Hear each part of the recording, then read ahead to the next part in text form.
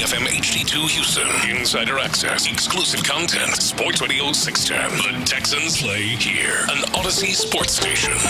Check out the BetQL network. Wager sports betting tips from the best in the game. Available on the Odyssey app and our sister station 650 The Bet. Sports Radio 610 presents Seth Payne and Sean Pendergast. We coming to H-time. Let's get the work in, man. Let's go. Great day, great day.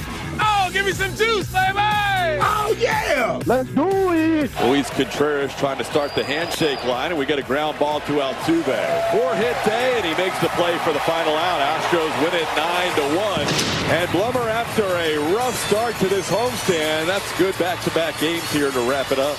Yeah, right now, as we're coming in, it's the third day of pass. Anytime you have 3 days of pass, it's gonna get chippy. Guys are sore, guys are beat up. That's training camp, so it's expected. Guys get a little chippy at times, but also just keeping it confined, not letting it get out of hand. Thought guys did a good job of that. All right, Todd Callis on the call, Space City Home Network on that first cut. Astros win again 9-1. And that, of course, was the head coach of the Houston Texans, D'Amico Ryans, talking about the first, I would say, practice where it got a little chippy. For everybody who's kind of a pugilist and wants fighting out at training camp, this has not been a camp for you. There's been a lot of nice physical play, but there's not been any fisticuffs yet. We came kind of close at the end yesterday, but things were split up. But it's been a fun camp. Defense has ruled the day for most of this camp, and that was what happened yesterday. We'll talk about takeaways from training camp in just a minute. Just a minute or so here. You hear the Astros winning 9-1. They're 5 games up in the AL West. Big trade last. Eugenio Suarez coming to the AL West, but not to the Houston Astros. He's going to be a Seattle Mariner. Mariners 5 games back. We got a lot to get to. Brandon Scott in for Seth Payne. Seth back tomorrow. B. Scott, how you feeling, man? Man, so the trade deadline is heating up. We'll see what the Astros do throughout the day. And on the point of training camp, is it really training camp until it gets testy? Until it feels like, we're out there and we're enjoying it. You and I were just doing this, 8 days ago, right? Kind of introducing the audience to training camp. And here we are. It doesn't feel like it really begins until those guys themselves get frustrated with being around one another. Doesn't begin until Rust Yeast gets up in some third-string receiver's face. Yeah. And everybody needs to be separated. Kamari Lassiter's running out there like a maniac. Kamari Lassiter looks over there and says, there's people hitting each other, and he just runs out there.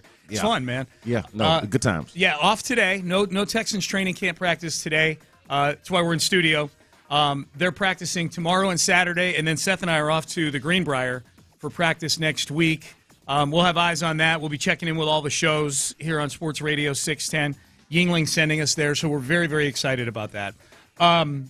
So we should mention, too, the Astros made a trade overnight as well. Not a big one. Ramon Urias. Yeah. I think I'm pronouncing it right. Not quite the Eugenio Suarez trade, Sean. Not quite. No. And when you're not sure how to pronounce the player's name that you just traded for, it's probably not a big trade. Yeah. He's a third base. He's the Orioles' third baseman. He's played, he's a competent major leaguer, which they're lacking in right now. Yeah. In the everyman who can play other positions. He sounds like their version of Dubon, maybe. I don't know. To be fair, and Isaac Paredes is a much better player, but there were people, I would say there were casual fans, right? Unless you were locked into Tampa Bay Rays games of the past years, or if you knew he played for the Cubs last year, there were people that might have called him Isaac or didn't know that there was an emphasis on the Spanish pronunciation of his name. Fair. So he would be one of those players, but this notably is not an Isaac Paredes caliber player. No, I didn't see Ramon Urias on the All-Star snubs list or anything like that. No. So they picked up a guy last night, picked up a competent big leaguer last night. I would imagine they're not done, or at least efforting to not be done. It takes two to tango. So we'll see what happens today with the trade deadline. We'll talk more about that. Bob Nightingale was on with the guys on Area 45 last night. Bob Nightingale, USA Today. About as good an insider as you can find in terms of talking to front offices around the league. Yeah. We'll hear from him in the 620 segment. We'll dig deeper on the Astros and where they are on trade deadline day. Let's start with the Texans. Practice number 7 yesterday, the third straight practice in pads, and it did not disappoint. Yes. Whereas the offense had the upper hand 2 days ago, and somewhat noticeably at times, the offense looked really good, especially for an offense that's still getting installed. It's got four new starters on the offensive line. if Jake Andrews is indeed going to be your starter at center. We'll get to the offensive line in a second. Yesterday was a defense day, and it wasn't a defense day that was dominant in the way that some of them have been, B. Scott, where it's been Will Anderson Jr. and Daniil Hunter caving things in, and you can't even get a playoff. That did happen at times. The secondary yesterday was really, really good. They did not give any of the Texans receivers any room to operate. Now, there were some plays here and there, some good throws here and there, but there were some turnovers. There were a couple of pick sixes. Jalen Reed, MJ Stewart with pick sixes. Here was DeMeco Ryans after practice yesterday on the defensive performance. We'll go back and look at it on film. I thought overall, as I assessed practice, thought, it looked like from the field, defense had the upper hand, made a lot of plays on the football, and they continued to do that all throughout camp. And we just had to find a way, continue to not make those plays. We got to protect the ball from an offensive perspective. Really pleased with what the defense is doing, but you don't want to see that too much, from an offensive side. So we'll continue to look at the film, continue to evaluate it. All these practices, like this is, I think, day 7 for us. This is continuing to learn from what we're doing. So we'll continue to put guys in different situations. It's the first time doing the 2-minute drill today. We'll continue to work on that and continue to make sure guys are situationally aware, playing smart football when it comes down to the end of the game. I think the thing that's most encouraging, we know the starters are good in this secondary. Derek Stingley Jr., there's no better defensive back in football than Derek Stingley Jr. Kamari Lassiter is really good and ascending. The safety position, C.J. Gardner-Johnson looks like he's going to be a great pickup for this team. The fact that it's guys like rookie Jalen Reed, MJ Stewart, a vet, Tremont Smith had an interception. The rookie out of USC has been making a lot of plays on the ball. And, of course, Kalen Bullock, who we all know, but seems to be emerging in a different way in training camp. Yeah, it's the depth pieces. Yes. The depth pieces, the Reeds and the Stewarts and the Smiths, and the Smith again, multiple Smiths. Multiple Smiths, multiple Jalens, multiple Jadens. Yeah. A lot of names that rhyme. It's going to be confusing at times. We're a week in, and the two of these guys I just named were a week into their careers. Yeah. So I don't want to get too far ahead of myself, but that it's the depth pieces doing it is encouraging because that's not been one of the strengths of this team is the depth of the secondary. Well, it's not only has it not been one of the strengths of the team historically or in the past, but I would say would be a fair and maybe one of the few question marks about the defense going into even this season, right? Like I don't think we're going into this training camp saying, hey, watch out for the other Jalens, for the Jalen Reeds and Smiths of the world, and see what MJ Stewart's going to do in training camp. I don't think any of us thought that. If we had any questions about the defense, which we were all excited about, it was that it was top-heavy and that they didn't have the depth in the secondary, at linebacker, maybe even at defensive. I know some of the national pundits thought the interior defensive line wasn't good enough. Yeah. And it's like, you know what? If you go out there and watch them at training camp and if you kind of pay attention to the roster, it seems like there is probably a little bit more there than we were giving them credit for. So that is definitely an encouraging sign, considering it's been an issue historically and was a question mark going into training camp. Yep. Number 2, the offensive line is slowly coming together. I'll say that a week in, the offensive more competent this year than a week into training camp last year when they had already penciled in all the starters and C.J. Stroud was getting super frustrated at camp a week in last year. It's not been great, but you can see the makings of a better, more unit with more continuity. Yeah. Or with more chemistry, I should say. Yeah.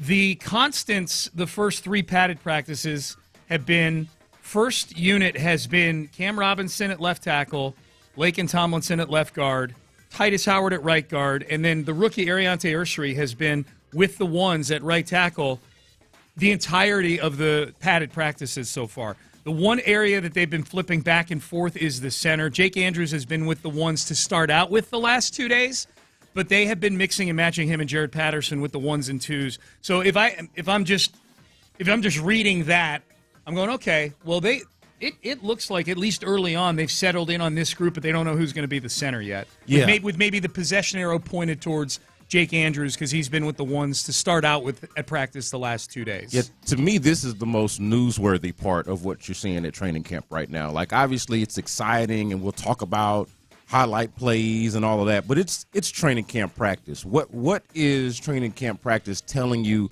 about the Texans' intention for their team, I think, is even more significant. No disrespect to the guys in the secondary that are out there getting interceptions and everything, but, like, what is the offensive line ultimately going to look like this season? Mm-hmm. And I think through 3 padded practices, exactly what you just laid out, the idea that he's going to contend for a starting spot, the idea that a second-round pick from last year looks like he's maybe fallen out of a potential starting spot. He could have been the only starter, semi-starter, penciled in back into his position. I know he didn't start at right tackle in the beginning of last year, but by the end of it, he was their right tackle. Yeah. And so he was going to be the only incumbent starter coming in, and it looks like he's going to lose that job. So to me, that's a significant development. And then, of course, the center position, right? Like, okay, like it's cool for Nick Caserio that they've done so much with this roster that they've got an open center position, and a guy that they drafted a couple of years ago in the second round doesn't even appear to be that much in the competition for it. You're talking about Juice Scruggs. And everybody's kind of cool with it because because we think it could potentially work out between what we've seen from Patterson and us understanding the history with Jake Andrews. There's a lot. I think there's a bias with fans to want the higher picks to work out. You know, when there's a competition, like given their druthers, the fans would love to see Juice Scruggs, a second-round pick, instead of Jarrett Patterson, a sixth-round pick in the same draft. You know, you'd like to see those big high picks working out. Yeah. If for no other reason, because you feel like just they've been drafted high, there's the potential that there's still more out there for them, that there's a ceiling. And you want to feel confidence in the people that are in the front office that are picking the players. For sure. And I think there's a high confidence level in Nick Caserio picking these players, except the offensive line, they've just not hit on those picks to the level they've hit pretty much everywhere else on the football team, to some degree. I think Texan fans with the offensive line, I feel that I don't see CJ Stroud. Well, and if Juice Scruggs gets cut, I don't care. That's the point. That's because the team is good. Like if the Texans were bad and you just had all of these first-round picks out here who weren't working out, or your center wasn't, like, that would put a much bigger magnifying glass on it. But they're a good team, and so it's okay if he doesn't work out. Yep, exactly right. I'm going to hit these real quick because we're up against it. Just 3 other quick takeaways. C.J. Stroud, equal amount of reps yesterday with everybody else. I know that was a big concern of Clint Stoerner's, is that C.J. had been getting fewer reps than some of the third stringers. They literally had – I kept track snap to snap. They all played the same number of snaps in the team drills. They all got the same number of situational 2-minute drill. Clint wants them to have drives. more, apparently. He wants them to have way more. Clint said he threw 5 balls in a week when he was a third-string quarterback. Clint was upset that they hadn't let C.J. cut it loose. Literally, his first pass was a 60-yard bomb to Nico Collins. They might have been listening. I felt like I don't know if they were, but it felt like they were. Yeah. So C.J. got a normal work. Well, I'm not concerned about C.J. Stroud. He looks great. At least the ball coming off his hands. He's been up and down as far as what the results have been, but it's exactly where I would expect C.J. Stroud with a new offense and a new offensive line to be a week into camp. And going against what seems like a pretty the good best defense in football, possibly, yeah. Big Kaimi Fairbairn day yesterday, 6 for 6 on field goals in the situational stuff, including a 3 of 50 yards or longer. So Kaimi had a nice day yesterday. First injury of camp, first stretcher or cart injury of camp. Keontae Hamilton, the 7th-round rookie out of Rutgers, defensive tackle,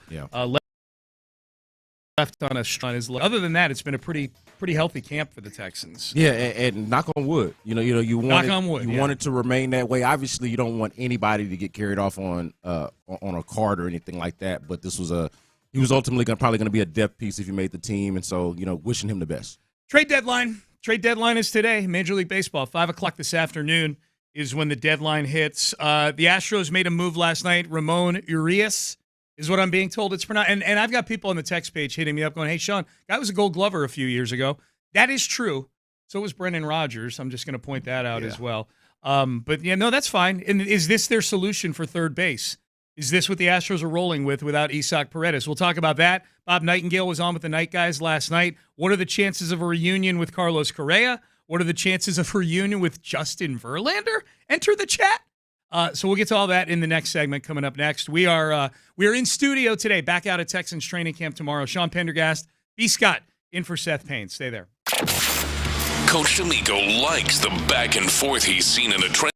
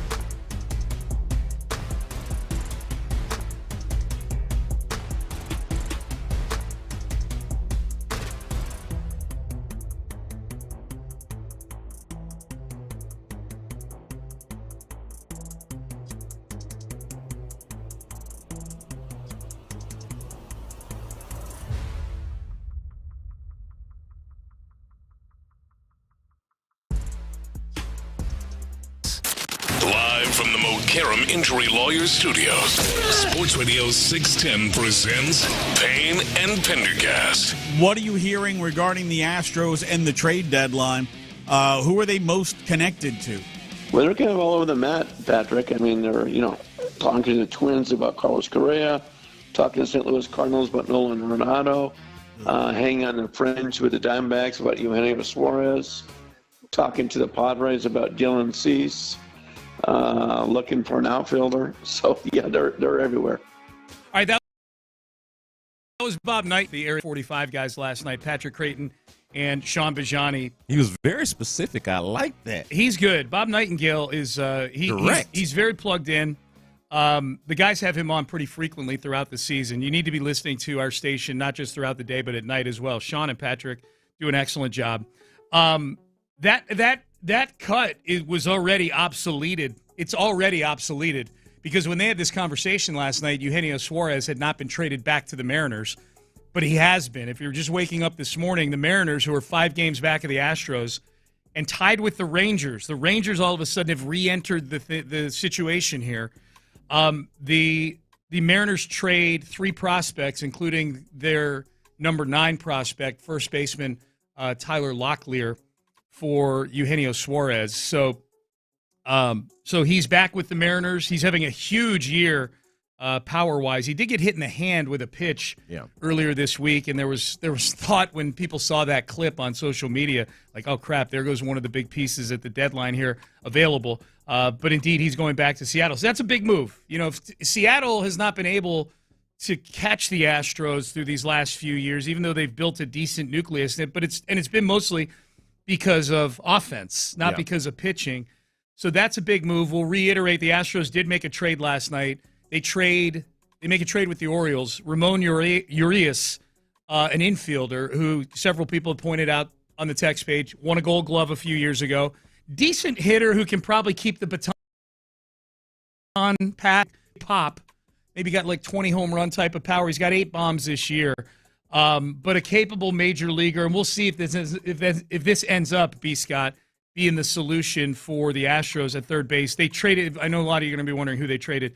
The Astros traded a minor league pitcher named Twine Palmer. I don't think that's a real person. No. Yeah, I think that's. I think that they made that up. That feels like I think you made that up. MLB 2K name. I don't think you would make that up, but I think the Astros made Twine Palmer. Twine Palmer is an excellent. AI. It's an excellent rodeo cowboy name. You ever go to the rodeo and look at all the rodeo cowboy names, and you're like, that kid was named. They're always like Cole Rockface. Yeah, named to be exactly. Named to be a cowboy. Dirt McGritty. Right, like that exactly. guy is supposed to be a cowboy. Twine Palmer.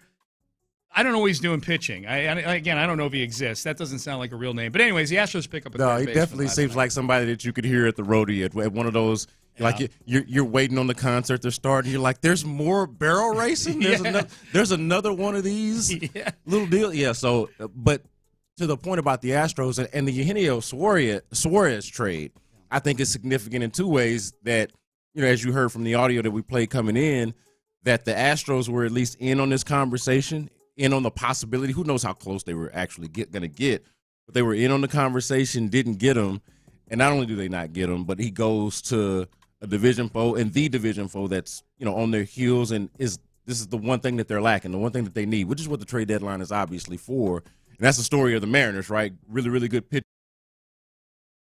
Yeah. So they get Eugenio Suarez back. You don't get him. It'll be interesting to see if at all that changes sort of the dynamic of this race going forward because of how good he's been. Honestly, that's a big bat, man. That is a big bat for them to get a big power bat. Look, any of these trade targets that involves a bidding war, the Astros are probably going to lose that bidding war. They're not sitting at the table right now with stacks of chips in front of them. They're going to have to find some distressed assets or some guys that teams are looking to get rid of, or guys that just maybe they've got scouting reports on, and they haven't performed. Whatever player it is hasn't performed up to snuff. Yeah. But they feel like once they get him in the building here, particularly that's the case I think with pitching quite a bit. I think that was the case with Yusei Kikuchi last year.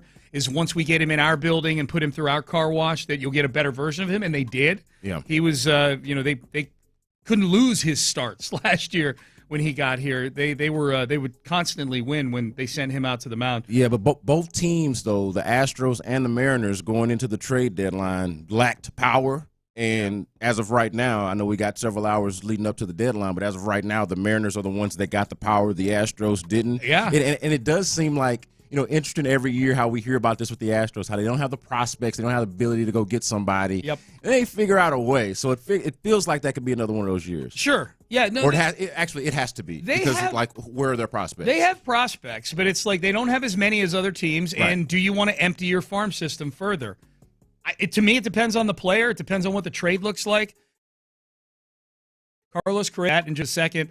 I want to hear a couple more from Nightingale, though, here. The guys on Area 45 last night asked him, what are the chances? Dylan Cease is the big name we're hearing about with the Astros right now. Former ace for the White Sox. He's pitching for the Padres now. He's not been great this year, but he would be a big pickup for whoever got him. And, again, I think it's a bit of a Kikuchi situation where it's a rental. He's not pitched well.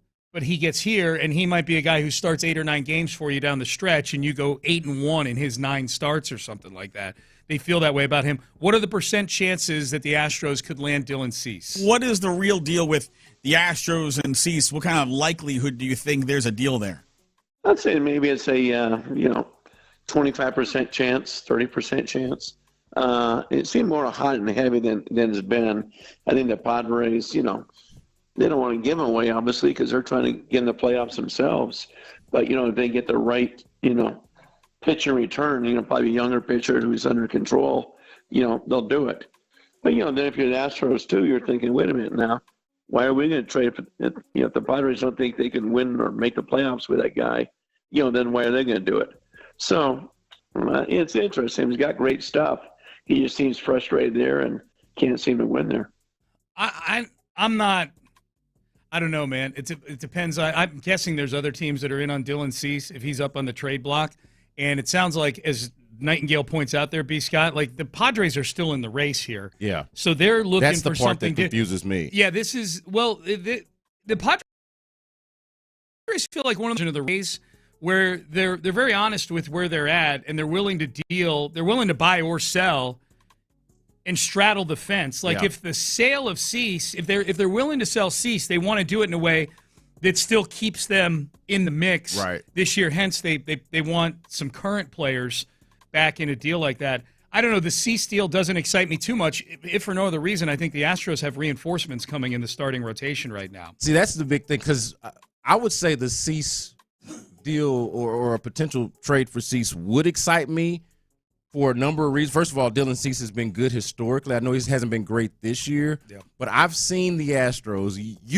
We have seen the Astros make a lot better of pitchers who are a lot worse than Dylan Cease, right? Like do things with pitchers and improve their games that were not as good. Like Dylan Cease was second in Cy Young voting like three years ago or something like that. Like he was he's a legit ace, like a legit ace. Yeah. So to me, if you're plunking that guy into, and as a pure rental, plunking that guy into like the middle of your rotation, or that's the third guy starting for you in a playoff series, in a postseason series, sign me up for that. But to your point, and I've been saying this really since well before we got to the trade deadline, they should have enough reinforcement coming pitching-wise at the very least to where they shouldn't have to do this, feel a need or desperation to do this, even if it'd be cool if they did it. Well, if they're going to make a trade, like if they, to me, they're more desperate for bats than they are for arms right now. No question about it to me. It's now, along those lines, this Carlos Correa stuff, I mean, Nightingale was at the front of the charge, or possibly in on Carlos Correa. We just heard that cut coming into the segment that they're calling Minnesota. They've had conversations with Minnesota about Carlos Correa. Correa was actually asked about this yesterday in the clubhouse after the Twins game. Twins are going nowhere right now. They're up on the sale block. They're looking to sell the team. Carlos Correa's salary is 25% of their total payroll right now, and he has not performed up to that this season at least. He's been very up and down as a Twin. This is his 4th season with the Twins. He's had 2 good seasons, and now he's in the midst of the second of 2 bad seasons. It's kind of flipped back and forth. He wasn't all-star last year. He's been better of late. He's still only 30, 31 years old. So, Carlos has been around forever, and he's still a young player. Here was a little Q&A that Carlos did with the media in or after the game yesterday, talking about the possibility of coming to Houston. I mean, I get full control, so we'll see how it goes. You listen to the rumors and all that, and I feel like it happens every year, but yeah, you just gotta let it play out. Yeah, full control meaning you can decline any of that. Yes. If it is Houston that's interested, would you go back? Well, that's not something I don't think is serious right now. So we'll see where everything goes. But my goal has always been to be here and win here. And I've been talking to Derek and Rocco, and I'll be ready for the next series. So. Have you ever had to veto a trade before? No. Yeah. Is it frustrating being in the position to even have to talk about considering where the team is at right now? And position. It's part of the job and everything that comes with it. You gotta embrace and you gotta be available. So it's just part of it. One thing that I really. Well, you know what, Ben? We're good. I don't care how he feels about that part of it. Shut up, Carlos. Yeah, I don't care how he feels about the Twins. I care less about the Twins. We know. There's video footage to prove it. Yes, I'm not a big fan of Minnesota. Epic video footage to prove it. Go back, July of last year. I don't know how you feel about Correa. Like this is one of those things where in baseball, when you consider salaries, it doesn't make for great sports talk radio answers if you're being honest with the audience. Would I want Carlos Correa on this baseball team? In a blanket, if contracts didn't exist, if these were just sandlot games, right? Yes, I'd like to have Carlos Correa playing third base for this team next to Jeremy Pena, who hit a home run last night in Sugar Land, by the way, should be back soon. I would love that. Do I want Carlos Correa with 3 years at $32 million a year left on his contract? No, I do not. So there's got to be a middle ground. What's the price if they were to make a trade? I'm guessing the prospect price would not be much if the Twins are in salary dump mode. Yeah. So let's assume that we're okay with whatever prospects are prospects. Drew Gilbert just got traded yesterday. Everybody's up in arms when he was part of the Verlander trade 2 years ago. Yeah, if the Twins are willing to pick up like half the salary like the Mets were with Verlander, sure. Let's roll. Let's do it. We'll find a spot for Carlos Correa the next few years at $18 million a year instead of $32. They offered him $32 million a year back in 2021 in the offseason. It hasn't lived up to that amount. And to be clear, you're talking about half the salary for the remainder of his contract. Yeah. He'd be here 3 more years after. So like not just half the salary this year, but half the salary period. Yeah. Like we don't want to pay Carlos Correa the sticker price that Minnesota decided to pay him, because the logic still applies to the reason why you didn't sign him to begin with. Yeah. And it seems like you're on the right side of history of that decision, given how things worked out with Jeremy Pena and how things have worked out for Carlos Correa being up and down in Minnesota. You feel good enough about that decision already. Yes. So absent of this financial compromise that you're talking about, it doesn't make a whole lot of sense to do. Correct. Because I think you would be conceding. You would concede right now that you're on the right side of that decision. I'll put it this way. If he had accepted that 5-year, $160 million contract back in the offseason after the 2021 season, we don't know if the Astros win the World Series in 2022 because the entire world changes after that. Right. Pena was the MVP of the ALCS and the World Series that year. But just in a vacuum, Correa's performance, independent of how the team has done, that would not be a contract where you will, if the results had been the exact same in terms of number of games played, because he was injured. He finally made the All-Star team again last year, and then he got injured, and he played 86 games.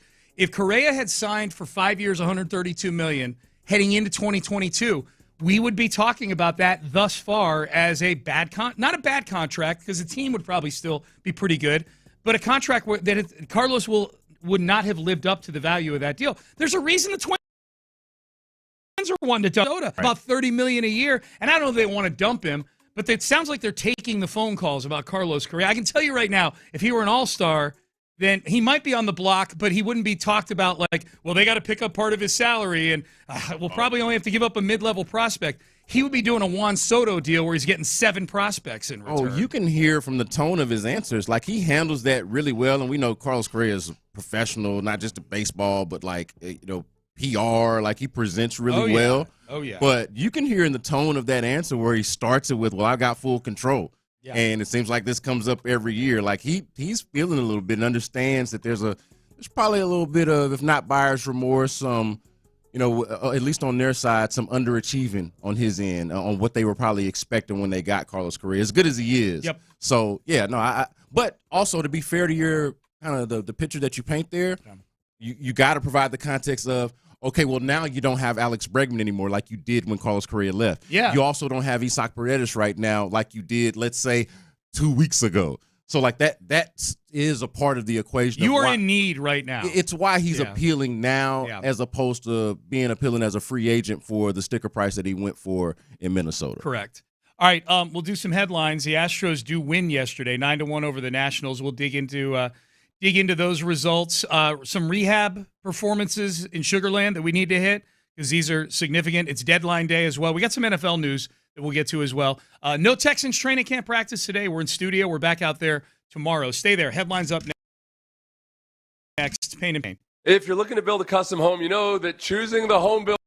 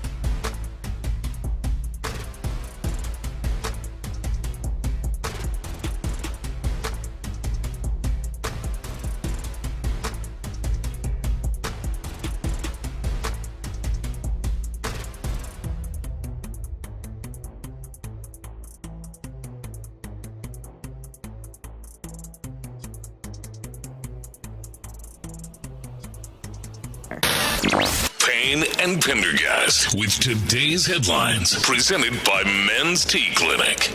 All right, let's get to headlines. The Texans, no training camp today, no practice. I'm sure the guys are in the building, but no practice today. We're live in studio. Brandon Scott in for Seth Payne. Seth will be back tomorrow. It's been a lively 3 days of practice in pads the last 3 days this week. Monday, Tuesday, Wednesday. Day 3 got a little chippy towards the end of practice. Here was D'Amico Ryans on the tone of Day 7 of Texans training camp. Yeah, right now, as we're coming in, it's the third day of pass. Anytime you have 3 days of pass, it's gonna get chippy. Guys are sore. Guys get a little pee at times, but also just keeping it confined, not letting it get out of hand. Thought guys did a good job of that. All right, so the defense won the day yesterday. The defense, and I would say more often than not, when these practices have involved competitive periods, the defense has done more winning than the offense. Although, we didn't get to dig much into C.J. Stroud in the open, Brandon, because we ran out of time. But I think C.J.'s been up and down in this camp, but there's been enough good from C.J., considering 80% of his offensive line is brand new to him. Titus Howard is the only mainstay, and even Titus isn't playing a position that C.J. is used to having in play. So in some ways, it's like he's got 5 new starters in front of him here. If we're taking actual position into account, he's going against one of the best defenses in football, and he's doing all of this while trying to install a new system where he is in more control at the line of scrimmage. I think taking all those things into account, I think it's right. It's right where I would expect C.J. Stroud to be, and I would say he's ahead of where I would expect most other quarterbacks to be. Yeah, it's not excuses, and I don't think it's just like trying to paint a favorable picture for C.J., but I do think it's just like fair to point out that a lot of the issues that you see from the offense out there is not like singularly a C.J. Stroud thing, which is why all of this is so important, right? It's not good enough to just have what you think is an elite quarterback. You need everything around him to work out, the system, the offensive line, and it's all of these things that are still coming together that impacts. Like I wonder, like if you were to just not to go and just kind of look from afar, if you hear, C.J. Stroud or the quarterbacks threw however many interceptions that they've been throwing over the last 3 padded practices, you might think, the quarterbacks must be having a rough go of it out there. And it's like, well, no. You got to have the context of how good the defense is, how new the offense is, and how much that they're still trying to figure out on the fly. Like the things that are wrong with the offense don't feel like they're C.J. Stroud at this point. No, and look, and C.J.'s had some bad snaps that have been his fault, but it's not been an overabundance. Davis Mills, that was actually his first bad day yesterday. He threw 2 pick sixes. He's been really good throughout camp. Even Keaton Slovis, like at times, like whenever. The quarterbacks themselves isolated. You don't look, and we've had these kind of training camps where you go out there and you're like, whoa, this quarterback situation. Dude, it doesn't look like that now. Graham Mertz has had like one good play each practice. Like I have a 6th-round rookie coming off a knee injury. Cool. I'll take it. Yeah. They're back at it tomorrow. They're in West Virginia next week. Seth and I will be in West Virginia covering the team, so very much looking forward to that. Astros win yesterday 9-1 over the Nationals. Here was the big blow that gave them some separation early in the game. Altuve skies one to left, all the way back is Wood. He is looking up. He's watching a 3-run home run. 4-1 Astros. Altuve, number 18 on the year. Okay, so 9-1 the final score. Not much to dig into in that game. It was a rout. Astros needed that win. They're off today. 4 hits for Altuve, though, right? That was 4 hits for Altuve. Not that's a major deal. He's Jose Altuve. He's done this before, but it's always good to see Jose Altuve have a big day. As up and down as the Astros have been throughout the month of July, and as depleted as they are roster-wise right now, Altuve had a great July. Yeah. He was at the top of the American League or near the top in a lot of different stats. So Altuve is getting it done right now. The trade deadline is today at 5 o'clock. By the way, the Astros 5 games up over the Mariners and the Rangers. They're tied for second in the division right now. Appropriate to bring up the Mariners because they made a big deal overnight. Eugenio Suarez is once again a Seattle Mariner. This is amidst a season where he's among the top home run hitters in baseball, so they get a big bat for the middle of their lineup. The Astros make a trade. They trade for Ramon Urias from the Baltimore Orioles, a very good defensive third baseman, a Gold Glover a few years ago. who is a competent big league bat. We'll see if that's all they do at third base. Before 5 o'clock today, I should say. Twine Palmer is who they sent out in that deal, a minor league pitcher who I just get a kick out of his name. I don't think he's real. Who might be a country music artist, who might be in the rodeo. Yeah, we don't know. Who might be in Major League Baseball. But apparently he is at the very least a middling minor league pitcher worthy of sending to the Orioles for a mid-level infielder. Rehab starts at Sugar Land last night. Christian Javier, the numbers aren't great, but he did hit 93 on the gun. 3 1/3 innings last night for Javier, 2 hits. Control appeared to be the problem because he only gave up 2 hits, but he walked 4 guys, struck out 3, did give up 3 runs. He threw 64 pitches an hour. The scuttlebutt on Javier feels like there's still another rehab start left for him, maybe before he comes back up. I can't tell. I can never tell with this stuff. Yeah, well, I mean, if his command's all over the place, then I feel good about that, right? Like about him getting another start. Yeah, let's let him figure it out. Yeah. I mean, think about it, Sean. He's got to be, at least for me, the most intriguing of the possible reinforcements that they have that are not named Yordan Alvarez. If we're just focusing on the pitchers, he's easily the most intriguing of the possible in-house reinforcements that the Astros have. Period. He's the only one with a proven elite level ceiling. There you go. 2022 Javier was elite. I mean, it's and I'm not just tossing that word around. He was great in 2022. And I do this. I get excited about this without trying to put that level of anticipation on it. Like, I don't want to think of, hey, am I going to get the prime invisible Christian Javier back?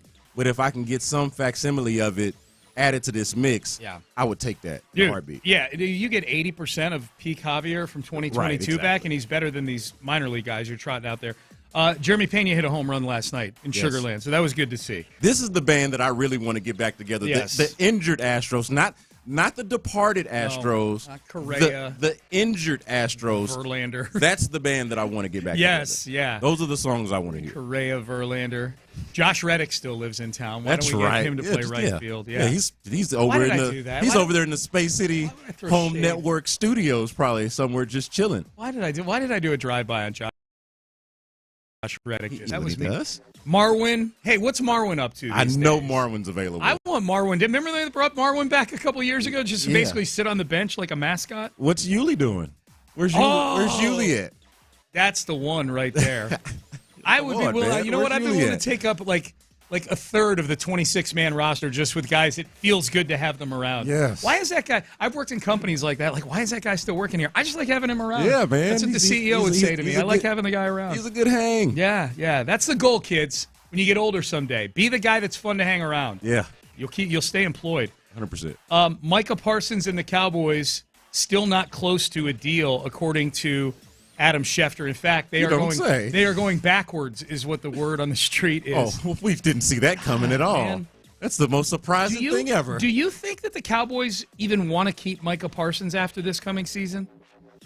Yeah, I mean, I've got a hard time believing that they wouldn't. I mean, Micah Parsons is a lot. He's a lot of things, but he's also really, really good, man.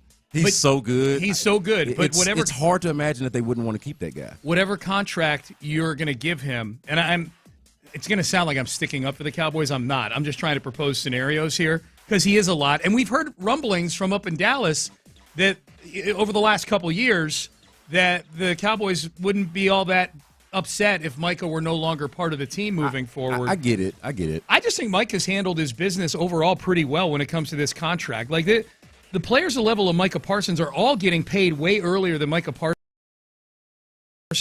Earlier than Micah Parsons is not getting paid right now. So it's a little flabbergasting to me. But just to play devil's advocate for a second, if you give Micah Parsons a big contract, it's going to be at least 4 years, maybe on top of this year. So do you look at it and go, okay, we might be starting to get into the years where all the extra that comes with Micah Parsons might not be worth the trouble or the money? Yeah, I mean, it's a thought, and especially when they've already now paid. Like, there is some validity to what Jerry Jones is talking about in some of the previous contracts that they've already given out. Micah Parsons might be the best player out of all of these guys. Maybe outside of CeeDee Lamb, like you could maybe make an argument there, but not like this is the last guy to pay, and he might be the best one. So it's the damnedest thing. You end up paying Dak Prescott. You end up paying Trevon Diggs. But Micah Parsons is the one that you're like. They're tight end a 4-year deal a couple days Ferguson. ago. Yes, but Micah Parsons is where you draw the line. Like, I know he's a lot, but from Micah Parsons' side, though, you talk about him handling it well. He's a David Mulugeta client. He is. He knows he's going to get paid. Yep. Somewhere in some form or fashion. Yep. All right. Payne and Pendergast with you. B. Scott in for Seth Payne. Hall of Fame game tonight, by the way. We get football tonight. Our long national nightmare is over. We get football. We get that time. Thursdays with football, college or pro, now until well into January. So that's fun. All right, into the 7 o'clock hour we go. I'm going to pose a question to B. Scott that I posed to John Harris yesterday and Mark Vandermeer. And I've got a poll up that's split right down the middle on this question. And it has to do with and also we're going to hear from C.J. Gardner-Johnson, who I think is – just based on what I'm seeing out of camp and the press conferences yesterday, this might be a whole lot more fun than even I anticipated. And I loved C.J. Gardner-Johnson going into this training camp. So we'll hear from him coming up next. Let me tell you guys how to get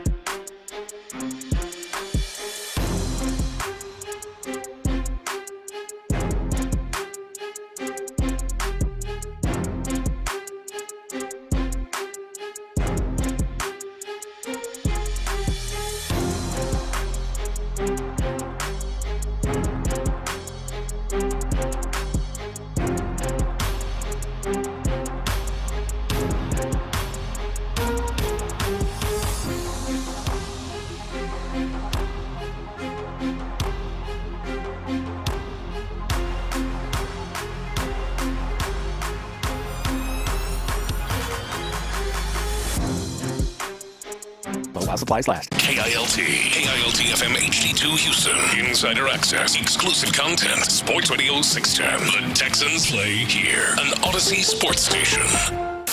Live from the Mokaram Injury Lawyers Studios. Sports Radio 610 presents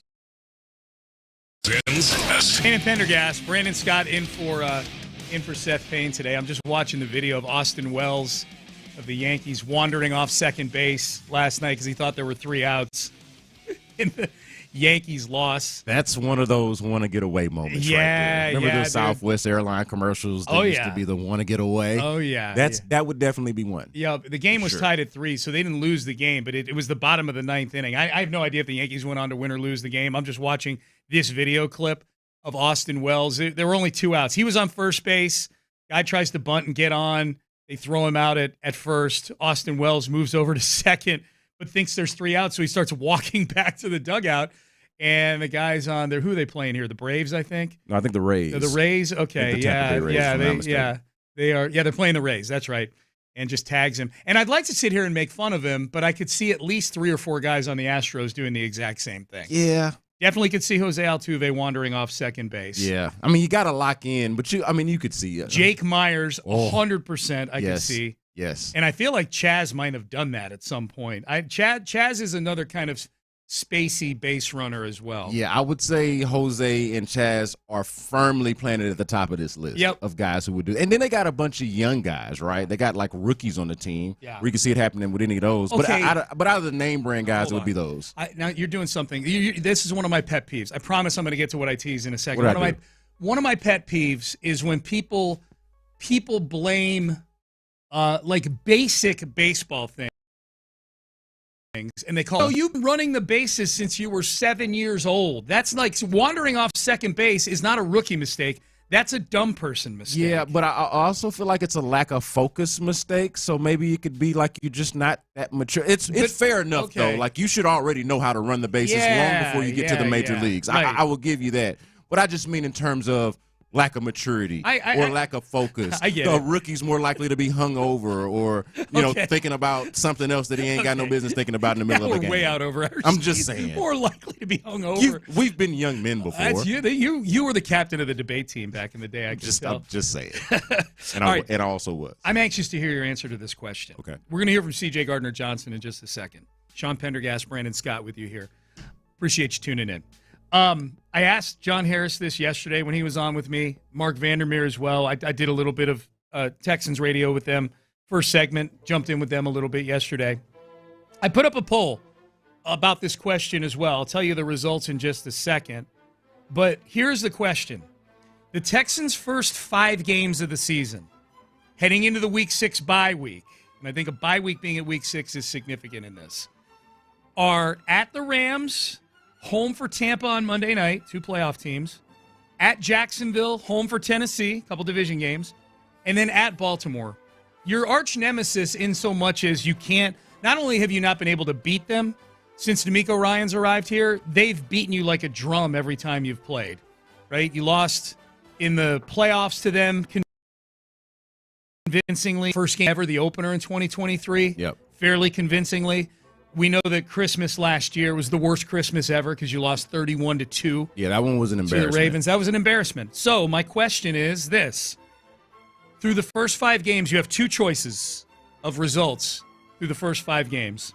Would you rather the Texans go 4-1 with the one loss being a standard garden variety convincing loss to the Ravens? The typical type of stuff. So you went 4-0 to start the season. But then the Ravens remind you that they're still your daddies. Yeah. Or would you rather go 3-2, not as good a record, but one of those 3 wins is a win where you go into Baltimore and not just win on a last-second field goal, but you're controlling the game in the fourth quarter. So these are convincing wins by either the Ravens or the Texans. So 4-1 with a convincing loss to the Ravens, or 3-2 with a convincing win over the Ravens. Again, going into a bye week where you're not going to be sitting for a couple weeks stewing on whatever the result of that game was. So as a longtime radio host and noted pollster, and as the radio host that presented this segment, you will be proud to know that I spent more time sitting with this question than I should have. Yeah. Than a responsible adult should sit around mulling over this question, which is a good job, a reflection of a good job by you. Thank you. Well, that's all I want is for people to think. Yes. Yeah, I just want people to sit and think. I spent way more time than I should have thinking about this question because it is like the qualifiers in there they're interested enough for you to think about where the team is in that space, right? Like, what does this say about the team? That's the big part of it. Not just the record, because obviously 4-1 is better than 3-2. Like, we don't need we can do math, right? But what does it say about the team? How are you talking about the team? What's the context around it? All of that matters in how you answer this question. This is a battle of math versus narratives. Now, I think I'm still going to go with the math here after thinking about this for a really long time. So I'm not doing the lazy thing, Sean, where I'm like, well, of course I want to be 4-1. I'm getting a lot of that. I'm not doing that thing, but I do eventually land there. Mm-hmm. And here's the thing. I have to think about, okay, so if I'm 3-2 but beat the Ravens, that means that I did lose 2 games against somebody else, right? It means it's some combination of those first 4. It is a 100% mathematical fact that if you're 3-2 to start the season and one of those wins is over the Ravens, it means that you have either lost a division game, maybe 2. Yep. Or you lost the first 2 games of the season. You lost the first 2 games, which includes the home opener on Monday night. Right. You've definitely lost either a division game or the Monday night home opener, which would be a big bummer. The Rams game, they're underdogs in that game, and I'd be disappointed if they lost, and I think they can win that game. But if they go to L.A. and they lose 27-20 in the opener, it's not the end of the world. The Rams are one of the better teams you play, and you're playing them on the road. Those next 3 games, though, the fact that Bucks are a good team, but the fact that it's at home, it's the opener, and any loss to the Jags or the Titans. So, like, that's where you start to think about the business you and I are in. Like, if you start the season 0-2.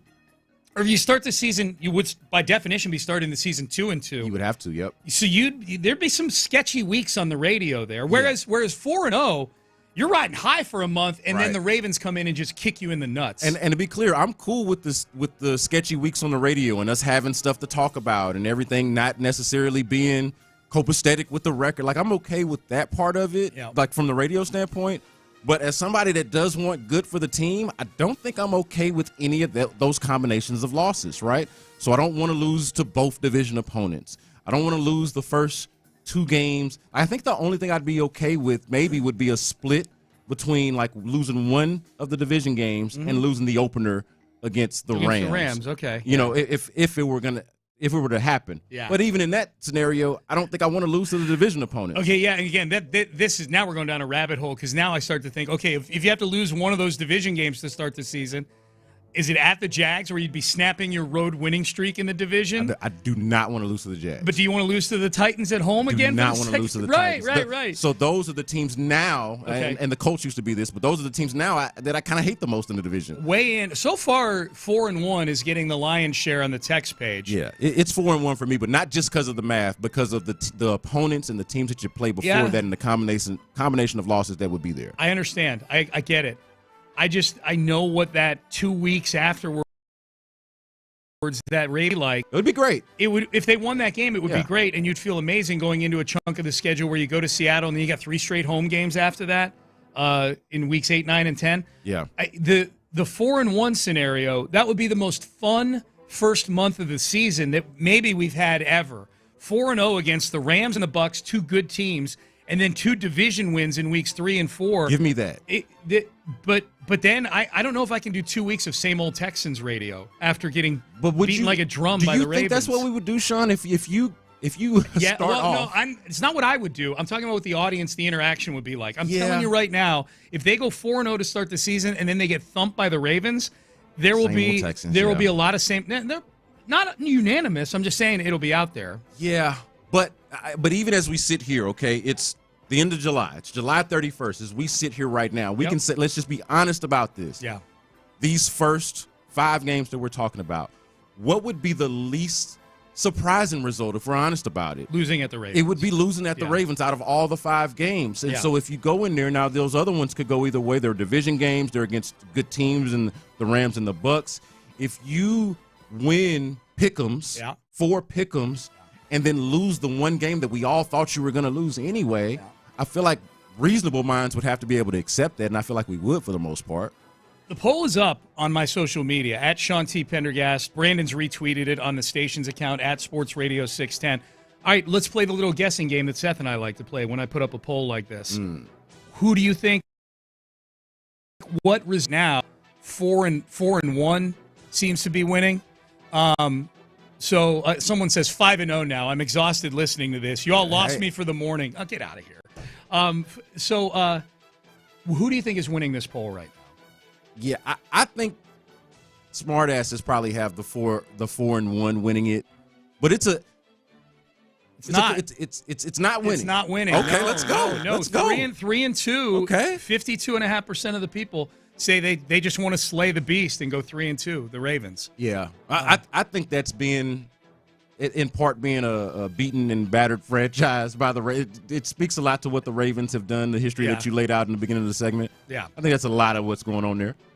I would rather go 10-7 and deep into the playoffs, possibly a Super Bowl, than go 12-5 and be one and done in the playoffs. Well, duh. Yeah, of course. At what point was that as? No, it wasn't. It wasn't. It's the people that present options that aren't on the poll that frustrate me. I mean, yeah, me too. Like, I agree with the texter, but I just don't understand. I'd rather go 8-9 and go to the Super Bowl than go 14-3 and get knocked out in the first round. Yes, it's all about the playoffs. And the one fair point I'm seeing here is that if it's about the playoffs, 4-1 puts you in a better position to get at least the 1 or the 2 seed. I'd rather be 4-1. I can listen to that. Let me give you another side. I chose 3-2. I'll give you another side, though, to this. Yeah. And you, as a Texans historian, will appreciate this. Okay. And this isn't like deep history. This is recent history. It's not like beating them really says that much about, like, it will do a lot of radio on Texas getting this monkey off their back sort of thing. We'll have those conversations. Yeah. But it's not like you haven't seen the Texans, let's say, beat the Chiefs in the regular season and then get up on them 24-0 in the postseason and then lose to them. I had some people present that to me. Yeah, so that's there too. The ultimate get back against the Ravens is not going to be, as much as I would like for them to win that game. Yeah. It's not going to be Week 5 at the Ravens. It's going to be the divisional round or the AFC Championship game, wherever it is that they meet. Well, I can tell you right now, if they lose to the Ravens in Week 5, the narrative going into the playoffs is going to be, you've got to be somewhere where the Ravens aren't on the bracket. You know what I mean? You got to find somebody to do your dirty work for you. I'm not saying they can't beat them. That's what people are going to be saying about that game. Yeah, but I honestly think that that's fair until it actually happens. Yeah. Like, even if they beat them, okay, we can have a different conversation. But all of that feels fair until they slay the dragon in the playoffs. Good question, man. I'm proud of myself. This poll's been split right around, hovering right around a pick 'em, right around 50-50 the whole time. I sat with this, just in my head for at least 30 minutes. It's what it means for those first. It's almost about what it means for the other 4 games and the possibilities as much as it is that Ravens game. Either way, that is a fun first month plus of the season. Yeah, that's a fun schedule, man. 2 prominent NFC teams, including a Monday night game, 2 division games, and then the Ravens in Baltimore. Honestly, I was excited enough for it, but thinking about it in this way and in this context got me even more excited for the first 5 to 6 weeks of the season. Yep. You know who thinks this is a Super Bowl caliber team? Who's that? C.J. Gardner-Johnson. I've been on a lot of good Super Bowl contending teams. I've been on one Super Bowl winning team. I think, let's talk about the contending teams. They all have one thing in common. They're hungry. They're ready to continue to work. And I don't want to lay our bed or say anything to put anything out there, but this is a Super Bowl team right here. Super Bowl caliber team. You guys just go out there and show it week in, week out, and start from practice, start from meetings. Everybody's a Super Bowl contending team because we all high caliber players in the NFL. So we go out there and compete. We got to understand who's next to us, who's across the ball, and we got to understand that this is a job for us. We got to get it done. I'm not saying this affects my handicap on the Texans season at all, but his opinion, C.J. Gardner-Johnson's, when it comes to something like this, the potential of this team, is one that matters to me more than other guys. He's been on a contender or an actual champion the last 3 seasons. Yeah, like literally fresh off a Super Bowl. Yeah. Champagne fresh off his breath. Not literally. He's got his ring 2 weeks ago. Yeah, I mean, so he understands and knows it. I just like how he's like, I ain't going to say too much or put too much on this team, Well, this is a Super Bowl caliber team. Bowl. Like he's like, I'm gonna stop just short of we winning the Super Bowl or going to the Super Bowl. There's nothing left. But we could though, and we might cure cancer. Yeah, we might. While we're at it, we might cure cancer. Does not every team? Nah, we know this because we've seen teams that are not like this. But most teams usually go into it feeling like, oh, this is a Super Bowl caliber team. Like a lot of teams say that, Seth says especially ones that have gone to the playoffs recently. Seth talks about that a lot. He says the one thing that all 32 teams have at this time of year, all 32 teams are deluding themselves into something. Everybody got hope. I mean, I remember the 2021 Texans being righteously indignant about being counted out, well, and we saw why. And then they blew out Jacksonville in week 1. They're like, see? We told you. And it didn't hold up. Philip Lindsay's in there like, how dare you? A week later, David Culley's declining penalties for the right to punt on 4th down. You know, was that the Patriots game? It was the Browns. Browns game, yeah. Yeah, it was the that Browns did in week 2. Yeah. Oh, my God. What a fever dream that season was, man. Yeah, but at training camp. Oh, yeah. How dare they count us out? Everybody's believing, man. Yeah. Everybody's believing. But to C.J. Gardner-Johnson and to his point, I think he's right. Yeah. I think he's right in terms of the talent and the potential. There are just some obvious things that we already know about that have to come together that we have real questions about. Yeah. And until we get those answers, we won't know how close they are to be. I've said this. They are at least what they've been. Are they more than what they've been? That's the question. I think it's going to be a really good pickup, the C.J. Gardner-Johnson pickup. Just watching his energy. I mean, he is a definite line straddler when it comes to physicality out of training camp. Yep. His level of thud is more thuddier than other people's level of thud. Thud is you're just allowed to kind of bump guys and like you can hit them up, but you can't bring them to the ground. It's his edge. Yeah.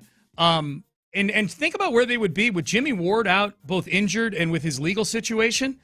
I don't know who'd be running with the ones right now at the safety position. Probably M.J. Stewart. It'd probably be M.J. Stewart, who's really a special teams journeyman type. They might have signed somebody else had they not made the C.J. Gardner-Johnson trade. They might have picked up C.J. Gardner-Johnson is the thing if he weren't here. You know, there might be another body here, but it wouldn't be as productive a player as he's been. He's got 12, 13 interceptions over the last couple of years.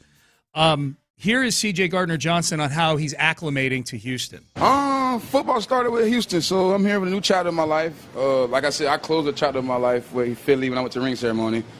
Everything we could do. Now I'm here, ready to play football with Houston Texans. Focus on my new teammates. That's the past. The more I sit and think about what happened, I will never be the best version of myself for this team here. So I'm happy. My family's happy. We're all good and ready to continue to go out here and have fun. Dude, C.J. Gardner-Johnson, it's wild.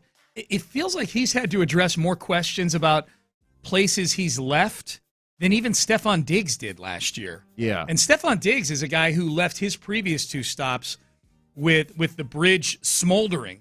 You know? Well, the thing is that C.J. Gardner-Johnson is just a step below probably like household name, superstar type of player. But he does seem too good to be on the move as frequently as he is. So it does seem like that's part of the reason why he's there. It's like, you know what? You're just a little too good to always be available. What's that about? It's a great point because Diggs, it takes 4 years to tire of him, it would appear in the past, whereas C.J. Gardner-Johnson's on a new team every year. Yeah, it's 1 to 2 Literally years. every year. Yeah. It's like, and to your point, it's usually a really good team that wants to have him, but also the really good team that wants to see him go. I think this is the first time. I'm gonna go out on a limb. I think this 6 years that C.J. Gardner-Johnson comes back to the same team. Oh, it's early. 2 years in a row. That's why it's a limb I'm out on right now. It's early, buddy. I'm not going to sit here and wait for 8 weeks worth of data, man. I'm going to go out on a limb right now. One more from C.J. Gardner-Johnson. He says he was on a champion last year, and now he's chasing a ring. It didn't because I don't play for them no more. I ain't defending nothing. I'm actually chasing it now. I'm hungry, like you said. They're prey. Like, I got to go hunt them. Like, they're champions. When you're a champion of something, you become the prey to a lot of predators. So there's no shot at them. It's just you got to understand, like, when you switch sides of the ball, switch roles, I got to go hunt again. What kind of predator are you? I don't sleep. I feel like coming here, I got to get better. As a man, as a teammate, father, and whatever these teams call me to do, I'm here to put my best foot forward. For a guy who's on a different team every year, he's very self-aware. Yeah. Did you watch him on the Pivot podcast? Yeah, I did. I thought he was excellent. No, he's self-aware. He's insightful. But he also is that person, though, it seems like, whether you're interviewing him or just having a conversation with him, you ever be around people that, like, you're just poking and prodding just to get them to talk more, just because you want to keep hearing them talk? Yeah. You know, like, so you're just asking them questions because you're kind of looking around the room, smiling like, what else is the guy going to say? Well, yeah. He's one of those kind of people in conversation. Yes. Like, let's just keep talking. Let's just keep this thing going because who knows what might come out of this guy's mouth. Going to say something. I'm excited to have him on the team. Yeah. A lot of people weighing in on the 3-2 and beat the Ravens versus 4-1 and lose to the Ravens question. 4-1 seems to still be kind of winning on the text page. It's losing on my Pender poll that I put up. But people are making great points on the reasons behind both. 3-2. This is a case for 3-2. And if you're just getting in your car, I put up an either or. One of these two scenarios. These are the only two you can choose. 4-1 to start the season, but lose to the Ravens convincingly going into the bye week, or 3-2 to start the season, but you beat the Ravens convincingly going into the bye week. Both cool scenarios, by the way. I'd take either one. Just to be clear, but we're not fence straddling. We're picking one. Take either one. And for those of you weighing in saying 5-0, yes, I'd rather go 5-0. But thank you for pointing out that. I really appreciate everybody pointing out that 5-0 is a better record than very smart. 4-1. Very yeah. smart. This was a good case, I thought, for 3-2, which is the one I chose. Bad start with a new line and a new OC would be understandable. Being good enough to beat the Ravens is a good sign for the overall season. Nah, that last part is the only reason I'm picking 3-2. The first part of that answer is a great reason to rationalize the 2-2 to start the season, which is, hey, a lot of new moving parts on offense. You know, I don't think they're going to lose shootouts. You know, like I don't know that teams are scoring 30 on this defense. You know. Yeah. Well, this is also, I like the logic here from the texter because it's also why I nitpicked because we can't straddle the fence here. But which games am I losing? That whole game, because it's like, okay, if I can accept losing to the Rams. All right, I don't want to lose Monday night at home, but if you're telling me, hey, we're slow playing our way into being the team that we're going to be. I don't know, man. Coming in the Tuesday after an 0-2 start is not something I would look forward to. Yeah, that's what I'm saying. I don't. There's no good scenario of 2-2. Yeah. Right, exactly. So I obviously don't want to lose the home opener. I don't want to lose, and I don't want to be 0-2. Yeah. So, okay, that means I'm losing a division game. Yeah. But if you're telling me I'm getting better through that process, and through getting better in that, I showed you by beating the Ravens, then, yeah, I'm interested in that. So, yeah, it's an interesting question. It is, yeah. Keep weighing in. 713-572-4610 is the text page. So you saw the thing with ESPN this week that they rated the under 25-year-old cores definitely. of NFL teams. And for the second straight year, the Texans are number one in that exercise, which I've largely fueled by C.J. Stroud and Will Anderson, but they point out Derek Stingley Jr., blue chip player. He's going to age out of under 25 this year. But Kamari Lassiter, they gave a lot of love to in that article. They also pointed out that there's a lot of pieces in this rookie class that are promising. I was thinking about this yesterday after rereading that article again. The rookies, and it's training camp, and some of these rookies are going against twos, not ones. And Jaden Higgins has been getting his fair share working against twos and ones. Ariante Ursery is the number one right tackle now. So he's working against Will Anderson Jr. and Daniil Hunter on like 90% of the snaps out there. Like, so far so good. We get asked about a lot of things out of camp. How's CJ doing? How's the offensive line look? How's the defense look? We get people asking about the rookies. I think probably not as many questions just because for the second straight year they don't have a rookie that was a high pick. Where, you know, like where they had CJ and Will and they had Stingley before that, and even Kenyon Green was a first-round pick. I will tell you this, if you're wondering how the rookie class is doing, I would say it's absolutely so far so good. I mean, Jaden Higgins is making plays out there that are NFL plays. You know, not only in OTAs and minicamp he was making plays. He's making catches. He made a toe tapper on the sidelines the other day, contested. It was an outstanding catch. Ursery is running with the ones right now. I think that unto itself, granted, running with the ones in an offensive line room that's in complete rebuild mode. But he's had his his fair share of decent reps for a guy who's in first week of training camp going against two Pro Bowlers. Jalen Knowles made some nice plays in camp. Like, both receivers from Iowa State have looked like they belong. Jalen Smith, the DB out of USC, has had a bunch of pass breakups in team drills. Woody Marks and Jawar Jordan. I know Jawar's not a rookie, but he kind of is because he didn't make the team last year, and now he's back. This is the first training camp where he's really getting some reps. And he would have been an older rookie, but I would almost lump him into this just since he hasn't really played. Yeah, I mean, he's getting reps with the twos. That wasn't happening last year. Yeah. But Woody Marks specifically, the rookie out of USC, is really taking advantage of the reps that have been vacated by Joe Mixon and Damian Pierce. Graham Mertz is making I'm not saying Mertz if Mertz is factoring into this season, then it's been a horrible season. Yeah. For a variety of reasons. But for a 6th-round guy they drafted, he makes a throw or two every camp. Jalen Reed, 6th-round safety, had a pick 6 yesterday. Luke Lachey's a 7th-round tight end. He's made a few plays here and there. Those are the day 3 guys. I'm not you're not relying on them. You are relying, I think, on Jaden Higgins. Yes. You are clearly relying on Ariante Ursary. You are relying on Jalen Knoll, who might get reps returning kicks too. He's been amongst the guys doing that, and he's the only one returning kicks in practice, B. Scott, that's not a bubble guy. Like, he's going to make the team. The rest of them are bubble guys.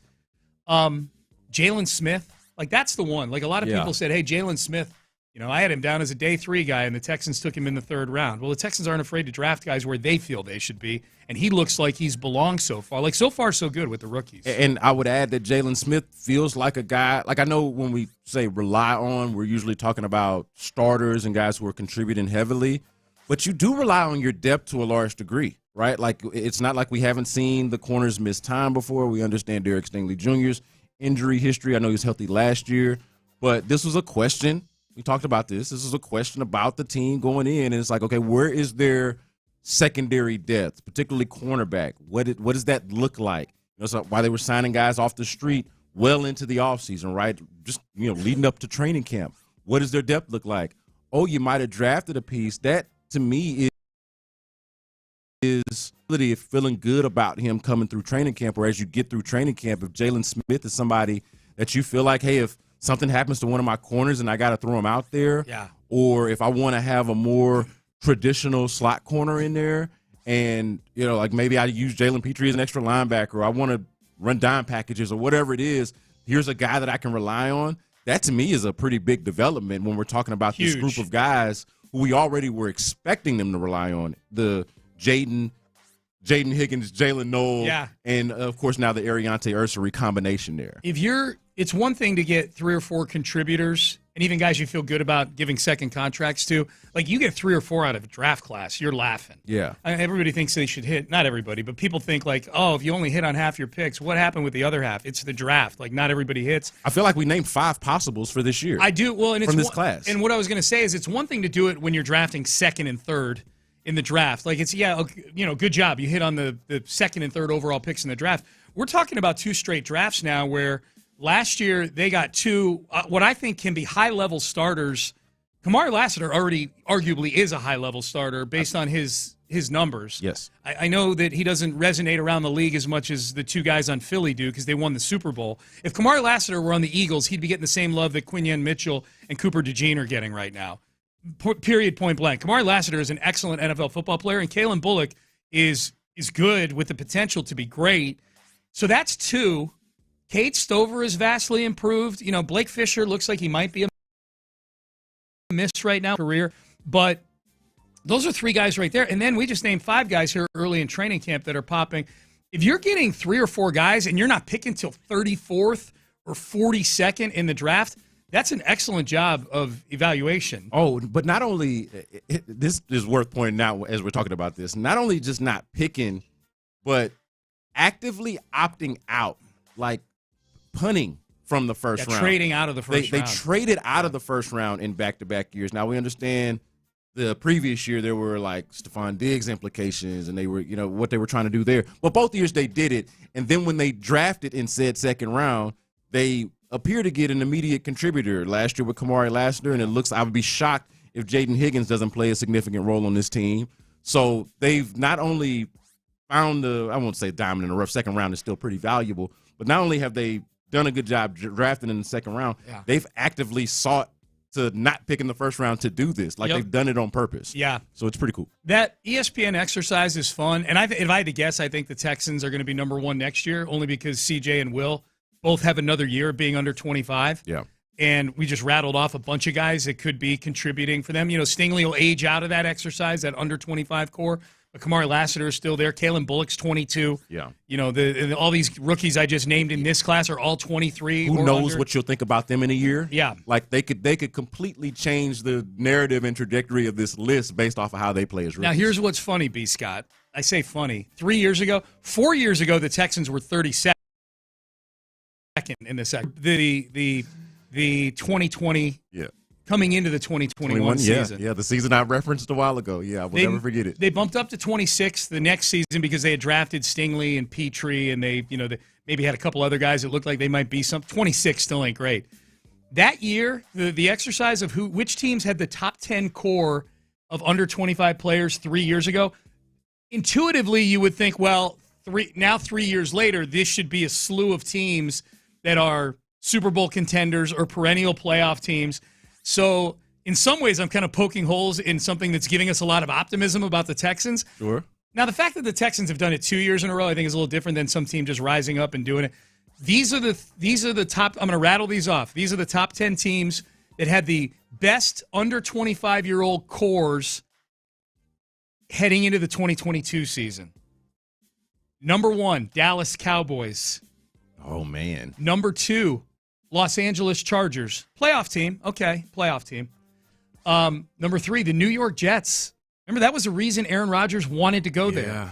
Yeah. Because they had that great young core. Feels so long and now ago. they're the Jets again. Yeah. Number 4, the Atlanta Falcons, who I think are just a mid team this year, probably. Yeah, I mean, they're in the worst division in football. Number 5, Miami Dolphins, who Mike McDaniel might be getting fired. That was the Dolphins. That was at the period of time for the Dolphins where they could really start to brag about all the things they did with the Laramie Tunsil draft capital they got. Yeah.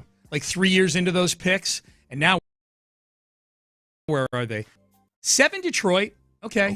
That's the first team that you've mentioned that you would rather be right now than the Texans. And what have they done? They've supplemented that 2022 class with Sam Laporta and Jahmyr Gibbs and Jack Campbell. The point of this, 8, Philly won the Super Bowl, which is going to back up my next point. 9, Cincinnati, 10, Tampa Bay. The point of this exercise, especially with Detroit and Philadelphia, like the lesson learned is that you got to keep doing this. Yes. You can't have draft classes. You can't follow up 2 or 3, like 2 good classes that get you into the top 10 on a list like this with 2 clunkers. The league is just too unforgiving when it comes to that. Yeah. The Lions and the Eagles kept drafting well after that. Well, and the ability to hit on beyond the obvious, right? Which is the credit that we're really giving the Texans here. It's like, yeah, they got the 2nd and 3rd pick from 2 years ago, but also hitting on picks beyond that, second round and beyond. Yes, the Chargers, or not the Chargers, the Lions got it right with Aiden Hutchinson. Right. I know he broke his leg last year, but Aiden Hutchinson is an excellent football player. They got it right with him. But they got it right a year or 2 later with trading up to get Jahmyr Gibbs. Right. And drafting Sam Laporta I think they traded to get him too. Because that was the Texans' old pick from the Cardinals trade. Those 2 weren't as obvious as drafting Aiden Hutchinson. As drafting Aiden Hutchinson, So you've got to be able to do it with draft capital that's not quite as premium. But I think the Texans are going to be at the top of that list next year. Now it's got to turn into playoff runs, to the point of, some of the texters saying, I don't care what their record is through the first 5 games. They need to get past the divisional round. I get it. I hope 0-5 and make it past the divisional round. How's that? Yeah. For those of you weighing in with alternate scenarios to my poll question. It's the reason why I ended up landing on, hey, even if you beat the Ravens, I'm not going to overreact to that because I will. Well, I will at the time, but more so big pictures. Like I'll in the moment, we'll be hype about it, but I'm not gonna be like, hey, they're going to the Super Bowl now. No. And when it comes to handicap a playoff game in Baltimore, it'll factor in, but it doesn't mean you're picking the Texans to beat the Ravens in Baltimore in, say, the divisional round or a chance to get to the Super Bowl. I get that. Yeah, beating them at Ravens is significant, I do think. Yep. All right, Brandon Scott in for Seth Payne. Seth will be back tomorrow. Have we been the most diva-proof city in the NFL when it comes to a certain position? Saw an interview with a couple guys on the Texans yesterday with the NFL Network. I'm like, man, how did we get so lucky with this? We'll talk about that coming up next. But first, West Point, Lincoln, and Sugar Land. You know what I think?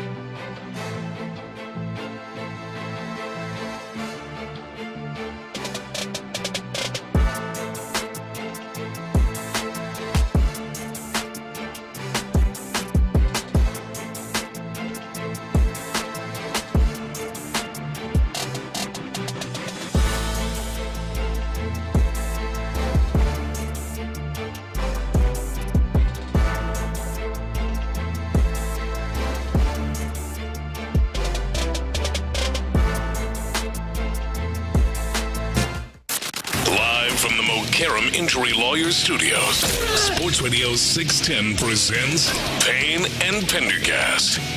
All right, Payne and Pendergast, final segment, and we'll hand it over to the guys on Texans Training Camp Live, John Harris and Mark Vandermeer. We're in studio today. No Texans practice today. They're back at it tomorrow. They're at the Greenbrier next week, and Seth Payne and I will be out there at in West Virginia, keeping you up to speed on everything going on. Obviously, on the air, we'll be on the air, but you got to be following all the socials next week because we'll have all kinds of updates, and we'll be checking in with the other shows as well here, morning, noon, and night. So very much.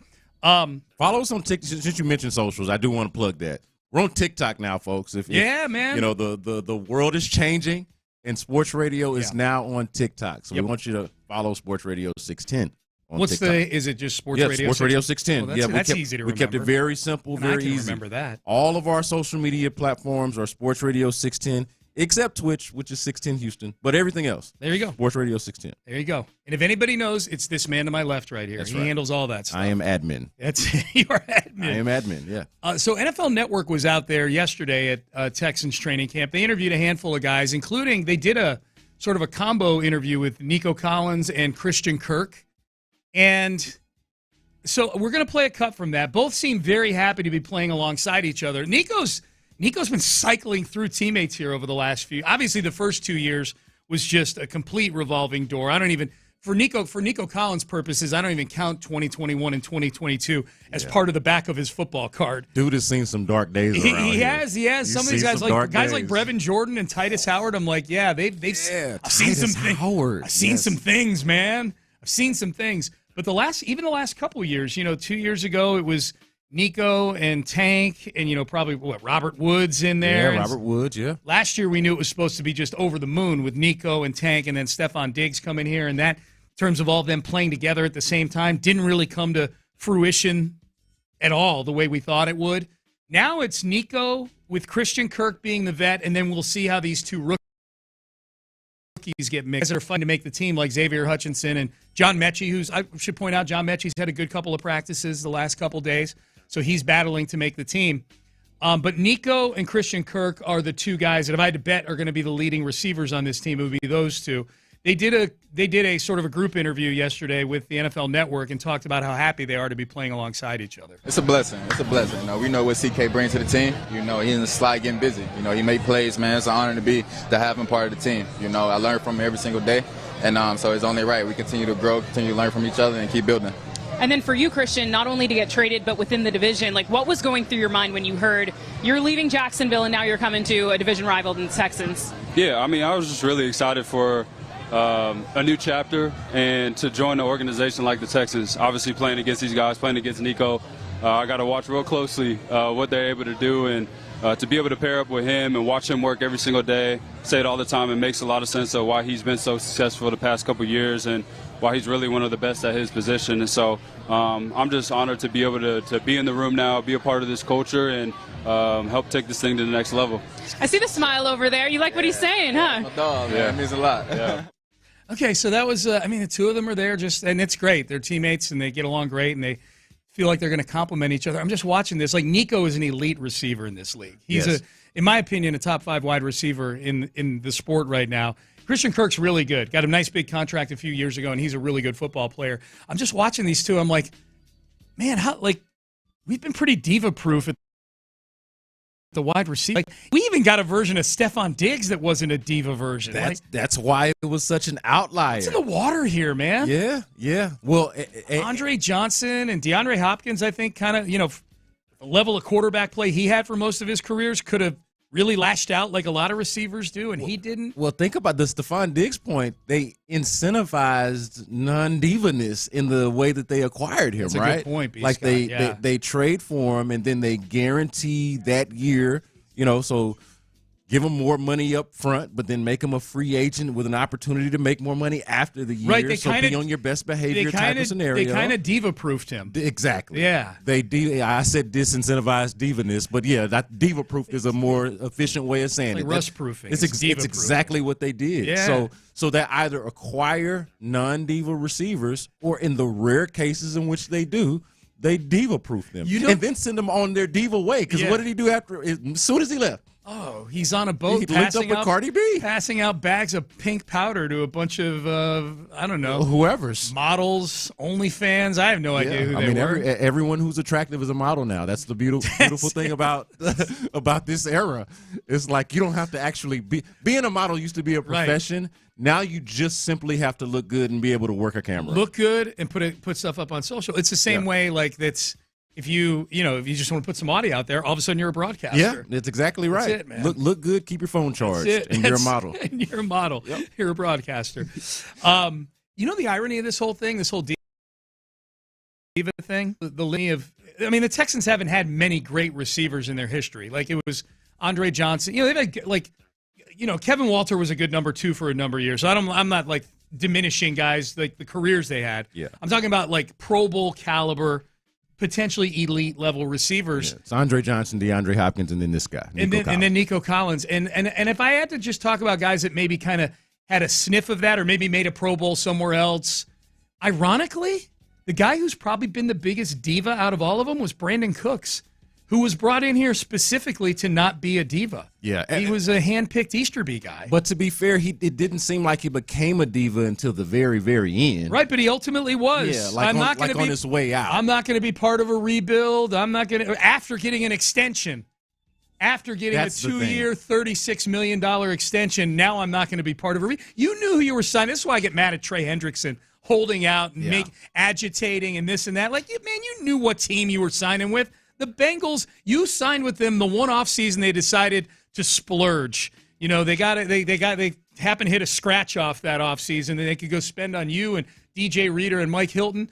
But no pun intended, a tiger doesn't change his stripes here. Right. Yeah. They're ultimately literally still in this case. Very cheap franchise. Yeah, Brandon Cooks, you signed that contract with Davis Mills as your starting quarterback. Like, where did you think this thing was going? Yeah, no, I mean, all of that. Sorry, Davis, I didn't mean to have a drive-by on you there, but it was what it was back then. All of that being fair, but at the same time, we got to remember how we talked about that team. Like, Brandon Cooks,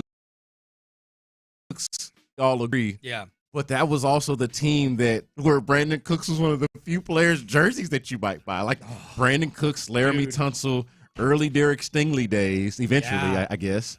Because that's, 2022. 2022. Yeah, because he was on the team in 2022. Yeah, so, but I mean, he was on the team before that. So 2021, I mean. He made plays in that game that got them the second overall pick. That's right. He converted a 4th and 13. Like, hey, Brandon Cooks had one of his best games as a Texan in the one game that most Texan fans didn't want them to win. And then as it turned out, winning was the absolutely right thing to do in that situation. It's just wild that the Texans had created an environment that would make a diva-type Brandon Cooks. Because he was that to the team. Like, he was the number one guy and, inexplicably their best player, their best offensive weapon. Hey, remember earlier in the show? Hey, remember 30 minutes ago when we were playing clips from the loquacious C.J. Gardner-Johnson? Yes. And you were talking about, like, hey, man, just ask a guy a question, just get him talking, see what he'll say. Yeah. Because he'll just keep talking and talking and talking. I know who the opposite of that is on the Texans. Oh, yeah. As we're getting ready to head out here in a minute or so. This is Cade Stover being asked what he did this summer. I just go back to the farm, feed cows, work out, catch football, and do it again next day probably. Sounds exciting. Yeah. It sounds like a hell of a life, man. Good talk. You're right. Like, that seems like that's how you did a conversation with, hey, good talk. Do you think that Cade Stover has ever been on a vacation? That's my question. Like, if anything, you're going to want to take like a week to clear your head. It's being an NFL football player. I'm sure he's been on a vacation. I'm just Burge vacation looks like. Has he been on a vacation outside the state of Ohio? I could see it, but couldn't you see him as like somebody that works on a vacation? Like does things that feels like labor? Yes. Yeah. I could see him finding farms where he goes on vacation and offering to help out. That's what I'm talking about. Yeah. So from that standpoint, no, he hasn't. Because that don't sound like not vacation. my kind of vacation. Exactly. Yeah, his kind of vacation. There you go. B. Scott, appreciate you, my man. Always fun, man. Always fun. Appreciate you. That's Brandon Scott. Seth Payne back in tomorrow. We'll be back out at Texans training camp tomorrow as well. Texans training camp live is coming up next. In the Loop after that, followed by The Drive, followed by Area 45. I say all that to say keep it tuned to Sports Radio 610 all day long. Before I get out of here, though, West Point, Lincoln.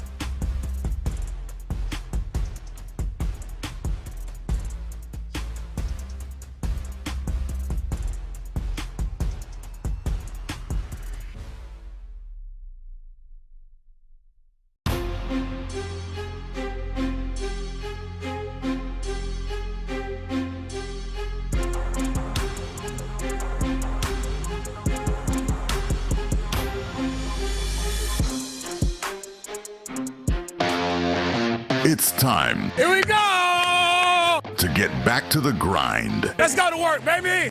and prepare for the season. Go, go, go, go! It's Texans Training Camp Live. Here's Mark Vandermeer and John Harris. Psych. It's not Mark Vandermeer and John Harris. Not yet. We're still working on getting them connected from back in the studios. If you're just tuning in, hopefully you recognize my voice. I am Sean Pendergast, one half of Payne and Pendergast on Sports Radio 610. Doing a little triage here, so I'll connect. And I believe we're going to bring in John Harris over the hotline on the phone here to talk a little Texans training camp. So appreciate everybody tuning in, sticking with us here on Sports Radio 610. And we'll get the guys hooked up here in just a second. Texans training camp, no practice today. Otherwise, we would be out there outside in the sweltering heat at the Methodist Training Center. The Texans get a well-deserved day off today after 3 days of padded practices the last 3 days. And D'Amico Ryan's talking to the media yesterday saying, yeah, understandably, day 3 of practice, things getting a little bit chippy. And they did at the end. But I would say that overall, throughout the first 7 practices here, if I had to pick a side that's winning it here, like a prize fight, offense or defense, and most of this we get from the 11-on-11 sessions that they do, which are way more fun when they're in pads than not. I would say so far it's been a training camp that's been won by the defense, although the offense has had some good moments, and they've even had some practices where I feel like they've gotten the better of the defense, which is saying something because the offense is kind of on a curve right now with an offensive line that's 80% new, tight, really 100% new if you're talking about what positions guys are playing, because Titus Howard is the one constant with the offensive line, and even he's playing a position that he hasn't played before for the Houston Texans. So when you take that into account, take into account that it's an offensive line that's brand new, with a system that's being installed that's brand new, and you're going against one of the best defenses in football, I think grading on that curve, I'm in consensus on so far. There's been a practice or two where you walk away going, wow, they just, Will Anderson and Daniil Hunter are just stealing souls out there. But I'm encouraged by the direction things are going. I can tell you this, the offensive line is playing much better at this juncture at training camp than the version of the offensive line was playing last year. Let's hear from, Ben, can we do some audio here? Let's hear from D'Amico Ryan saying that, yeah, yesterday the defense did have the upper hand. We'll go back and look at it on film. I thought overall, as I assessed practice, just overall thought, it looked like from the field, defense had the upper hand, made a lot of plays on the football, and they continued to do that all throughout camp. And we just had to find a way, continue to not make those plays. We got to protect the ball from an offensive perspective. Really pleased with what the defense is doing, but you don't want to see that too much, from an offensive side. So we'll continue to look at the film, continue to evaluate it, all these practices. Like this is, I think, day 7 for us. This is continuing to learn from what we're doing. So we'll continue to put guys in different situations. It's the first time doing the 2-minute drill today. We'll continue to work on that and continue to make sure guys are situationally aware, playing smart football when it comes down to the end of the game. All right, so that was D'Amico Ryan's, and I thought in particular the secondary really stood out yesterday. The defensive line did some of the things they've been doing throughout camp, but I thought just the coverage, they were on their P's and Q's yesterday. And I think the cool thing is, too, just seeing that yesterday there were 3 interceptions, all by backups. So that's been one of the Achilles heels of this defense and this team has been the frontline guys are great, the starters are great, but you had Jalen Reed getting a pick 6, MJ Stewart getting a pick 6, Tremont Smith, who's back with his second tour of duty here, getting an interception in the I believe the third team drills. Might have been when they were doing 2-minute drill. But these are all backups that are making plays. I think that's really, really cool to see. Let's go to the hotline right now as we continue to effort getting connected to the studio. One way to connect still in this day and age, I can hit, Ben, can you hit the hotline button there? For whatever reason, there we go. All right. John Harris, connecting via old school telephone. What's going on, Johnny? Yeah, a game of telephone's always fun, especially to do it when you're supposed to be, doing a live radio show. But listen, if anybody understands technical difficulties, I think it would end up being you and I. Yes. I think I don't know what our war was for technical difficulties back in the day, but it was quite high. And hopefully it will not be that way. But, we'll get it fixed. We're doing a lot of construction in the studio. There's been a lot of construction in the studio, and things happen, wires get crossed, and all that kind of stuff. I was listening to what you were talking about, Sean. I thought it was interesting. I'll take it a step further. I told Mark last night. I said, Mark, read me off a list of the safeties. And he started with Jalen Petrie. He was like, Jalen's not a safety. I said, just start with the safeties. And he goes, okay, Kalen Bullock. I said, interception deep down the field. C.J. Gardner-Johnson. I was like, 2 pass breakups. And then he goes, Jalen Reed, interception. Mm-hmm.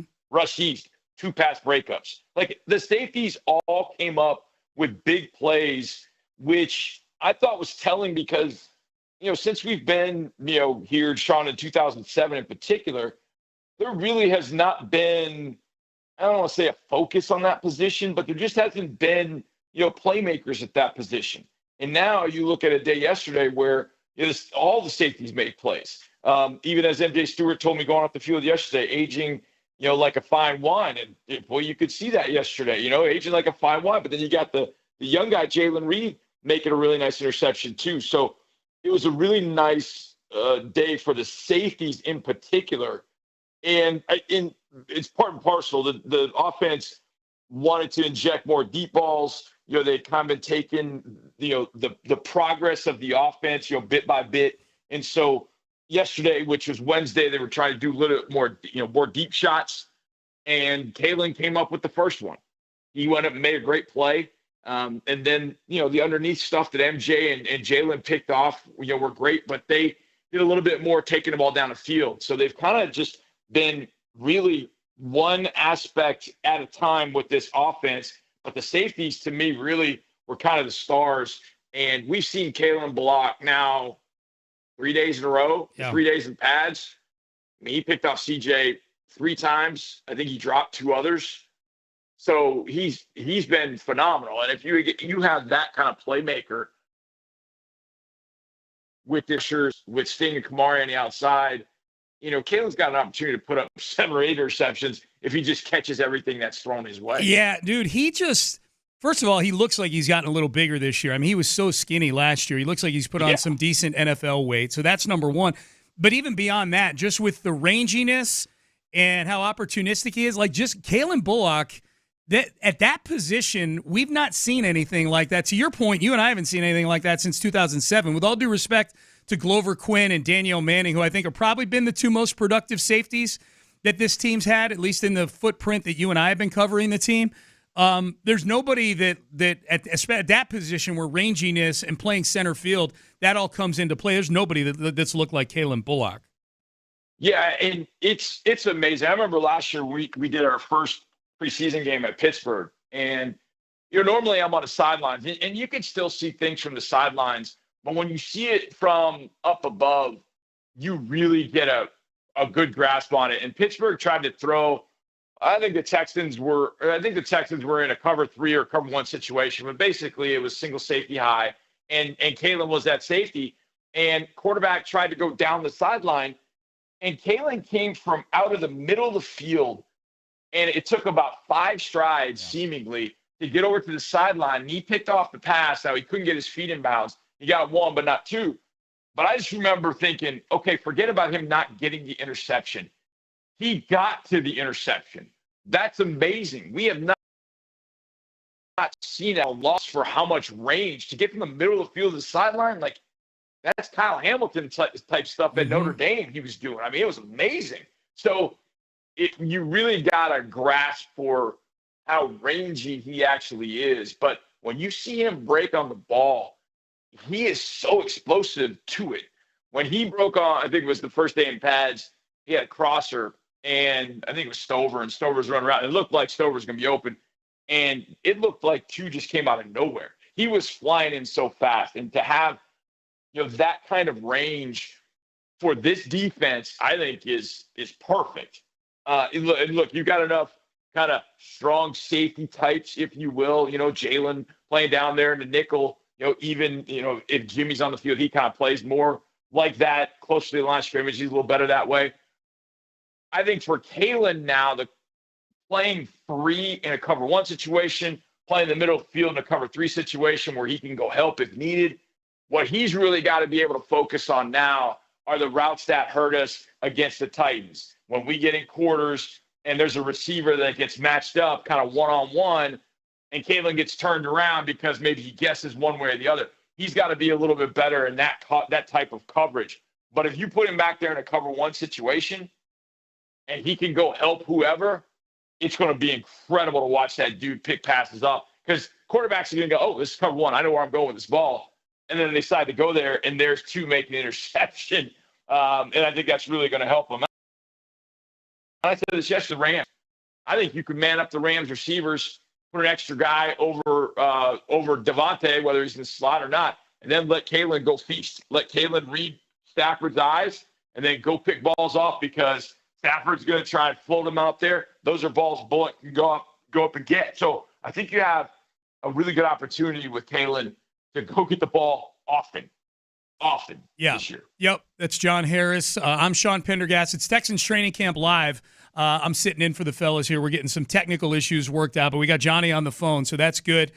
Johnny, let's flip over to the offensive side and the offensive line, which seems to be coming together. They've at least, it looks like, settled on some permutations here that they're rolling with throughout these padded practices. And when Seth and I had Nick Caserio on earlier this week, he actually put somewhat of a time frame on when they expect to kind of nail down what the first and second units might look like. He said either shortly before or shortly after the Minnesota game, the first preseason game. So these Greenbrier practices become huge from a competition standpoint on the offensive line. But so far in these padded practices, Johnny, left tackle Cam Robinson, left guard Laken Tomlinson, right guard Titus Howard, right tackle Ariante Ursary, the rookie, that's been a constant, those four. And then they've been kind of flipping back and forth with Jake Andrews and Jarrett Patterson at center. What do you think about that combination? How do you think the center competition plays out, and where are you at with the offensive line right now? Yeah, I think the offensive line is better this year than last year's. And you take a couple things into account. Number one, there was no Laramie until I think week 3 last year. But even with Laramie in training camp, I think this unit is better than where that one was, because they're playing better as a group. They're double teams inside in the run game, which I know I get a chance to see, which a lot of people, in the media can't because of how far away they are. So I get a pretty good look. They're getting a lot more movement with those double teams. They're doing a good job of getting some movement. And then when one guy can take over the block, they bump off to the linebacker and occupy the linebacker. They're doing a better job with that in the run game than I expected at this point. They've done a lot of duo, and duo is kind of an inside, almost like an inside isolation type play. And it gives the running backs a lot of different options based on what fronts they see. There's an opportunity to bounce outside if everybody dives in. But if they play it as is and they get some good movement on the double teams, which they have, the running backs are getting up into the line of scrimmage and not getting touched. Whereas last year, those guys are getting touched 2-3 yards in the backfield, and Joe was making what should have been a 3 or 4 yard loss, a 1 yard gain. So Joe's yards per carry is 1 yard, but actually it should have been about 4 or 5 because he was doing it kind of on his own. I think this group is working better together. Now, is it the most talented group? No, but it feels like it's the right group for right now. And yeah, they struggle with Will Anderson, but who doesn't? So I think that's been a really good test. And there have been times when both Cam Robinson and Ariante Ursary do a decent job on Will and get the ball off, and they do some good things. When I heard Nick say that, I was not too surprised, because I asked that question probably about a month ago, even before training camp started, talking about this offensive line. And you're like, okay, you got to have this competition, and you got to, guys are fighting for spots. Well, how long can you let that competition go? Because you've got to start finding some cohesion on the offensive line. That was kind of the whole issue last year. Even though those guys were basically there from day one, they felt like they were a bunch of kind of independent contractors the way they were doing things. It doesn't feel that way this year.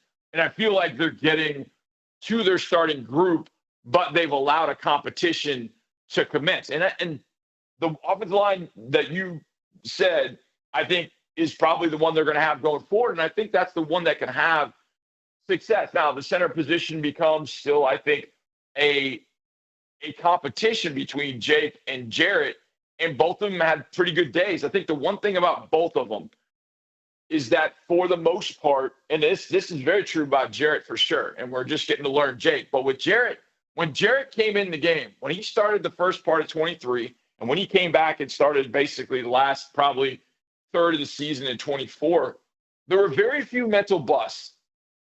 Earlier in the season and then late in the 23 season, when Jarrett was not in there, there were a few more on in those periods when Jarrett wasn't starting. When Jarrett's in there, guys get blocked, or at least I should put it this way, everybody knows who should be blocking who.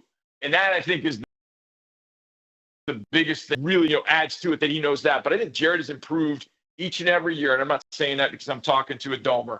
I think he's gotten better every year. He's gotten stronger and bigger every year. And I would feel good with either one of them. Now, are Jake Andrews and Jarrett Patterson going to go against T'Vondre Sweat and just kick T'Vondre's ass? No. There's going to have to be a different way you go about facing a behemoth like that. But I think for the most part, when they're not facing that Dexter Lawrence, T'Vondre Sweat, 365-pound uber stud, Vita Vea type, you're going to have to game plan for some of those guys with Jake or with Jarrett, because they're not the biggest guys. They're not like Nick Mangold. Nick Mangold was like, with the Jets, 320. I mean, that was a strong, big dude. He could hand up. He could hang against those bigger guys. I don't think either one of the Texans centers can, to a degree. They're going to have to game plan a little bit more for when they face some of those guys. When they face Vita Vea in week 2, they're going to have to game plan for that. It's just not what those guys can do. But they're going to know who to block. They're feisty. They're tough as hell. They're going to be good in the run game. And I think that's at least a really good start for what they've got there at center, considering what else they have around. So you've got a pretty thick Laken Tomlinson. You've got a pretty big and strong Titus Howard. As centers, the center can work those double teams, get some movement, bump off the linebackers. And I think that's what Jake and Jarrett are going to be able to do, whether it's duo, whether they're running some gap scheme stuff, or they're actually running some split zone with it, which they've run in camp too. So thus far, I like what Nick said, because you got to start getting that first unit, or as close to the first unit as possible, together for as long as you can before you face the Rams. Because if you go to LA facing that front and you're kind of a jumbled mess, they'll eat you alive. Yeah. However, if you can contain them and get the ball off, CJ can put up a good number in the passing game, because I don't think they can stop them through the air in the secondary. And not even close. Yeah. But you got to be able to get the ball off. The Vikings in the playoff game couldn't get the ball off. Yeah. And they ended up scoring 9 points. But the Bills were able to get the ball off, and Josh Allen put up 42 on the Rams. So it's just a matter of, if you can control the front, you got opportunities, and that's going to obviously be the biggest key against them early in the season. Yeah, Johnny, it's funny, just looking at we're talking about centers here, and the two guys that are really battling for that position are Jake Andrews, who they brought in, street free agent. Jarrett Patterson's a 6th-round pick in the same draft where they drafted in the 2nd round the guy that I think most Texan fans thought 2 years in, this is who we would be talking about at center, in Juice Scruggs. And Juice hasn't been getting snaps with the 3s at center. That's when Eli Cox, the free agent, undrafted free agent out of Kentucky, Juice was running with the 2s yesterday. I don't know, like, is the book closed on Juice Scruggs being a center for this team? Is his future as a guard if he makes the team? I think Juice is the better guard than he is a center. And I probably would have flipped that a couple years ago. I thought Juice was going to end up being a really good center, because what I said earlier, I feel like Juice has got that upper body strength, that torque strength, that he can handle some of those notes down 1-1. And that had always been somewhat of a struggle, I know, ever since I've been in the building. Center's just not really able to one-on-one kind of win those battles and allow guards to really get up to the second level. Guards were having to spend time with the center, and linebackers would run free, et cetera. We know that. So it really became obvious last year that Juice was probably not a center, but when he played guard, I thought he was playing pretty well. And we went to Jacksonville week 13 last year. Juice had a tremendous game. Really, really good. And then we find out the next morning, Juice is out for the next 3 weeks due to an injury. Like, God dang it, starting to get a little momentum, and then at guard, and then he's hurt. And then he came back when Shaq was hurt, and then for some reason they went back to Shaq in the playoff game. I felt like Juice should have been in there. I think you're probably right, Sean. I think the center book is, if it's not closed on Juice, it's pretty close. But I do think the guard book is not is not closed at all. I think there's a good opportunity for Juice still at guard with 2 joint practices, 3 preseason games, a week at the Greenbrier. I think that there's a trust level in veterans like Laken Tomlinson and Titus Howard. There's a trust level there. But I think Juice has still a ton of natural ability that just has to be cultivated. And I think with more time at guard, I think Juice can be a pretty solid guard. But they're making him prove it. And I think they're making Blake Fisher prove it. So it's a bunch of second-round picks. Blake Fisher into the starting lineup right now. But you got to be able to at least get one of them, or hopefully 2. And it looks like right now Ursery is going to be that guy at tackle. So Juice is going to be in a fight for that guard spot. But I still think there's enough there with Juice at guard that he can be pretty successful. But I do think you're right. I think the center opportunity, given what you've got with Jake Andrews, given what you've got with Jarrett Patterson, and even Eli Cox, so I really like coming out of Kentucky. I feel like that those guys they feel more like centers. Yeah. Jarrett Patterson never felt like a guard to me. Even though at Notre Dame his last year he played guard, Senior Bowl he played guard. I just never felt he was like, I feel like those guys are all centers. I feel like Juice, I feel like he's a guard right now. And Nick said it best one day, I think it was with you guys, and it's like, look, you got some guys that are center guard, you got some guys that are guard only, you got some guys that are guard tackle, some that are tackle only. I think it's getting to a point where Juice is now guard emergency center if you need it. Yep. And hopefully we won't get to that point, but a couple of years ago, Michael Dieter was the 4th center, and he ended up playing half the year and starting a couple playoff games. So you just never know what's going to happen with that position. But I feel like those two, with Jarrett Patterson and Jake Andrews for right now, and hopefully Eli's healthy enough in these practices, he can kind of make his way and be that third guy if they need it. But I think Juice is in that category now of guard only, ... emergency center. All right, it's John Harris. He's on the hotline with me. Sean Pendergast, if you're expecting Texans training camp live. Just dealing with some technical issues till we get Mark Vandermeer hooked up, and we'll get this all squared away. So I'm going to stick around and continue to chat with Johnny. Up next, I want to talk quarterback because C.J. Stroud done some good things. He's had some good moments. He's had some struggles. And I want to talk to Johnny and find out exactly what curve we should be grading C.J. Stroud on here during training camp, given all the churn that we just got done spending about 10 minutes on there with the offensive line and the defense and a new playbook and all that stuff. We'll talk a little C.J. Stroud coming up next on Texans Training Camp Live. Stay there. More training camp coverage is coming up on Texans Radio. It's the summer sales event with the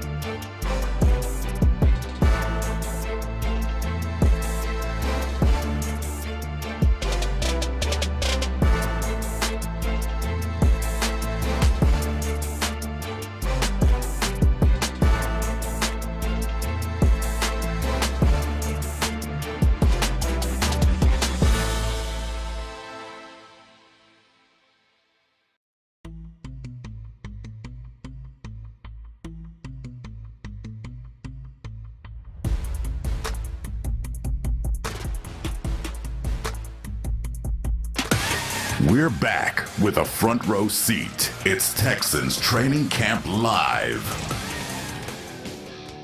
It's with you, Sean.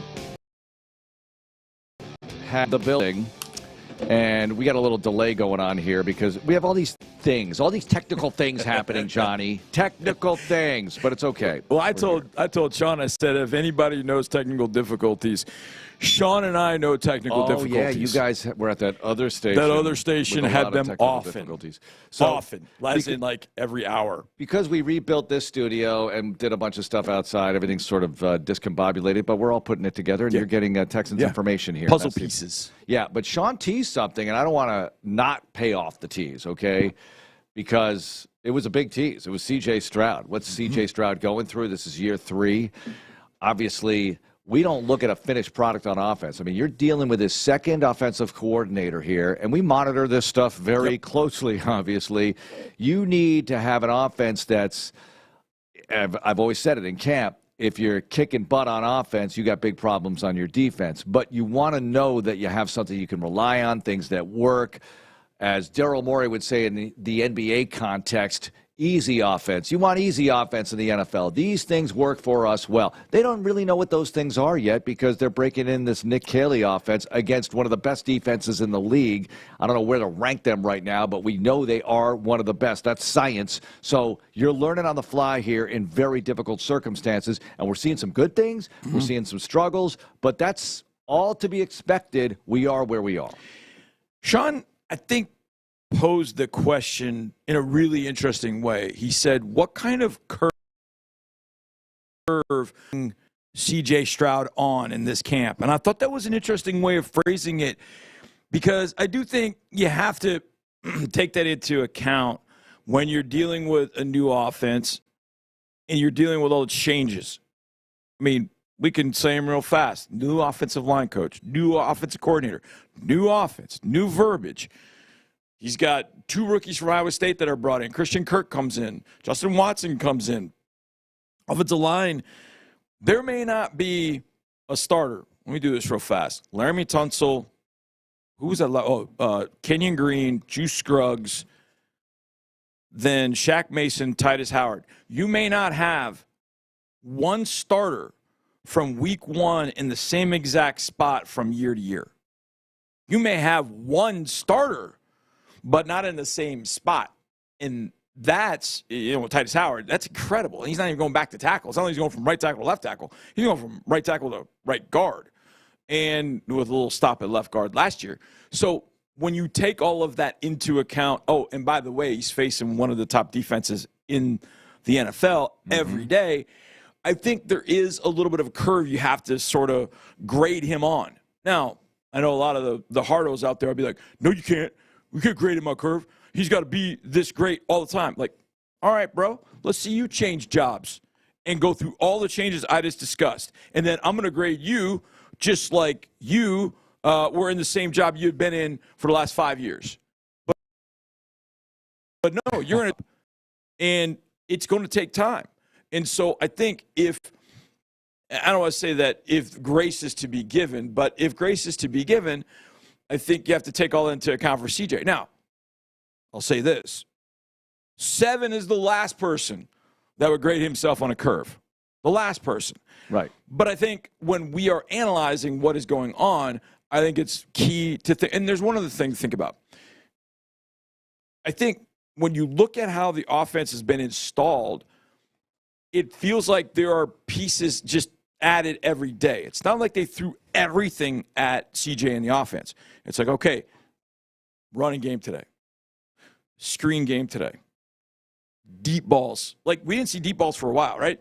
Well, all of a sudden, it started to expand a little bit yesterday with some deep throws down the field. So you're starting to add the piece. So once the pieces all come together and you see the full complement of things, I think it's going to end up looking, oh, okay, this looks a little bit better. And CJ is going to have more answers at the line of scrimmage for getting into plays that he wants to get in, all that kind of stuff. But it's a slow process when you're learning something complicated. And that's what this offense is. This offense is fairly complex and complicated. But once they get it down, they'll have the answers to the test. And that's important. That they're supposed to, because that's the Patriot-like element along with the West Coast, and we can adapt to any situation, and there's autonomy for the quarterback. Right. I equate it to you're watching a chef make a dish. This is training camp. We're on the air every day observing. There's no practice today, by the way. Back at it tomorrow, but we're in studio today with Texans Training Camp live at NRG Stadium in the Hyundai Texans radio studio, and we're on YouTube. I think the feed is up right now. And it's just, we're on the fly here. Yeah, we're on YouTube. Now, the monitors aren't up yet. If you're watching us on YouTube, the monitors, the back monitors, they've been delivered. They're over here. They're over to our right. To get installed. Yep. And I know 800 people are going to reach out. I mount TVs. These are super high-quality, special magic monitors or something, they tell me, and they don't reflect, and they can cure things. Just I don't know. talk football, boys. Yeah, exactly. Let those guys do it. But how about this? You're watching the chef make a dish. Wait a minute, you put paprika in there right now? Like, you're watching it in mid-make. Right. But that's what we do here. We're observing every day. And you mentioned it. Well, the deep ball came into play a little bit more. We're not going to watch the finished product. The cake isn't made. The dish isn't made on opening day of training camp or even on the 7th day of training camp. It takes a while to get this thing going. Now, it might end up tasting not as good as you want. I hope it does. Right. Opening day and beyond. But they're in mid-construction right now of, I'm mixing metaphors all over the place, the dish. But we have no other thing to do than to comment on it on the fly. Like, oh, we saw this today. We didn't see that today. We saw a little bit more of this other thing. We saw a few more interceptions yesterday. Okay, that's when you want to throw interceptions. Yes. If I'm a quarterback, that's when I want to be pressing the envelope to see, I can't get away with that. I got to be careful with offensive coordinator too. Like, well, you know what? That play probably isn't good. Yeah. Exactly. Or maybe that play is going to be good against particular coverages. Against the Titans it'll work, but not against the Ravens. Right, exactly. That's the exact point. So you find out, okay, that doesn't work in that situation. I mean, having gone through that installation process on a much smaller level, it is, like you said, I mean, I've heard chefs talk a lot about, I've made this dish 1,000 times, and I've changed, I've tweaked. Sometimes it's been a big change. Sometimes it's a cup of flour I use. Sometimes it's just a pinch of salt, a little bit more. You're always, in some sense, experimenting until you find what works for you and your offense. And I go back to, and I've said this a few times, Jordan Rodriguez, who I'm not sure who she's with now. I think she's still with The Athletic, but she's doing more national stuff. She did a podcast with McVay, Shanahan, McDaniel, and somebody else. I can't remember who. But she was talking with Sean McVay. Yeah. And one of the things I took out of there was McVay went to the Rams with a thought of what he wanted to do with his offense. He thought it was going to be a lot of 11 personnel, and this was the way he was going to do things with 11 personnel. Probably thought they were going to run this type of run game. He gets to L.A. with that thought in mind. He looks at his personnel, and he had at that time Robert Woods and Cooper Kupp. And those two were really active blockers, and he thought, man, I actually can use a little bit more 12 personnel. And with those two on the field, they give me some really good run blocking options so I can keep two tight ends on the field and the two wide receivers. And man, maybe we're a little bit more 12 personnel because of that. And maybe this is the way we go. Well, all right, let's do this. And so he went out there with an idea they were going to do A. And then all of a sudden he gets out there, he looks at the personnel, he's like, I think we're going to do B. And then as the season wore on, it kind of got tweaked into plan C. And so that's the offense. Once they got the plan C, that's the offense that McVay sort of went with. And I think Nick Caley's in that kind of creative experimental mode to find what works for this team. On that subject, and this offense. Do you think this offense could do some of what you just said? Because I could see Nico and Kirk out there, two tight ends, right? Absolutely. And run some things like that. Especially you got Stover, Schultz, you got Brev. You have weaponry at tight ends. Absolutely. And with those three guys I just mentioned, they can all catch the ball. They can all get yak for you. I mean, especially Brev and Cade Stover, especially Brev. If you take any combination of three tight ends of Brev, Dalton, and Cade, take two of them and put them with Christian and Nico. Those 4 are all very capable receivers. You still have your full play-action passing game. Yep. Now you've got 2 tight ends on the field. So now, and depending on how you line up, you can balance up a defense, try to get them to balance up. And there are a lot of defenses that are like, no, they don't want to balance up.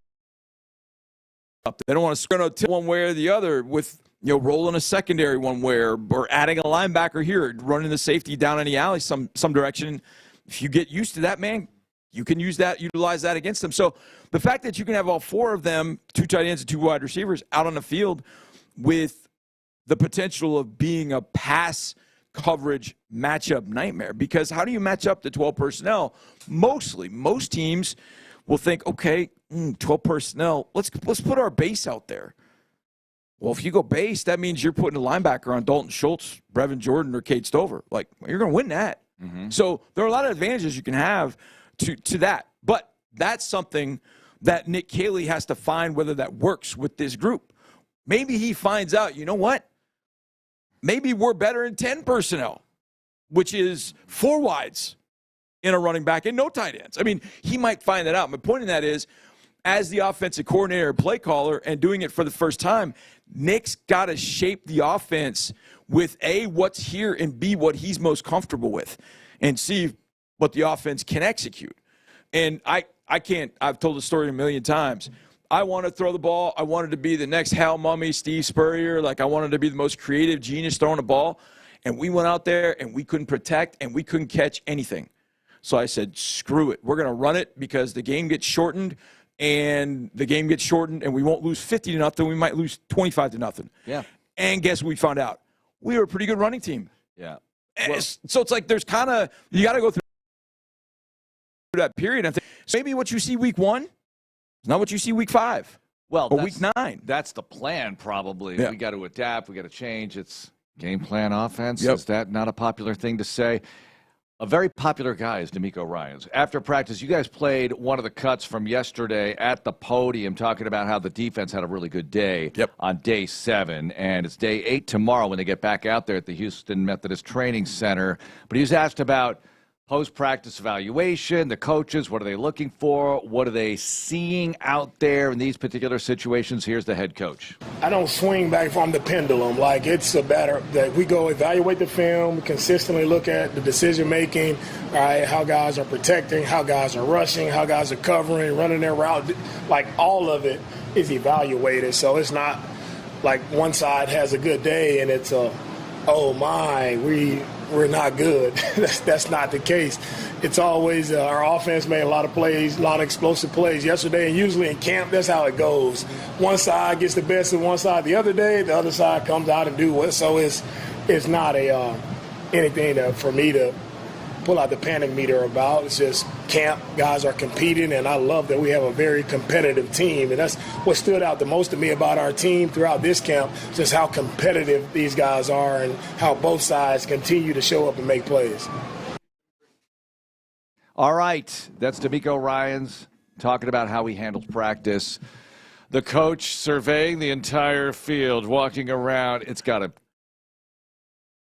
kill him. Trenches. Right. First, he had to move from linebackers to coordinator, then coordinator to head coach, but still be really hands-on as a coordinator. Now he's kind of letting Matt Burke do his thing with the walkie-talkie. And look, we don't know what's going to happen against the Rams till we get to the Rams game. That's and right. We'll be observing that very carefully. That's right. But he's got to do what he's got to do, and he feels like he's got to be able to delegate, empower, that sort of thing. He's doing it right now in training camp so far. I wonder if DeMeco, because one guy, the guy that immediately came to mind was Gary Kubiak. Because when Gary, you told the story, when Gary came here, he was going to call the offense, and they're going to roll with it. And then a few years later, Kyle came here. Kyle Shanahan comes here. And it took a little while for Gary to do it, but he begrudgingly eventually handed the offense over to Kyle. I don't know if he ever handed the whole thing over. Right. Though. But Kyle was calling plays at that point. Yeah. And so Kyle ends up being pretty good, but that's a hard adjustment for somebody that's been calling the plays. Mm-hmm. You feel like you're in the game at that point. Whereas from an observatory standpoint, at first you get a little jittery, like, should I?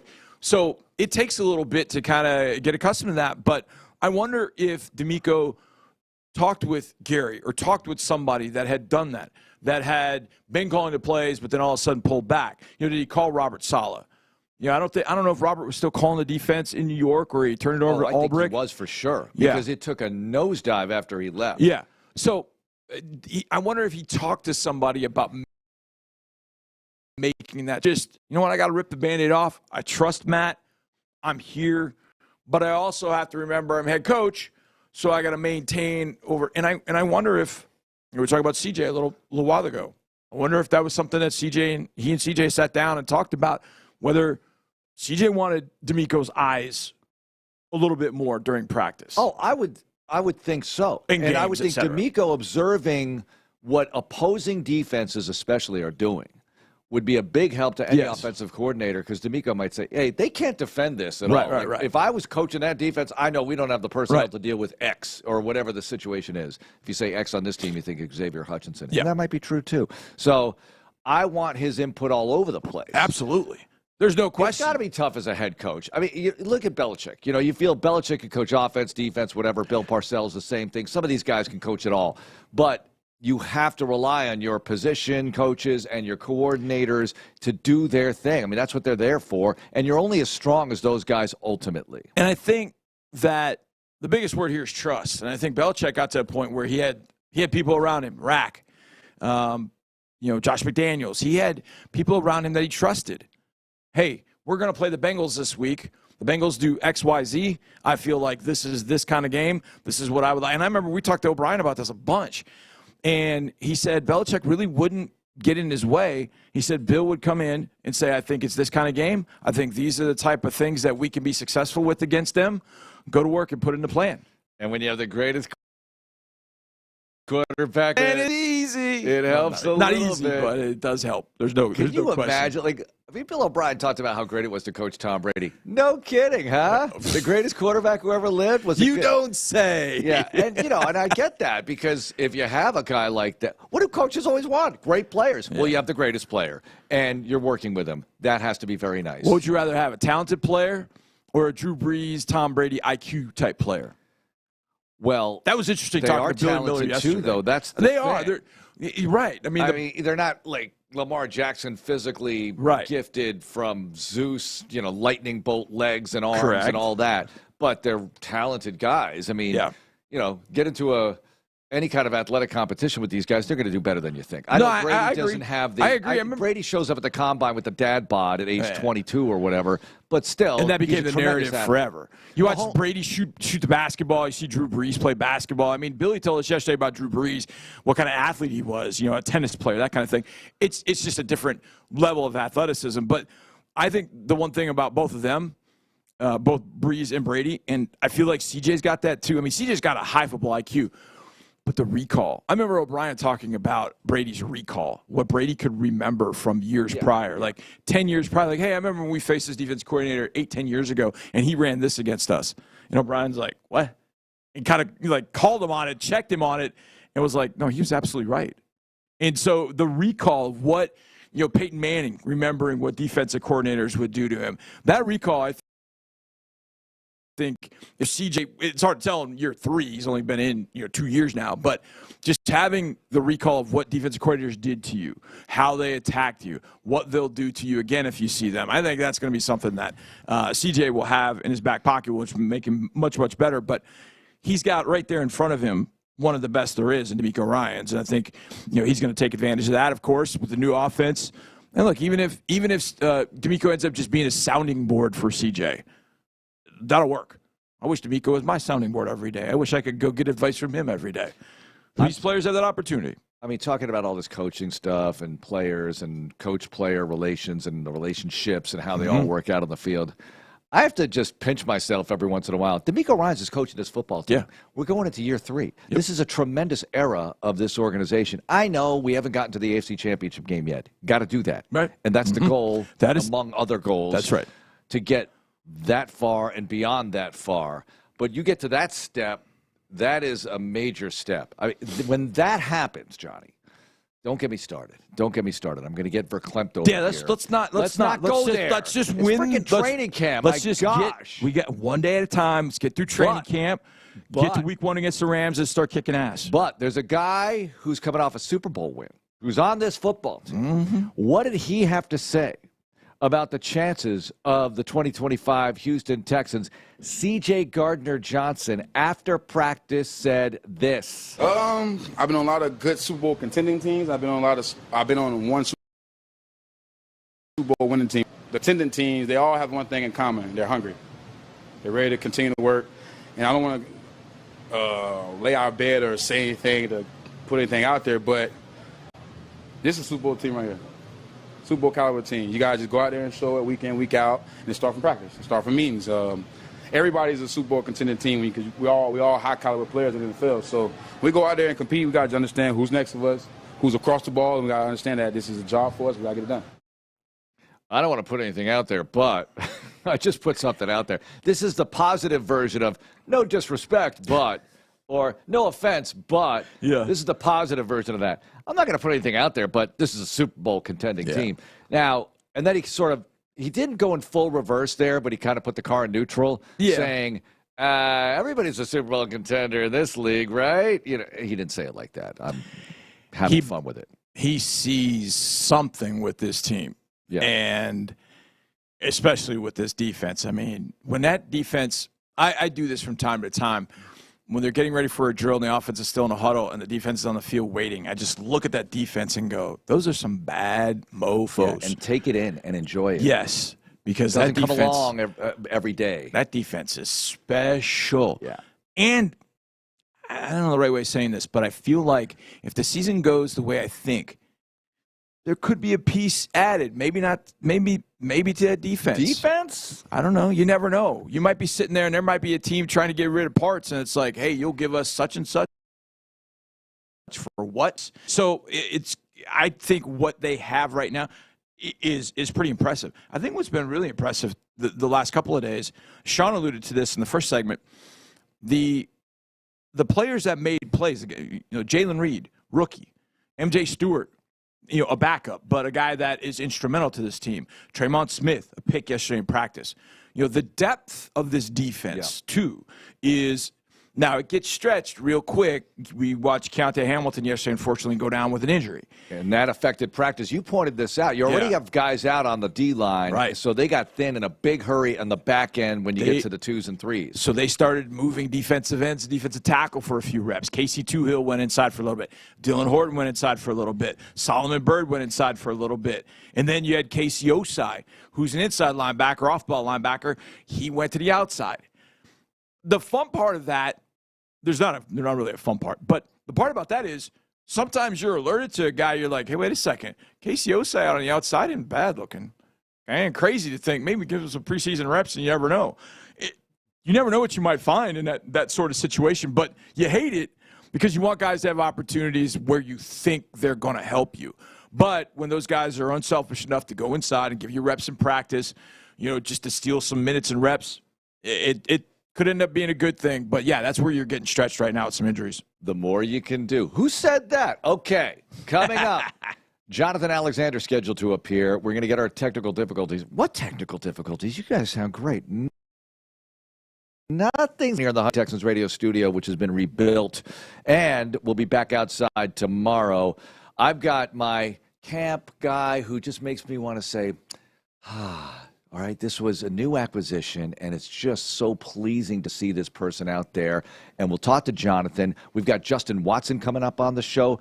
We got Graham Mertz, who's making some noise on the back end here with the quarterback position. So we'll hear from all those guys and talk about all the training camp topics as we continue here on Texans Radio.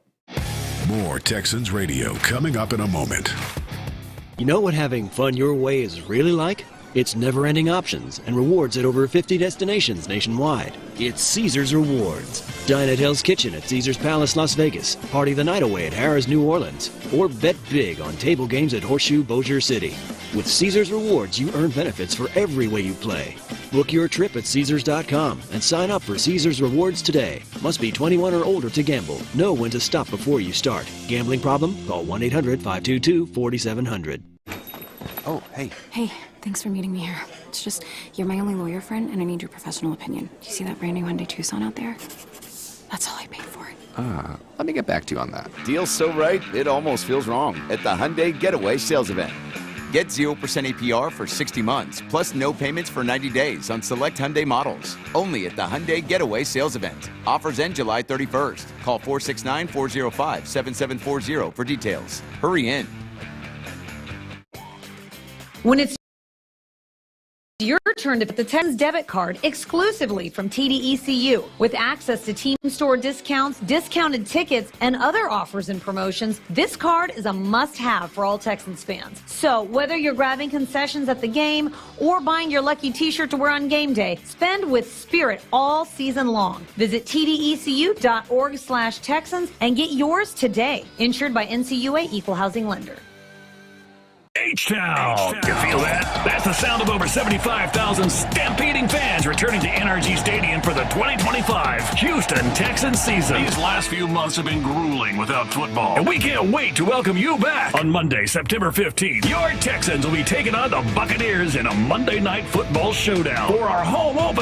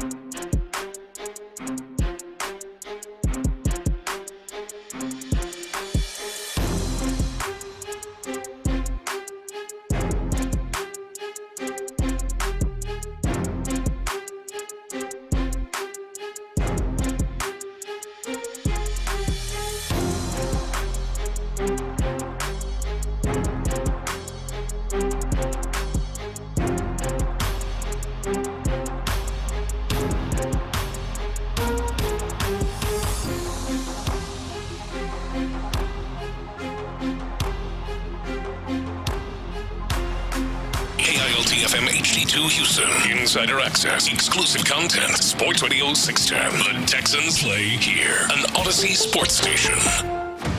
We're a few feet away from your Texans. Nice! Way to run! On Texans training.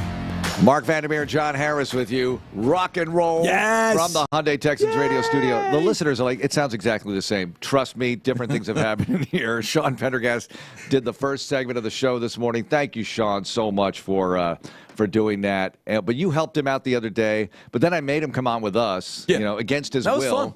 He had to do some things with us. Aaron Rabel, our engineer, did a great job getting us back on. Flying over here to NRG Stadium, putting out fires. Oh, yeah. I'm sure he broke the land speed limit on the way over. 2019 Green Bay. Land speed record. What? Sean took Buffalo Speedway. Did he take Buffalo Speedway back to the station when we had issues out there at the Houston Methodist Training Center? Yeah. You got to take the loop.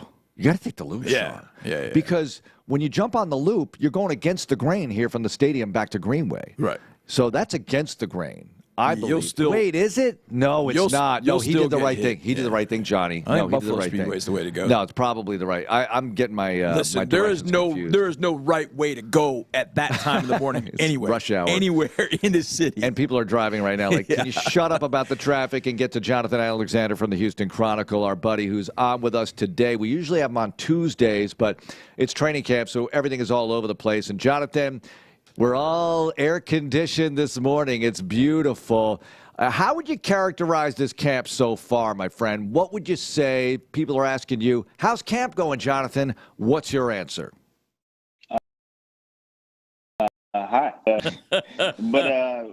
But definitely competitive, man. It's been a good first few days. Obviously, the pads came on the last 3. So it's been a little bit more exciting, and I'm really interested to see what happens in West Virginia. Jonathan, I'm going to steal a question and a thought, and I'm not concerned, but a question and a thought that the way Sean Pendergast put it when I was getting off the air with him a little while ago. He said, how do we essentially grade C.J. Stroud on a curve, or what would that curve be, given everything he's kind of up against in this camp? I don't know if that makes a lot of sense, but essentially with everything he's got going, how do we have to temper our thoughts of criticism or not of CJ? If he throws an interception or he doesn't have a great practice, hey, man, he's dealing with a lot of new stuff. What are your thoughts about CJ and kind of going through the first part of this training camp? Yeah, through the first part of this training camp, you got to factor in a lot of things. Like, number one, this is a brand-new offense. He's still getting used to that. Number two, he's going against one of the best defenses in the league. So, naturally, the defense is going to have a lot of great days. Then you have to worry about the new offensive line as they're developing cohesiveness, as they're moving guys in and out of the lineup. There are going to be some hiccups there. And then you got to worry about C.J. Stroud and himself really wanting to prove that last year was really part of the process, to be honest with you, that he was going to have some bad days and that now he can go through some good days and he can improve and more confidence as he moves forward. So there are a lot of factors, and I think you have to factor that in. But later in training camp, or when you see him go against teams in the preseason, that's when you want to see the improvement over time. The offensive line, what do you think it ultimately is when they hit the ground September 7th against the Rams? They've developed. They're not the finished product at all, but they've taken some steps forward a couple of days ago especially. What are you thinking overall here, Jonathan? Yeah, I think it's starting to take shape right now through 7 days. We've seen nothing but Cam Robinson as the first team, Laken Tomlinson, left guard, Cam at left tackle. You got Titus at right guard, and Ariante Ursery has been consistent at right tackle for the past 2 or 3 practices. And as long as he continues to get better, which all his teammates say he is, he'll stick there. Now, center is the wild card, obviously. They've switched a lot of Jarrett Patterson and Jake Andrews. I don't see much of a separation between the two. So I would think that they would go with Jarrett Patterson week 1 since he has that familiarity with C.J. Stroud. And they'll probably keep an eye. If he struggles, then I don't think that they'd be afraid to go Jake Andrews. Earlier this week, end of last week, Jonathan, it was a report. It was sort of vague. It's still, when I go back and read it, it's still vague about Joe Mixon and when he's going to be available. So let's move Joe to the side in a sense and talk about the running backs that we've seen. Good in camp. So is Woody Marks. Nick Chubb is learning this offense, but I think Nick looks physically good, and we know Dare is Dare. How do you look at the running back situation right now? What's your level of panic, if you will, about Joe Mixon and getting back? What are your thoughts about the running backs where it sits right now? Yeah, that's the one concern I have. I think there was a report that, he could miss some time. I think obviously it's possible he'll miss the whole entire preseason, and then you start to wonder how many regular season games he'll miss. Now, if he comes back healthy by week 1, then I wouldn't have any concerns because I still think he's one of the better backs in the NFL. But after that, I'd start to have a little bit concerned because they had those issues last year when Joe Mixon and Dameon Pierce went down. And obviously Nick Chubb is is proven, has a lot of experience, but you wonder, how he's going to be coming off that foot injury. Does he have confidence in the knee at this point? And, how is he going to be at age 29? I think that's a legitimate concern. Now, I'm not saying he won't be good. I'm not saying he can't gain any steam, but it's a question I have. What do you think about the other guys, though? Jawar Jordan, Woody Marks out there. J.J. Taylor's back now. What do you think of some of the other running backs? I do actually like Jawar Jordan. I mean, he didn't look good in the return game, but he's been looking good. Running the football, has had some moves pretty fast. I think he's going to solidify himself, as long as Mixon and Pierce are out, as one of the running backs in the stable room. And J.J. Taylor also has experience as well. I think Woody Marks is kind of coming on. They're giving him some opportunities, and he has that ability to catch the ball in the backfield. But I think the Texans are going to lean on Nick Chubb and Dare Ogunbowale and maybe have Jawar Jordan there if things don't work out. All right, this question is for both of you, and I know I shouldn't ask it, but I'm going to because I want to have fun with this. It's either or question. Okay. Better defensive player of the year candidate. Either Derek Stingley Jr., Will Anderson Jr., or Danielle Hunter. Jonathan, you go first. Better defensive player of the year candidate, Derek Stingley Jr., Will Anderson Jr., or Danielle Hunter. This comes out of a conversation I had with a buddy of mine as we were kind of going a little bit back and forth on who could be a defensive player of the year. And he said Will Anderson Jr. I said, hey, don't forget about Stingley. And I thought, man, if Danielle Hunter has a year, considering what the thoughts are on this defense, maybe Danielle gets in it. Who is a better defensive player of the year candidate of those three? Jonathan, go. That is a good question because I think Derek Stingley Jr. is going to have another good year where he doesn't give up many catches. But I do believe, as we've seen in camp, that people aren't going to test Derek Stingley now that they know who he is. They are not going to test that guy because they know he'll get a pick. So I don't think we'll see as many opportunities. And I think Will Anderson is really shaping up and is coming into his own as a pass rusher. I could see him having somewhere between 12 and 14 sacks this season. And I think he will have a chance. He's been working on trying to strip the ball. I think he's going to have a chance to win Defensive Player of the Year just based on what he's been dominating out in camp so far. And so much so that D'Amico Ryan said that, I might have to tell him to stay away from the quarterback. And I think Danielle, he'll have a good year, but I think Will Anderson is becoming that guy.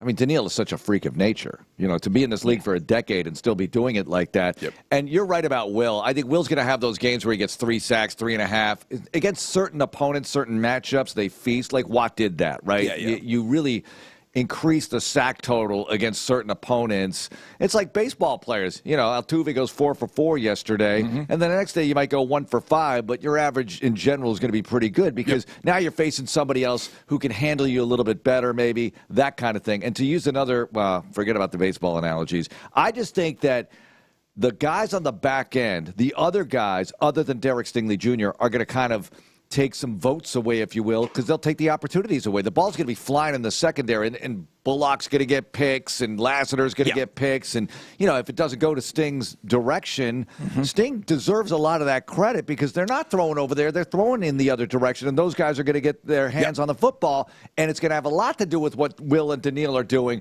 But I'm with Jonathan. Will's the obvious candidate here. Danielle after year because it is such a pleasure to watch, and I love that he's on this team and he's a Houstonian and all that. But Will's ready to take it to another level. He's healthy in camp, and he's making a lot of noise in camp. I like it. Yeah, he's been – I see him on the field during practice, and I think about the different character he is in the building and off the field than he is on the field. Like, on the field, I want to stay as far away from him as possible.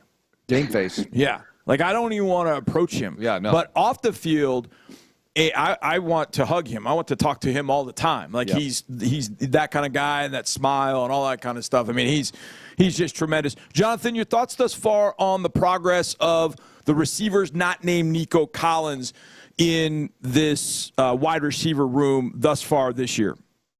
Yeah, I mean, they've actually surprised me a little bit. I mean, we've seen the rookies, Jalen Noel and Jaden Higgins, have their moments and both look good. Really impressed with Jalen Noel, and even Braxton Berrios has made a few plays. I didn't think he was going to be that good, but I think he's going to want to make it hard for this coaching staff. I think Xavier Hutchinson is doing what he's doing, working hard, has made a few plays there. But when you get to the top guys who are going to play more, like Christian Kirk, you see what he can do. He's been dominating, especially on that in the slot, especially on that crossing route. He's gotten C.J. Gardner-Johnson and Jalen Petrie a few times each. So you could tell he's going to be a major factor as team on Nico Collins and trying to stop him. Absolutely. D'Amico Ryans talked about coaching, how he's handling it, delegating, whatever. Your thoughts on the head coach, Jonathan, heading into year 3, how he's evolving in the position?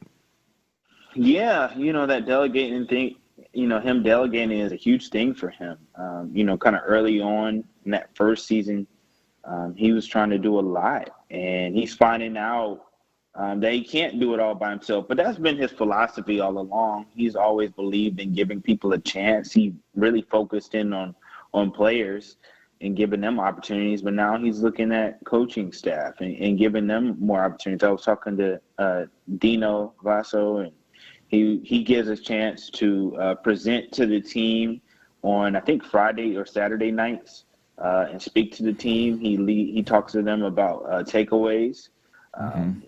Even Rod White talked about getting more opportunities. I think D'Amico sees a lot of potential in his assistant coaches, and they appreciate that because many of them do want to be coordinators or head coach in the future, and they believe that these opportunities will help them.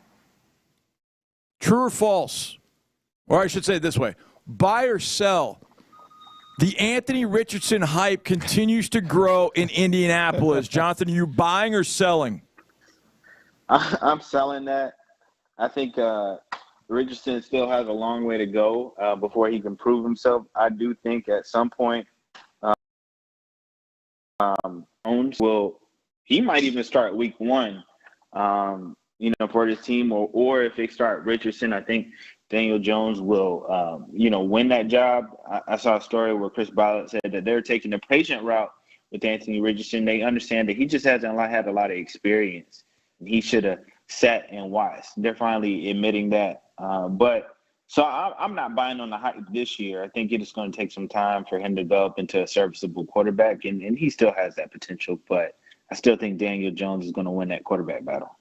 Man, training camp is the most reactive time of year. When you see these little videos like Anthony Richardson. Yeah. Look at this throw by Anthony Richardson. I'm like, okay, good throw, but it was, the guy was covered. He made the catch. Good. Mm-hmm. But, what does that mean, right? We see it out here because, how many reps does CJ get, the starting quarterback or any quarterback, get throughout a training camp session, John? 12 to 15 team reps, if that, right? 12 to 15 plays. In a regular game, that's nothing, right? But we evaluate it like it's the be-all, end-all. Jonathan, better year, Jacksonville or the Colts? Pick one who's going to have a better record at the end of 2025. I think it's the Colts. They still have a solid team, aside from their quarterback situation. I think they took a lot of steps to get better this offseason and sign some pretty good free agents.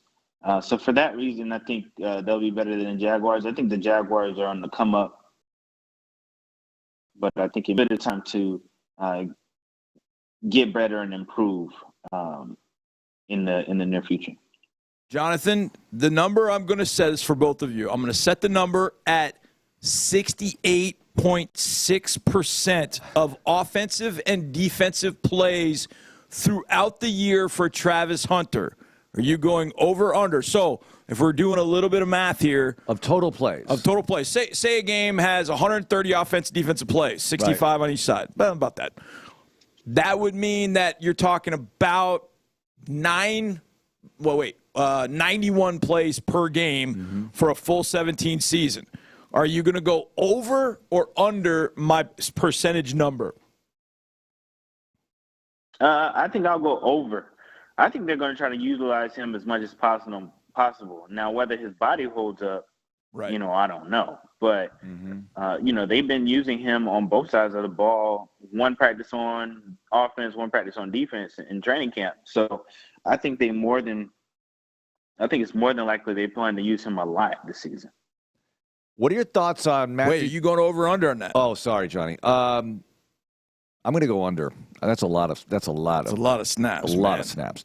A big percentage of the snaps. And talk about people reacting to videos. I saw one of him making a one-handed pick or something, but it was on air or whatever. And it was you can tell that he's going to be a supreme corner in this league just by this highlight alone. Because look at the ball. Built different. Nobody like him. The Jags are the best as an organization, but it's the best at the overreaction to training camp videos. The best one ever, the all-time winner is Trevor Lawrence in a drill where he had dummies rushing, literally like coaches holding pads, rushing into the backfield, and he throws a touchdown pass to Tim Tebow. Yeah. That was, the internet exploded. He's him. Yeah. He's him. It was both There's of no them. defense out there, bro. Tebow's going to be a great tight end. Lawrence is going to be the best quarterback ever, and obviously that has not came to being. What's your reaction to Matthew Stafford's back problems, not participating? What do you think happens week one? It's all speculation, but it's worth talking about.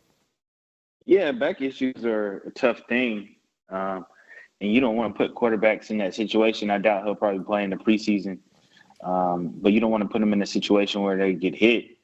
I know the Texans are hoping that he probably doesn't play because he gives them the best shot to win that game.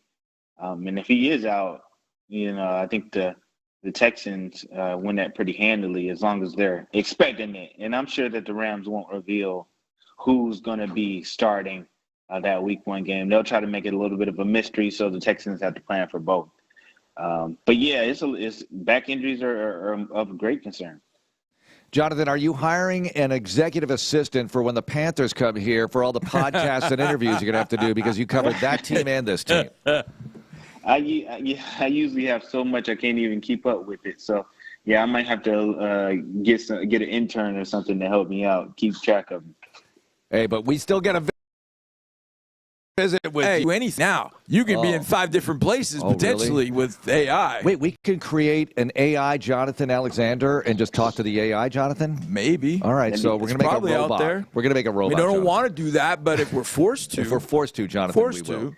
All right. I'll keep the real one. The real one will be talking to y'all. The AI one. That's nice. I like that. I like Good answer. Good. Hey, what do you have going out of the Chronicle for us, Jonathan? Got a few stories. Obviously, we've been talking a lot about what we've seen in camp. Today, we dropped a story about who's standing out, who's not standing out so much. And in the near future, we'll have a story on Sheldon Rankins and his journey back to the Houston Texans. Beautiful. Jonathan, thanks a lot for joining us. We appreciate it. Thanks for having me. All right, we'll see him back on the field tomorrow. Also tomorrow, John McClain, the Hall of Famer, 8:30 tomorrow at the Houston Methodist Training Center. When we come back, the player that makes me say, at training camp, for lack of a better way of describing it. Also, conversations with Justin Watson and also Graham Mertz, rookie quarterback. How's he looking? We'll get to it all here on Texans Training Camp Live. This is Texans Radio on Sports Radio 610. How can we help the body heal itself? At Houston Methodist, we're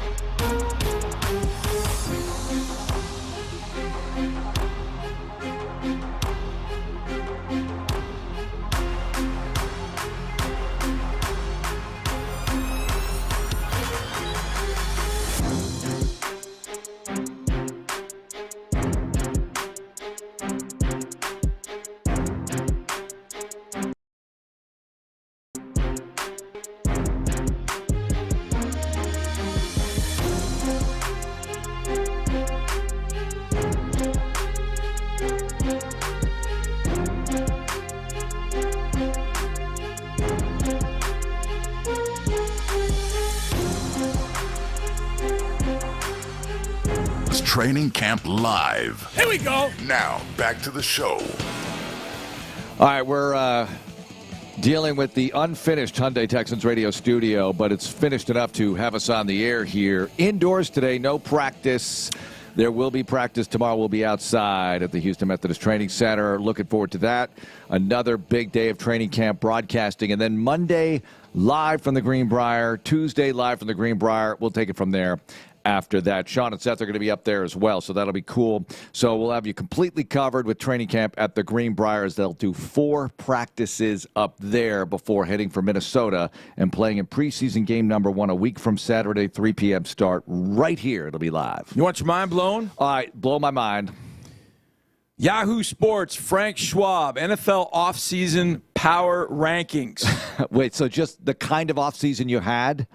No, just where the team is right now. Oh, just where the team is, not ranking the offseason of the team. Mm-hmm. Where the team is right now. Okay, go. Where do you think they are?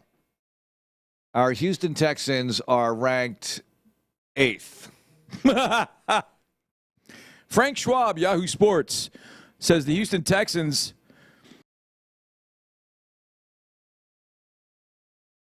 are rankings. Oh, no, it gets better.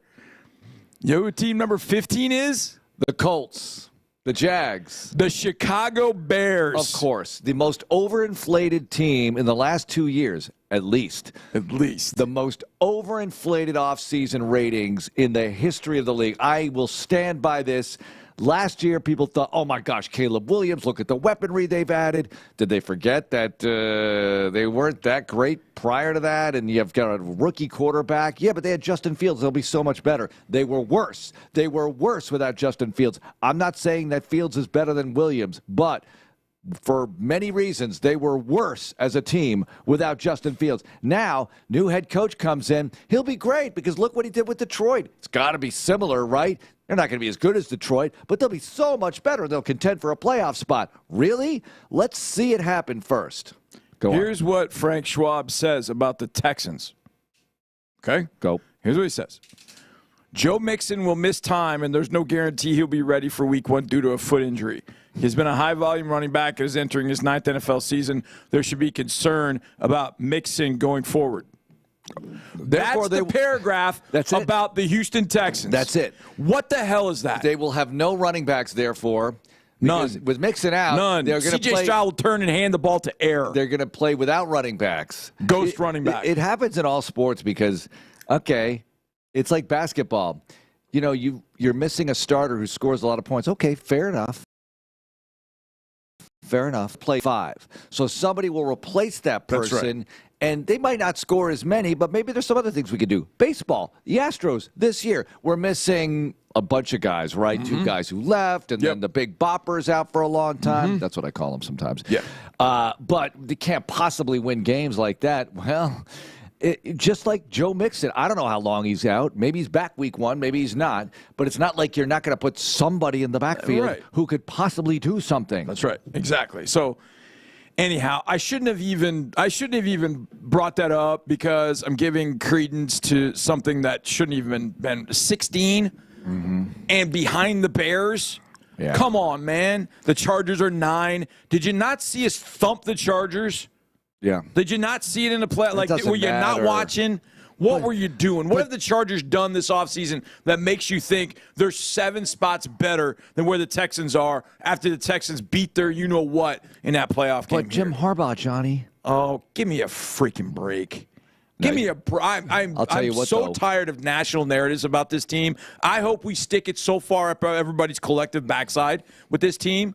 I hope we run roughshod through everybody, and we just run give the proverbial football middle finger to everybody like, hey, you had no clue about what this team has or didn't have. Well, maybe we're the wrong people to answer this question. Do you think D'Amico Ryans gets enough respect? I mean, I think he does, but what he's done here should be heralded already, even though you haven't round, because he took over a team that had 3 victories. Yeah, and 4 the year before that. And 4 the year before that. He took over this squad. Yeah. And Well, you can't say, well, CJ had a sophomore slump, but D'Amico's not that good a coach. Wait, what? Okay, but wait a second. Wait, which is it? Because they still won 10 games, and they won a playoff game against a team that had 11 wins, and they picked off the quarterback 4 times when he only threw 3 all season. Something apparently went right last year. Why in the hell would Harbaugh get all that credit and D'Amico doesn't?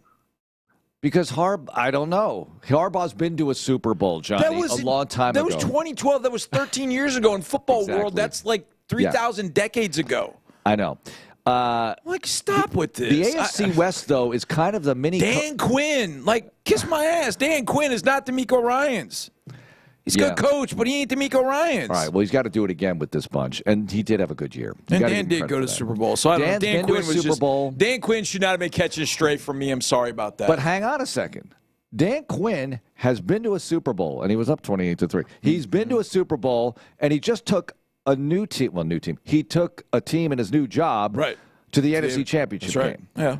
He shouldn't have caught a straight from me. But no one, would anybody say Dan Quinn's a better coach than Jim Harbaugh, yet he's done exactly the same thing? Now, Harbaugh resurrected the 49er franchise. I guess you get more cachet for that. Yeah. I don't know. He resurrected Alex Smith. Look, I mean, Alex Smith never went anywhere without Jim Harbaugh. So you give him credit for that. Right. I'm going to say this, though, that AFC West are kind of a mini coach's cradle. 3 coaches who have won a Super Bowl and one who's been to a Super Bowl. Yep. A lot of pedigree in the coaching The one that hasn't won a Super Bowl has won a national championship in college. Yeah. So good coaches. You know, Pete Carroll with the Raiders. We're going to see him late in the season. Sean Payton. Sean Payton. Andy Reid. Now, Payton started his job the same year D'Amico started his. I want to thump these AFC West teams. I just, you walk behind somebody and they don't expect it, and you just get behind them and you just flick their ear and just bang. Yeah. I just want them to feel this team this year. Have you seen the Chiefs? Have you looked at the Chiefs' schedule? I just want to bring this up since we're just talking here. There's something about their schedule where they don't play a 12 or a 1 o'clock Eastern game for. Okay, there's a bunch of things about their schedule. You ready for their schedule? Okay, go ahead. Chargers in Brazil to open the season. Right. Then they get the Eagles at home. Okay. Now they go to the Giants. Okay. Week 3. Mm-hmm. Week 4, Ravens at home. Ooh. Week 5 at the Jags. Week 6, Lions at home. Oh, Week 7, Raiders at home, but that could be tough. It's division, and they've lost to the Raiders. They lost to the Raiders 2 years ago on Christmas. And then the Commanders at home after that. Ooh. And then at the Bills, at the Broncos. Okay, that takes us to mid-November. That's a rough start. So how many games is that? Every other week, 1, 2, 3, 4, 5, 6, 7, 8, 9, 10. 10. So every other week is brutal, and sometimes back-to-back weeks. That's right. That's a rough schedule, and I didn't even look at the prime time, but there's a bunch of them. So yeah, I want to say that they don't play. I think it's a noon game. I can't remember. Yeah, they don't play noon. Oh, look at this. Here they go. Here we go. They play night. 8 o'clock Eastern, 4:25 Eastern, 8:20 Eastern, 4:25 Eastern, 8:15 Eastern, 8:20 Eastern. Finally, week 7, they play a 1 o'clock game against the Raiders at home. Then it's 8:15, 4:25. They come out of the bye, 4:25. They play the Colts, 1 Eastern. Cowboys, 4:30. That's Thanksgiving. 8:20 against us. They play Sunday night game. Then they've got Chargers, Titans after that as 1 o'clock games, and the Broncos, week 17, they're playing Christmas. They have the 8:15 Christmas Remember game. all those close games they had last year, Johnny? Oh, yeah. And remember the Broncos missing a field goal at Arrowhead to lose? Isaiah Likely's toes on the line. Right. The penalty against the Bengals. Look, I give them credit for winning. They win. They win games. Yeah. However, the hot take here, and I'm not going to be the one to say it, the hot take is you're leaning. The hot take is the Chiefs missed the playoffs. That's a hot take. I'm not saying it, but it's in play. Well, with this schedule, the way it lines up, in that division too. That division's all of a sudden very tough, very much improved. And what do we always say? Even when the Patriots were smashing everybody to bits in the AFC East, they played a lot of close games in Foxborough because the teams weren't afraid, but they would still pull them out. Right. And that's what the Texans are in right now. They're in an AFC South that these teams are not going to be scared of the Texans because they played here a ton. They played the Texans a ton. They might lose, but they're not going to be scared, right? That the way the Titans came in here last year and they had the performance of the ages for them. So that happens. I'm just saying with the Chiefs, that we don't see them till December 7th. This could be rougher than a lot of people think. Well, and the other thing, too, and I remember this when I was watching a documentary on the Bad Boys. Remember the Bad Boy Pistons? Yeah. They played in the finals in 88, 89, 90. So they had 3 straight years where they went all the way to the finals, and that was a roster that had been together for a while. Then they get in 91, and now the Bulls are young and hungry. Jordan is Jordan, and the Bulls knocked them off in 4. The Pistons started kind of falling apart, and I remember them talking about how making it to the finals each of those years, as they got older, that really played a role for them. Longer season. Right. A longer season, shorter recovery time, all that kind of stuff. You got to think at some point, all these trips to the Super Bowl, it starts to kind of wear down this team. They start to have a few more injuries, and maybe they get got a few more times. Maybe the block field goal from the Broncos, maybe the guy that's going to block it trips and the ball goes through and they lose that game. Who knows? But maybe the breaks start going the other way. Now, I'm a firm believer you also make your breaks, and the Chiefs have been good enough to take advantage when you make a mistake, and they can take advantage of that. When did the run start? The run started in 2018 because they made it to the AFC Championship game, right? AFC Championship winner, AFC Championship game. You go to the AFC Championship game and then follow it up like that. The run starts in 2018. Mahomes drafted 2017. Alex Smith plays, but the run starts in 2018. Wait, what did they do in the 2017 playoffs? What was the year they lost to Mariota? That was it. They did. They lost to Mariota. Remember, that was the game where Mariota threw a touchdown to himself. He threw a pass. It got batted back to him. He ran it in for a touchdown. Mike Mularkey and the Tennessee Titans. Jeez, Andy Reid's done so well with them since he got the job in 2013. And it starts with Alex Smith. So I say the run started in 2018. Did it? I mean, I guess you have to say it's the Mahomes-Reid era. So that begins in 2018. But the point is this. These runs don't last forever. I mean, it's tough, man. Even back in the day before free agency reared its, ugly head on the NFL. Not ugly head, but you know what I'm saying. Before free agency was a thing. I don't want to say it's good for the players, so whatever. But when the 49ers were really good with Montana, they won 4 Super Bowls, but they had down years in between that.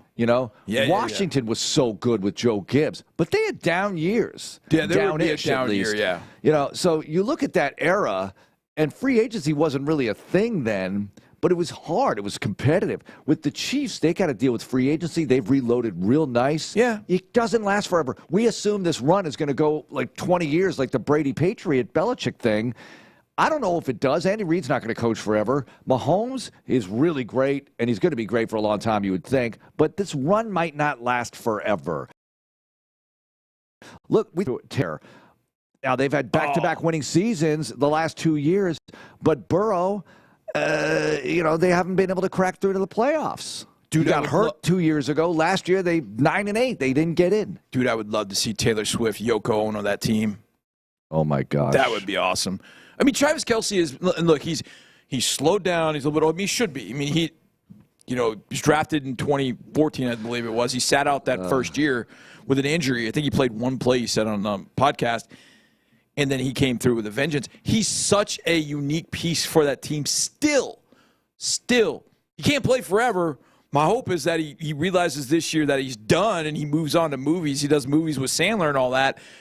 That's a big piece to have moved out of there. But here's the thing about Andy and Mahomes. They had an offensive line and went there that had Mitchell Schwartz and Eric Fisher. They reset that whole thing, went to the Super Bowl and won it. They'll get rid of Kelce, and one of these other tight ends they'll draft will end up turning into a mini Kelce. So it just, as long as Mahomes and Reid are together, that thing, I think, will stay in motion. Now, will they be playing 12, 13, will they win 12, 13, 14 games a year and go to the Super Bowl constantly? I don't know about that, but at some point, it starts to run out. I mean, last year was one of those years where they had everything luck-wise go their way. There's going to be a year where it doesn't, and then there's an injury, and then Mahomes misses 3 or 4 games because he sprains an ankle again, and he just can't play. And they end up going, somehow 9-8. But to do that, I think the Broncos are much better. The Chargers, we talked about it earlier. The Chargers are good. They won 11 games last year. The Chargers are good. They're just, I don't think they're as good as us.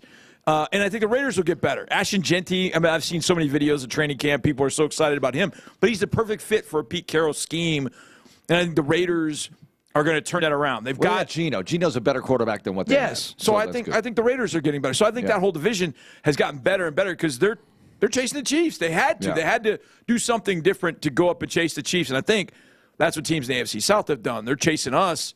So, okay, how do we get better? Well, we got to go get a quarterback. So they all went and drafted quarterbacks. They haven't all panned out. They've all drafted quarterbacks. So we'll see if that ever eventually pans out. But at some point, Kansas City's going to get got. With that schedule, they've got 12 of 17 games right now. I'm sorry, 12 of 16 right now because the last one's a TBD. 12 of 16 are played not at 1 o'clock. Yeah. That's amazing. Good teams. Now, they deal with That's that kind of thing a lot, though. And then they're used to it. And the Patriots did it for 2 decades. Pittsburgh always does it. Dallas always does it. But, you know, Dallas had a bad year last year. No, but they Dallas won 12 does it. games They're 3 years forced in a to row. do it. Yeah, 3 years in a row. Yeah, they're forced to do it because they're Dallas, right? And it's the team people love to hate or love to love. And more people love to hate them, I guess. Okay, we mentioned the Chiefs. The guy who played for the Chiefs, he's got a ring. Does he have 2? 1. Yeah, well, he has 1 from Tampa. And then you got 2 from the Chiefs. Justin Watson. Yeah. He's got rings for days. He does. And he's here now as a wide receiver for your Houston Texans. Penn Quaker, former Chief Buccaneer, now a Texan. I visit Justin Watson. Joining us now, Justin Watson, and we were talking a little bit with Texans team president Mike Tomlin before this interview. You said you don't think the Heat's that bad, relatively. Well, like you said, I know what it can be here. I think we've been getting lucky so far, and like I said, hey, we're standing upright. We're doing a great job, so no complaints. How was it in Kansas City? Because that can get hot, too. It can get hot, but nothing's like Houston. But this has just been really cool. Just the energy these last 3 days with the pads on.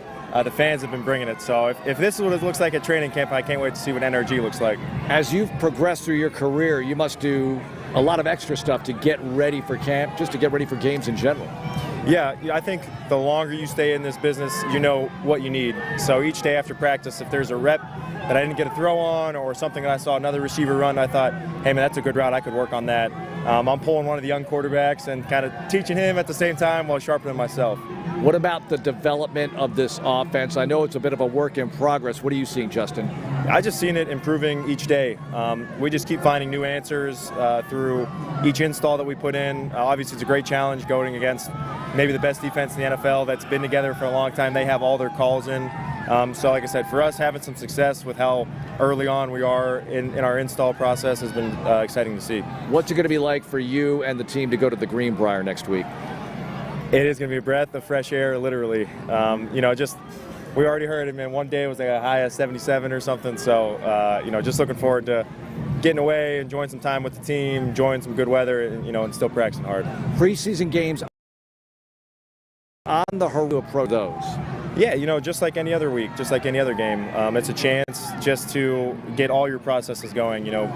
What time do I have to start getting ready pregame? What am I eating before the game? Everything leading up to the game, and then obviously you're going to play, some portion of the game. That's football. That's the easy part. But I think it's just, getting your cadence for prepping yourself so that week 1 you're ready to hit the ground rolling, 1-0. You set so many records at Penn. Are you still aware of them? Do you watch the Quakers play or their progress online, or however you can do that? I do watch them play, and I always say, I hope the next guy breaks it, but, whenever week 9, week 10 comes and there's a receiver that's pretty close to some of my single season stuff, I'm hoping for the win more than I'm hoping for the record to get broken. How many people mistakenly think you went to Penn State? All the time. We used to have shirts that said "Not Penn State" right on them, even in the city of Philadelphia. But man, that's great. Those who know about the great University of Pennsylvania, the Morton School of Business, they know. I'm in the group that thinks the Palestra is the most underrated building for college basketball. Your thoughts? I've seen some great games in there. Villanova's come through. It's a neat piece of history. I was blessed in college. That's where we played our pickup basketball games. So just to play, in one of the monuments of basketball was really neat in college. Nice. Justin, thanks for joining us. Good luck. Thanks so much. Okay, so I have a story about this. So my wife and I got married. We got married in just outside of Jacksonville, Orange Park, Florida.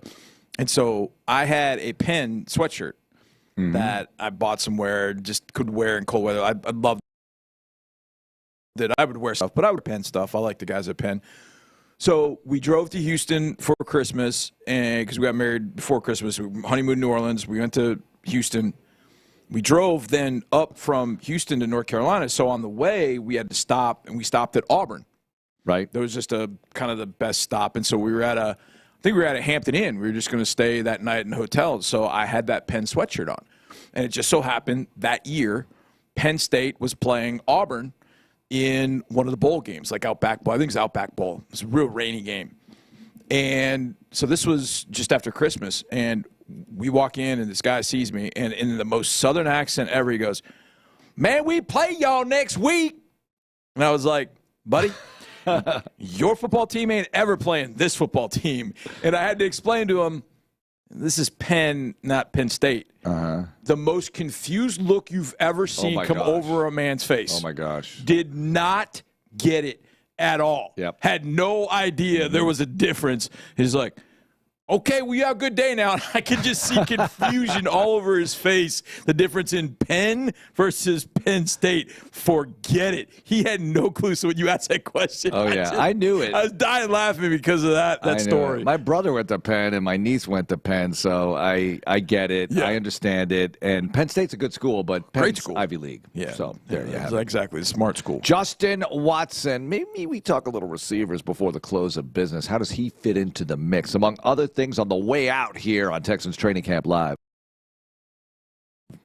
Bridges coming up on Texans Radio. You know what having fun your way is really like? It's never-ending options and rewards at over 50 destinations nationwide. It's Caesars Rewards. Dine at Hell's Kitchen at Caesars Palace, Las Vegas. Party the night away at Harrah's, New Orleans. Or bet big on table games at Horseshoe, Bossier City. With Caesars Rewards, you earn benefits for every way you play. Book your trip at Caesars.com and sign up for Caesars Rewards today. Must be 21 or older to gamble. Know when to stop before you start. Gambling problem? Call 1-800-522-4700. When you partner with CDW, you get more from your devices with solutions purpose-built for your toughest tasks. CDW experts are creating seamless workplaces using HP's suite of PCs, printers, and peripherals, so remote teams can work flexibly and designers can display their brilliance, all while keeping your customer data safe. Make amazing happen. Learn more at cdw.com/HP. Here's another Whataburger DM. Miranda says, "It's 2023 and still no Pico Burger. How do we get y'all to pick it back up?" Miranda, we totally thought we responded to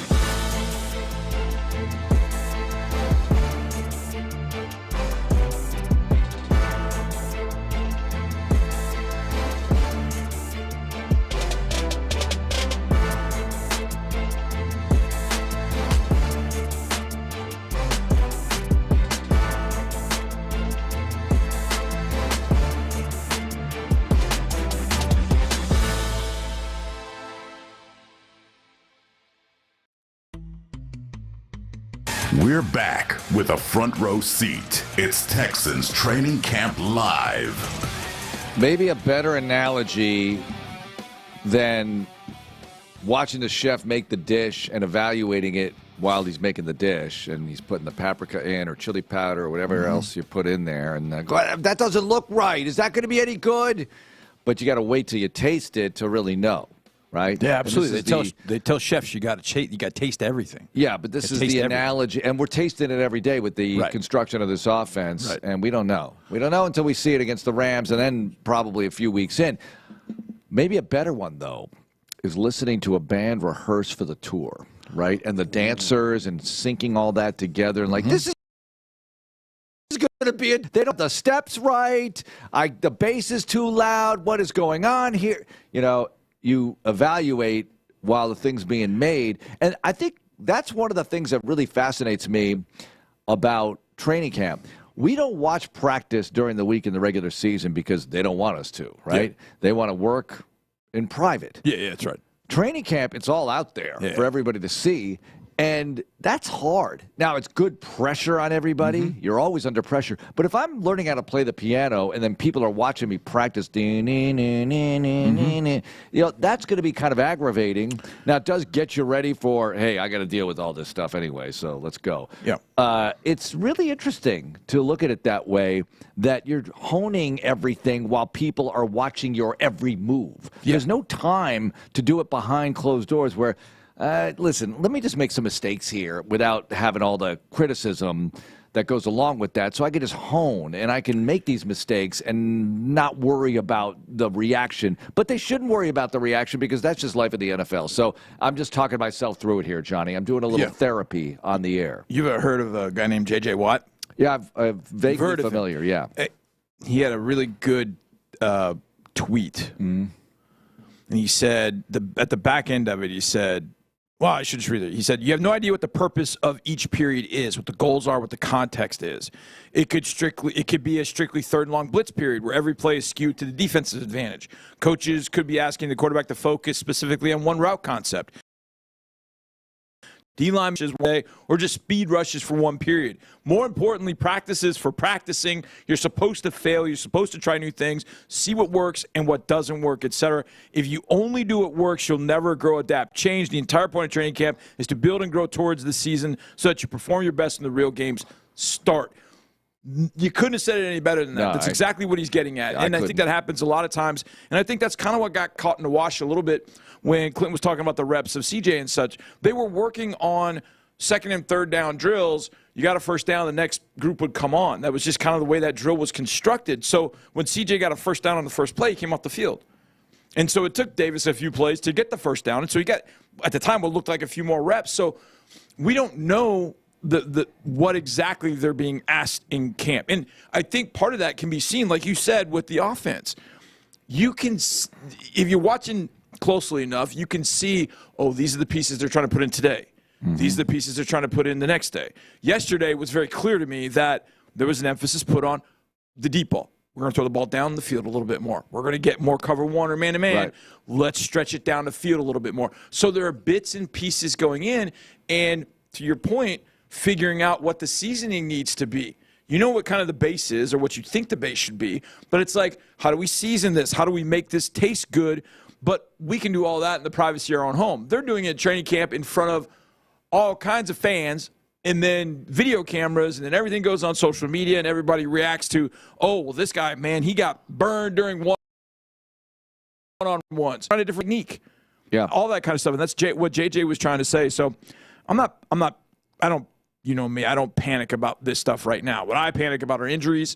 Hated seeing Keontae Hamilton go down, which already stretched a beat-up group. You know, no Foley, no Heinisch, especially on the inside. And then you got a couple guys on the outside. Danico, who could help you inside. He hasn't been out there as well. Derek Burnett has not been available to you during practice. Ooh. So you're stretched already at that position.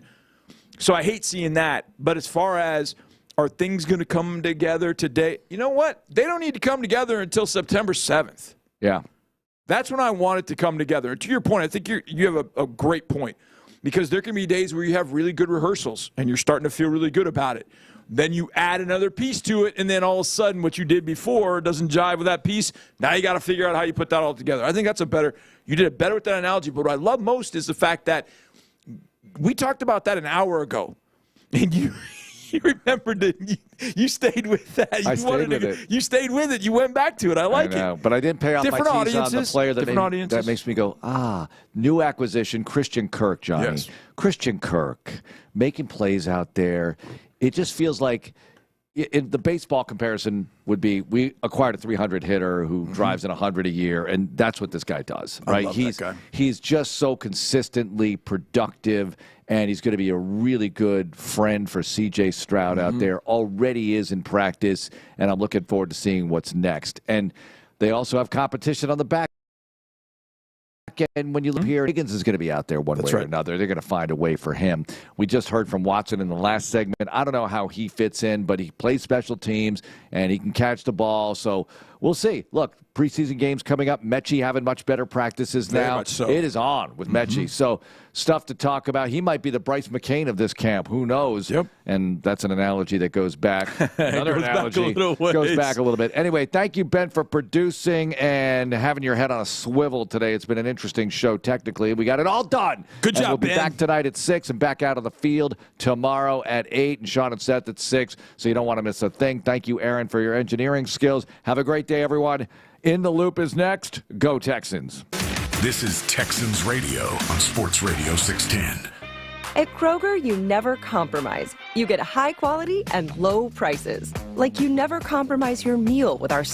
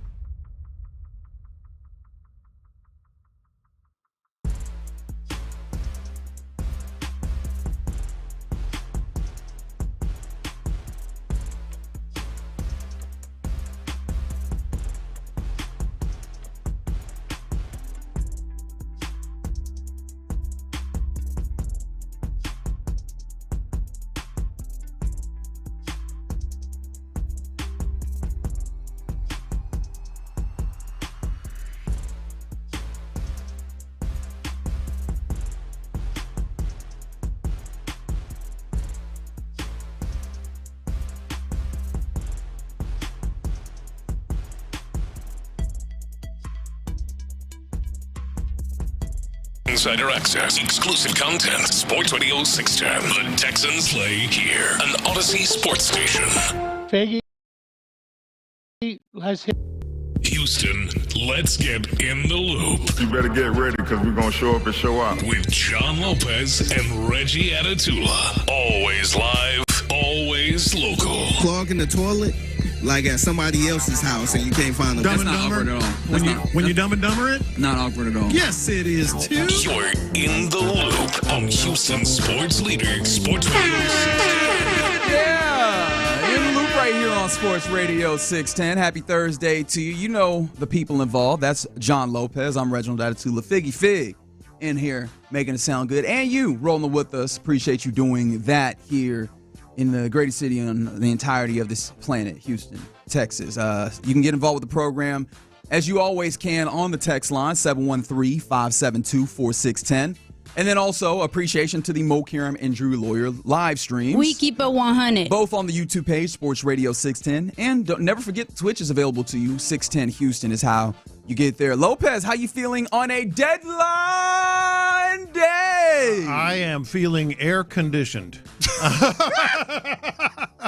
That's got to be a new term, right? How you feeling? I'm feeling air-conditioned, man. Very air-conditioned. We need to put an over-under on Lopez complaining about the heat. You see it? He started out with a complaint. It's called being honest. You know what? Why don't you do the show from here going forward? No, I like have Reggie out there. You do the show in studio. Here's the quandary. Here's the quandary. Quandary, good word. My favorite time of the year is going out to training camp.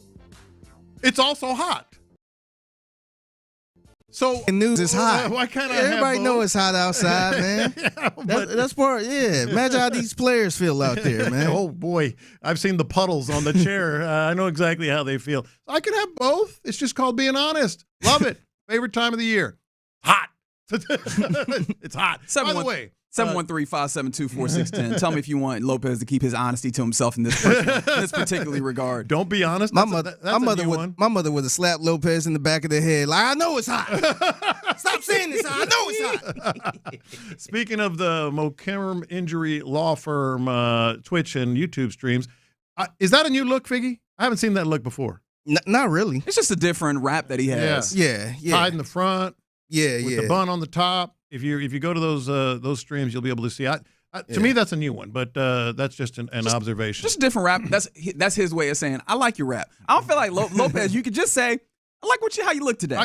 I like this look. I like it. I appreciate it, man. Repping Jack Yates High School, too, man. How about that? Yeah, salute the Yates. Shout out to the Lions. Big fan of them and their basketball coach, Greg Wise, is a great friend of mine. How am I feeling about on trade deadline day? Deadline day. You got to say it like that. Deadline. I can't do it like you. You stopped halfway. You would have started perfectly.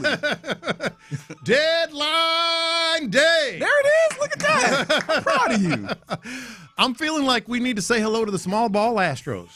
That's how I'm feeling. Oh, why do you say that? Let me explain. I like what's happening, especially given if Carlos Correa is off the table, which, by the way, 2 minutes ago, Chandler Rome reported that the Astros are still in discussions with the Twins regarding Carlos Correa. It seems it's a little bit of, not pipe dream, but a little bit long shot. Did they tell Carlos Correa about this? Yeah, because he was like, yeah, I don't know about this, man. Anyway. What did he call it? He said that the conversations weren't serious. I think serious was the word that caught my attention. Y'all ain't serious. Yeah, this is an unserious line of questioning. That might be talking right to Jim Crane. Yeah, maybe. Contract stuff. Which is fair. Ain't serious. Because he's been on the other side of what we could easily look from the outside looking in at as unserious offers that Jim Crane has made to a number of free agents for the Astros. What if this is a little bit of revenge? Ew. You know, it's a simple, basic human emotion. You know, hey, Jim, remember when you wouldn't give me that contract? Remember that $160 million that you was trying to offer him, and I ultimately got $200? He got a no-trade clause? Yes, he does. Who's got the cards in their hands now, Big Jim? Who's got the cards in their hands? How would that make you feel if he declined, if he said, nope, I ain't going to the Astros? Dude, it's crazy. Man. We wouldn't be at this point where they're having conversations, though, if they didn't, because of the no-trade clause, if they didn't have some idea that he'd be willing to waive the no-trade clause. Though. Right. Especially when you get to the deadline, when you get to deadline day, yes, there's a lot of conversations happening. You can't use the resources of the limited time talking about dudes that you might not be able to actually have any chance at. But if you somebody like Correa and you want to stick it to somebody. Yeah. It's a human emotion. It's a basic human emotion. Let me string them along. So let me explain. Let me explain this to you guys. At least my feeling from where I'm sitting right here. The Astros officially now have acquired Ramon Urias. Ooh, he put the sauce on it. Shout out to Ramon. Way to come through, baby. It's officially official. Utility type guy. Utility type guy. Good third baseman. He's played a lot of third base. Has good numbers there. Those Reggie Atatula numbers. Oh, you want those? Yeah. You want some of those? Yeah, he's good at third base. Outs above average is a 3, which is in the 87th percentile. Mm-hmm. Now, Lopez, you did a little bit of you've learned some arithmetic, some general math things. 87th percentile is good, is it not? That's high-ish. Yeah. So like he is a good defender. He's good. But when you talk about the bat this year, 248 batting average, 688 OPS. Now he hasn't finished the season below 700 OPS, but he currently is below that mark at this point. This is not the bat that comes to fix what's happening here. Mm-hmm. But I do think I like this acquisition on a small scale, which is obviously what this move was. Yeah. Your two best pitchers remain ground ball guys. You moved one of your greatest Astros of all time off of his primary position late in his career in order to help your defense on the infield. And the defense on the infield structurally has been weakened. Right. So this is a way to kind of strengthen that, especially as I know you have had a position that you don't want Dubon as a primary second baseman because of his utility. Third baseman. No, primarily as a second baseman. I want him as I don't want him to play all the games there. Exactly. I want him to be able to move around. But I definitely don't want him to play more games at third base. But that's because you want that flexibility. Exactly. Urias comes with that and allows you to be a little bit more stable with a Dubon who has been very good defensively, but he's also giving you a little bit of a bat as well. Right. Too. So as I said, say hello to the small ball Astros. Now I'm not saying they're going complete, down that path. But I think what I like about this trade, and I do like what the Astros are doing, not necessarily just this trade. I think they're embracing what they're transforming into, and there's another reason. There's several other reasons for that. They obviously, who knows with Jordan. Jeremy Pena's coming back. I would expect him in tomorrow's lineup with Boston. Home run yesterday for Sugarland. He did. Shout out to the man. We back, baby. We back. You got flexibility with Dubon. You can play Urias at third base. So you've got a pretty good defensive infield. That's and we've seen tendencies even trying to manufacture runs with the Astros here of late. I like it. I like it because I think they're embracing kind of what they are now without the big power hitting, without a lot of extra base hitters necessarily, et cetera. And then there's this. The other pitcher that they're involved with, apparently pretty deep into conversations, is Sandy Alcantara. Alcantara, if you want to say it like that. Thank you. The stance on this show is, if possible, put jelly on it. Put the sauce on it. Yeah, he ain't gonna do it all the time, though. I'm gonna hold him to the fire. You've noticed that when he does it, I'm like, oh, you might do it more than him. Yeah, that's right. Because I'm trying to set the standard here. He is a ground ball machine. Let's see if we can get a ground ball pitcher. Now, over the last 2 or 3 years, he's been way above average in terms of producing ground balls. A little bit down this year, but still producing a lot of ground balls. And there's a little bit down this year for Sandy this year. Yeah, there is. But maybe they can sprinkle some of that Kikuchi pixie dust on him. And I'm sorry, I'm a child. I apologize. Sprinkle a little bit of that Kikuchi pixie dust, which who doesn't like that? But anyway, you're going to be able to enforce more, start more ground ball, have more ground balls with Fromber, who's a big-time ground ball pitcher. Then you have Hunter Brown, who's a little bit of everything. So you're bringing in a pitcher who can induce ground balls. You're helping your defense. You are a small ball team. Yeah, and I think that's a good thing. You're embracing what you are now without the Jordans and all that stuff. Can you be a World Series champion as exclusively a small ball team? I don't think they're necessarily exclusive. I think they're embracing, kind of their tendencies. But this is the whole idea coming into the trade deadline is, hey, you need a bat. Urias is not that bat. And then, as you've highlighted, whether it's Cease, whether it's Alcantara, they continue to look towards a ace-type pitcher when it comes to the trade deadline. I know that there's an idea that they still would be interested in a bat, but I do wonder, again, how far they can stretch the assets that they have in acquisition. And so it feels like the priority is, again, We have somebody that kind of helps us a little bit defensively, which I think is a good thing. I'm not batting an eye at that or being mad about that. But then it seems like the next priority after they got Urias across the line and easier is pitching. Yeah. But that feels like you're leaning into whatever we have hitting-wise, which, again, at earlier points when you were a little healthier also was a place that we were looking at as average to slightly below average. Is that leaning into the idea, well, we're just going to try and generate runs on a small level and just beat teams with pitching and defense without having like the high-end offensive output, 9-1 result yesterday, be damned. Like, is that a winning formula for what they're trying to do? Because they are trying to win. Like, you don't go into this deadline as buyers with all the injuries and with the place that you are in the window, continuing to use more assets if you're not trying to go and win and bring home hardware. I think what they're doing is kind of a combo of what you just said. They still have guys that can drive in runs. They still have guys that can hit home runs. They just don't have as many of them. So they're, nobody's going to say, no to a 6-run inning, with 2 home runs in there. But what they are doing, and this is another reason I'm thinking, all right, I see them working and I like it. Another couple of players that they're connected to with the Cardinals are big on-base percentage guys, which leads in, again, to if we're going to have to manufacture some runs here and there, let's do it.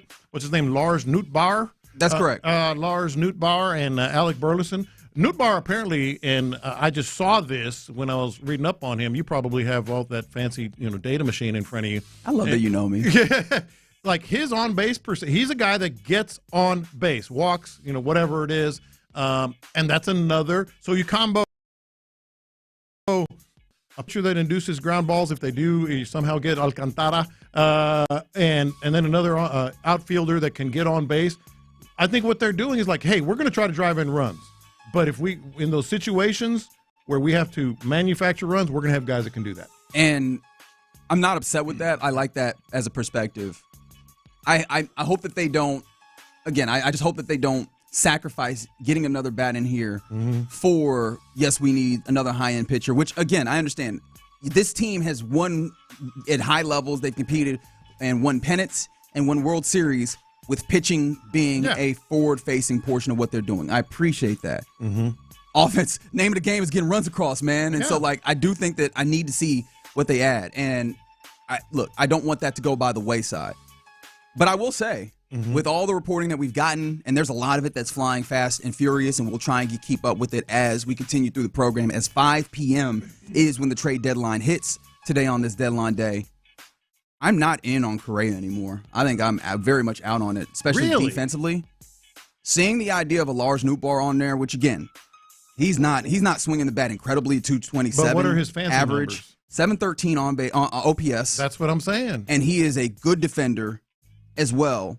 I think that you put him in this. He's a left-handed bat, an outfielder that helps you kind of limit some of these things. Cam Smith has played the most games that he's ever played in a singular season of baseball. Yeah. I think that is actually, that strikes me as stronger and more important for what you're doing than Carlos Correa brings, whatever nostalgia he brings with the defensive question marks that he has, especially as you're establishing yourself.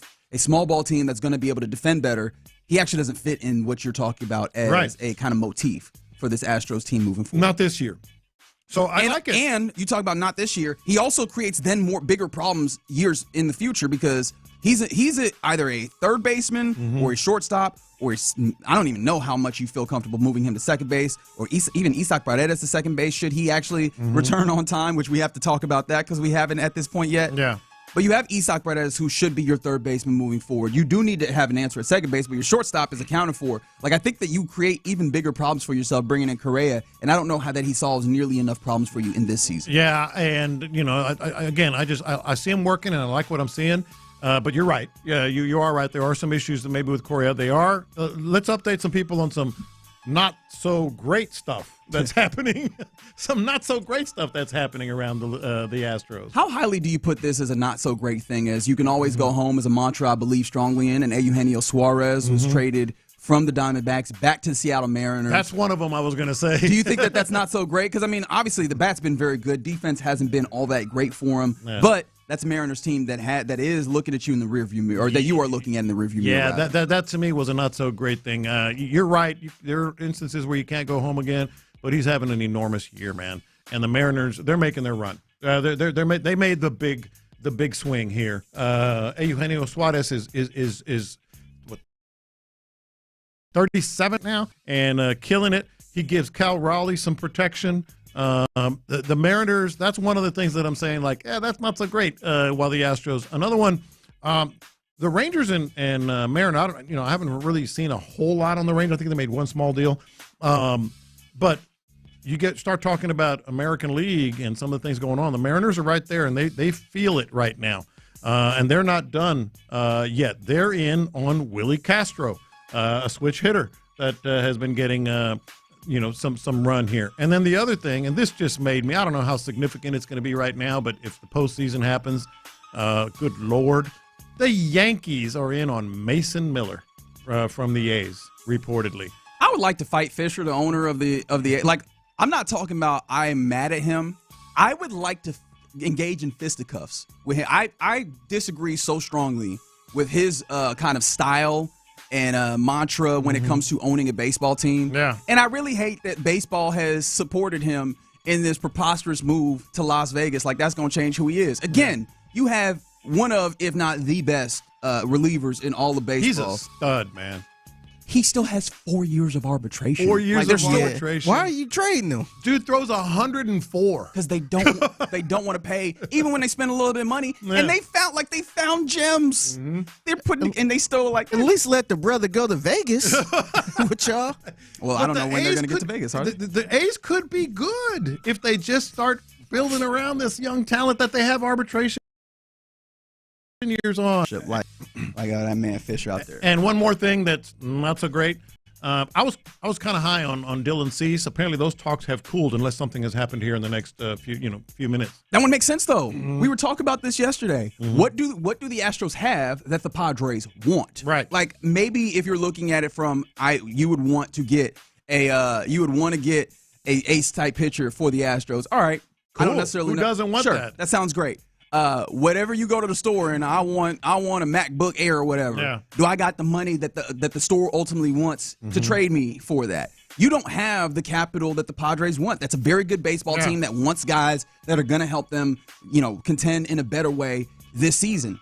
You can't afford to spare none of those. Can't do it. I ain't got it to spare. It's like when you're in the grocery line and all of a sudden you realize, I don't got that. You got to start taking stuff off. Let me know when I get the $50. Yeah, we've all done that. Are you? Question. Yeah. Are you the person that actually goes and puts the thing back in the? No, I just said it on the side. I knew it. I just said it on the jerk. Side. They have people that do that. That's not their whole responsibility. They got to get off what they doing right now Don't to act go and like put y'all your never stuff done back. that. I haven't. I take my stuff back. Lopez said a big old thing of brisket right there with the candy bars. Right there on the gum.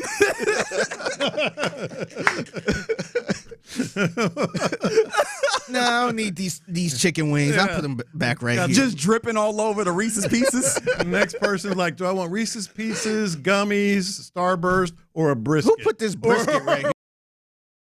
Or this brisket right here. And then the secondary portion of that is now some poor cashier has to be like, hey, this brisket was marked as 99 cents. Like, no, what? You know damn well that's not where that goes. What jackass put this brisket right here?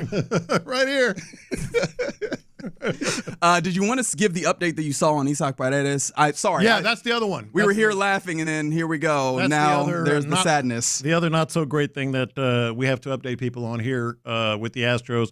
Isaac Paredes, 6 to 7 months, reportedly, by Bob Nightingale. Apparently, it is a torn, and remember I speculated on this. It had all the markings of surgery, man. It had all the markings of surgery. Well, now he's getting a second, parentheses, better opinion. He's trying to find 6 to 7 months. They hope to have him available for the start of 2026. Whew, okay. Well, that's going to be a conversation that we have to have very soon. Today, though, is a deadline day. So we will be watching in that space to see what we ultimately get for your Houston Astros as they try and make themselves a more formidable foe and contend for a pennant and hopefully a World Series in the AL. You're in the loop right here on Sports Radio 610. Oh, there is some deadline day movings. We were talking about Mason Miller. We were talking about the Padres. Why not combine them? Mason Miller is acquired by the Padres, and it seems like they also acquired J.P. Sears, a starter as well. Wow.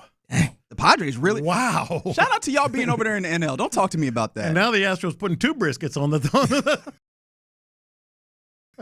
Nah, let me just take this whole cart, set it to the side, and walk out with nothing. You know what? I wasn't even trying to go shopping today. You know what? Right. Let me set this full cart over to the side, just leave. That's right. We out. We're out. All right. I did that a couple times before because I left my card and I ain't had no money to pay. That one hurts. Yes, I'm like, I'm sorry. I had to leave this to the side and go get my money. I keep that pay by phone, like the Apple Pay or what have you. I keep that on my phone. This was before Apple Pay days, by the way. Yeah. This is about around 09. Mm-hmm. Yeah, you just be thinking to yourself, can I run home real quick and come back and pay for this? All right. Can you leave this cart right here? I'll be back. Yeah, 6'3". Put your head down, just walk out. Yeah, 6'3", get after him. Come on, Lopez, put it back. Don't make some 16-year-old they're acting like they've never done it. They just admitted they did. Nobody does that. Figgy did. Said he put the whole cart on the side. Well, I couldn't pay for it. Well, I'm gonna go around the store like a supermarket sweep and just put everything back. That's my point. I had to leave it. That's my point. That's even more. Y'all both wrong for that. I personally am never, because I'm a good person. Yeah. All right, coming up next, of all the players on the physically unable to perform list and the non-football injury list, which one's hurting the Texans the most right now? Which one's hurting them the least? And who would you like to see back at full strength? 713-572-4610. Let's talk about the Texans on an off day during training camp next. All right, let's have some more fun.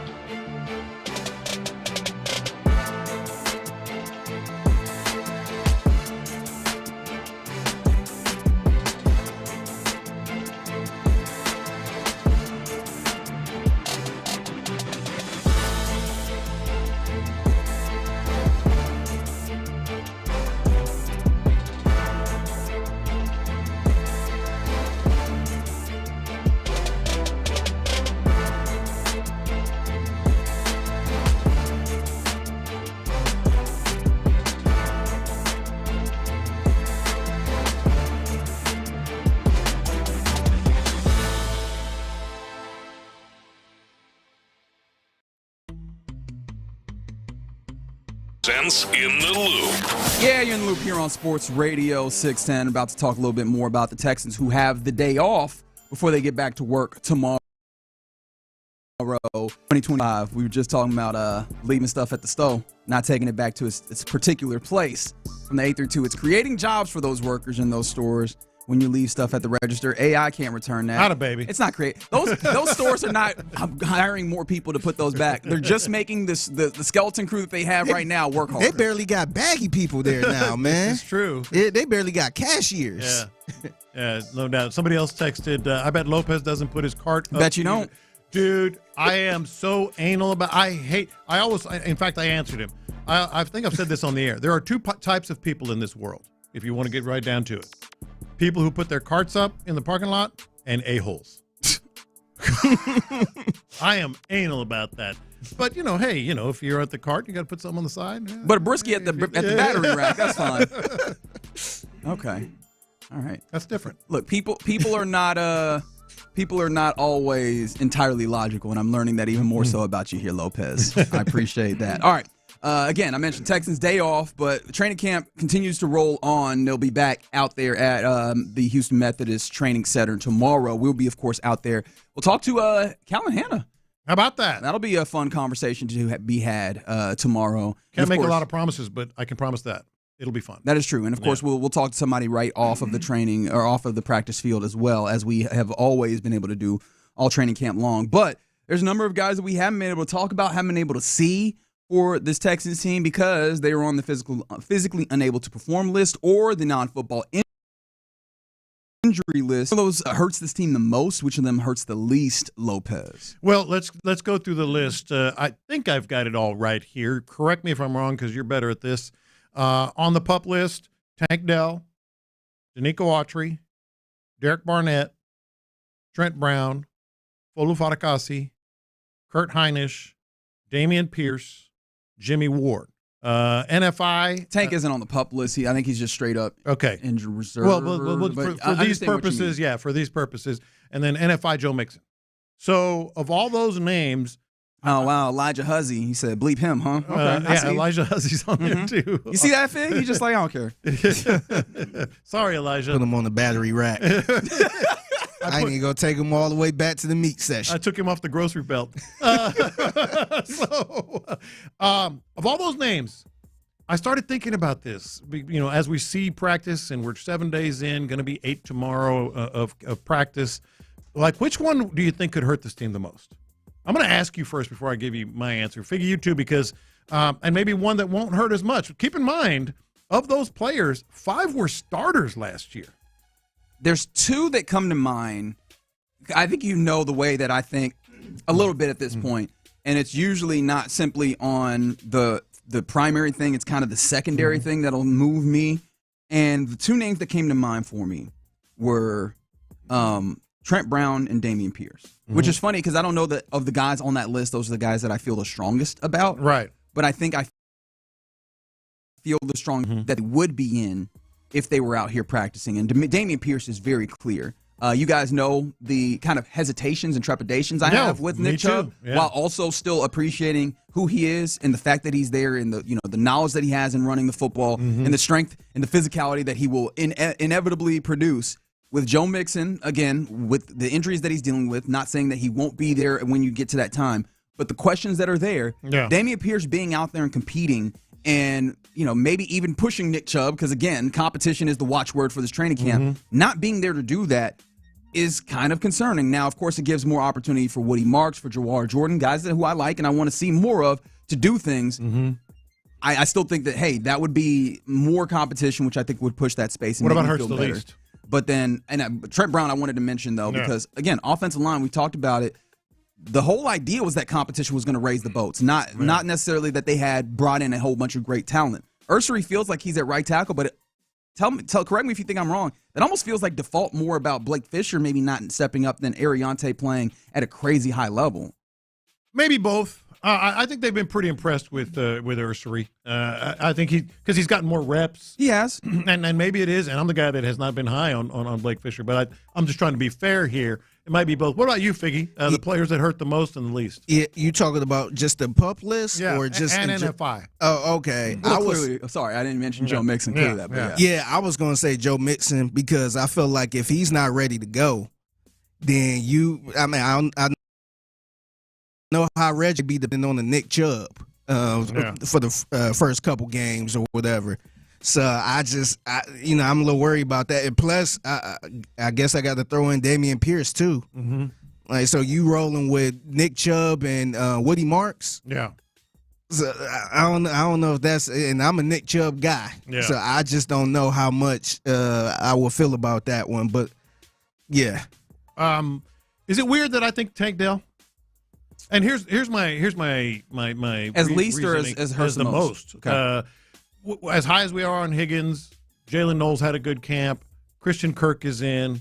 If you had Kirk, assuming Kirk would still be here, but still, let's say you had Kirk, Dell, and Nico, and with Tank Dell's precise route running and this offense, I would feel so, because there are some unknowns. We're high on those guys. Yeah, they're rookies, but man. They're rookies and they're unknowns.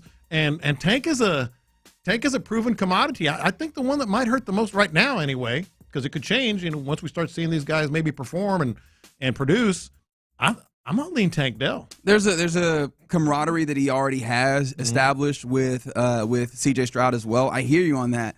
The problem before I get to any other wide receivers, and again, I know that you have at least one, but I feel comfortable about two before we even get to like where you are with tight end, that I think will be productive for your quarterback. When you talk clearly, Nico Collins, one of the best wide receivers in the league, in my personal opinion, and then Christian Kirk, who is a consummate professional who knows be very vital. You got to keep CJ upright, and I think that competition at offensive line continues to loom large for me, which is why I would hope that a Trent Brown would at least be able to be out there if you could have gotten him out there. When you talk about least, and it's, again, same feeling. I feel so confident about the position group that I don't worry about it. Derek Barnett. That's fair. Like Derek Barnett, I don't worry about him because, 51-55, they are going to meet at the quarterback consistently. And then when you sub them out, you have a number of guys that I also still feel comfortable about rushing the quarterback. But then also, once Derek Barnett does hit the field, he is such a pro himself. And I know that he's not hurting for this time. He will step in and be able to do the things that he does at a consistent manner, regardless of when it is. So I feel that was the one that I feel the least concerned about. The one I feel the least concerned about is probably Jimmy Ward. Me too. Because I feel like they're pretty loaded at that secondary position. And he kind of had a tough year last year, man. It seemed like you always saw the back of his jersey at some point. And I think it's a good thing to have him there, but I don't think we would be sitting there like, man, we need Jimmy Ward back. I'm with you. I think he's getting a little has old. Nothing to do with anything that's happened with Jimmy Ward. I feel J-Rock and Jay Reed and obviously Gardner Johnson, who you're going to hear from today, by the way. I'm with you. I think Jimmy Ward, not that I wouldn't appreciate it, but worried the least. I kind of disagree. Yeah? I kind of disagree. I feel like he's very helpful, especially in a very particular sense, in the particular role that Jalen Petrie exists in. And the depth behind him, Arthur Millette is supposed to be that guy. Yeah. As of yesterday, what color was the jersey that Arthur Millette was wearing? That's a non-contact jersey. He still has not been able to get out here and do the work for that position. You brought him in. He did not have the benefit of minicamp or any of that. Or OTA, so he's jumping in camp, and he hasn't been able to be physical in that space, which is a position that needs a level of physicality. Not saying that they won't have a guy that can step in and maybe do that, but Jimmy Ward is a guy who has played that position, and he jumped in very admirably when Petrie got hurt last season. I would feel a little bit more comfortable if Jimmy Ward was available for you in this time period, because that secondary, that backup role to Petrie is currently in a place where I think you have somebody penciled in, but I'm not certain of the play that you get when that person has to step in. Why'd they bring in Mollett to do that role? And he's an experienced guy. And by the way, Jimmy Ward is on the record as he doesn't really like playing nickel. No, yeah. But he don't got to like it to be good at it, and he has been good at it. And I think more than anything, Jimmy Ward is a professional enough to be like, I don't like it. However, if this is what it takes to win, then that's what we'll do. Which, again, I think actually you can run that up the chain to the top when you talk about D'Amico, when you talk about Nico. But I think more D'Amico just because he is the guy that has established the culture more than anything. And that culture is we do what we need to win. Yeah. There are some things that we like. There are some things that we don't like. And they've done a good job of like thanking like a Titus Howard for doing a thing that we know that you did not like at a point for the betterment of the team. But so I think that's why I feel that way about Jimmy Ward. Somebody said, is Jimmy Ward in any trouble with the law? Oh, baby. He was arrested in Montgomery County. How long ago was that at this point? About a month. About a month ago. We're still waiting on some level of resolution, and the team knows, and they're just kind of waiting for the legal process to take its toll. But it was a domestic situation where I think the allegations stemmed around potential of like choking. So we'll see what ultimately the legal system comes with. To that end, all we have is what we got in that immediate first 48 hours of information when it came to the arrest report, and then obviously him making bail. Actually, that was over after the weekend, wasn't it? And so that's all we still have in that space. And for the time being, we just continue to wait. He's out. He reported. He just has not been doing anything with the team to this point. All right, you're in the loop. Here we go on a Sports Radio 610 832. Good point, Christian Harris. But Christian Harris isn't on these lists. That's the thing that makes it the most weird about Christian Harris, because his presence would be very important. They seem to be continually operating in such a way where they go, if he comes out and helps, that's cool. Or when he comes out and helps, that's cool. To that point, we have what we need to be able to do what we need to do. All right, coming up next, let's get to our question of the day. I don't know if you saw this, but the Ravens put in a pool, and some of them Ravens can't swim. So they're like, hey, we need Michael Phelps to come out here and teach us how to swim, which it seems like he will do. But that got us thinking, what's something basic that you just can't do? 713-572-4610. Let's talk about it next. The Drive with Stoerner and Hughley.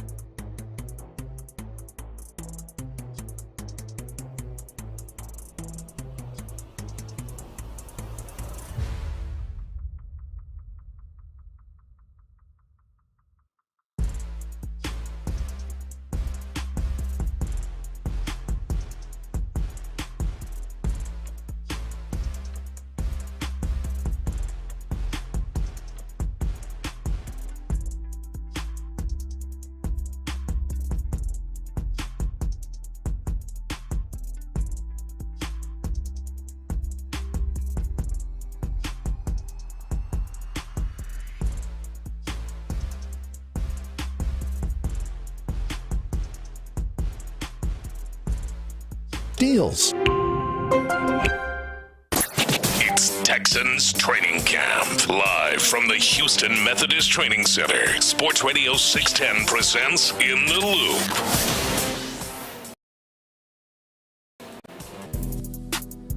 Actually, an off day, big voice man.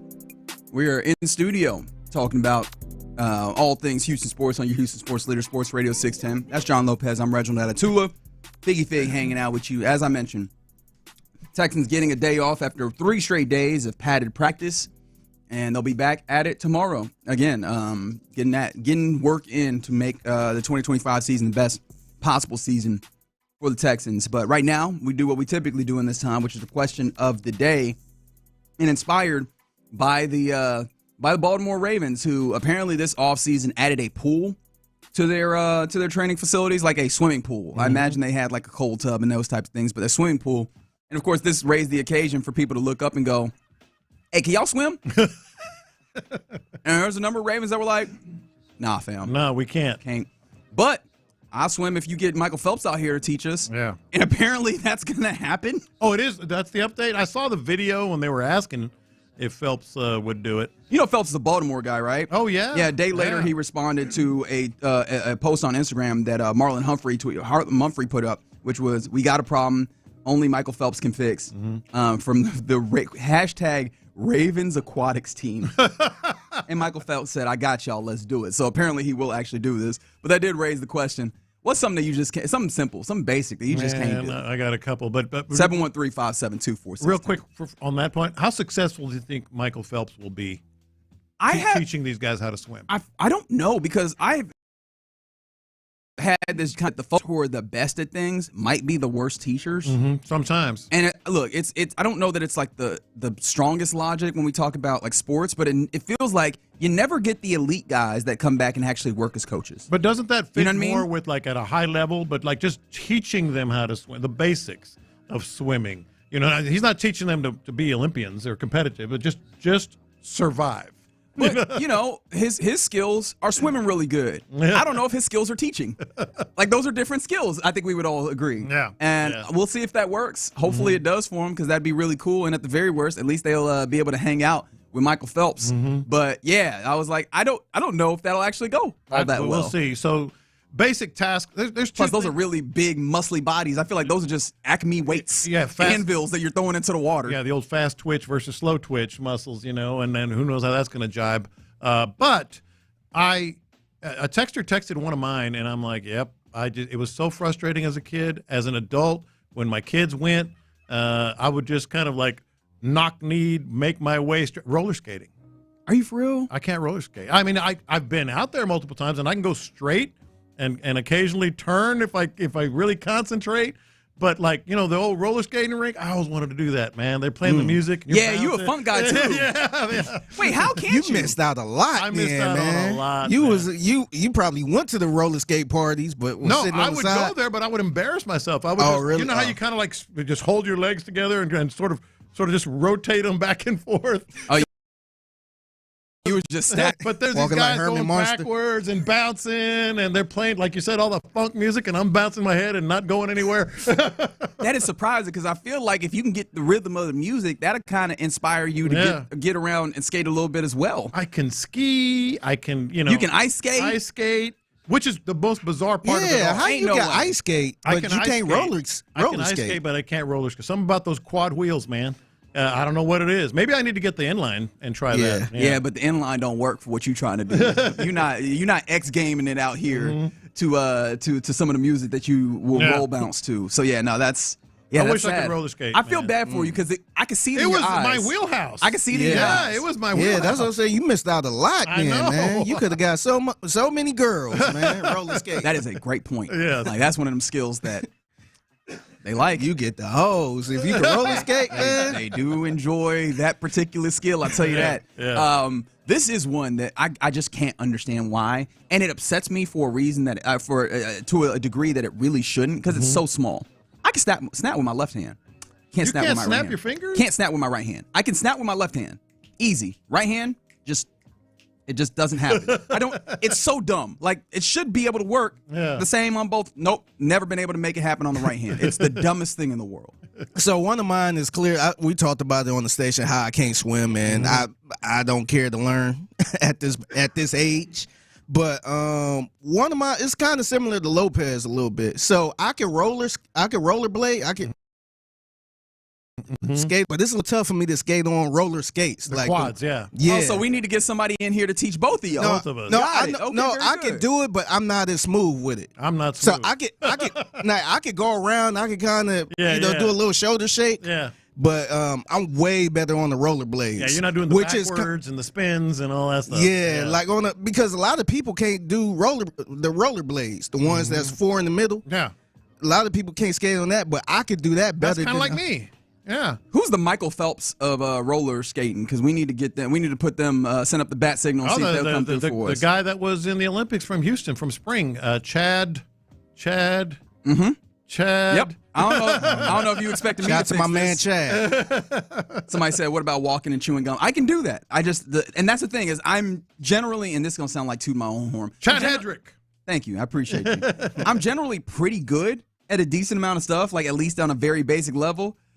It's just that this one little thing, and it's snapping on the right hand. It's that it'll get me every time. Some other ones that have come in, somebody said, never been able to tie a balloon. Don't know why. That's an interesting one. That's a very interesting one. I got one similar to that. Remember back in the day, people used to suck on the helium? Oh, and yeah. then they used to make that. Yeah. I could never do that. You just talk. It just happens. See, this is what Michael Phelps is going to be doing in the rain. So what you do is you get in here and you swim. And you just swim. Oh, okay. Thank you, So you get in Michael. the pool and you float. How do I do that? You just float. You just float. You're like that, Michael. I'm gonna drown. No, you float. Now, the one thing, this one didn't bother me as much because for a number of reasons as not being able to roller skate. But I can whistle, like that. But I always wanted to, the loud whistle. Oh, man, the ones that be super loud. The super loud Maybe whistles. at the games. Yeah. Can y'all do that? I cannot do that. Can you do that? I can. I've got a very simple, Andy Griffith regular whistle. whistle. I can do, yeah. But I've always wanted to go, real loud. And that's why I don't know how people do it. That's why I keep a Fox 40 on me if I need that. You know what I mean? If I'm gonna be whistling, you're gonna hear me. This is gonna be a loud one. It's gonna sound like I'm calling a personal foul right now. Yeah. You know what I mean? Some other ones that have come in on the text line. Somebody said it took me until I was 35 to be able to snap my fingers with my left hand at all. That's 10 years bizarre. later, still much better with my right. Yeah. See, maybe I need to just work harder. Maybe that just needs to be a daily thing for me. Some other ones have come in. Somebody said, let me see. They said they had a unicycle when they were a kid. But can you not ride a bike? Is that what's happening here? Because that'd be hilarious if you can't ride two wheels, but the one wheel is fine. That reminds me of something else, Figgy. Let me ask you this, because I can't, as we said, can't roller skate it, but I can skateboard. I used to skateboard a lot, which, again, I never figured out. Yeah. I could skateboard, but I couldn't roller skate. I just can't. Yeah, I can't skateboard. Yeah, well, I haven't done it in 35, 40 years, but still. One thing I could not do as a kid, and a lot of kids used to do it, pop a wheelie on the bike. Mm-hmm. I could never do it, man. Just real quick. People, yeah. No, I used to ride it. No. People use miles. I could never do that. Oh, this is a great answer. You might be the leader in the clubhouse 8 through 2. Took them until they were 38 to learn how to swallow pills. Oh, a lot of people to this day. Yeah. That is amazing to me. I think my wife got to swallow one pill at a time. I could take I do the 3 or whole 4 handful, pills. Yeah. I do the whole handful, sometimes without water, which is not recommended, but all right, now you're showing off. If I'm in a hurry. Showing off. Say that sound for me. Just maniac. Somebody said, always wanted to learn how to yo-yo. Yeah, the people that, this is the thing about yo-yo. Like, if you are okay, not impressive at all. Mm-hmm. If you're pretty good, still not very impressive. When you are great, you're like, hey, yo, this dude is a magician. What is happening right here? What am I looking at? Yeah. This is incredible. Here's another good one, and one of my sons can't tie a necktie. See, this one I will actually judge you for. I'm going to be honest. You can't tie a necktie. Oh, I've done your tie before. Yeah. I've tied a tie. I did get better with it because I started watching more YouTube videos on how to do it. So the last couple times I did it on my own, but I never needed the necktie. One of my sons, hey, Dad, can you? The thing is, that reflects kind of badly on you, big fellas. See, I think this is generational, man, because my dad didn't know how to tie a necktie. I don't think he ever wore a necktie. Yeah. And then I don't think his dad wore a necktie. Mm-hmm. So it's a generational thing with us. Yeah, maybe so. I always had to tie all the ties on my basketball team because we had to dress up on game days. Maybe that's what we did too. Yeah. I'm gonna be honest. I was judging all them jokers. That didn't make me a good person. But I was hold your neck. Oh no, I wasn't doing that. No. I was doing the thing where I'll tie it on me. I'll loosen it. Yeah, that's what I do. And then you just slide it on. Because I'm not. Yeah, I'm not tying your tie like I'm your wife or something. Yeah, hold your neck up a little bit. There we go.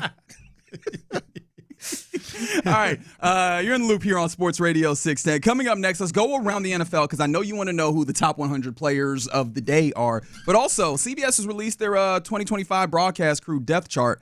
Where's J.J. Watt, and how long before he becomes the 18? We'll talk about that next. Where did the Texans stand on their offensive line?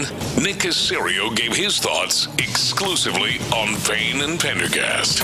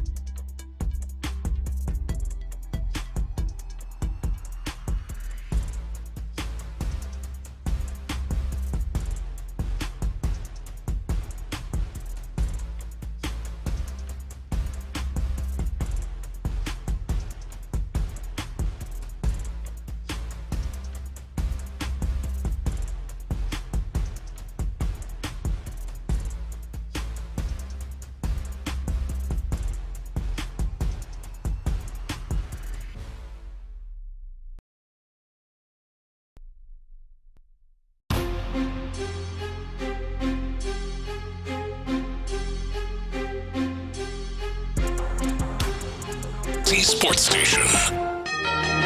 Let's go around the NFL in the loop style. Why are you smiling? Because I love football.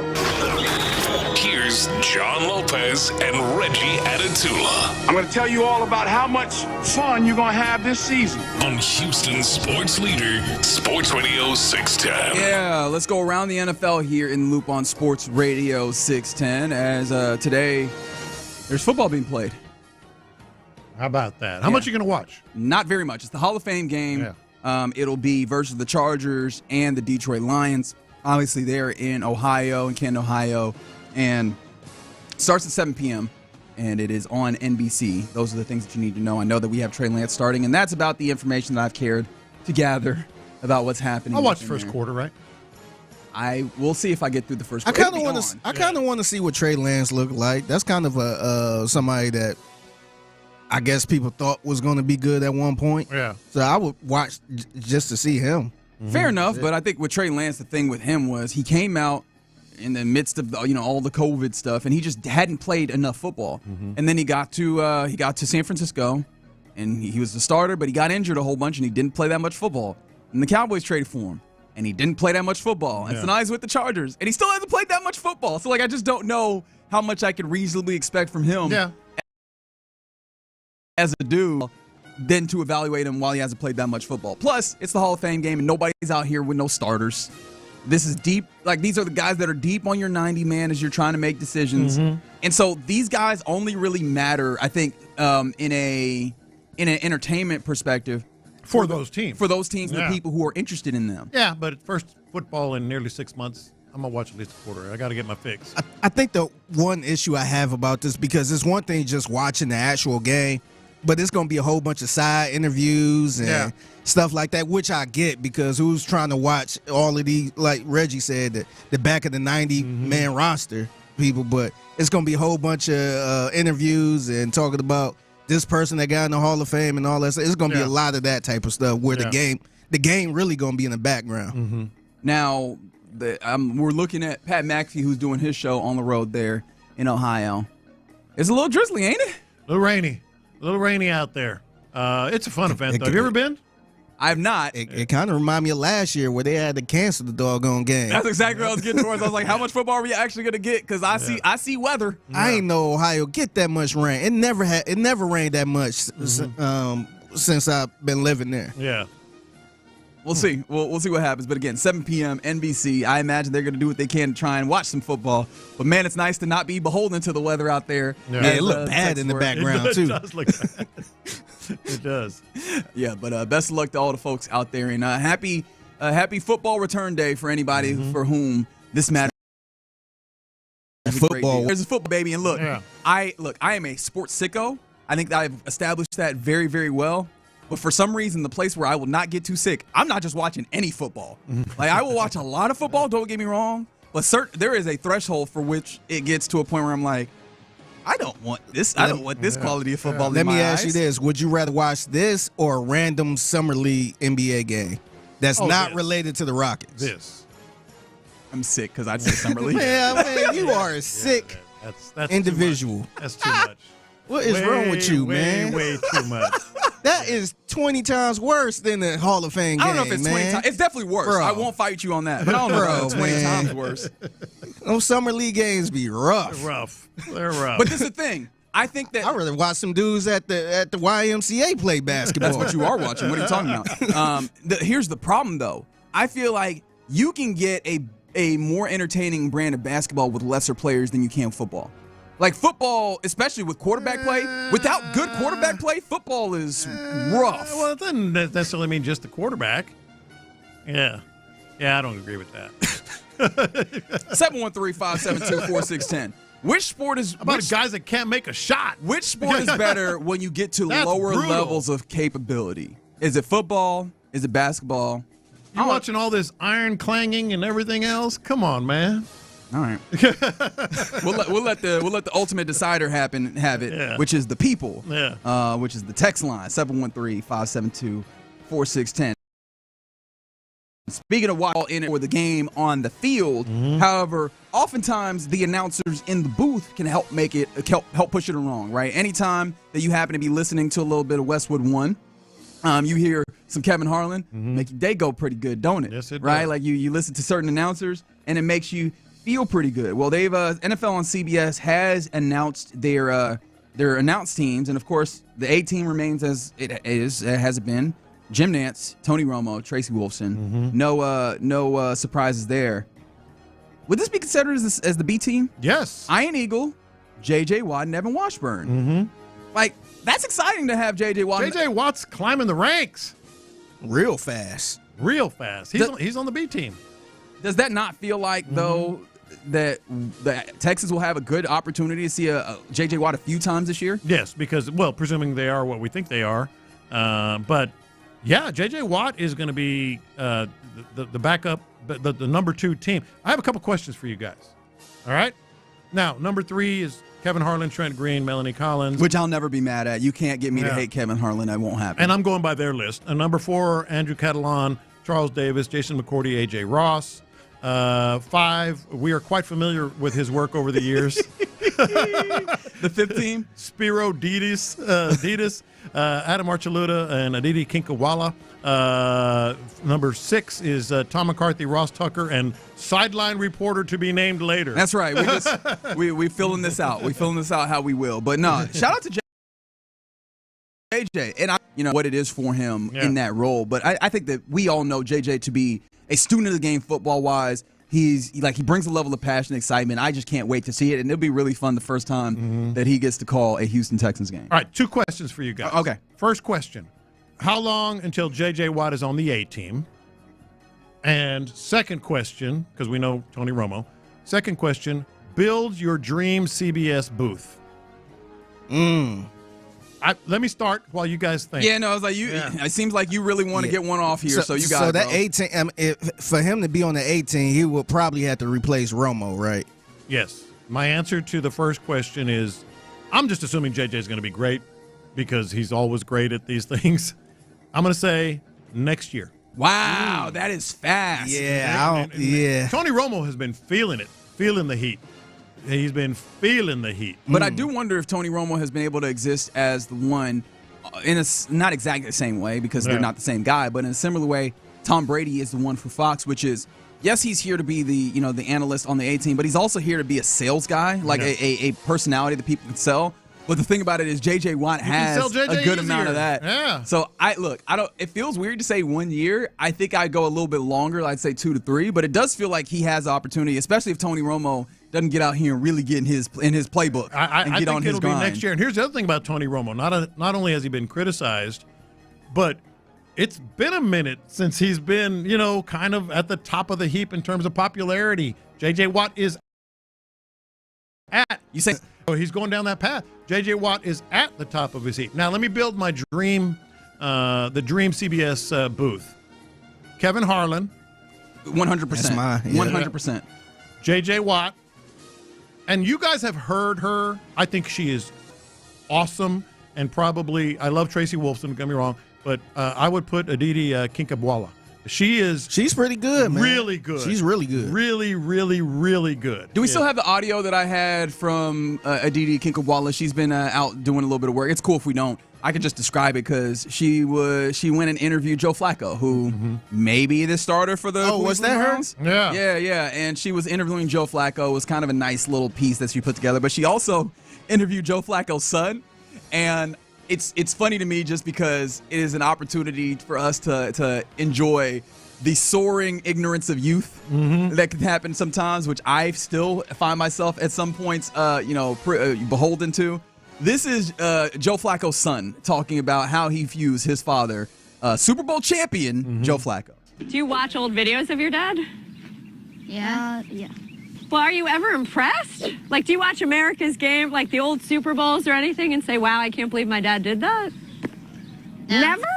You've never seen anything impressive? Nope. Not like... I'm not impressed. He stinks. What? Excuse me, hold on. What about like the playoff win in Denver when he was with the Ravens and it was like minus 12 degrees? Do you know what I'm talking about? Why is it not impressive? Just because he's your dad? Hold it back. Instead of holding it back Yeah, like this, because hold he's it a more like bad that. Go ahead. Because he's a bad What would your dad quarterback. have to do to not stink? Win another Super Bowl. Win another Super Bowl. That's it. That's where the bar is. That's all. That would make me sad if I was Joe I Flacco. know. Damn. I think Aditi's great. And the thing I like about her, she came up from covering high school sports for a newspaper, all the way up. So I would say Harlan, JJ, and Aditi. Who do you like?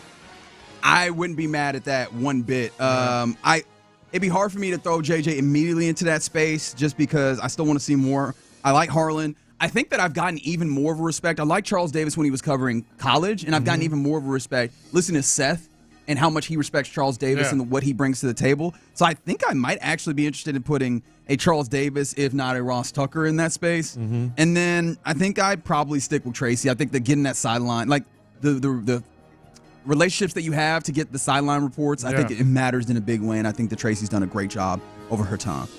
Yeah, I will probably go Kevin Harlan. I think I'm going to steal your answer, Lopez. Aditi, I'm going to go with her, but I'm looking at I kind of like Jason McCourtney. I like Jason McCourtney. I would like to see Jason McCourtney with, not Jim Nance, but Kevin Harlan. Yeah. Okay. Those are some, that's what's happening there with CBS teams. Some other things that are happening. Let's take it to Nashville, where the Titans play. And look, you can feel bad about the defense here in Houston, the offense. Well, let's have a little shot in front of you. I like that. The offense in Nashville with the Tennessee Titans maybe has not been going all that well. Why do I say that? Well, listen to Cam Ward, the quarterback for the Tennessee Titans, talk about what his offense is like thus far. I just think we're very mid right now, from my position to up front to the receiver's position. But at the end of the day, it all starts with me. I just don't think we're at where we need to be. But we got a little bit of time, and so every day we get better as a whole. We're a young team, but that's no excuse. At the end of the day, we got to come with the right mindset every day and come to work. Mid. Very mid right now. Do you like this? Because I've got to be honest. This kind of made me like Cam Ward even more. I agree with you, and I think that's a large narrative that's growing out there, just because the awareness, and unafraid to kind of take control, as a quarterback. No, he seemingly is taking control. He's taking the level of ownership, and he seems like he wants to be coached hard and he wants to have a high standard for himself. I do think, though, just go ahead and keep being mid, dog. You ain't got to worry about that. And apparently that's how Madden sees him. 72 rating overall for Cam Ward, the quarterback of the Titans. I believe that is the lowest rating for a number one overall pick in recent history. Is it really? Yes. I didn't see that the part. quarterbacks was rated pretty low, too. Yeah.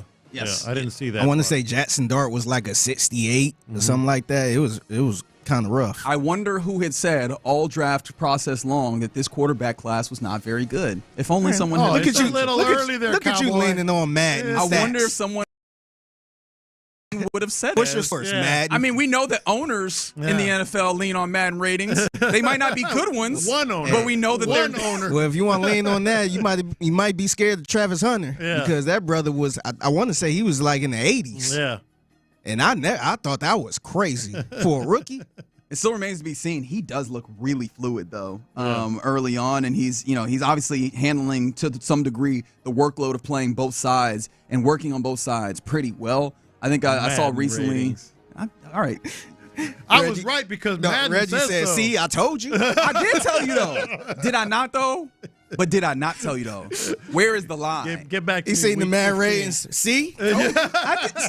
All right. So if you did want to, man, Madden ratings been so disrespectful over the years. Too. Glad you so said that's that. why I just I can't. Have they been too respectful at the top? You think so? Well, I'm asking. I don't play Madden, but so players with an overall 99 rating, y'all tell me. 713-572-4610. They have, what is it, 7 players? 7 players is with what a I saw. 99 rating. Correct. Those players: Saquon, Lamar Jackson, Josh Allen, Justin Jefferson, Jamar Chase, Myles Garrett, Lane Johnson. Legitimate question, because I is that too many at a 99? Honestly, I really don't pay attention to like the 99 club like that. I like to localize it a little bit, see what they think of the Houston Texans. And I think I looked at some of the rookies. I want to say Higgins was like 70 Be good for second-round pick. Yeah. I want to say Ursery was like a 72, 71. Dang. Which is he's a second-round pick too. So I felt like they were kind of being nice. Mm-hmm. Yeah, I've got it. I'm looking at it right at this moment. You were right on with Ursery being a 72, Jalen Knoll a 73, and then you were talking about Higgins as a 74. You were right on with all those guys. The top Texans when you talk about Madden ratings, Joe Mixon is a 94. Derek Stingley is a 93. Do you agree with Mixon being better at what he does and Stingley being better at what he does? I think so. A little more pelts on the wall. Some other ones, Daniil Hunter as a 91 above. Nico Collins is 88. Come on, man. Nico Collins is tied for the 14th highest rated wide receiver. Come on, man. In Madden. Yeah, that's the one I would have a problem with. Yeah, that one, I was like, oh, okay, so we're just going to be disrespectful. Yeah. All right, got it. So I imagine Nico Collins, I guess he still has to bust more people's asses to get some more respect. But hopefully we have an opportunity to see that. And real quick before we finish around the NFL, I try and get you your top 100 players. Yes, sir. Did I give you yesterday's? Because I feel like I did. You gave it late, remember? Justin Herbert and Aiden Hutchinson. Did I give you those? No, you didn't give me those. Yeah, Justin Herbert, finally another quarterback. Still no C.J. Stroud. So I believe and I hope that accurately means that C.J. Stroud rated higher by his peers than Justin Herbert. Aiden Hutchinson is 55. Derwin James, 54, the safety for the Chargers. And then 53, a man that you'll see week 1 against the Texans. He is a outside linebacker for the Los Angeles Rams. I'll let you know. All right, very good. That's around the NFL here in the Loop on this Thursday on Sports Radio 610. All right, coming up next, Sports Radio 610, you got to listen 6A all the way to the evening when Area 45 shuts it down on any given day. And this morning, I thought Sean Pendergast, put up a Pender poll that was very good, but then obviously the conversation that arose from it was very interesting. Week 6 bye week for your Houston Texans. And in your first 5 games, you have Rams, you have Bucks, you have a couple of division rivals, and then you have the Ravens in week 5. Would you prefer a 4-1 start where you lose to the Ravens or a 3-2 start where you get a victory against the Ravens? Which one is more preferable as a start headed into your bye week? 713-572-4610. Let's discuss that next. All right, Ability Trees out at the house.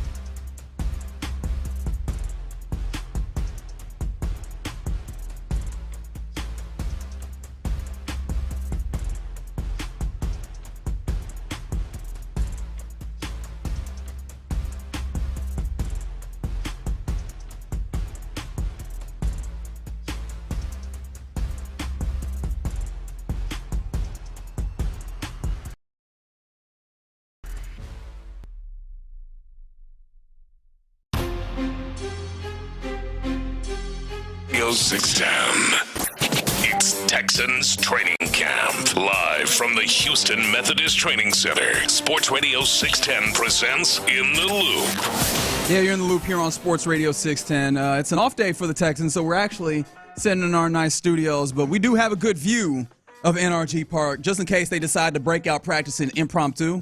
You know what I mean? Like, I'm keeping them there first. I'm keeping an eye out. You know what I'm saying? Like, just in case. Yeah. You know, so we gotta keep an eye on it. But no, it's an off day. The fella's getting much needed rest, except maybe Will Anderson Jr. We know him. Even in off days, he'll set up some chairs and go and work on pass rushing as well. But no, they're getting much needed rest. They'll be back in pads tomorrow for another day of practice before they head out to the Greenbrier next week as well. So very much. You know, we'll have you covered. We'll talk to Callan Hanna tomorrow as well. So you definitely want to keep it locked here on Sports Radio 610. But I thought Sean put up a really interesting hypothetical today that has got me kind of thinking. And honestly, I thought my answer came to me very quickly and very easily. So did mine. And I'm very intrigued that this has been a rousing conversation for a lot of folks. And it's been a pretty good split as well on the vote. Of course, it's a Pender poll that we're talking about. So at Sean T. Pendergast on X or Twitter or whatever you like to call it, if you want to look at it, currently it is split 52 to 48%. That close. It is very, very close. So the first 5 games of the season for the Texans. Week 1, week 2 is at home versus the Buccaneers. Week 3 on the road versus the Jags. Week 4 back at home versus your much beloved Titans, right, Lopez? Yeah, sure. And then you're on the Your road, girl Amy, on the road week 5 at M&T Bank Stadium in Baltimore versus the Ravens before you get your bye week. Early bye week. I know I've already talked about that. We can talk about that another time again. But would you rather a 4-1 start with the one loss being that week 5 road game versus the Ravens, or would you prefer a 3-2 start with a convincing win over the Ravens? What's your answer, Lopez? I thought it was a layup, but apparently not. Give me 4-1. I don't care if you lose to the Ravens. Now, I get the opposite point. The Ravens presumably are a team that you might be fighting for a home field down the road, you know, et cetera. But 4-1 takes you a long way, whether you lose to the Ravens or not, toward ultimately getting that. Now, you know, the other thing is it's not just simple math for me, like 4 is better than 3. And that's not the primary reason. It is a part of the reason. Technically correct, which Futurama has told me. Win is a win. That's right. I just feel like, you know, at 4-1 going into the bye week, you will be playing really good football despite the loss to the Ravens going into the bye week. You sure? Yeah. Because look, you're not playing chumps. You know, you know the Rams, of course, on the road. You know, who knows about the Bucs, but they were pretty darn good. And then a couple of division wins. What was your record last year, 5 weeks in? But what was it last year? 5. Doesn't matter. With the loss against the Vikings? Don't hit me with that. Ultimately, where'd you end up? Where'd you end up? No, were you playing great football at that point all the way through that? Yeah, no. Well, early on we were. I don't No. Early. No, I'm saying it was excuse making. Kind of making. I was about to say I don't think we were sure. Yeah. But we remember D'Amico was giving you, well, you know, you just need to win, and you know, wins count the same, and you know, I'd rather win dirty than not win at all. That was all the talking points, and you were 4-1, and oh man, 4-1 is better than 3-2. But you did not have the convincing wins. Well, I guess you beat the Bills, and maybe you could say that's the convincing win that you had last year. But 3 points, how convincing is that? A 23-20 victory, right? You did not have the convincing wins. I would argue that would tell you that that portends actual success in an AFC where this is where all the best teams are. Yeah. The Ravens. Yeah. The Bills. Yeah. The Chiefs. And God forbid one of these other teams like the Bengals find some defense or something like that. You're going to need to be a convincing football team.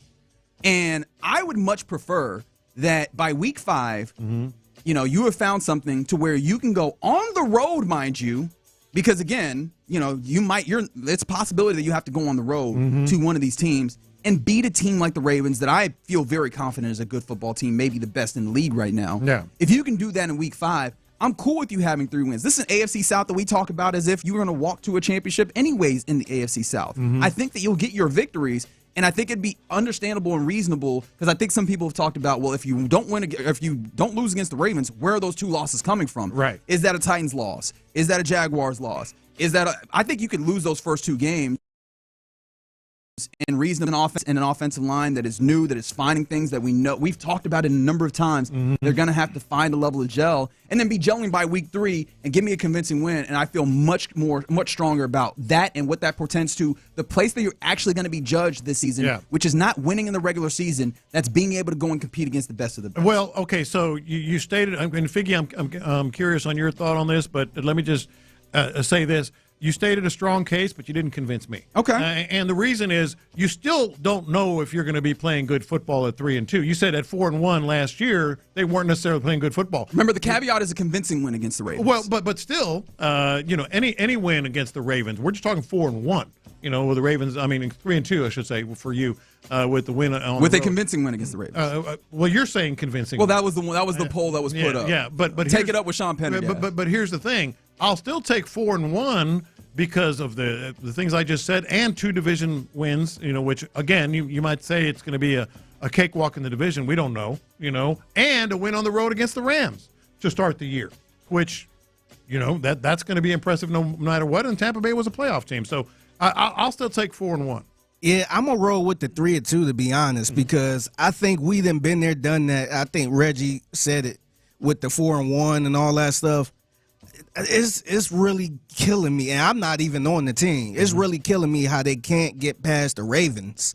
And I think it will be very important for them to beat the Ravens early in the season like this, because you're probably going to end up facing them again in the playoffs. It wouldn't bother me if they lose the first 2 games, and this might be a sorry way of thinking it, but they probably getting their offensive line and offense clicking, and plus they NFC team, so you probably won't see them again unless you get to the Super Bowl. If they get to the Super Bowl, but the Ravens, you got to go through the Ravens. The other reason that I would take 4-1 and the loss to the Ravens, and I think you mentioned this yesterday. And it is worth noting. I'm sorry to interrupt you. I know I do that at times. But I do want to make sure that I'm not just making points that support my claim, but that I also make sure that I'm clear on things. Sean did on the poll also say a convincing loss to the Ravens as well. Yeah. But to your point, I think you said this yesterday. How long do you think it's going to take for this offense to really get going? I think you said 6 weeks. It's quite possible. 100%. So give me 4-1 and an offense that is still getting better, presumably. So I'll take 4-1 all day. I thought it was an easy answer. Apparently, it's not. No, I'm very much on. Give me proofs of concept, especially when we're talking about the yard marker games. There are some games that are games, and obviously you want to make sure that you go out and you put your best foot forward.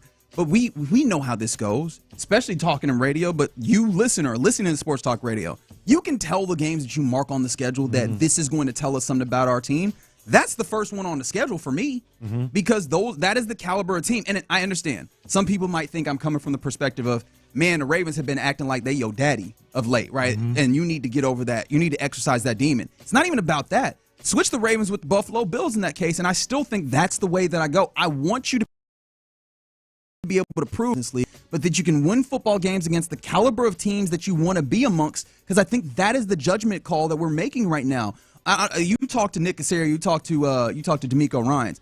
That's the place they want to be viewed as Super Bowl contenders, not just as a good football team. They've been viewed as the team that can win the division and the team that that's nice. I want to be a team that you have to talk about as not being a Saturday at noon or 3:30 game when you get to the end of the season. I want them to be looking at you, right? Yeah. But that's a given because, again, you have not cracked that ceiling of you are amongst those teams. I think that is a game that very much is the opportunity for you to show I am amongst these teams.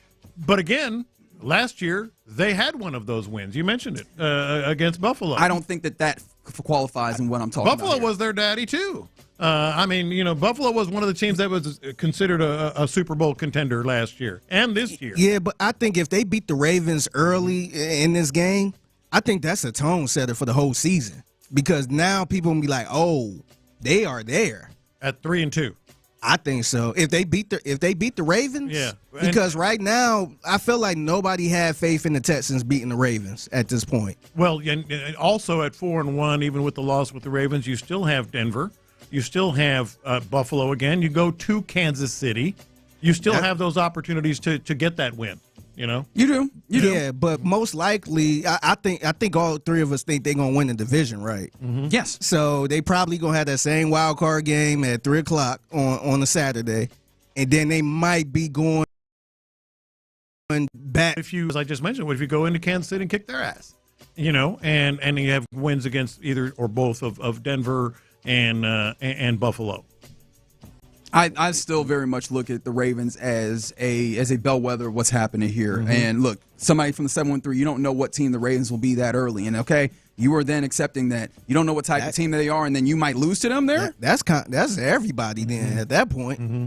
Yeah, and Scott, I see you. And I'm not even going quite to this place. If they get blown out by the Ravens, 4-1 won't look good. But that is also true. Like, again, and now that's outside of the bounds of the kind of conversation, the parameters of the poll that was set up here. Because, again, it would be kind of a convincing loss as opposed to a big one. I know that another thing, because I want to make sure I highlight the points that you guys are making on the text line as well, the idea being 4 wins get you closer to maybe getting yourself a bye. And that is fair. I don't know how, and maybe this is me not necessarily showing a level of belief in them, but I don't know how much I'm leaning on the idea of them being able to get that bye. Because, again, I think that there's a lot of good teams out there. I just want you to be able to, hey, whether it's here, at home, whether it's on the road, whether it's on the moon, wherever, the Texans are capable of playing with those teams. We're not having to run. We're not having to, well, you come to our house so we can get a victory.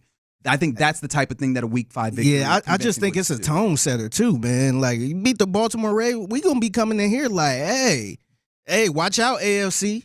We gonna be coming in like that. Yeah, I ain't getting there. Because if they start off 4-1 and let's say they lose to the Ravens and then end up losing. Well, let's say they go 3-2 with a win over the Ravens and then lose to the Chiefs. Then we'll be back. We're here again.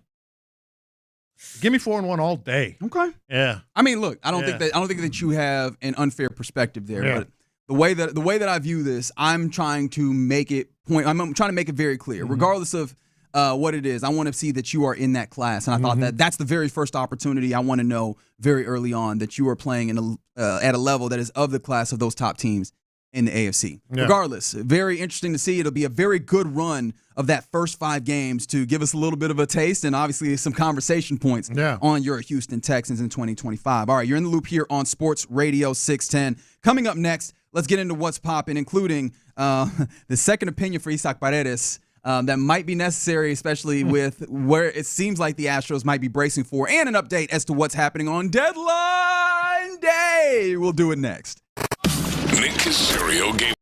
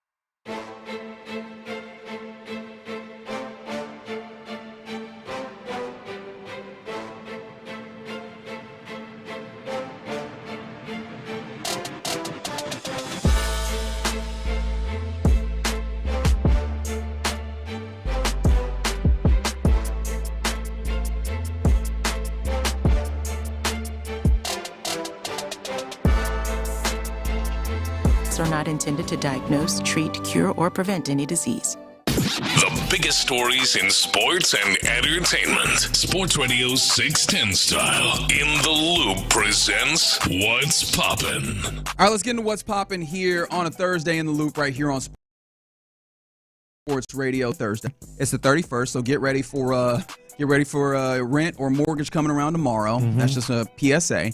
But also, I don't know if you knew this, Hall of Fame game tonight, 7 p.m., NBC, and get out. It's deadline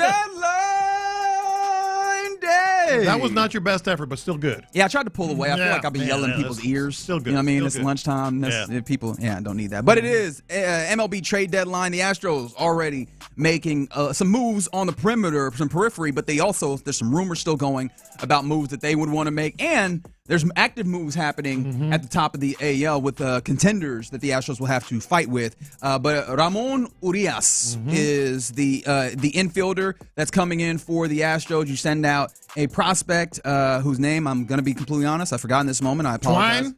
Yeah, that is his first name. You got a last name for him? Twine. Okay, Twine is what Lopez is reporting. He said Ichiro. Twine Palmer. He said it's a mononym like Cher. You know what I mean? Like Beyonce. It's just that. Rihanna. It's just Twine. We just call him that. Twine Palmer, which, by the way, that's the best part of this whole deal.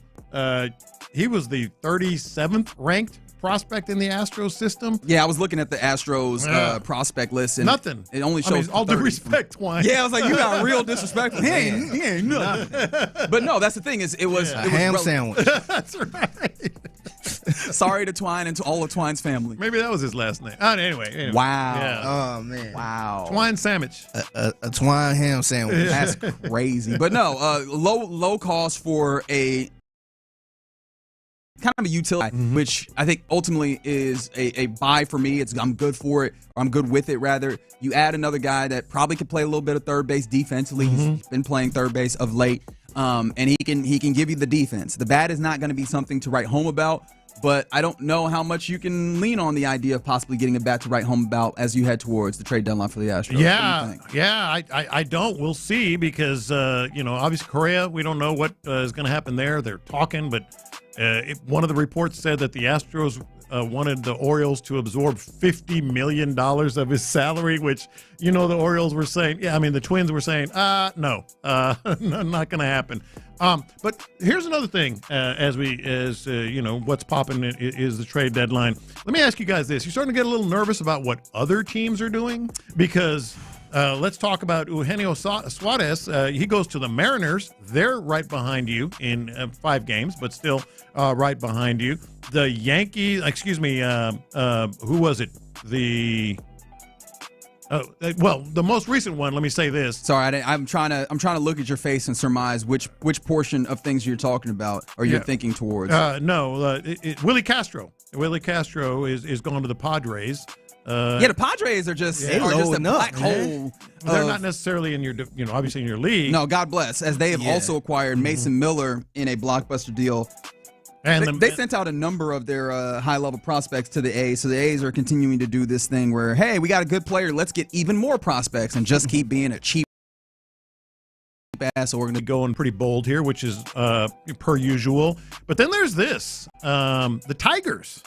The Tigers have just acquired, and we saw him this week, Kyle Finnegan, the closer, right-handed reliever, who I'm just going to be a little mini confession before confessions here. If the Astros can't make a run to the World Series, I kind of want the Tigers to do now because we know Kyle Finnegan. Our family does. My son, he was one of his best friends growing up in Kingwood. They played, I was an assistant coach. They played football together from, 6 years old all the way up. Kyle Finnegan is a local, so good for Kyle. He's going to mess around and make a big run here in the American League. Yeah, so the AL, the powers of the AL are getting stronger. It makes it even more imperative that the Astros make their moves to strengthen whatever they ultimately are going to strengthen. It does feel like starting pitcher is still a place that they're going to get to. Feels like the last of the reports or the kind of rumors to this degree for the Astros have pointed to the Dylan Cease deal kind of being slowed down, and it makes sense. It doesn't feel like there was actually a get back that the Padres would have wanted for Dylan Cease's services. And they've kind of turned some attention to maybe making a deal for Sandy Alcantara as a possibility. When it comes to the bats, though, it feels like the relationship that the Cardinals and the Astros have developed, even in deals that have fallen apart for Nolan Arenado, are seeming to kind of be useful, because the possibility of a Lars Nootbaar or was it Brendan Donovan are names that are possibly out there as bats that you can add, obviously, that can play defense. Maybe so it's not just what you're doing or not doing, it's what the other guys are doing. No, for sure. Like, so those are things that we're continuing to watch in the space. As the deadline continues to roll on, we are, just over 5 hours away from the deadline hitting. So we're continuing to watch what the Astros might do. One of the things that the Astros, I imagine, will do here pretty soon, and hopefully before they take off for Boston to go see former Astro Alex Bregman, is have Jeremy Pena come up with them. I think he is. He looked pretty good yesterday. Played shortstop, so he's played the position. He played defense and got you a home run for Sugar Land yesterday. That looks good for your Astros. And, you're getting more and more guys that are starting to get closer and closer to returning. So that's always very exciting, especially at this time. Make an addition at the trade deadline, but also hopefully get some guys back healthy and give yourself an opportunity to, at least stay ahead of the Mariners, who, again, they're trying to make a little bit of a charge behind you. They're trying to make a big charge. They're trying to move and shake here. Well, I ain't want to give them all that. You know what I mean? I'm not trying to gas them up or nothing. Well, no, but I mean, we have to tell you what they're doing, and they're trying to make some moves. And then Isaac Paredes, of course, you've mentioned it earlier, but 6 to 7 months. That was what Nightingale said, that the Astros are bracing for not having him for 6 to 7 months, which I don't know exactly what that means, but it seems like, that's something that could happen. And what is it, that they're hoping to have him back for the start of the season next year? The start of the 26th season, torn hamstring, which that ain't great. It's fucking opinion, as we call it, a better opinion. Don't put me in that. I didn't say that. As I call it, then. Thank you. I'm gonna be scary in this anytime moment. you get a second opinion, you can just say, I'm looking for a better opinion. Yeah, give me news that I like more, please. Yeah. Some other things, I guess we were talking about injuries, so I will also talk about this injury. Keontae Hamilton, who was injured during practice, pretty early in practice, unfortunately, yesterday at the Houston Methodist Training Center. It seems like it's an expected 4-month recovery for him, as he should be having surgery today, right? Yes. And so he was carted off the field. He gave us a nice thumbs up, as players are wont to do as they're coming off the field. But yeah, surgery today, likely to be placed on injury reserve and be out for 4 months. And it's being reported lower left leg, and so no other details than that. Yeah. So obviously, thoughts and prayers with Keontae Hamilton, 7th-round rookie out of Rutgers, man. I don't know that I was anticipating him making a big impact this year, but just injuries in general knock off whatever development timeline that you were hoping for a young guy like him. So you never want to see that. And of course, dealing with injuries is just inherently unfun in and of itself. Yeah. Some other things that are popping. I did want to get to this though, because you know me, college sports. If something's happening in that space, I have a hard time not paying attention to it. And the House versus NCAA settlement is a big deal in establishing what the future landscape of college sports, in particular college football, is going to look like. And they're trying to regulate NIL. It's been the wild, wild west since it's been allowed because the NCAA did not do their due diligence to prepare for this space, and having the commission that was established, and I believe the name is the College Sports Commission, that was established by that settlement to try and kind of put some rules in place. Well, they handed down a little bit of a statement today to give some ideas and some scope as to what's happening with NIL. I take you to a segment I like to call Reading. The traditional purpose of many NIL collectives is raising money to induce student athletes to attend or play at an institution, which, again, pay for play is what we understand it to be, does not satisfy the valid business purpose requirement for making NIL payments to student athletes under the House settlement. So press pause. Again, what they're saying there is, hey, the way that NIL has been working of late, that doesn't fit under what NIL is supposed to be, which I think we all agree. Like, this is not supposed to be a pseudo payroll. It's supposed to be, hey, you know, the kid, goods and services. The kid at College Station goes down to the local Ford dealership and is like, hey, I'm going to advertise for your dealership, and you pay me for that because you're using my name, image, and likeness for this service.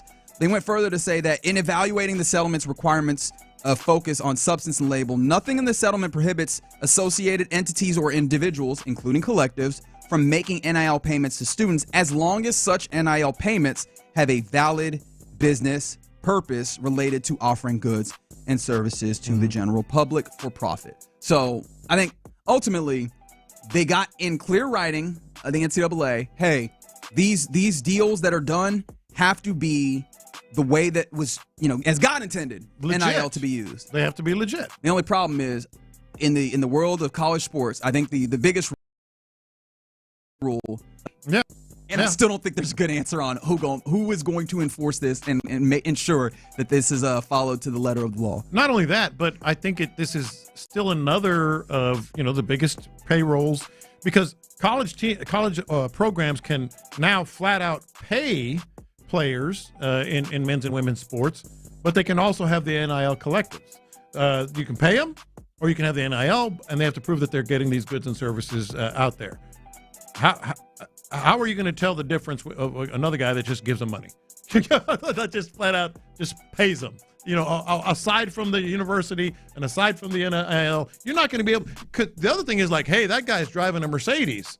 Something's fishy going on. Well, now you're not going to be able to tell. And there's more ways to launder it, right? There's way more ways to launder this, huh? You're not going to be able to tell, like, that guy's driving a Mercedes. What's your point? Yeah, so you hating or you like it? What's up? Exactly. No, for sure. And I think that's the thing is, all of this sounds good, and this is the thing that I continually look at is until you get to like pure employment, and even then, I think that like pay for play on the outskirts and above that is still going to be in play. But I think until you go like fully, hey, we're going to acknowledge that this is employment. Never figure it out. You're just going to keep being in this place where people's identities are wrapped up in their colleges. Yeah. And so winning matters a lot more than making sure we follow the rules. And so, look, man, your school was out here giving out Grand Ams. I know a number of schools. Shout out to Stephen Godfrey, who at the point was working for SB Nation, who wrote one of my favorite pieces of journalism of all time. He met SEC bagman, and if you're not familiar with the concept of a bagman, it's what it sounds like. It's for people that had the bags, that took the bags of money to these players in order to support them and give them and entice them. I think that you're just going to have that either exactly in that same way or in different ways until the NCAA either like really gets this to where we are operating entirely above board in an employment way, and even then I think it still might be in that space. Yeah. But hey, we'll see. Like more rules, I think more ironclad kind of rules is not inherently a bad thing. I don't know that the NCAA has found themselves in a space that will answer all the questions. Hopefully answers some of them. But there you go. That's what's popping here in the loop on Sports Radio 610. Fair question. Why is everyone in the AL West making good moves? Because they have to. Even LA, they went and added some relief help. It seems like the A's are fading themselves. They're like, hey, look, we're going to gear up to have better play in the future. We'll see what the Rangers ultimately are capable of doing. But the Astros, they are on the clock right now as we try and see what moves they make in order to make themselves the best versions of themselves to go and try and contend for an AL pennant and championship. All right, you're in the loop here on Sports Radio 610. Coming up next, one of the most exciting additions for the Texans this offseason, C.J. Gardner-Johnson, Super Bowl winning player, Super Bowl champion, I should say. He talked yesterday, and there was a number of things that we found to be interesting. So I wanted to revisit it, including how does C.J. Gardner-Johnson view this team? Are they Super Bowl contenders? We'll talk about it next. Coach D'Amico likes the back and forth.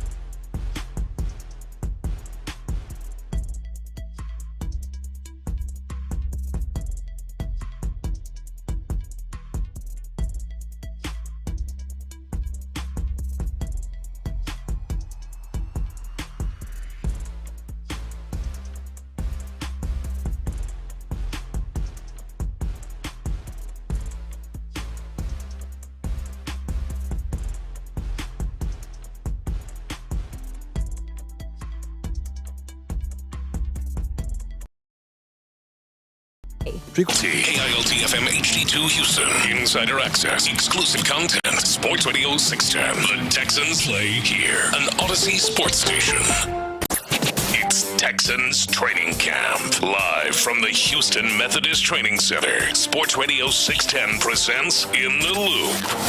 Yeah, you're in the loop right here on Sports Radio 610. Man, I wish I had recalled to put this in What's Poppin'. I think we might get around to it. Gilbert Arenas, man. He's got that feds. He's got the feds issue, and not the sports feds. This ain't Don Van Natta coming in. The actual feds, the real .gov. The write up that I read about him was on a .gov website, and I was like, "Oh, you are in trouble, big fella." I got the story for the mixtape. Oh, good, okay, perfect. Okay, good. Excellent. Thank you. Yeah, because this is like mob stuff, and he's the mob boss. Hey, let him tell it. It was just at his house, dog. Yeah, it was just at his house. Although there are pictures of the Arenas Poker Club. Well, when you at his house, his name is big. You use it to say, look, that's besides the point. We'll talk about that. Obviously, that's a great tease for 1:20 p.m. Figgy's mixtape. I was kind of impressed by once I start hearing the story. I'm like, dang, he had all of that going on. All right, see, that's not the take. You're not supposed to do that. You are influencing children right now. Kids are back in school, right? No. Okay, good. Yeah, I ain't think people could do all of that type of stuff. It's called organized crime. Is what it is. That is exactly. It was very organized. I'll put it that way. He's like, they put the organized in organized crime. It was organized as hell. I know Caesar's Palace probably looking like, damn. We'll get to it. If Figgy's mixtape. Figgy's like, if Caesar's Palace got to be looking over here. Like, damn, brother. You want to be ambassador for us? That's funny. All right. Something that was also funny. It was enjoyable to hear C.J. Gardner-Johnson, a new Texan, a very exciting and excitable Texan. For this defense. He's already looked very good on the playing field. This was him sounding very good talking to the media yesterday after practice. Can y'all hear me? Can y'all hear me in the back? All right, bet. And action. How you liking it so far? Hot. Yeah. Besides that speed, what you guys are doing as a group in the secondary? You do see a lot of young guys getting better. A lot of young guys actually getting to the ball. In camp, that's the hardest thing, is running to the ball, putting your hands on the football. So for Jay Reed, J-Rock, all the young guys that we brought in, the buy-in, even me, I feel like I'm a new guy, rookie, learning the playbook all over again. Just encouraging them, learn to know that we out here with you. We out here at camp with you, so whatever mistake you do, go full speed. But know that there's always corrections and learning points to get better. You said it's the hardest thing in camp is to get your hands on the football, but today you guys hit by my count at least 3 interceptions. 6. There you go. So how are you guys doing? Encouraging each other and not caring who really touched the ball. A lot of groups fight for, I don't speak for everybody, but some groups you can tell like they fight for interceptions or they're always worried about who got the next pick. But in reality, you play good football, the ball will find the right person in the defense. I think with a group of guys we got, we just want to line up, go play, and I think me coming here has made me realize that just playing football, the ball will find. What's your comfort level now? I know you were upset, with, you got the trade and you thought you were situated with your family and everything. How are you now with your comfort level and getting your family situated here now? Football started with Houston, so I'm here with a new chapter in my life. Like I said, I closed a chapter of my life with Philly when I went to the ring ceremony. Everything we could do. Now I'm here, ready to play football with Houston Texans. Focus on my new teammates. That's the past. The more I sit and think about what happened, I will never be the best version of myself for this team here. So I'm happy. My family's happy. We're all good and ready to continue to go out here and have fun. When you got the ring, you talked before about this, how you want to win it this year, you want to win the next 3, you want to win it every year.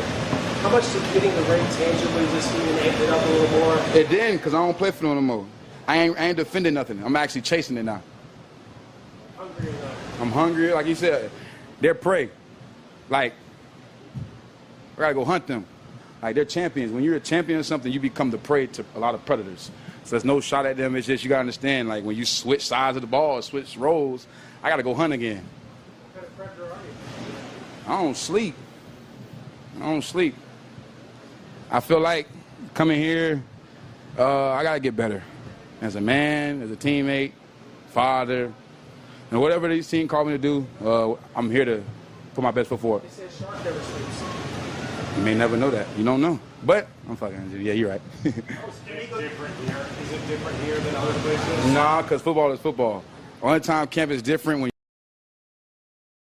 and you're not, you got to do the extra, come in extra to fix the corrections. But when you're actually doing what you're supposed to do, making the right calls, coming in early on your own time to sharpen up on tools and knives that you already have, camp doesn't change. Ball is ball. You're here for a whole month. Season start next week. Next week. Next month, you got to understand we got 14, 15 practices left. So the clock is ticking. So it doesn't change. You got to understand the sense of urgency is high at all camp. With the Super Bowl team, what do you feel like those teams possess? What do they have better than others? I've been on a lot of good Super Bowl contending teams. I've been on one Super Bowl winning team. I think, let's talk about the contending teams. They all have one thing in common. They're hungry. They're ready to continue to work. And I don't want to lay our bed or say anything to put anything out there, but this is a Super Bowl team right here. Super Bowl caliber team. You guys just go out there and show it week in, week out, and start from practice, start from meetings. Everybody's a Super Bowl contending team because we all high caliber players in the field. So we go out there and compete. We got to understand who's next to us, who's across the ball, and we got to understand that this is a job for us. We got to get it done. CJ, what stands out about this defense and what you like most about Nico? We get the attack. He got the swarm mentality. I think for me, playing the attack mentality has actually been good because the past couple of years I've actually been in the half and post, protecting the defense, but being a close up to the line of scrimmage and doing interchangeable jobs with the guys in the back end, I'm loving it. You got Chippy there at the end, and Nico talked about being the third game patch and kind of start to see that. How competitive It's nothing personal. It can get chippy, but nothing can get personal. When things get personal, that's when you don't get better. I think the best thing you saw from that, there was nothing after it. No extra curriculum. But like you said, extra. In the past, you will see the extracurricular. Here, we all have understanding. We're brothers, and we gotta be the best coworker to each other and the best teammate on the field. Because if not, I can't sleep well at night. If I know I'm not doing my job for my teammate to help the team get better. The belt celebration has traveled from Philly to Houston. Say it again. The belt celebration. BJ? Yeah. Yeah. Can you explain what that is and what that mentality is? That's self-explanatory. What is the belt philosophy? In the PG terms, out-competing, out-hustling, and doing your job better than your opponent. Kim, can you talk? You said you get better in all ways as a man, as a father, as a player. At this point in your career, what does that entail? What does that look like? Being honest, looking yourself in the mirror, and waking up and saying, am I actually getting better? Am I actually taking the steps forward to become a leader? Not just for your teammates, yourself. You got to be able to lead yourself in the right direction, because if not, you're going to fall off. Like a lot of guys in the league, they get lost and understand that you got to make all the money, all the accolades, but you got to know how to control it. And the best way to control it is look yourself in the mirror and be honest. Are you doing what you need to do to get the job done every day? Are you feeding your family like you're supposed to? And are you legally staying out of trouble? What's it been like going against this receiver group so far, and what have you seen out of a rookie like Payne and We running fast every play. Everybody fast. All the cars competing for first place. We got a fast receiving core. I'm just going to be honest. It's probably one of the fastest cores I've seen. But they're a dynamic group with different skill sets. They're diverse, and they understand that CJ needs him. Well, they need CJ, and CJ needs them. And they work very well in practice, and we have our days. They win some, we win some. But today, we got the best of the NASCAR group. Thank y'all. Colorful. Man. The day they acquired him, I loved him. I loved him then. I love him now. I think he's just so good for this team, man. How about him messing around with Aaron Wilson? That was awesome. No, and honestly, I'm glad you mentioned that, because when he is messing around, like it almost, and tell me if I'm wrong here or if I'm just doing too much. I almost feel like he had two different voices. You can hear when he is, I'm playing around, and you can hear almost like a switch. I am active. I am working. I am like very introspective, but we are trying to get better. I am talking about something that is serious here, and I am so intrigued. Maybe the tone. The tone definitely switches in that space. I mean, there was so many things that he said in there that I found to be very interesting. But what was it? One. Pick one. There is one for me. Okay, go ahead and give yours, because I'm sure that we'll get to various of the ones as we talk. We talked about this. I think we played the audio back when he was acquired, and we were talking about him, about being willing to do whatever. And in the Super Bowl, he didn't care about tackles, and he was playing the position smartly and not letting the role for us to win this Super Bowl was just not let anybody get behind me. Complete opposite here. He said, I am up to the line and attacking. And man, when you have he's still going to be obviously, a safety doing his job, but I think they're going to give him more free reign to just be, and this word is used far too casually. I think it's just part of the vernacular now in the NFL. But he is a dog, like a true, not just being nice, not just saying it for the sake of saying it because it's a crutch. He's a dog, man. And I think he's going to make this defense even better. I think he's making this defense even better. And to be able to have that role, he might just have a monstrous year. Yeah, he did seem to relish the idea of, he said attacking as if he was yo. I finally get to do it. Someone gave me a gift. They get me. They get me. Really, the thing that enables him to do that is Kalen Bullock. Kalen Bullock is going to be a sort of iron dome over the top. He has the ability to range, and he ranges very far, and he plays the football well as he continues to even get better in his role develop. I think that gives your other safety, again, within reason. There's times where you're going to be, in cover 2 or, 4 where he has to be over top still, but he's going to have more leeway and more room, to roam and come up and use that attacking mentality and use that physicality and just also the know-how that he has in diagnosing things and getting right to the point where he knows the ball will ultimately get to.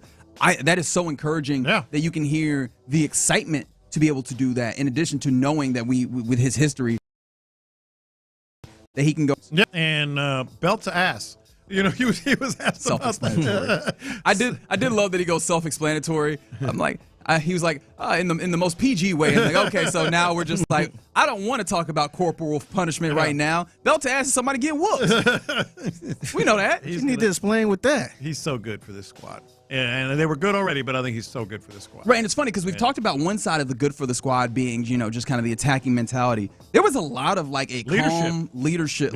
And I want to use the word calm very clearly because 832, that dude is walking drama. I don't think so. Not at all. There was a number of things that you could point to that didn't feel disingenuous, by the way. They all felt very genuine with him saying, but that also highlight a guy who is very controlled. And you were mentioning, that was part of what he was talking about with the Pivot podcast earlier that's where it was, this year, where he was talking about the Super Bowl is, hey, what I need to be right now is controlled. It's a big moment. Control is probably more important than anything else, jumping plays or whatever. I think that's ultimately what he was trying to get at. He was asked about kind of things getting chippy between Russ Yeast and a few people. I think Donovan Jackson might have been involved there as well. He said, but we're professionals, and it doesn't go beyond. It's not extracurricular. It's once the play stops, this needs to stop. That is, kind of talking about control. He mentioned, kind of you needing to be honest, looking yourself in the mirror, controlling yourself, and making sure to do the work, making sure that you're being the best version of yourself every day. Of course, I'm doing a lot of paraphrasing within all of this, but the big thing to me that came out from this is one, he has that fun, but it's all about balance. It's one of the things that my mom has really learned from here.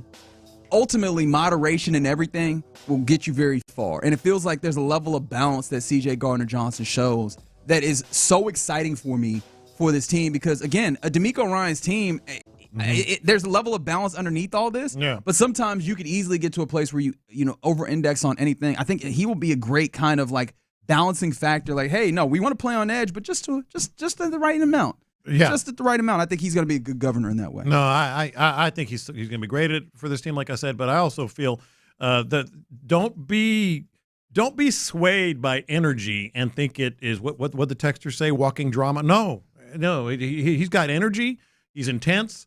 Don't let that influence what you think about him because he's not that. And we were talking all about that, and I forget to mention that's high praise that he gives for the wide receivers. Yeah, that too. The speed on the wide receivers. And the thought I had was, I am intrigued to see how this team is capable of maximizing that speed. Because speed isn't immediately what I think of when I think of the kind of Patriots offenses that it feels like might have a level of influence on this. Speed isn't inherently what I think about either when I think about Sean McVay Rams offenses. So I'm interested to see, with all the speed that we know that this team has, how they're capable of trying to harness that. Because those things, I'm very intrigued by that. But no, he's not wrong. There's a lot of fast guys here.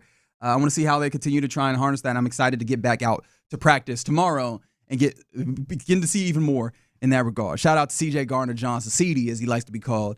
And As we listen to something up next at that time where we typically do our lunchtime confessions, and we will do those next. The Drive.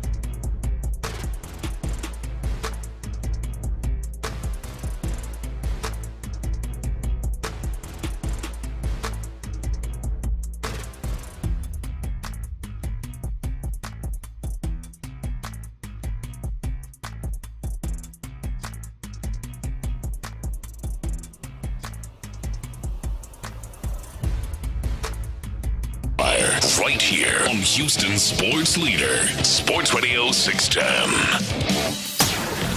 Sometimes it's sports, sometimes it's not. Whatever it is, Reggie and John are keeping it real. It's In the Loop's Lunchtime Confessions, presented by the Men's Clinic on Sports Radio 610.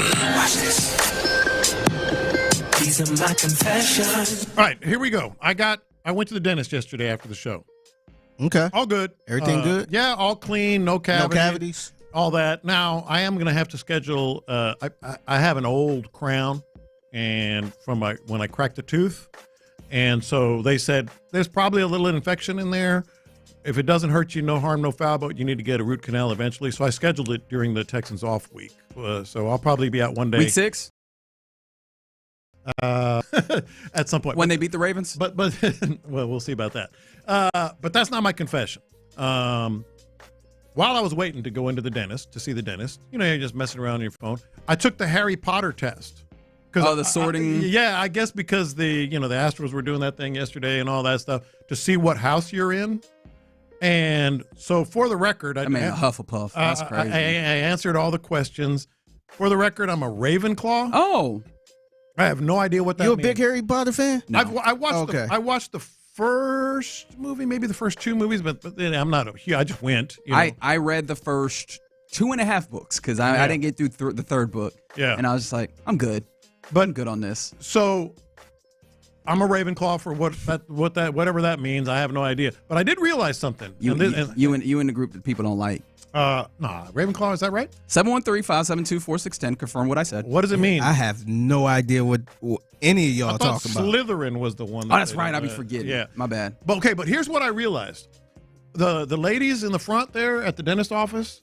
The receptionists? They were different things. Some were hygienists, some were assistants, some were receptionists. Nice. Yeah. So anyway, they, I've known them for a long time, and they're like, "Oh, what are you?" And so I told them, and I realized there's a certain element of the "what sign are you" to the Harry Potter thing. Oh, 100%. Right? No, like not a certain element. That's what we're doing here. It's becoming the modern day. What's your sign? Yeah, yeah. It is youth adult literature astrology. That's all it is. That's what it is. And so I was kind of cool. I mean, they're like, "Oh, you're a Ravenclaw." I'm like, "Okay." Well, I'm a Gryffindor, and then somebody else said something. I don't even know all the houses or whatever. It's 4. It's Hufflepuff, Gryffindor, Ravenclaw, and Slytherin. Those are the 4 houses. So that's like the modern day. What's your sign, isn't it? Yes, without question. Like that is. This is the first time I ever heard of any of this. So you haven't watched? I'm not. Man, my teacher. I never forget my teacher in 5th grade. This is when the first book came out. When I was in 5th grade, and she gave us a choice to either sit with her while she read the book. This book called Harry Potter. I never heard it. It wasn't a big craze during that time. Yeah. Or either you read your own book and do your own thing. Yeah. And then this lady gonna try to give us a pop quiz on it. I'm like, man, ain't nobody. It's only a couple of y'all reading this book. I took your phone, Lopez, for a very specific purpose. Okay. We just got a text from one of our teammates here at Sports Radio 610 that said, "I'm a Ravenclaw too." Who do you name that 610 Sports Radio personality who is also a Ravenclaw and decided to text us during a show? Okay, so based on the questions I had to answer, I'm going to say, I want to say Seth. It is not Seth. Sean. It is not Sean. Tyler. It is T-Mill. T-Mill said he is also a Ravenclaw and that Ron is a Hufflepuff. Why he knows that? No idea whatsoever. Because of what I said, my confession. I think it's the first dates. So what sign are you? What house are you? You anticipating having some first dates here? I said what people are going to be. Oh, okay. I was just making sure. But you never know. Hey, look. If I had the first date and somebody asked me that, I'm like, you know what? I got an emergency. It happened. I'm so sorry about this. I actually have to leave now. I'm not going to say my hot takes about this. I'll let people, the Harry Potter fans, have their day. These are my confessions. I am not proud of myself, is the confession that I have. But I am very happy about this thing that I know about myself, which is that I really enjoy not being a homeowner for this particular purpose. I was telling Lopez this earlier this week. washed some dishes in the dishwasher, opened it up. I was like, they not all that clean. And I looked at the bottom. I was like, oh no, it's pooling water.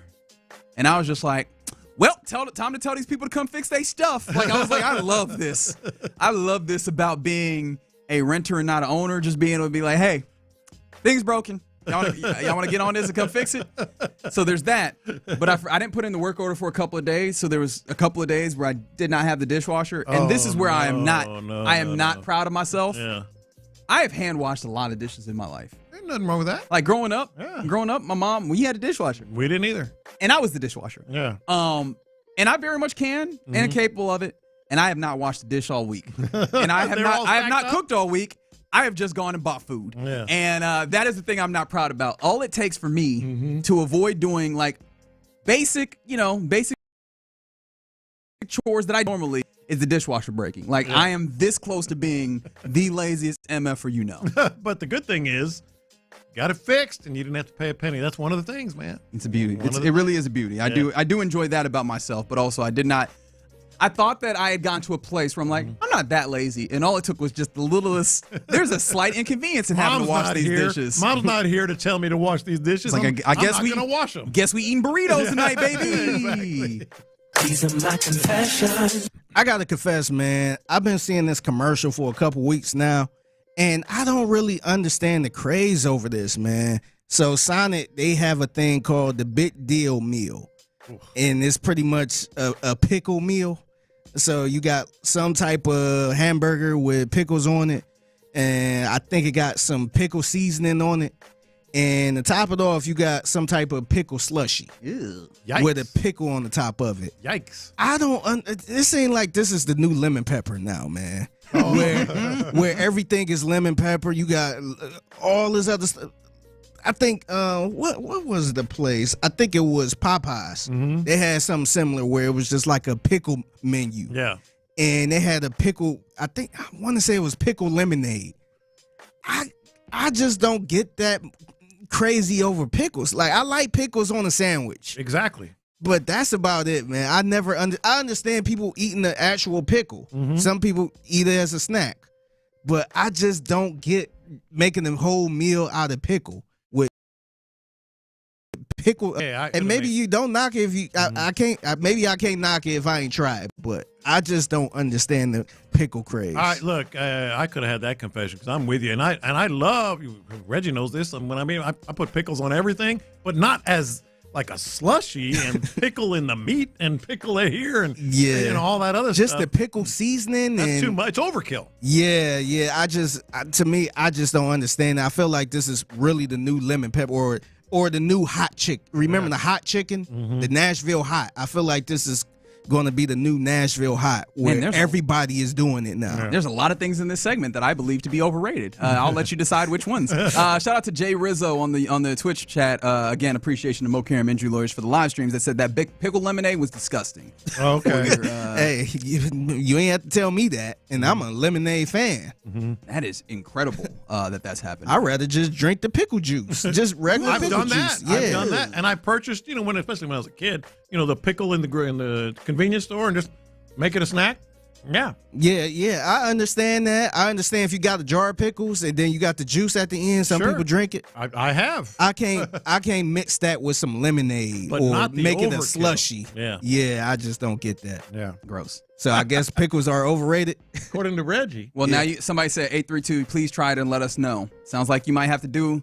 Look, I'll say this. As much as I legitimately am not a fan of like pickle flavor, I will eat pickle on certain sandwiches, like you said, like a burger, maybe a sandwich, chicken sandwich, but I don't eat it elsewhere. If we do it as label and true, I will try the pickle flavored stuff. If y'all want to do this as like a thing. I don't have any desire to get a pickle slushy. Okay. I just have none. Or the pickle lemonade? None. Try it. No. There's other things we probably got to get a pickle flavor ice cream or something. Yeah, there's other things we got to try first. It's a long list. It's getting longer. Add it to the list. Yeah. All right. So I'm wondering if I feel bad about this. That's part of the confession. But I also want to know, does this make me just not a good fan? Yes. Wait, what are we talking about? I'm out on Justin Verlander. Like, he's been mentioned here and there, as, hey, the Astros still have an eye on Justin Verlander. Now, it's not as deep a reporting as some of these other, candidates that we're hearing about on trade deadline day. Love him. Awesome. What memories? I'm good on Justin Verlander. Strong agree. Yeah? Strong agree. It's one of the reasons why I was very mad at the Giants. Hey, get that man his wins because I don't want him coming over here trying to get him over here. No, I just don't know that he fits what you're trying to do. Right. Like, he does not serve the purpose that you ultimately need. And that's the thing that's kind of tough about sports is that at any given time, you can see a divergence of purpose from someone that you would like. Hell, I was in the same place how many hours ago talking about Carlos Correa. Yeah. Love seeing Carlos Correa as a shortstop for the Astros. I don't think that I want them to do that. Yeah. Because I don't think it fits the purpose of what the Astros are doing right now. So JV, love him. I hope that he has that Astros bus come out in Cooperstown. I just don't want to see him with that star on his hat right now in 2025. What do you think they need to do right now? Like, do you have somebody they should probably try to go after at this point? Well, based on what we're talking about. Because they probably need a starting pitcher. And I think you guys kept saying a left-handed bat. Yeah. Who do you think is out there that will fit that? Well, I think that of the realistic names, that have been bandied about, I'm kind of leaning toward Alcantara because a ground ball pitcher, can get things done like Fromber with this defense and on a team that's not going to score a ton of runs. That's where I would lean right now. Well, I'm going to be honest. And, man, I got to find the right way to say this because if I was in a group chat with my friends, I would say something that I wouldn't say in front of everybody. So I am excited for something that John Morosi, MLB insider for MLB Network, has tweeted mere minutes ago. In fact, 5 minutes ago. And I will read this verbatim. The Astros are one team to watch on Stephen Kwan. Oh, Lord, yes. I'm glad you said that, man. God, yes. I think I mentioned it yesterday because I seen a report pretty much saying they were trying to get off of Stephen Kwan and Shane Bieber, who is a pretty good pitcher. I think he might have won a Cy Young. Yeah. Now Bieber, he went to Toronto. He's with the Blue Jays. Okay, I didn't know he got him. Today. Okay, it must have been not that long ago. Yeah, that's right. I mean, it had to be at least within the last hour because he was in the minor league. He was a star pitcher and a left-handed bat. Yeah, no, Stephen Kwan, sign me up 100%. But he's been mentioned with several teams, incling the Padres again. He has. Padres, the Dodgers. Padres are making some moves. They've gotten a lot of guys, and, he fits all the things. He's just pretty damn solid defensively. He's hitting pretty well. Now, he is going to be like, he's not going to be a crazy slug guy, but, he's slugging 408 this year. So, yeah, man, Stephen Kwan, sign me up. Sign me up twice, in fact. I like that one. So I do love that at this late hour, as we are, again, within, 4.5 hours? 5 hours, to the trade deadline. Stephen Kwan is a name to watch out for your Houston Astros. That's a guy, by the way, outfielder as well. I love the idea. Left-handed outfielder, guy that you're going to be able to get out there. He's good too, man. Yes, very good. He's been very good, an all-star in his right as well. So, I like that. I like that note. Those are your lunchtime confessions here in the Loop on Sports Radio 610. Somebody said they're shopping in the bargain bin with Tommy Pham. Bleep that. They said they put that on the candy aisle like Lopez puts his the brisket that he's not taking. He said, let me get that Stephen Kwan. I'm with you. We'll see if they actually get that across the finish line. But right now, you're in the Loop here on Sports Radio 610. And coming up next, it's a Thursday. It's not a Wednesday. Reggie's going to get that right eventually. But Thursdays, we do a little buy or sell. So let's do that next. Where do the Texans stand on their offensive line?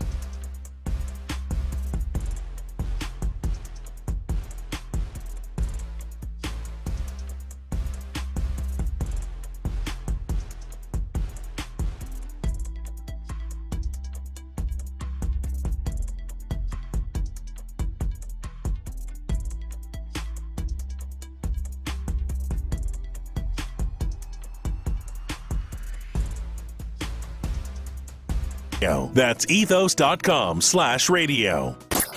It's Texans Training Camp. Live from the Houston Methodist Training Center. Sports Radio 610 presents In the Loop.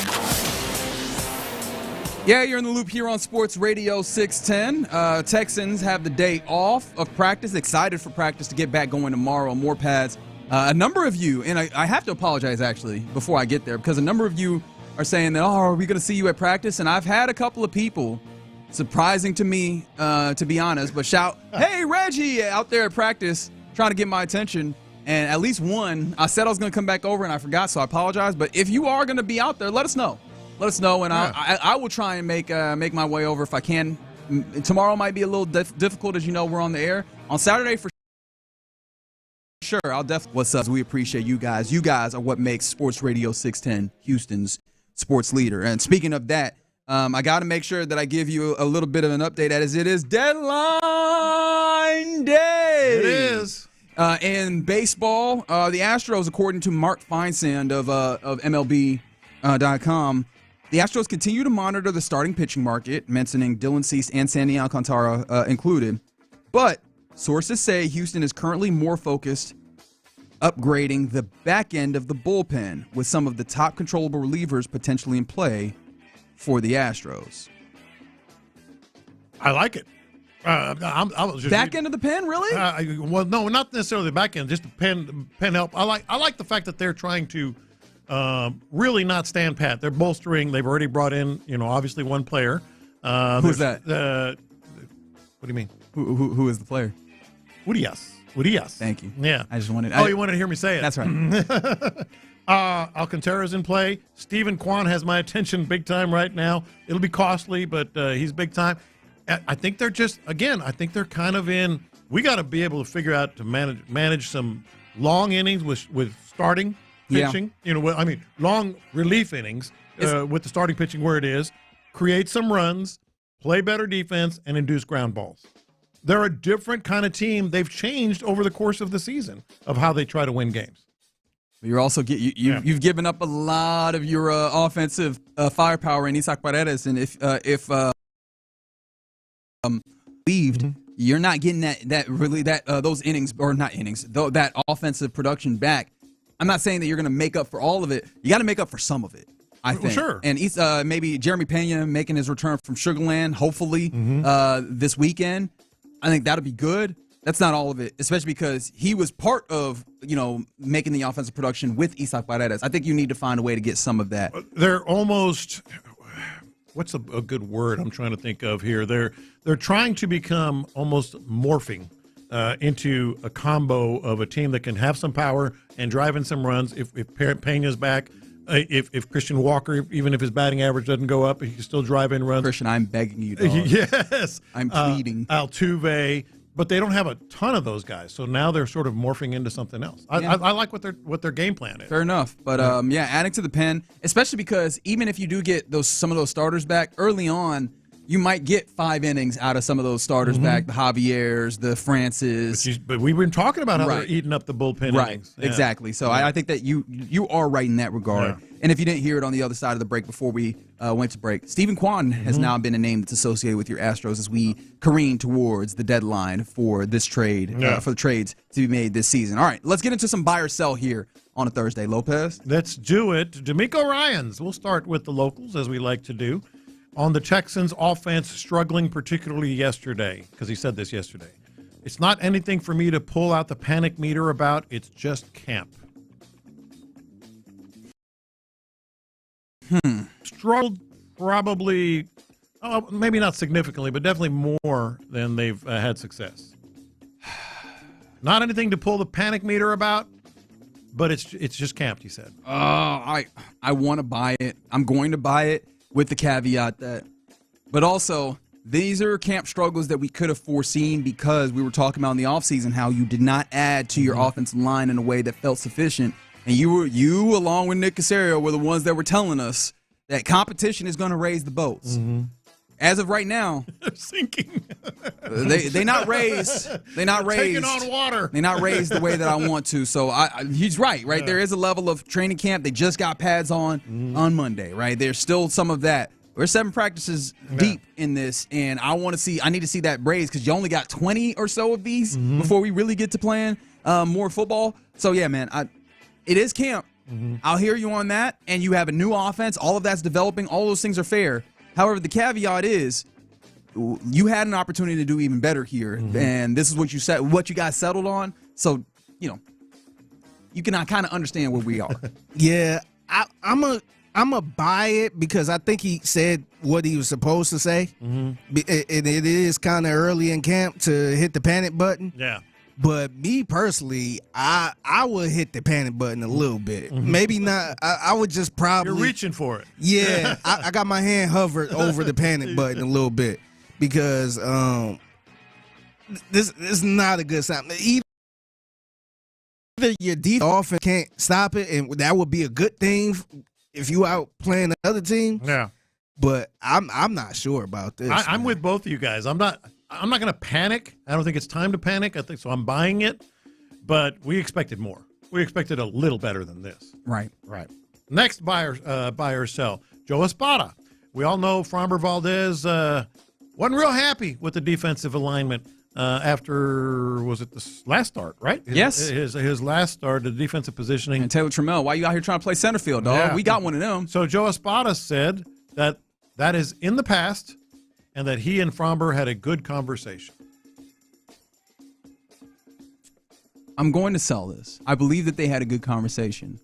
I have a hard time believing that Framber Valdez allowed that frustration to become known publicly, like in front of media. He knew he was doing media. Obviously, he has the benefit of having a translator to give a second of his thought on what he's about to give. And he knew he was doing that in front of everybody. He knows that. He's a professional enough to know that. He decided to do that. That's in there somewhere. Yeah. Like, even if he's like, all right, I trust you, Joe, or whatever, that's in there somewhere, especially as a ground ball pitcher. That frustration exists in there. I'm with you. Yeah, I'm selling it too, man. I think it's some issue. This ain't the first time this happened.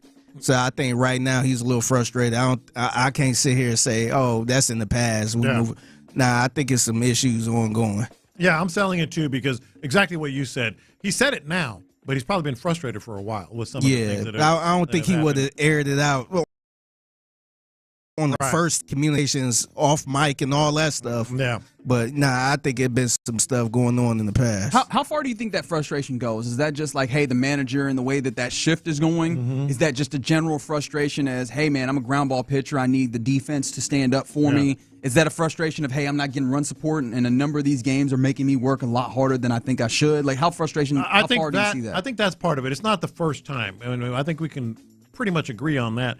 And I think this one hurt the most because he should have won that game. And 12 strikeouts and, the one run game, all that stuff. And I think the frustration just kind of built. There was one more level of frustration that I didn't get to. And, man, it's coming up on free agency. Yes. As well. That's They've not engaged in matters. the conversation. It matters. I know he's trying to win, too, and I know their goal is to win a World Series, but he's trying to get paid, too. Yes. Like, you taking wins off of my paycheck, pretty much. That's exactly right. You're both right. All right, another buy or sell here with the Houston Connection, and it's really made a lot of news across the country today.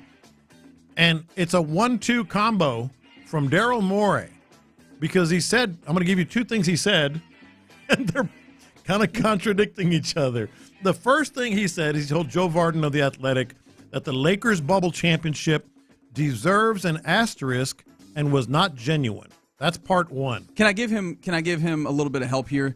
I think he was saying that he's heard that there's a number of people around the league that would view it as such, as having deserving an asterisk. But later he did say his stance. He supposedly was that he views it as a full. No, I had the whole thing. Okay, yeah.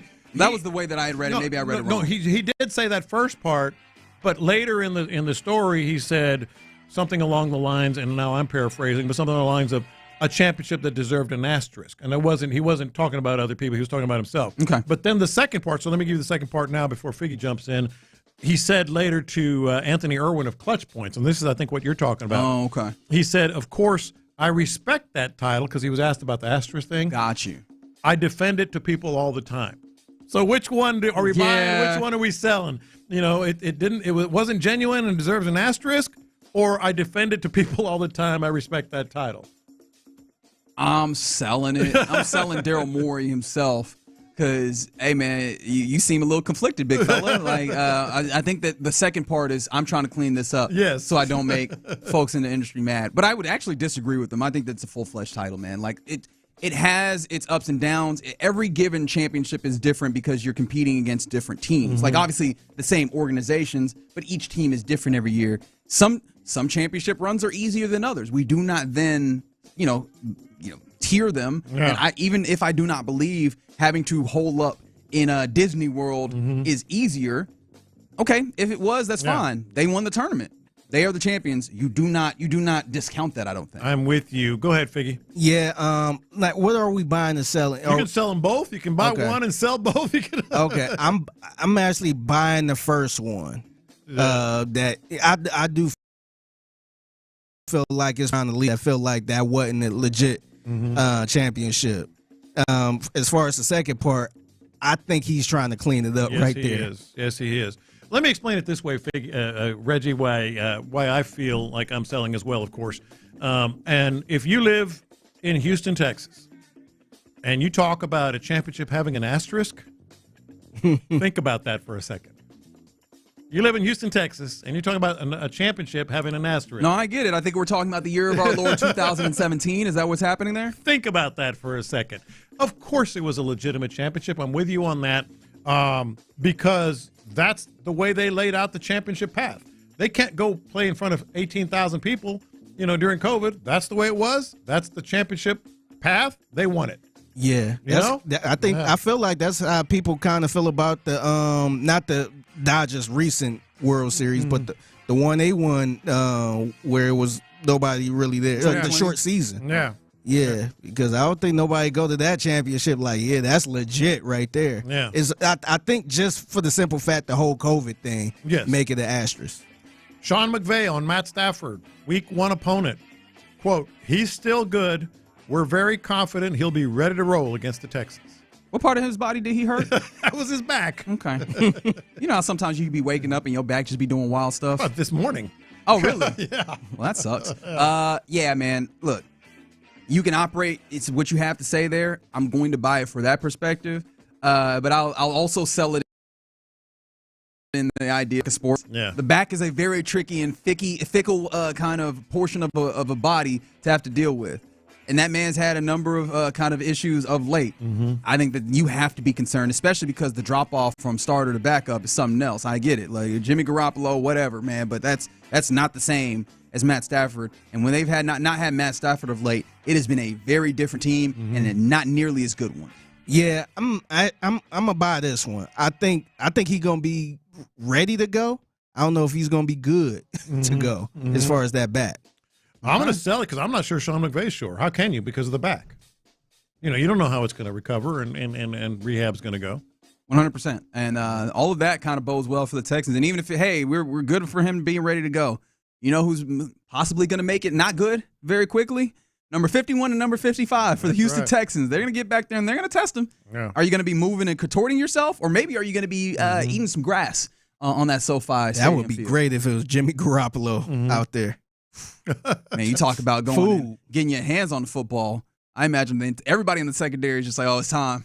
It's time to go get ours. Let's get 6 interceptions on the day. All right, you're in the loop right here on Sports Radio 610. Coming up next, again, off day for your Houston Texans here. Of course, we're continuing to watch what's happening with the trade deadline. We'll give you updates as we get them. But what are you hoping to see as training camp resumes tomorrow? What do you still need to see 7 practices in? 713-572-4610. We'll talk about it next. What excites Coach D'Amico the most?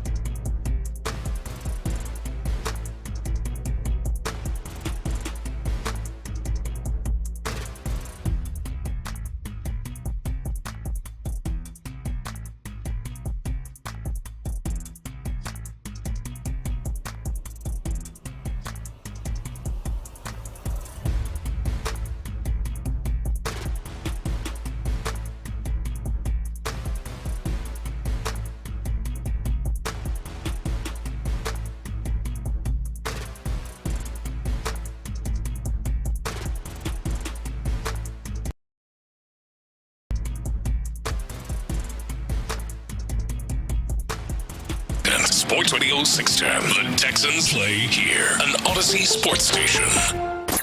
It's Texans Training Camp. Live from the Houston Methodist Training Center. Sports Radio 610 presents In the Loop.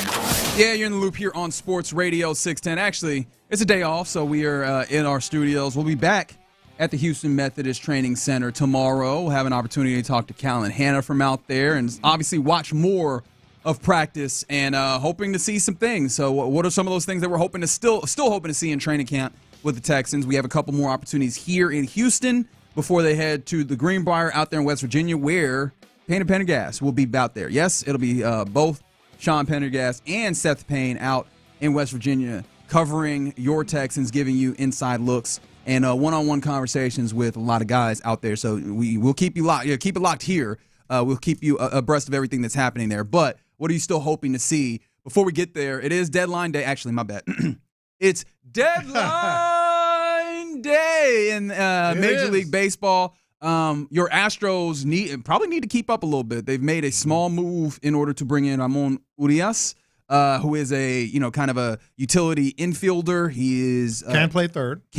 Very good defensively. So that's a guy that's hey, that's cool. You add into what you need defensively in the infield for the ground ball pitchers that you have. Mm-hmm. But as far as what could happen before 5 p.m. when the trade deadline actually that associated your Astros with Stephen Kwan recently, the left-handed left fielder or outfielder that's currently with the Guardians. Really good contact guy, does not whiff, does not strike out very frequently, and very, very good defender. So or at least really good, solid defender at the very least. I don't want to overstate it just in case. But no, pretty good defender there as well. So that one has kind of gotten our interest. But some other guys that they've been associated with, a couple of Cardinals where you talk about Brendan Donovan, Lars Nootbaar, all those guys have kind of come up as names.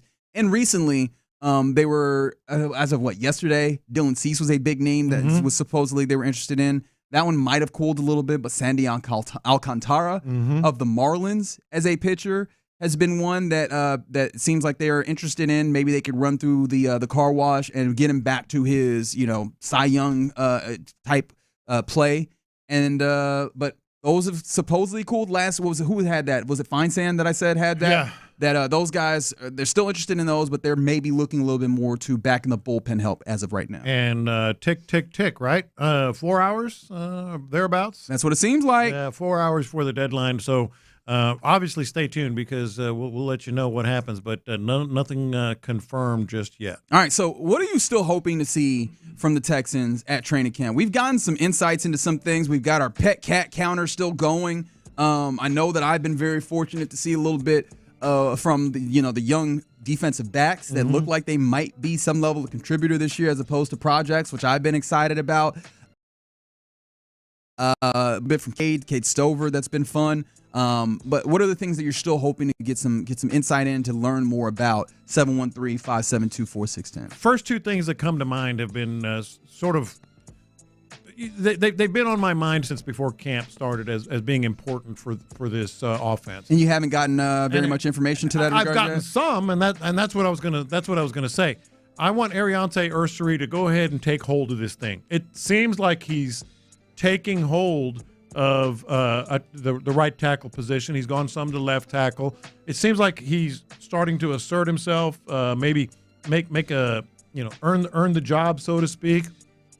And that would be a good thing if you have that big dude, kind of locking up that right tackle. We don't know until the season starts just how good he can be, but I think it would be good if your second round pick, really establishes himself as, oh yeah, that's our right tackle. And as much as maybe we might have started to see it, I think we might be seeing that in the next couple of days. As on Tuesday, sitting down with Payne and Pendergast was the GM of this team, Nick Caserio. This is what he said when it came to when we can expect the offensive line shuffling, or if we can continue to expect that, or when that might kind of slow down. Yeah, at some point that'll probably declare itself a little bit more. Probably once we get through another week here, and then maybe right before Minnesota or after Minnesota, somewhere in there. At some point, if we think this is what the group is going to be, then all right, we're going to go ahead and let those guys work together as much as possible. The reality is we probably have 7 or 8 players that are going to factor in to the actual game day rosters. So you just want to make sure that that whoever those are, we talked about this, we feel like we have a lot of depth and a lot of competition at multiple spots. Some of it's starting to declare itself a little bit. We have, honestly, 4 or 5 starting tackles or starting level tackles. Blake Fisher, I know Trent's not practicing yet, even if you were to take Titus out from guard and put him outside. So feel like we have decent depth there. And then inside, we have a number of players, some guys that are center only, some guys that are guard only, some multi-position players inside. So I think these next 2 to 3 weeks, we'll see a little bit more, and we'll have a better idea and better understanding. So really, at some point, all these guys are probably end up playing with one another. Yeah. Eventually, you want to get to the point where whoever the 5 are, from a communication standpoint, you want to be able to go out there and practice as much as possible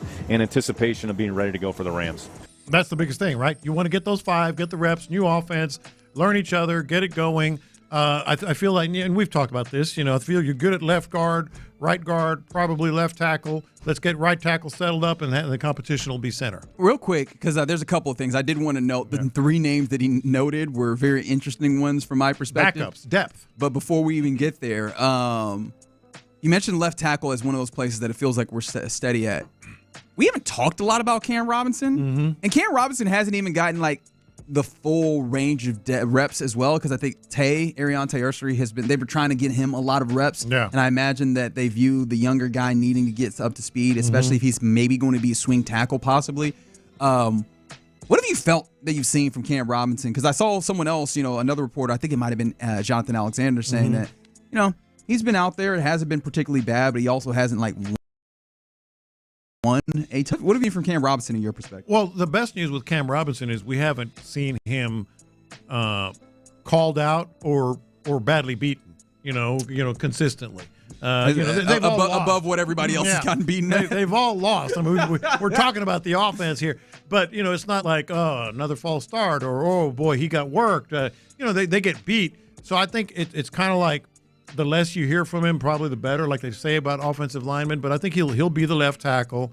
Obviously left guard is going to be Lakin Tomlinson. I think that's established, or relatively so. Feels very much so. Then Titus, and then if you can lock up, maybe even Trent Brown. He mentioned Trent Brown, but certainly he mentioned Blake Fisher, Trent Brown, and even Titus moving off of right guard at times. And I was like, we're talking about tackles that could start. Those are not the ones that I think of here. That's why I think he was talking about depth. I think he was talking about depth. The right tackle to me, and that's where it started, is let's go ahead and lock that position up, Arion. Tell you what we want to see moving forward in these next few days. Something else I want to see is another little sort of I guess pet peeve. Well, not peeve, but it's got my attention. It's tight end position.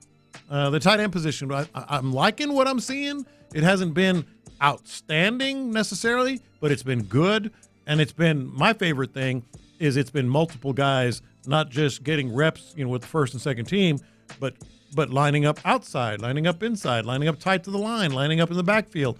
Tight end to me is going to be really, really big for this squad. Yeah, I think so. I don't know how we threw in kind of had a good a little bit of a good poker face on this. Maybe not necessarily Caserio, who had some pretty high praise for Cade when he was that his opening presser that he had for Cade? And D'Amico did too. This was Caserio with Payne and Pendergast again on Tuesday, talking about Cade Stover. In all seriousness, Cade's worked really hard in the offseason. Cade's mindset and his mentality, he cares a lot about football. He's very competitive. He's very tough. He's very smart. And as a player who hasn't played the position for that long, it's only been a handful of years, so he continues to get better. You've seen some tangible improvements, and he's going from year 1 to year 2. The hope is that younger players, you see a little bit of a growth or evolution, but we're glad Cade's on the team. I know we talked about him when we drafted him, that we were excited to get him on the team, and he just keeps his mouth shut. He works very, very hard. He cares a lot about football. When he's not here, he's probably on his farm baling hay, and because that's the type of mentality that he possesses. But excited about where he is, and hopefully his trajectory continues to move ahead. Cade Stover, the talk of the position group, for sure. But we'll see, how it plays out. Everybody's been talking a lot. We've talked a lot about Cade Stover. He doesn't say much. He doesn't say a lot. Yeah, no. I went through the cuts of Figgy, and I was like, whew, I don't know if we can use any of these, but he had a really cool line. Actually, go ahead. It goes the other way. I feel like we can use all of them very, very quickly without spending very much time. Yeah, I think you're right. But my favorite was, how did he put it? I think he said, they asked him about what he does. on the cows, work out, catch balls, then do it again the next day. That's right. That's right. Keep it nice and simple, okay, Stover. So, no, I think that there still remains to be something to be seen there. A fair question that comes in on the text line from the 832. What's the status of the kicking game? And good question. That is a good question. We saw some field goals get put up. Was that yesterday or the day before? Okay, good. Yesterday. I'm trying to make sure that they're not running together. But yesterday, six for six was Kaimi Fairbairn from various distances. I think there was a 3 from the 50-yard range, and I think a couple more from the 40-yard range. And if memory serves, there might have been like 137. I'm trying to recall if I got that exact, but. Knocked all of them through. Yeah. Didn't seem like there was really any difficulty with that. Good distance. Looked like he was splitting it from my perspective. Of course, we were off to the side of that particular goalpost, so I didn't have the best view. But it seemed like the referees that were there actually calling the field goal good did not hesitate to call it good. Yeah. So I think I would lean into the idea that Kaimi Fairbairn has been good from what I could tell. Of course, again, we'll see more of those, and maybe we get a little bit of a better feel when you actually get into some games because I think for him, the biggest distance is the 6 inches between the ears, right? Like, and when the time comes up where we need you to hit them, is that going? But for the time being, from what we could tell, looks good, I think. What about you? In terms of I mentioned right tackle and tight ends that you really want to see more progress. Some sort of impression moving forward. Offensive line remains one of those things where can we see if they hold on to this. It comes in Christian Harris. I would like to see him out here, but I think that they have some things that in place to mitigate that. I want to see a level of confidence with some of these running backs. You remember my pet cat? I drafted Woody Marks. It's been fine. Like he's been good catch radius when he's had an opportunity. I haven't seen he hasn't jumped off the page to me. Maybe I've not been paying enough attention to him in particular.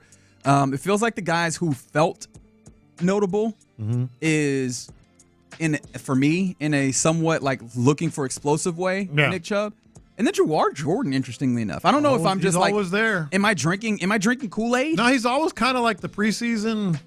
Hey, keep an eye on Jawar Jordan. Like that kind of thing. So yeah, I still want to see that's one of the places we want to see depth, and I would very much like it. Maybe this is a stupid thing to ask. Can I just see Dameon Pierce out here and doing this? That's not stupid. Yes, just do that. And you've been, not to put words in your mouth. I think you've been sort of impressed with Jacob Johnson. The fullback / tight end / whatever he is. And I don't.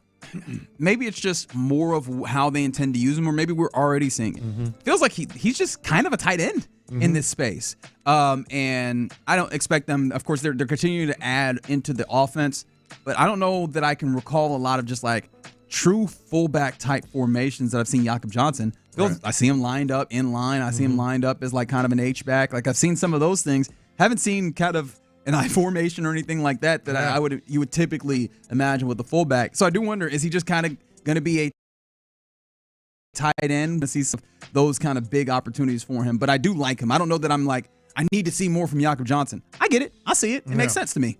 Yeah. Are you wrong, or do you see it any No, differently? I'm intrigued. I'm intrigued to see how they use them. Maybe tomorrow or Saturday. We'll be able to get a better beat on that. Yeah. So excited to see more of this team starting tomorrow when they get out there for more training camp practice. But of course, I didn't want to harp on the thing that you already mentioned. But it's just going to be offensive line. You need to develop quicker. You need to develop to a higher degree.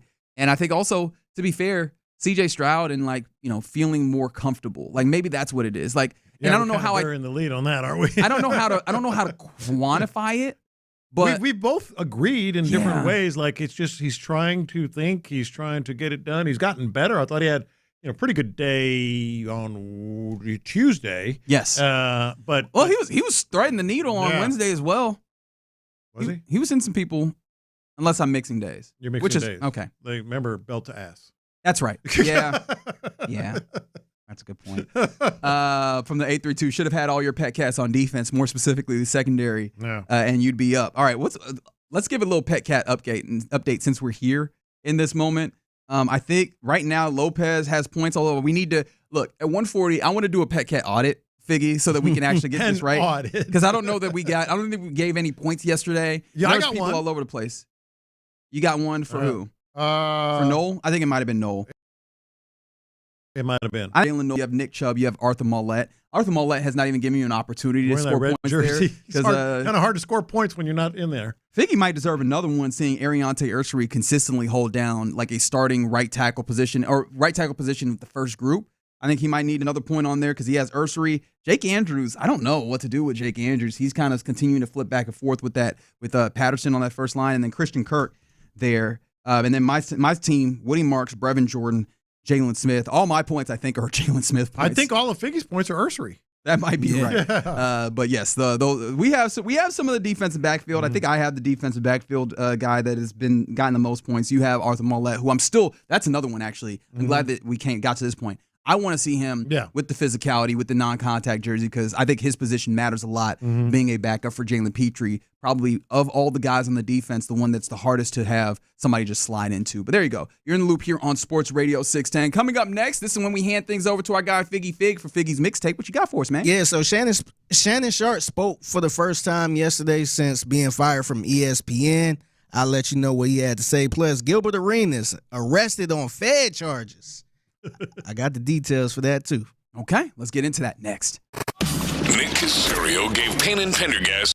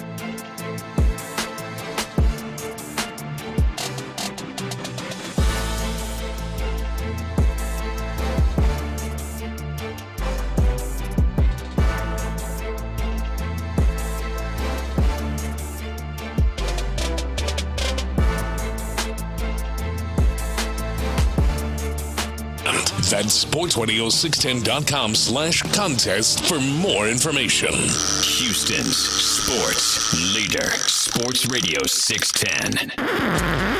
Pass the aux cord and crank up the volume.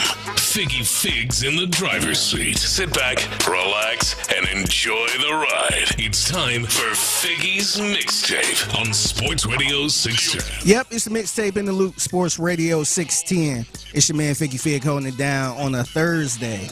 Happy Thursday to everyone out there. A lot went on yesterday. I'm going to start with this one, though. Shannon Sharpe, officially fired from ESPN. Now, if you didn't know, he had a lawsuit going on with the young lady. I want to say, how old is she? Like 20 years old? Oh, I forgot. I forgot. She was pretty young. And by the way, settled for, what, $20 million? Is that what it was? I think it was $20 million. Jeez. And she decided she was going to retire from OnlyFans. She put it out there. I wonder why. Gee, I wonder why, too. But anywho, he spoke on the Nightcap. On his Nightcap show. That's his production. So, and he actually addressed what ESPN did, which was fire him. And this is what he had to say. Obviously, I'm sure everybody's heard the news by now that I will not be returning to ESPN. I found out this information a little earlier in the week. And really, the only thing that I really ask is, like, guys, could we wait until Monday? My brother's going into the Pro Football Hall of Fame. I really wanted to be about him, and I wanted to be about my family. I know this coming out will overshadow everything that he's worked his entire life for.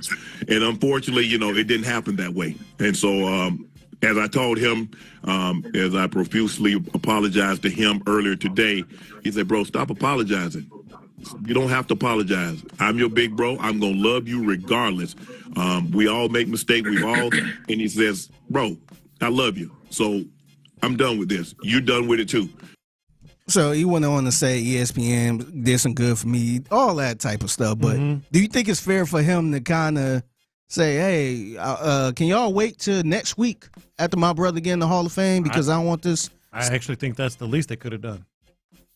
I mean, they're bitter. And he cost them in a number of ways. But, the guy's, he's already out. You told him earlier in the week, just let his brother have his moment.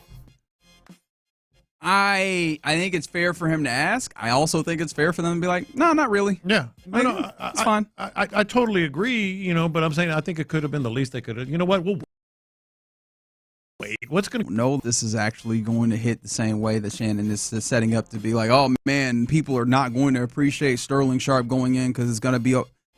I think the Hall of Fame is going to be like a thing that happens in a way where we're going to appreciate the guys that are going in regardless. I don't know that he's going to overshadow it. I was going to say, do you think that's going to really overshadow his moment? I don't think by itself it's going to overshadow his moment. Where I was going with it is I fully expect Shannon Sharpe to speak. And if this happens before he speaks and you see him on your TV, at his brother's induction, then it will people will be thinking, oh man, he just got fired, and all this other stuff. That's not by itself, if he's not even there or whatever, not shown, it wouldn't overshadow it. But what I'm saying, I fully expect him to be in the mix there in terms of as a speaker or whatever. So we're saying that getting fired is the overshadowing part, and it's not the settling a rape allegation. No, I'm saying that's what I'm saying. It's like that. We already in the place where if it's going to overshadow, it's going to overshadow. It comes back up in your face because you realize, oh yeah, he just got fired because of blah blah blah blah blah.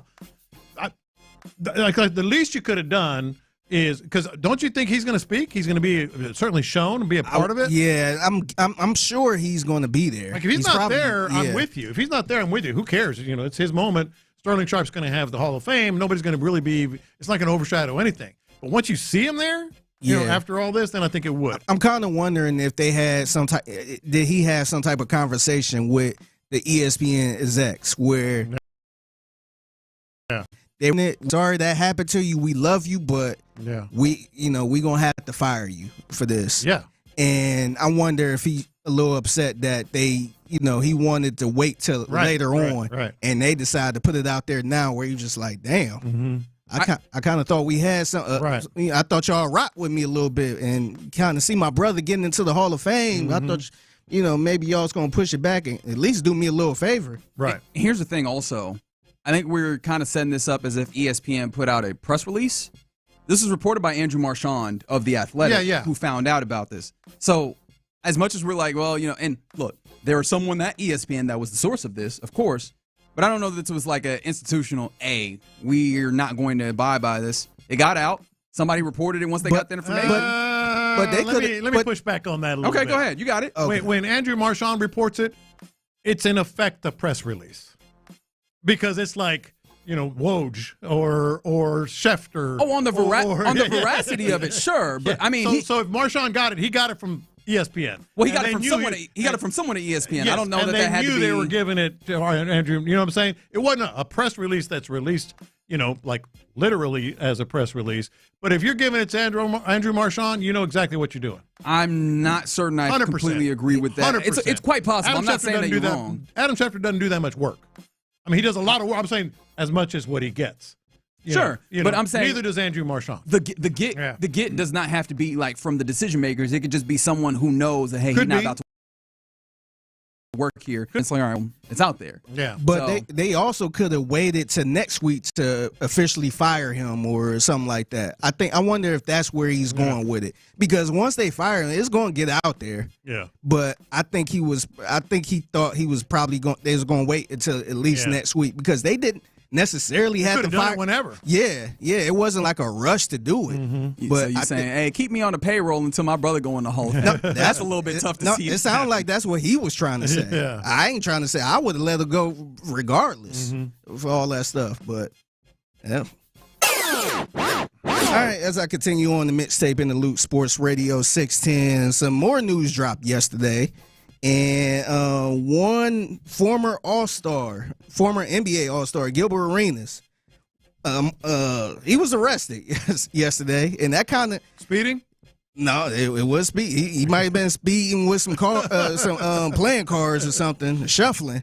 But he was among 6 men arrested Wednesday on a federal indictment that they operated a illegal gambling business at a California mansion.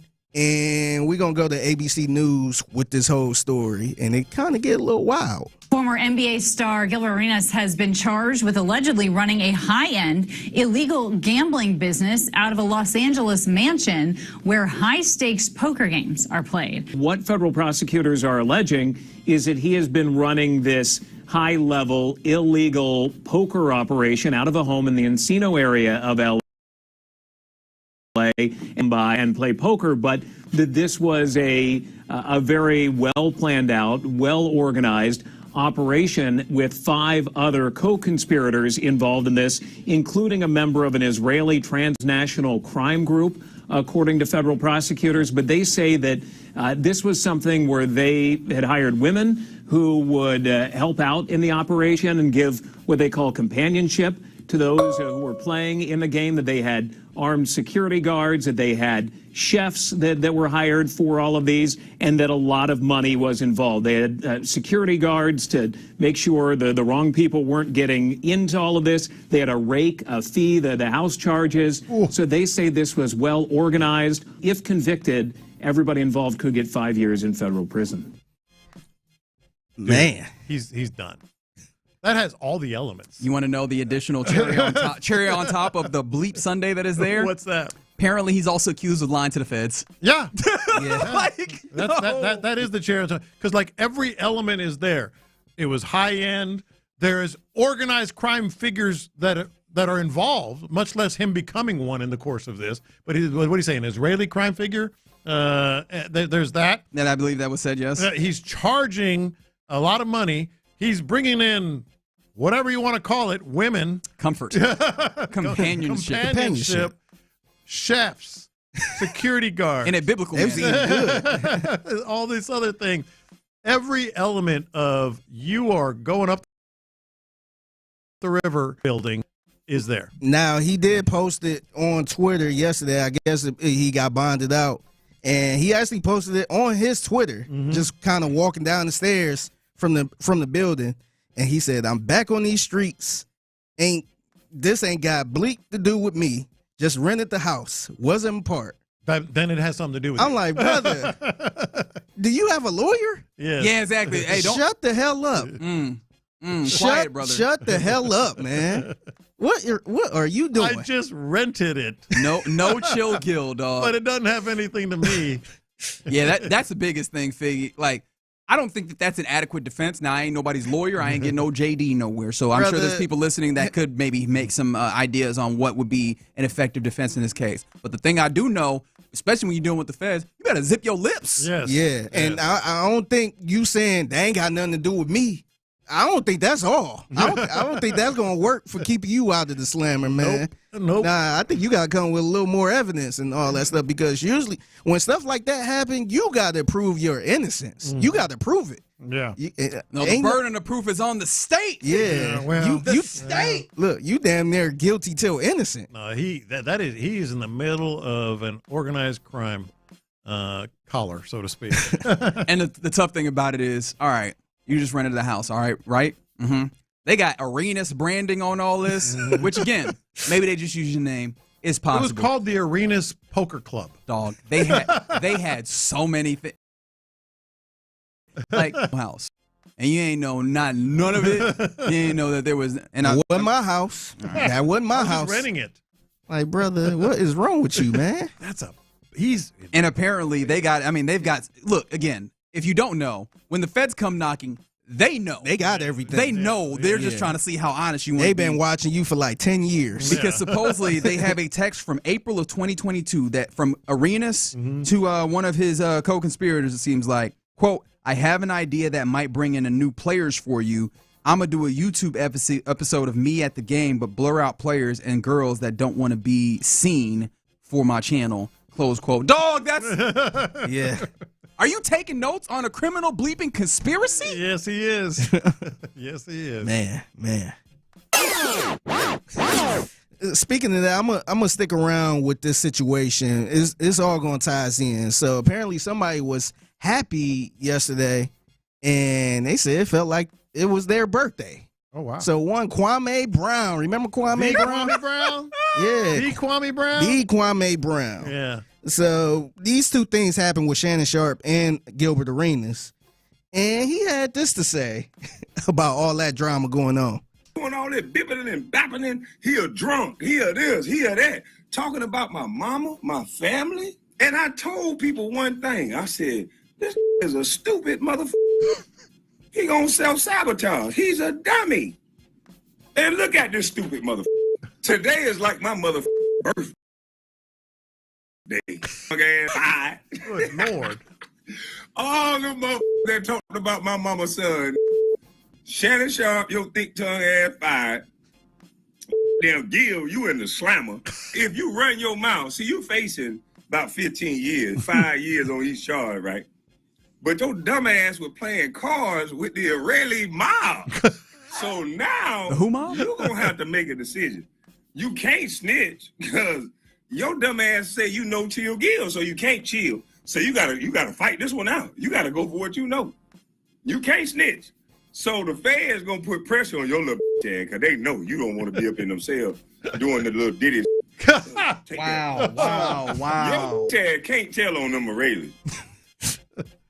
He went on for about 5 minutes. I bet he did. Yeah. Look, being a hater, there's haters in all walks of life, and being a hater, I would not advise you go down that lane. Mm-hmm. However, I've got to admit, when the sun shines on a hater, it's got to feel incredible. He had to have a blast. He might be the worst person to go against, man, because once you lose or something happened to you, he destroys you. Oh man, he destroys. That's somebody. If he worked here and I lost the bet to him, I would probably quit my job just to avoid him. He won't let you live it down. He's wildly entertaining. Like, just wildly entertaining. Here's the other part, Reggie. He actually gave pretty good advice there. Like, he gave really good advice to Gilbert. And he's been saying it for a long time, too. Back and forth with both of them. Yeah. And it's nothing worse than when somebody like that is right. Man, I could listen to him all. We have listened to a lot of him, but yeah. Whew, all right, man. What a day indeed, and obviously giving you all the updates for it. is your man Figgy Fig, intrepid reporter extraordinaire and producer of In the Loop. You catch him and Figgy's Mixtape, 1:20 p.m. every weekday right here on Sports Radio 610. Coming up next, we get ready to hand things over to the fellas of The Drive, Clint and Ron. But before that, I do want to get back to our pet cat rankings. Let's make sure that we're all good with this, but check in with some of the guys that we were hoping to see some things from in training camp. We'll do that next. Coach D'Amico likes the back and forth.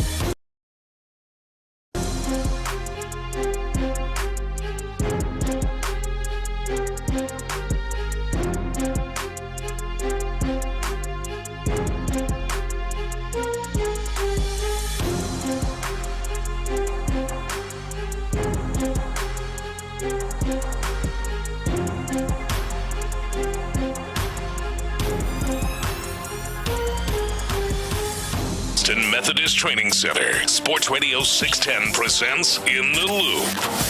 Yeah, been a fun day here in the Loop on Sports Radio 610, even though Texans not practicing today. And it's been fun, nonetheless, as it is a deadline day. Things are happening. Major League Baseball. Things are happening in the span of a few minutes in that break.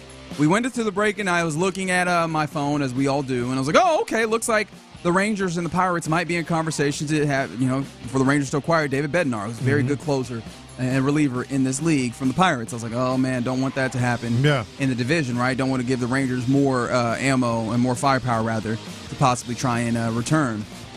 Within a couple minutes, Yankees have acquired David Bednar from the Pirates. And I was like, that all was right. quick. I was like, good, not the Rangers. Wait a minute. The Yankees are also in the AL, and we have to contend with them. So, yeah. Things are happening. Well, and not only are things happening, look, I mean, we still have a little over 3 hours, I guess. That is correct. Until it's done. 3 hours, 10 minutes. But up until this moment, you're really seeing the aggressive teams do who the aggressive teams are. And those teams, they're on your heels. It was just Eugenio Suarez. Now that's going to be a big guy in their lineup. But they're also on Willie Castro, I think is one of the ones I said. Fair enough, yeah.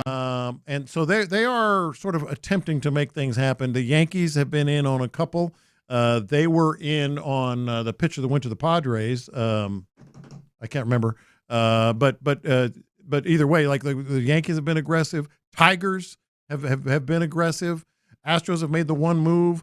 I said, and that's a relatively small move. Like, that's the thing is, there's the Astros names have been thrown out with a lot of different types of players, but no consummation. Yeah, the only consummation is that has been a weird recurring conversation in this particular episode of In the Loop. That's weird. But the only one that they actually got was a small piece to this point, which is Ramon Urias, who is a utility infielder, nice defensive player, good glove. So that does help continue to solidify your infield defense, which you need, right, with the ground ballers that you have. However, the big things that we were talking about coming into the trade deadline. Correa. Offense, giving you a bat, particularly left-handed bat, to maybe help you throw out some lineups where you can dictate some things to opposing pitchers and opposing staffs. You haven't done that just yet. There's names that are out there. Stephen Kwan being the latest one that is a possibility. Lars Nootbaar being a name. I almost said Brendan Rodgers, not the right guy. Brendan Donovan. Names that are out there have not done anything. Starting pitching, possibly. There have been names that have been out there talking, like Dylan Cease. I don't think that one's going anywhere personally. Sandy Alcantara, which maybe. Those are out there, but nothing really seems like it's coming home. Still 3 hours to go, but hey, you need to actually make something happen, because if we end up at the deadline and it really is just Ramon Urias, with all due respect to him, I don't think that you did anything to help yourself be have a better chance of winning. Title. Because basically, if that's the case, and I don't expect it to end that way. By the way, let's be clear.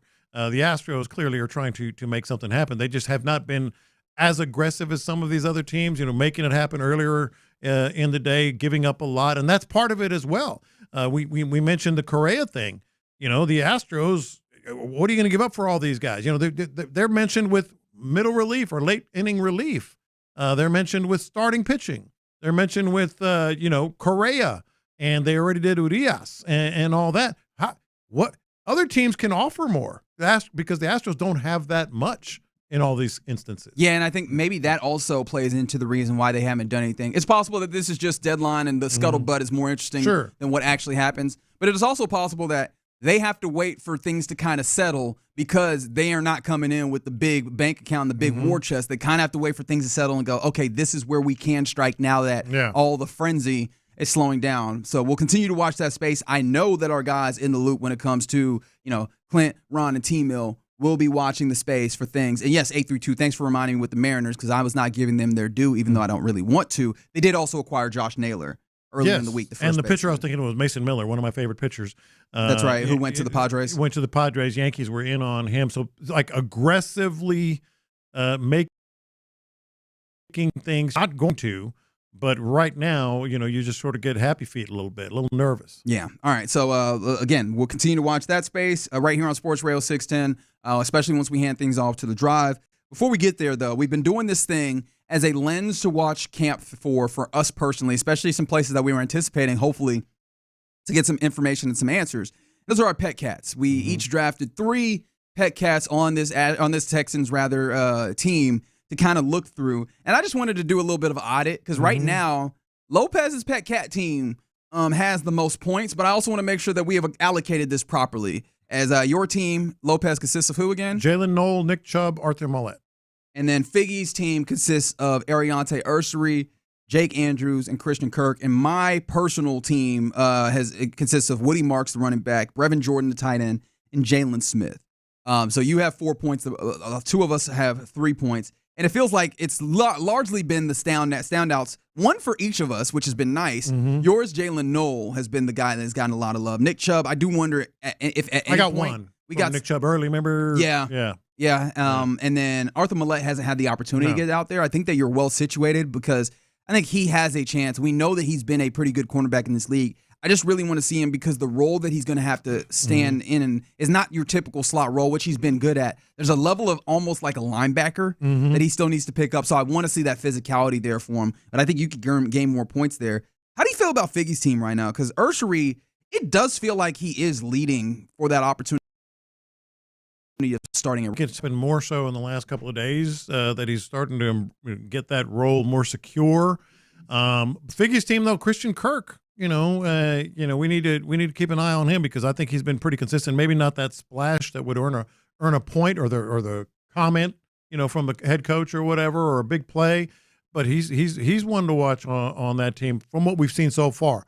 And really, you and me, it's been Jalen Knoll and I guess you've kind of had Jalen Smith. Yeah, J-Rock has been the one, and I've been actually very, very impressed with him. Like I think he has 2 of my 3 points.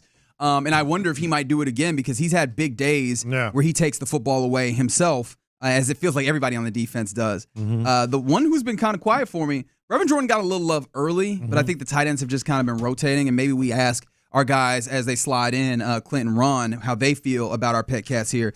But Woody Marks, I feel like have I put a point like I don't think so. His catch radius has been really good, but I don't know. I haven't felt like really jazzed about Woody Marks yet. I'm interested in maybe what Clint feels about that as well. But have you felt in a similar way as I have there? Well, I feel like right now they're just going to be leaning on Nick Chubb as much as they can. Yeah. And I don't mean leaning like in a game. I'm saying I think everybody else is just sort of rotating behind him, and of course no Dameon Pierce, but Jawar Jordan, is getting some rotation back there. But in terms of like consistency, it'll probably be more just of what we see in Nick Chubb. Yeah. So I guess we'll continue to watch those, and I imagine that some of the guys that have not been able to like really get some love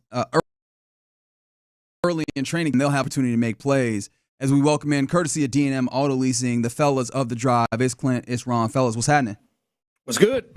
Hey, not much, brother. We are excited to have a nice little day off, but then also very excited to get back into action tomorrow. We've been looking at, we were just talking about here, kind of some of our pet cats, the guys that we have been using as kind of touchstones into this team. And there's been a couple of them that it feels like they haven't shown that well. For you, from what you've been able to see, guys, who are the guys that have kind of made themselves known to you that feel like they've been big winners for the first couple of weeks of practice thus far? Yeah, I think for me it's Ariante Ursery. I think Brevin Jordan is a good one. I mean, obvious your top players have all been that are not injured have all been good and been fine, but almost all of them. CJ's been all right. Yeah. CJ's been all right. I would say one that we knew was a really good player that appears to be taking that next step to dominate is Kalen Bullock. Yeah. 100%. Yeah. So I think there's a handful of them. I really like. I don't know why, but I'm excited about Cade Stover. I think he's shown some promise and kind of that next step type deal, which you always worry about with a guy that hadn't played the position much. Once you get to the league, do you plateau and kind of take a little while to figure it out? It looks like he's moving pretty quickly, and so yeah, man, I think there's been several bright spots on really on both sides of the ball, but we knew the defense, and the expectation of the defense is Super Bowl caliber anyway. So most of them for me are offensively. Yeah, I think Kalen Bullock's been the best player on the field through training camp right now. And as Clint said, we've talked about it. I mean, he looks like he may lead the league in interceptions the way he finds himself near the ball and his range and how he reads things so much. He looks so much more comfortable already. And hell, he had 5 picks last year and was around things. Also, I think Jalen Noel has been somebody that has kind of jumped out as well and played well. So, like on each side of the ball, I would say those two to me have really jumped out. So I obviously would agree on both. Yeah, for sure. I think you guys really hit all the high points. Blake Fisher, your thoughts? Hey, Urshery's embracing that role. It's he's entrenching himself, isn't he? I saw somebody who is in the content game for the Texans. He said 3 straight days of good work in pads for Blake Fisher. He said it was against the second unit, but it was 3 straight days. All I could think about was John Lopez. Your thoughts? Yeah, against the second team, huh? Oh man, maybe that's a jumping off point. Is there anybody that you hate as much as Kwame Brown seems to just relish the downfall of Shannon Sharpe and Gilbert Arenas? We were talking about that in the mixtape. Shannon Sharpe obviously no longer working at ESPN. Gilbert for apparently being a part of a gambling ring, and Kwame Brown just did a victory lap. Is there anyone that you just relish? I'm sure we'll talk about this. I can one of them I can relate to, the other one I can't. I mean, Shannon Sharpe's downfall is untied and undefeated, man. And not that I can relate to what he is accused of doing ever, but I can that part of it. Yeah. Boy, the gambling ring at a crib that you're releasing that's got your name all over the gaming tables. He's neck deep. As if to try to garner some level of this is my place, this is my casino you're in. Yeah. I mean, how stupid. I mean, just how stupid do you have to be? With mob bosses gambling. Yeah. I mean, it's he just rented it out, guys. I mean, I don't know, man. I listen to his podcast. I'm like, he's a level-headed dude. He's sharp. I understand he's got some issues, but I listen and I'm like, normal old cat. I mean, he knows better than that. Yeah. And then you read the details and you're just like, what in the hell? It's a grown-ass man. They try to get that extra money, Clint. You know, they ain't just flipping houses. I mean, how much money you need, man? I mean, I'd like to get that extra money, too. All of it. More money. All of it. I mean, I tell you what he could have done was save that money that he put his name, to felt his name on them damn tables probably cost him $50,000. Yeah. Oh, easy. I mean, how about that? Yeah. Yeah, I'd say Jim Nantz for me. I'd like to stick my foot out in front of him as he's shut jogging. up and let me do my job. Like if I had a chance to him on the golf course walking to get to the ball, if I could stick my foot. That's what I was hoping for. Like I was fishing for one answer, and God bless you, Ron the Show Hughley, you gave it to me. What did Kwame Brown do? I missed it. Kwame Brown was just excited. He was excited for their downfall. He actually kind of gave a little bit of good advice. Oh, he was excited. Okay, I got you. I thought you lumped him in there with their downfall, but he was just. Okay, got you. He talked about Shannon's thick tongue, man. That was the part there. Yeah, that was kind of crazy. That big ass tongue of his. I mean, he'll get personal now. Kwame don't mind to get personal now. No, he does not. But yes, some people are just really big haters. And I was saying this earlier is I wouldn't advise being a hater, but I imagine that day when the sun shines on a hater's got to be the best feeling in the world. You know? Yeah. I don't know if it's going to shine on Kwame. Yeah. At some point, this was going to get Gilbert. Javaris Crittenton is somewhere saying, yes! That's right. Even though they supposedly they made up, but he's still in there like, hell yeah. Yeah, I think so. All right, fellas, enjoy the remainder. You guys will take it right up to the deadline day yourselves, in fact. Enjoy the remainder of it. I hope that there's actually some activity because I will not be very pleased if there isn't on the Astros front. Gotta be, baby. But I expect you to break all that down as you typically do, and you do so well. You're listening to KLT AM, KLT FM, HD2 Houston, and right now, the drive is live. Well, hey, boys. Well, thanks, Laura. We're looking at about 2 hours and 57 minutes, just under 3 hours until the trade deadline all hands on deck are going to be working hard to catch everything. Even in the middle of Tyler's turds list, he will shut it down if somebody has big news for the Pinch Astros. it off, baby. Yeah, pinch it off.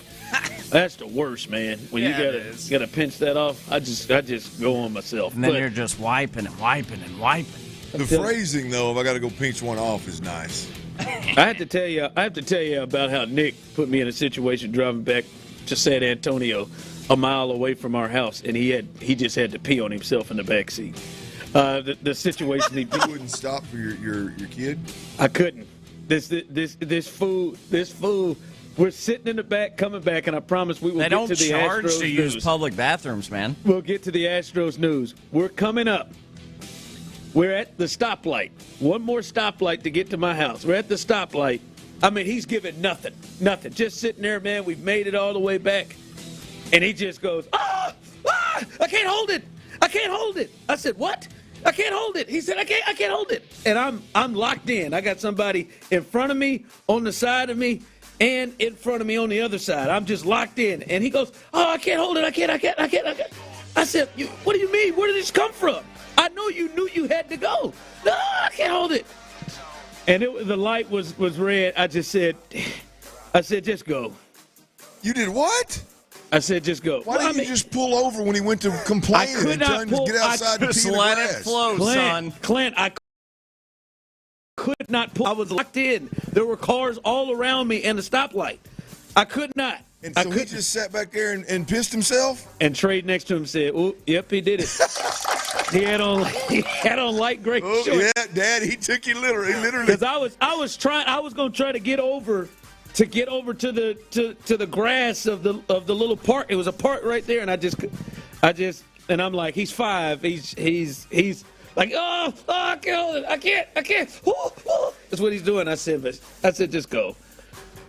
Courtney came out with all the cleaning products right as the garage was lit up, as he went right to the shower to go ahead and take care of himself. I was hot. Oh, it was smoking hot in there. I just said, this could not have just hit you.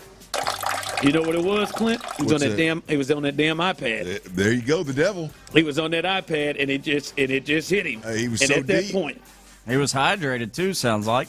Someone said, "Why didn't you just let him out of the car?" I didn't feel right about just letting him out the car at the stoplight. That's an odd phrasing. Like why didn't you pull over to let him pee? The guy, whoever this person is, yes, son, just get out there. Get out the door. Like you know, my mind, Clint, was, "Don't you dare pee in that. Don't you dare." But he was in his seat. So, but that seat, well, it's airing out right now. I said, how did you? Like, I know it didn't just hit you. That boy Trey said, "Yep, yeah, he's going, Dad." I don't know if it just hit him, but it just hit his draws. That's for damn sure. Hit everything. Weeks, tell him to hold it. Teach your man to be a warrior. I think you're a bad parent. Not good for your health either. I'm just gonna say that. It's awful for your kidneys and bladder. I think he's 5, man. It's like, I would have loved to have tried everything. It was very clear, Clint. He had seconds, not minutes. It was very, very clear. It's very, very clear. That's weak. Okay, he's 5. Okay, I guess that's weak. Hey, my 1.5-year-old running around no diaper a couple days ago walked in her room. She done let it 2 turds on the rug. Your daughter sharded? No, she didn't. No, she let it rip. There wasn't no shart to it. That's fair. I mean, straight right there on the rug. Had no worries about until Mama freaked out, and then she freaked out. That was boy, I was hot. Oh, I was hot. That was a moment, but I really feel like I didn't have any other choice. All right. Sorry, Nicholas. Told your PP story. But here we are, the latest with the Astros. Trade deadline ends at 5 o'clock. We will absolutely be ready and telling you, hopefully, big moves coming up at 5 o'clock fire. But as of now, this is where we are, fellas. The Astros have made one move up to this point. They have made a trade for infielder Ramon. I heard Lopez pronounce in a completely different manner. That I said, well, that's not for me. So I won't try it. It did sound good. But Ramon Urias from the Orioles, infielder, he started 66 games at third base this year. Grade that one, Tyler. What is it, Ron? It's a Ramon Urias. It ain't a passing grade. Yeah, it's a I'm good just kidding. C+. That wasn't bad. That last one wasn't bad. Yeah, Ramon Urias. First one was a disaster, though. That's all right. We'll catch up. My son just peed on himself in the back of the car. But no, they trade for him. 66 starts at third base. That is the only move they have made right now. Word on the street is reports they are one of the teams in on Stephen Kwan, the outfielder for the Cleveland Guardians. There's talks, obviously, of the Dylan Cease situation, but those talks have, by reports, cooled. Also, the one that is really that is really interesting to me is Sandy Alcantara, the former Cy Young winner.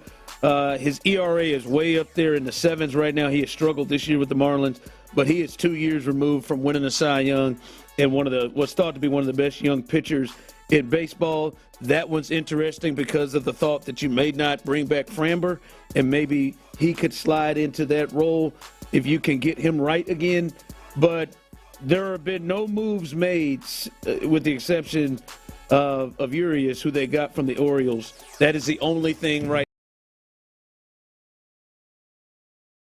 now. So, YouTube and Twitch can jump in. How you fellas feeling right now about where the Astros are with the trade deadline looming in under 3 hours? Yeah, Ron, I'm going to tell you, man, they got to get active. They've got to get active here for. Hey man, come on, Dana. Well, they just got to get moving for me, man. I mean, look I'm saying that from an I'm amped up perspective, man. I mean, this team has overperformed. They got a lot of cats coming back. They got a lot of help coming back from injury. To not make the moves that would make you a leader or a favorite, if you will, in the American League.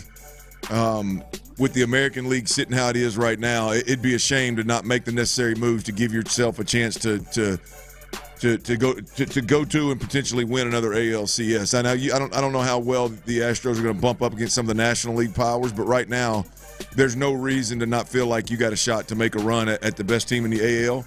And I know Seattle Mariners have made some moves that have significantly improved their team, but the Astros still got a 5-game lead on them suckers. So I mean, there's I get it, but man, to not make more moves than just this one here, would hurt a little bit. But this particular move, Urias, I like the move, Ron. Do you? I like the move. You know, you're talking about a utility infielder, a guy he's got times, he's got innings at all 4 infield positions.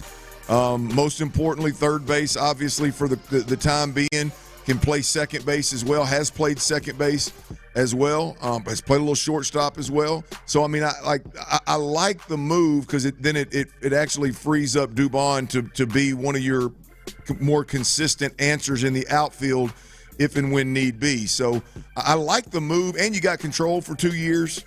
So I like the move. I mean, I see the method to the madness kind of deal. It's a current play and a future play, but it just can't be all that the Astros do here leading up to this 5 o'clock deadline. Yeah, and I think he is probably more thought of as a defensive player.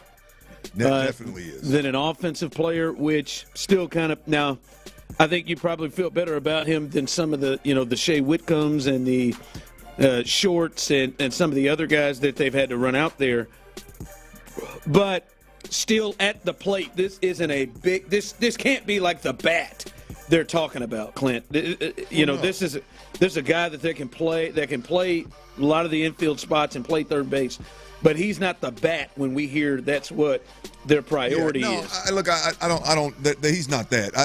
I was reading up a little earlier on it, and I thought there was one idea that was kind of lobbed out there in a sense of like, how do the Astros have to potentially? Now we don't know what's going to happen with Jordan. That's kind of that everything hinges on back, and you're not able to make a move for this big bat that everybody thinks is floating around out there waiting for the Astros to call. If you don't get that, then you're going to have to win in a different fashion. You're going to have to go get Dylan Cease, and get Lance McCullers healthy and get some of these guys back and hope your whole rotation is nails down the stretch. And you're going to have to play to win low-scoring games. And if you're going to do that, what better way to do that? If and when Paredes is ever healthy, you can literally put Gold Glovers across the damn field, across the infield. So it's more of a defensive play there. So, I don't know, Ron. It is an interesting play, but like you said, I don't think it's take a competitive team in the American League to a championship team type of move. No, I think he's – and if you look at their numbers, I think I sent that to you guys earlier. They're very similar. I feel like you just got another Mauricio Dubon type player.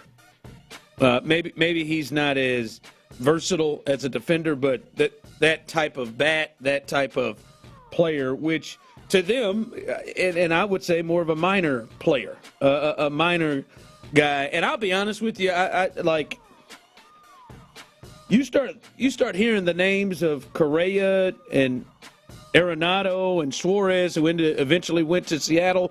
You start hearing those names. Those are names, Clint, where you're like, all right, those are bats that you can get behind and you can see can make big differences. And we've seen history of those guys making big differences right now. Once you start hearing those names and then you see that's where they went, that kind of takes a little bit of the luster off of it, where it's just like, well, hold on. How do we go from there to this? Yeah. To a Dubon level player. And like you said, it puts more pressure on, hey, come on, Dana. You got to get rolling here. You got to get cooking here. Because they got to do something. They got to do something to add, to this team, whether it's loading up and getting more pitchers or loading up to get another bat.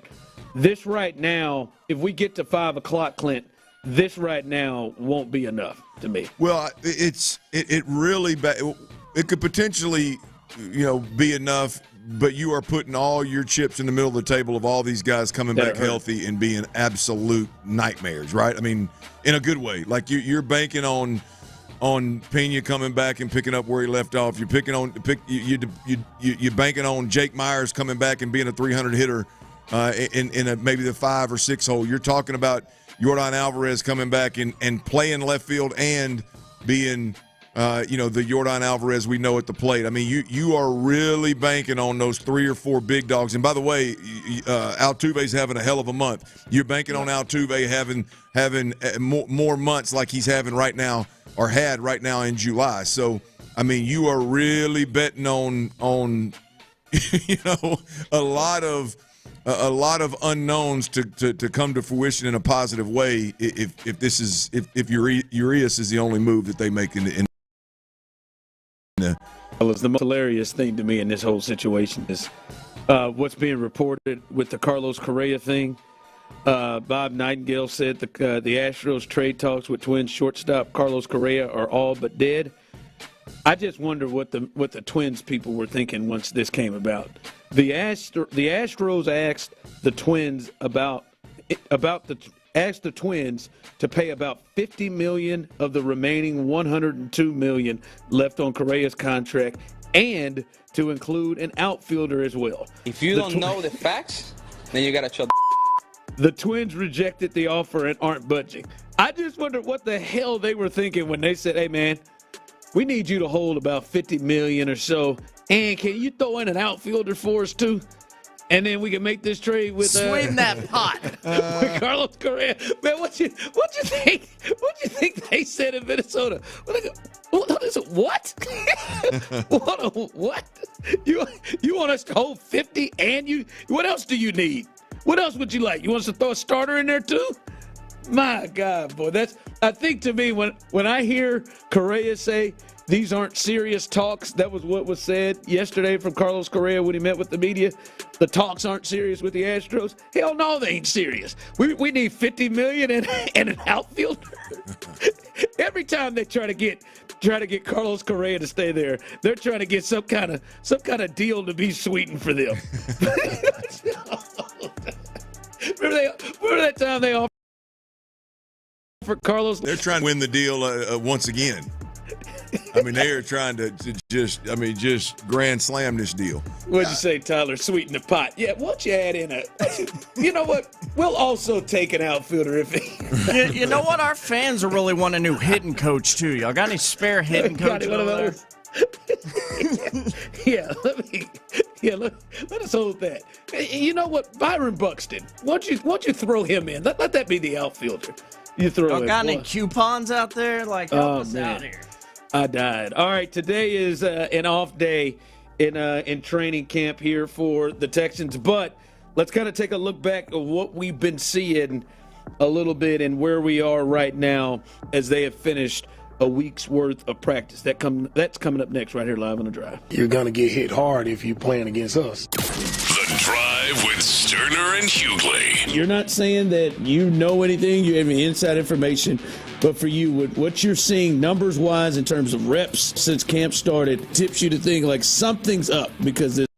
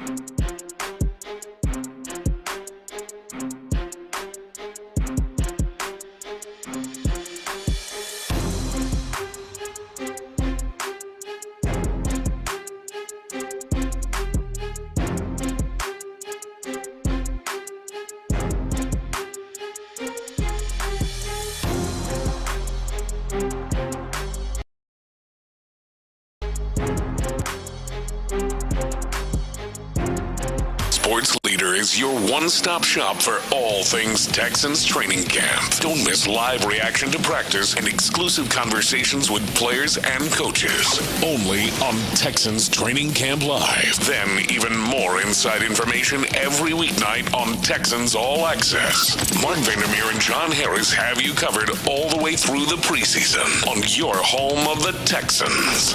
Sports Radio 610.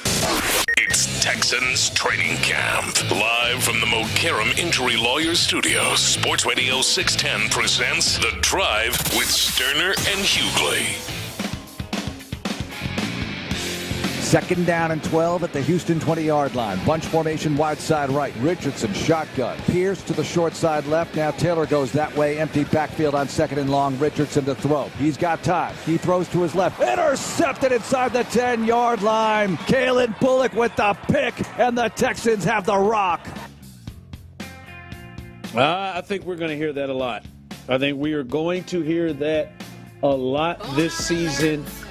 With the Texans, as Kalen Bullock, he's done that a lot already in camp. And they are off today, Clint. A much-needed day off. I'm sure the fellas are enjoying this, putting their feet up, doing their thing on an off day as they get ready to get back at it tomorrow and over the weekend, where fans will be out there to see as well. But as we have reached 7 days of practice into this off day, what things are coming to mind as you look back? And 713-572-4610, you can jump in on this as well. I think the for the people that don't listen every day or don't just dial into the Texans training camp every single day, just to look back on the first 7 practices. The first 4 were more of ramp up type practices. The most recent 3 practices were full pads, and just a 30,000-foot overview of Texans training camp. Obviously, the defense is light years ahead of the offense. Obviously, this is a championship caliber defense, and I'll be honest with you, Ron. I didn't hesitate and have a problem saying that coming into training camp, but since we've watched them, it's come to fruition, and it's even more obvious than I thought. I mean, they are more dominant up front. They're faster. They're more physical. They're better in the secondary.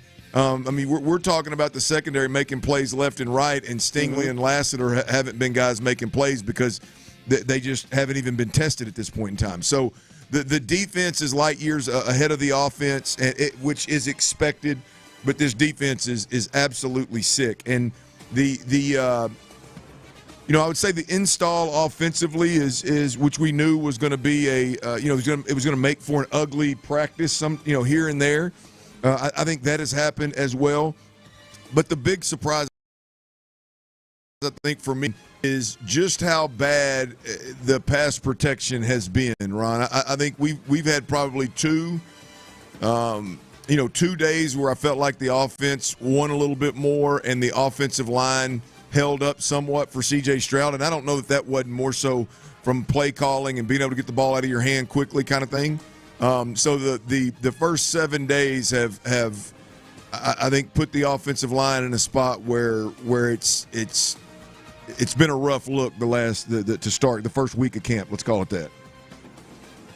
That is. I mean, but that's also been the focus coming into it. Absolutely, right? Absolutely. What is that going to look like? And I do think it is a fair thing, which many people are doing, to kind of point to the success of the defense. It is a fair thing, but as we've talked about it, that is going to have to shift a little bit. Well, it's easy. It's easy for me though, Ron. I'm not. I say easy. I'm not concerned about it. You know what I mean? Like the defense is great, cool. We expected that. It's going to be fun as hell to watch and be a fan of. The offense is struggling in spots where we thought they would struggle. But the reality of it is, if you look at, and I don't know what to make of all of it, but if you look at what we've learned and what we've heard.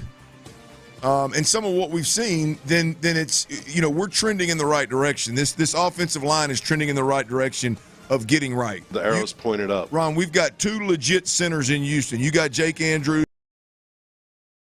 and your centers, and I don't know who's going to win the spot, but those two guys right there are your damn centers, right? Your two guards are your two mainstays that have been with the ones and are really probably going to be the anchors on this O-line.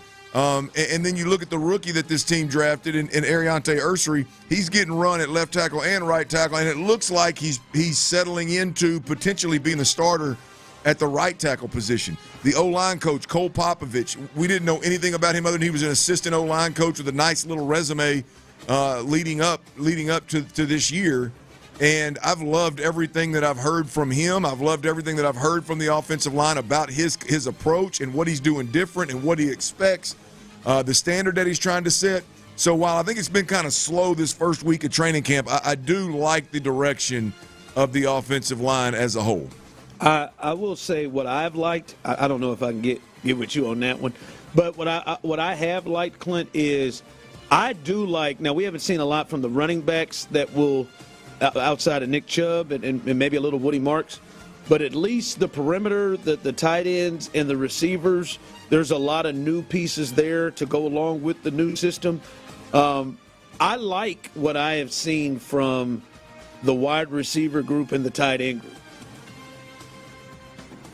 I don't know about you. I know the tight ends are a group that you have been watching, but like Higgins, Noel, Kirk, Brevin Jordan has really stood out. Those perimeter players tight jump. Well, I'm with you on the tight ends. I'm not there on the receivers yet. I think we are top heavy. I got confidence, obviously, in Nico to have a monster year if need be.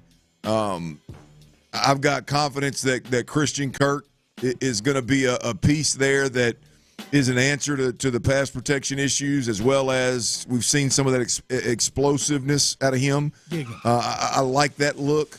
The others is where there is some tremendous competition, and I don't know what to make of it. You know what I mean? I like the future of Higgins. I like the big body, the length. I like the playmaking ability, but is that going to come to fruition his rookie year? I don't know. I like what we've seen from Noel.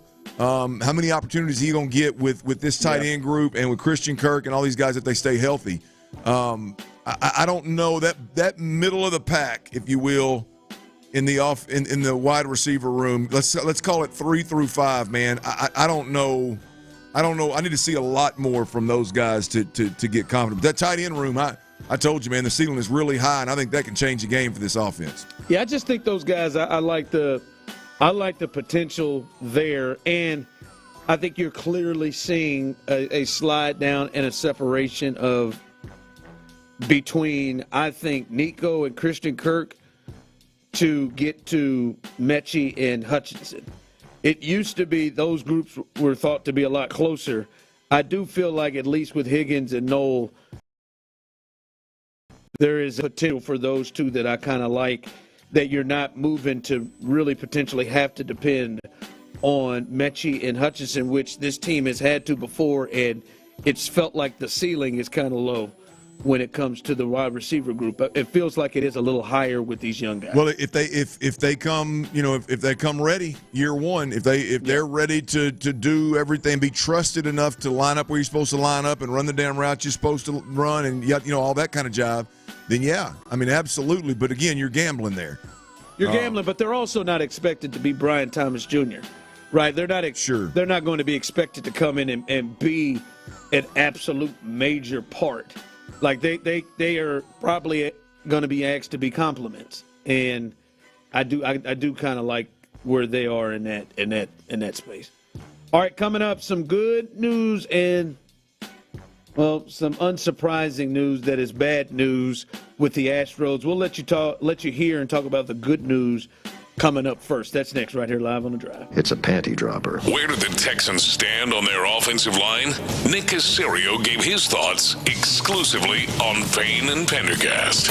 We feel like we have a lot of depth and a lot of competition at multiple spots. So I think these next 2 to 3 weeks we'll have a better idea and better understanding. Eventually you want to get to the point where whoever the 5 are, from a communication standpoint, you want to be able to go out there and practice as much as possible in anticipation of being ready to go for the Rams. Insider access, exclusive content, Sports Radio 610. The Texans play here. From the Attorney Steve Lee Traffic Center, 713.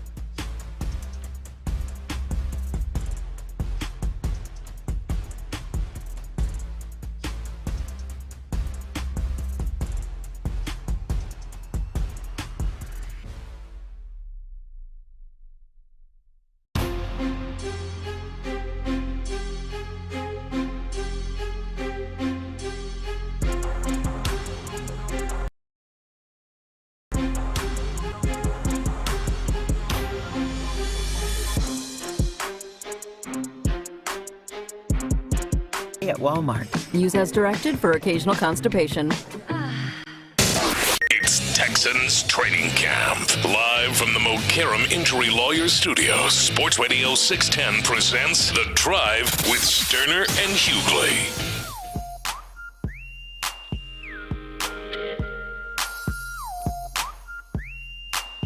Shout out to Liam Neeson. He looks very happy with Pamela Anderson. That's it. They look so smitten. It's a nice move, man. Nice move for him, man. And I appreciate it. As you said it before the break, Tyler, Pam in an odd time looks like her age, and I respect that. Yeah, no, same here. I don't think she looks bad. It's just I saw her, and I was like, whoa, Pam Anderson actually looks like her age. I like that. She's aged a bit, huh?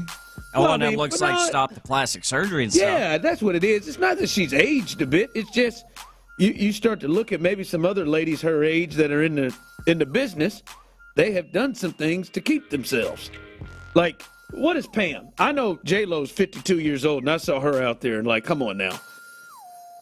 And there are some others who have gone and done the work, but Pam looks good. Shout out to Pam. Pam is 58. Yeah, Tom Lee, who's insanely jealous of Liam Neeson, but... Oh, I don't think so, because do you know Tommy Lee's current wife?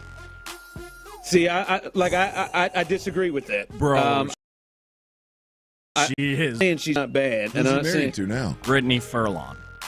God, he's got first and last, Clint. I'm not saying that. I'm not saying he's not happy and he's got something. But there's still maybe a little twitch. For as crazy as him and Pam were together, there's still maybe a little twitch. Yeah, that's fair. You know what I mean? Like they had a sex tape. Damn, man. Well, you kind of thought that was going to be there forever, and she with the dude from Taken. Now there's a little bit of like, damn. Tommy Lee's over here. I will find you. I think if Timberlake is really happy with Jessica Biel, but if Brittany ever put it together again and she started, that's a great comp. Like there's got to be baggage there lingering for years and years to come. No chance. Brittany has killed every chance she ever had with Timberlake. Yeah, she's a little nuts now. You don't think there's a little bit of like there ain't none that good in America or in the world. You don't think, but they were young, Cry man. Me a River. Yeah, he did. He wrote the song for her. I mean, like I said, he's happy with Seventh Heaven.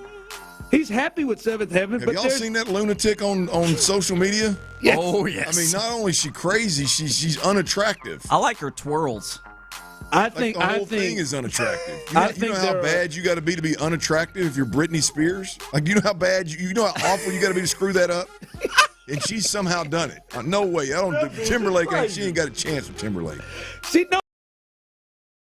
does chant Timberlake, Clint, but I'm saying if like Justin would look at her a little bit and be like, well. It don't matter how good it is. That was supposed to be the one. Clint, they wore matching blue jean outfits together. How good it was. There's no way he looks at that and goes, yeah, she still has that in the tank. Oh, man, they were young. There's baggage. No chance. For a split second. No chance. For a split second.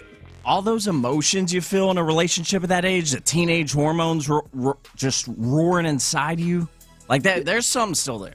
I mean, my teenage hormones roared for about 40 years, but I'm just telling you. I mean, it ain't. I think there are a lot of fellas that are listening right now that can relate with the thought of like, no, I don't want to be with her no more. Yeah. But I see her like, oh, okay, she with him now, huh? It's a number like feelings. That. Yeah, I'm with you. And then there's those ones you look at and you go, boy, that poor bastard. What the hell was I doing? Boy, hey, holler at me, homeboy. I'll save you some real issues. I got one of them down in Baytown. Still? I think you know her. Text line coming in. Jessica Biel's insanely hot. Yeah, what are we doing? No, I don't disagree, but there is a she with him now, huh? That scene in Chuck and Larry. Woo! I don't think Timberlake ever says, she's with him now, huh? I think Timberlake sees it and goes, boy, if he only knew. Boy, that poor son of a gun, man. She's got another victim. You think Brittany ever thinks about Kevin Federline anymore? It's about every past piece she's ever had and wishes she could have it again. Probably has molds of them. Someone texted after Britney shaved her head that Timberlake said, "Hell no." Listen, that was a tough time, and the knives thing. But I still think he may look at her and be like, I don't know. Yeah, just like I don't want to be with her. I want Jessica. I love our life, but yeah, she with him now. And with the hair, I mean, this is Timberlake. This is a guy who dyed his hair like ramen noodles. I think that's what Tommy Lee's thinking. I think Tommy Lee sees her with Liam Neeson, and I think he popped on the tape just to bring the memories back. Well, and he's probably pretty secure and confident in the fact that he most likely has a bigger member than that Irish fella. Well, who doesn't? Tommy Lee is he's blessed. All right, someone else who's blessed. Some good news last night for the Astros, and that is this happened last night for the Cowboys. Jeremy Pena, who got, hopefully, fellas, his final start before he comes to the big club. This is what happened last night. It's a panty dropper. 2 outs. First offer to him. And Pena hits this high in the air, deep to left, and that one is gone! That's what the people showed up for tonight. Jeremy Pena, a solo shot to left. I think the swing looks pretty good. 6-1 Space Cowboys on the blast by Pena. Well, the last at-bat, he hit it very well. Ass out right now and put his ass on get him Boston. That's exactly what they should have done. They should have took his ass out right then and there and got him on there. How about it? Got a homer, 2 games now. Jeremy Pena should be in Boston. He should. I'll be honest with you, Clint. His ass should be in the lineup tomorrow. Oh, I don't disagree one bit. I don't disagree one bit. You got a travel day here. Let's get him on a jet and get him up there. It's simple. Yeah. It's a no-brainer. By the way, the sound effects on that bomb he hit, that was different. That do it for you? That was powerful. I don't know if it was how quiet the field was, or if it was literally, because wasn't that a little ball up in the strike zone, and he just melted that sunbuck. It sounded almost fake. That was beautiful. Yeah, it sounded normal, but I'm glad it done it for you. Listen to how distinct, or how clear and deep it is. 2 outs. First offer to him, and Pena hits this high. Damn, you're right. You're right. I didn't hear it. It almost sounded like somebody doing the sound with their mouth. That's what I thought. It sounded like the guy was sitting there next to it and did it. Yeah, that was good. You're right. Crisp is what I was looking for. That wasn't just faint in the background. That was one of them make you sit up in your seat kind of pops. That was nice. Good catch, Dirty. That was a pop. That was very good. Very good. By the way, if the Astros were looking for one of the names, Clint, that was attached to them, Cedric Mullins from the Orioles, center fielder, he is going to the Mets. So he is off. He is off the market. So that was a bat that we heard connected with the Astros. Cedric Mullins, he is going to the Mets. That just announced as well. I did want to give an update on Isaac Paredes. By chance, this coming from our guy, Hotel Bobby Nightingale. By the way, he was on with Area 45 last night. I suggest you go back and check that out. But the Houston Astros are now bracing themselves to be without third baseman Isaac Paredes for at least 6 to 7 months with his torn hamstring. The hope is that he can be ready by opening day 2026. And Clint, I would just pose this again. Remember, Dana Brown said, yeah, guys, it seems like the Paredes injury is worse than what we initially projected. What the hell did they initially project? I think you can just say that about all the injuries with these people. I know that, but what did they initially project if it's 6 to 7 months? I think maybe it was like 43% strained or something. I'm just saying, this is freaking idiot. I'm just saying, Clint, if it's torn off like this 6 to 7 months, what could have been the initial assessment of it? No, I don't know. I mean, this is one that my little homie over at the residential hospital here in Houston. The operative word there in what you said was torn. I mean, this is not this is not a strained hamstring. This is torn, and it takes obviously a significant amount of time to repair that joint. I mean, and that sucker is what I meant. That muscle, not the joint itself, but that's bad. That is wow. It makes the Urias move look even better, by the way. Well, yeah, it had to. Well, it makes it make more sense, at least right now. Ellie may not be ready to start of next year. 6 to 7 months is what they're bracing for. But initially, the way this would sound, they felt like maybe it wasn't that bad. And now he's up there going to get second opinions, and now we're getting 6 to 7 months. Yep, it's a disaster. Yeah, it's. What do you think what they look at it and say? Man, I got a strain here. What you got? Is it completely torn? Is it torn off the muscle? Is it off the bone? What's going on here? Strain, maybe 15 days. I think maybe Paredes just with very sound advice just said, I don't really care what y'all say or what your results are. I'm going to get my own results. I got a little bit of Astros news here for you if you want to run. Well, hell yeah, we do. Nothing breaking necessarily or anything like that, but just about 30 seconds ago from MLB insider Jon Heyman, you've heard him on this show before, he just tweeted out the Astros aren't completely off the Carlos Correa trade. Still talking to Twins right now at 2:53 on Thursday.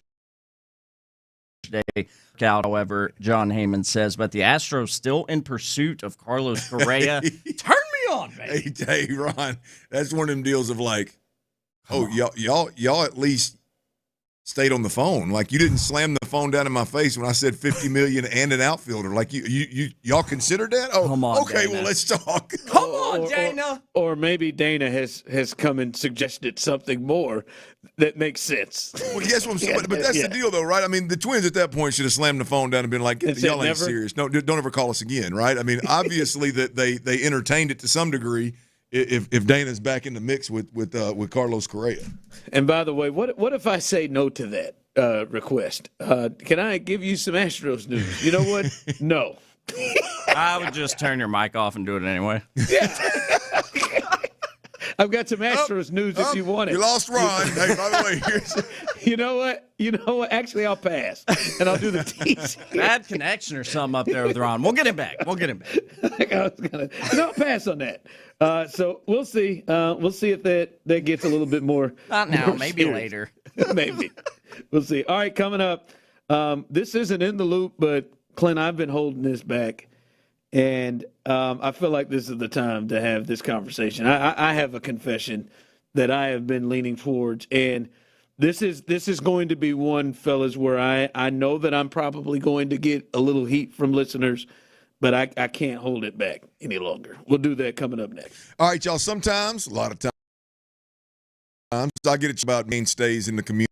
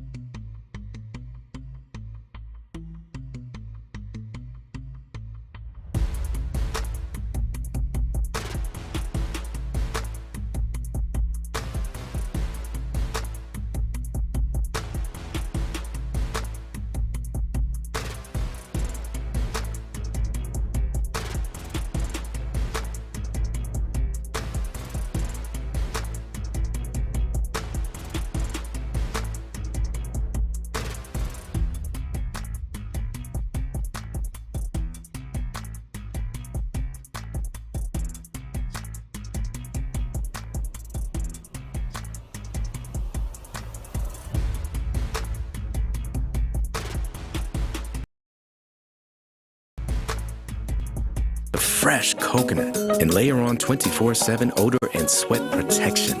You won't hear any dyes or parabens because with Fiji, you won't have any. So while your regular antiperspirant sounds like this, Old Spice Fiji sounds like this. Sounds like it smells amazing. Check engine or ABS light on? Take the guesswork out of your warning lights with O'Reilly Veriscan. It's free. Ask for O'Reilly Veriscan. O'Reilly Auto Parts. KILT FM HD2 Houston. Insider access, exclusive content. Sports Radio 610. The Texans play here. An Odyssey sports station. It's Texans training camp. Live from the Mokaram Injury Lawyers Studios. Sports Radio 610 presents The Drive with Stoerner and Hughley. All right, welcome back into The Drive as we are keeping our eye on the trade deadline. The deadline ends at 5 o'clock Central Standard Time, and thus far the Astros have only made the one move, acquiring infielder Ramon Urias. That is the single move they have made thus far. Connections with guys like Stephen Kwan, the outfielder for the Guardians, connections with pitchers Dylan Cease, Sandy Alcantara, former Cy Young Award winner from the Marlins. He has been in connection. Carlos Correa, reports were, but now recently, as was said on the other side by Tyler, according to reports that there is still conversation. So you're telling me there's a chance? Maybe also with some Cardinals players. Nolan Arenado, we talked about yesterday, but also Brandon Donovan, who was an all-star this year, Lars Nootbaar as well, among others, who could be bats that the Astros could add that they have been connected to. We will immediately let you... Breaking news from Sports Radio 610 is presented by BetQL. Smarter bets start with BetQL. Download the BetQL app or visit BetQL.com today. What do we have? What is the breaking news, Holy Tyler? hell, Houston. Welcome freaking back. He used to play short. You know him on this show as Los Correa. Carlos Correa, seconds ago from Brian McTaggart, MLB Insider. Sources say the Astros have agreed to a deal to reacquire Carlos Correa in a trade with the Minnesota Twins. Let's have it go! There you go. Let it out, Tyler. There you go. Oh, so much blood flow right now. Yeah, according to Brian McTaggart, the Astros have agreed to a deal to reacquire Carlos Correa. As Tyler just said, we will get more information and more reports on that as soon as that comes out. Brian McTaggart, who covers the Astros as well as anyone, that as Carlos Correa there with the Astros, the Twins.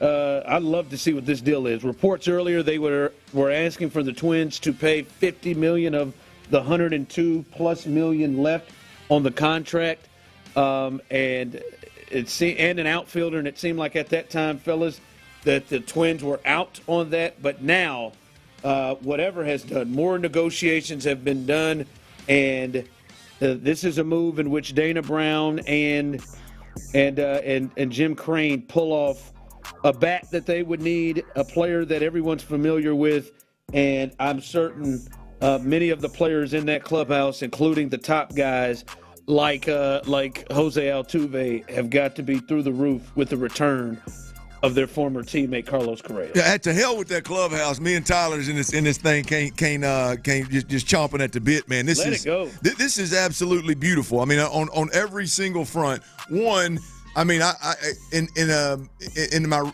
short radio career here, talking to the city of Houston about these Astros, Texans, Rockets. I don't know that there's been anybody more fun for me to cover. I don't know if there's been a player that I've been a bigger fan of. Maybe J.J. Watt, maybe Deshaun before all the mess. But Carlos Correa is right up there with the best of them, man. The Los Correa being an Astro again is absolutely huge. Not only is is he? Bro, I'm so freaking hyped in this room right now. Tyler, this is amazing. Just let it out, Tyler. I mean, 267, 7 homers, 31 RBIs, 704 OPS. You obviously get him at a significant discount versus what you would have had to pay to keep him in Astros. So you bring him back in the building. You definitely plug him back into the middle of this lineup. And the sexiest part about Carlos Correa is the big moments, late season, big moments, playoffs, the clutch. There's no moment too big. And then the intangible of what he does to the clubhouse. I mean, you're talking about Altuve, we know, is a little more soft-spoken. Yordan Alvarez has been non-existent this year with the injury. Lance McCullers probably doesn't carry the same voice that he once did, and there's a spot here for Carlos Correa to step right back in and be one of the top leaders on this team as well. I absolutely love this move for the Astros on every single front. If you don't know the facts, then you gotta chill. And it all started right there, T. It all started right there. And he will be rejuvenated. As you read those numbers, those numbers aren't great. And when you look at those numbers, you don't look at that and say, yeah, that's the bat they needed. But we know Carlos Correa is more than that and better than those numbers. And there's been some injury things to go with those numbers as well. And you would imagine he will be, as I said, rejuvenated, back at teammate, back with a team that's in first place and a team that's making a run and a place that he is incredibly familiar with. And, yeah, he can step right in and be him because I think everybody will understand that and understand that role. And Clint, as they head on the road trip, their whole new that side of the infield should be Pena and Correa over there at short and third, and another addition in the middle of that order, which is going to be a huge, huge upgrade from where they are. If you are just joining us, the breaking news: the Houston Astros have reacquired infielder Carlos Correa, and we would presume he is going to play third base. That was what the talk. It was the place in which he said that's the only place he would waive his no-trade clause, and he has done so. A huge move for Dana Brown, as he said they were going to get stuff going. We'll see what this means for the other move they made, Clint, with what they did yesterday in getting Ramon Urias. But who cares? Right now, we'll figure that out. It is Carlos Correa right back there, probably batting somewhere, fifth or sixth in the lineup when everybody gets back. Hell, he may be higher right now with everybody they got out there. And now it just looks a lot different with this lineup with him in it. Yeah, it looks totally different on both fronts, Ron. I mean, look, even completely healthy, he's your 4 or 5 hole hitter. I'll let you piece this thing together. I mean, I know Jake Myers is having a hell of a year, but he's injured, but and he's not gonna bat ahead of Carlos Correa. Obviously, Paredes is not an option, so he's gone. Yep. I mean, the only 3 guys that are hitting this lineup ahead of him right now are the expected, right? Jeremy Pena at the top, Jose Altuve in the 2-hole, and then Yordan Alvarez when he's healthy in the 3-hole. So he's firmly in that 4-hole, 5-hole area, no question about it. And then defensively, this is what I was talking about earlier, man. You get Carlos Correa at third base, Gold Glove. You get Jeremy Pena at shortstop, Gold Glove. You get Ramon Urias at second base, Gold Glove in 2022. And you got Christian Walker at first base, Gold Glove. I mean, you talk about the defense getting turned up a notch here, Ron, with a maybe a little different approach. The ability to win games with pitching and defense. If and when you're not just locked and fully loaded with all the bats at any given time, you can win in different ways. So I think Carlos Correa, man, this is a big time get for the Astros. Not to mention, as you said earlier, as the details start to emerge, I mean, there's a real chance that they just stole his ass back from Minnesota. Really intrigued to see what they gave up to get him. Really intrigued to see what they gave up, but again, obviously the bigger deal is him getting there and him being back, and we'll see what that is. Not sure who that is, what that is, how much money they're going to have to spend on this contract, how much money they were able to get the Minnesota Twins to throw in there. But it is big. Right now, let's think if they have everybody healthy, right? That is, Jake added back. That is obviously the big fella added back, Yordan Alvarez, and you're looking at what a lineup of Pena, Altuve, maybe Yordan right there, and then Correa and Walker in that range with Jake and Diaz coming behind that. That does feel a lot more potent. That does feel a lot more, of a deeper lineup, and we'll see what else they do. But that is a lineup that you feel a lot better about, especially with what they've been rolling out there here of late. Well, it's a hell of a couple of days here for the Astros. You take 2 of 3 in a series after getting embarrassed by the A's. Jose Altuve is rounding out the month of July, and I think I read earlier where it's his best month of baseball since 2019. So he's turning the corner. Right there at the end of July here the last few days, Yainer Diaz turned the corner right there. And so, we've said it a million times. If you can get a couple of these guys that are healthy to get hot and kind of get up to speed, and then you get some guys back sooner rather than later, boy, that this tide could turn for an Astros team that's already got a 5-game lead in the division. So good. There's not too many guys. I'll be honest with you.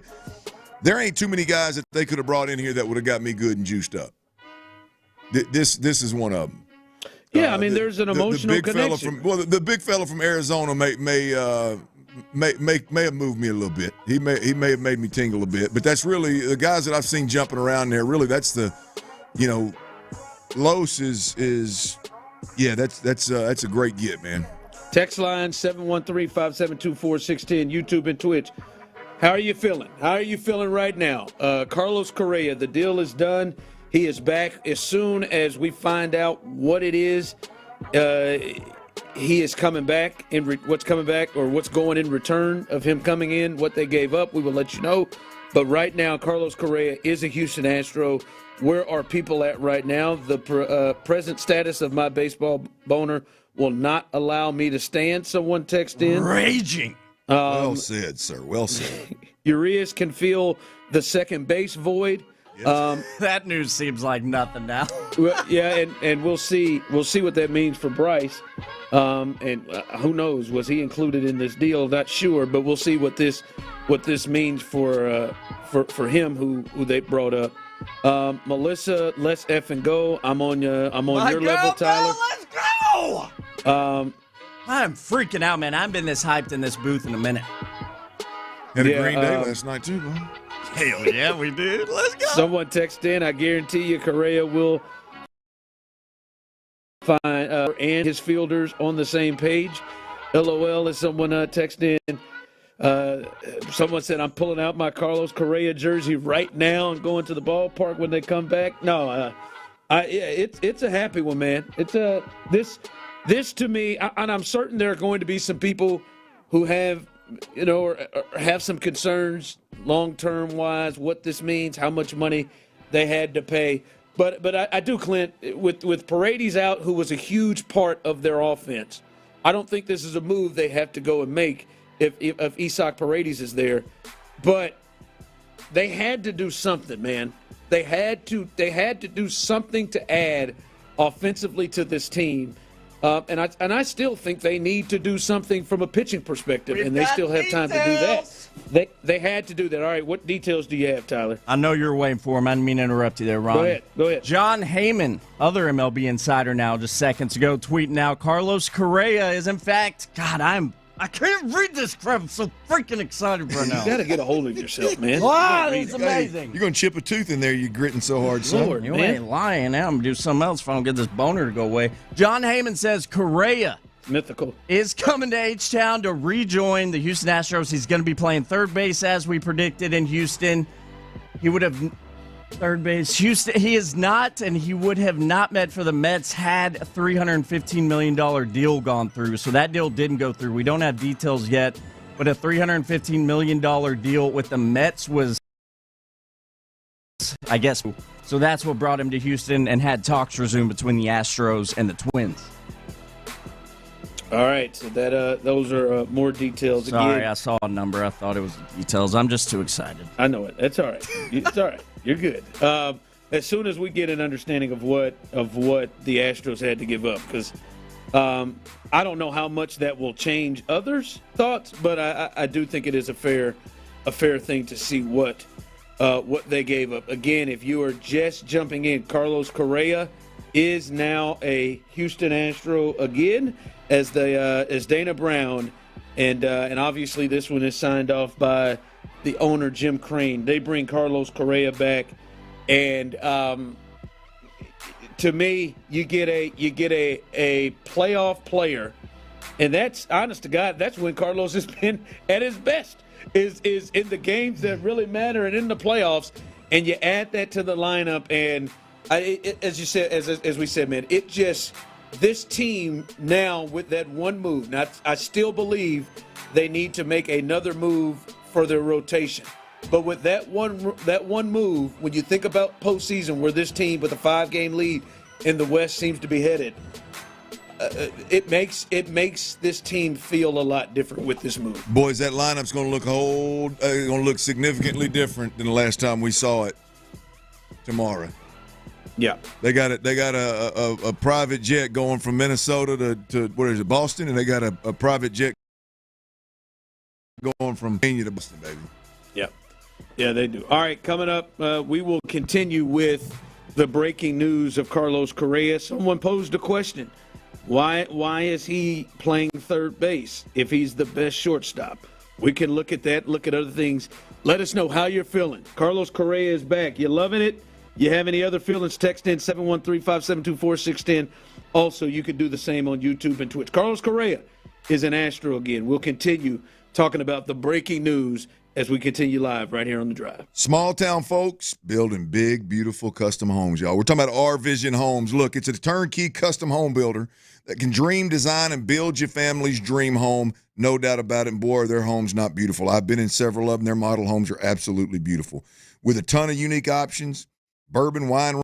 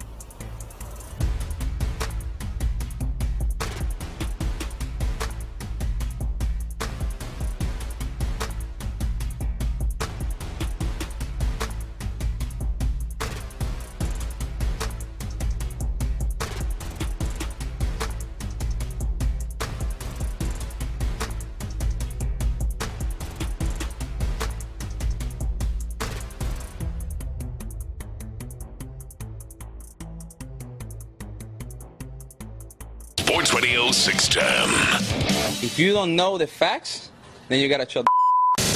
It's Texans training camp. Live from the Mokaram Injury Lawyers Studios, Sports Radio 610 presents The Drive with Stoerner and Hughley. All right, a day like this, a lot is happening, a lot moving and shaking. We will give you more info on the big news of Carlos Correa, but that is not it. Dana Brown is continuing to work, fellas,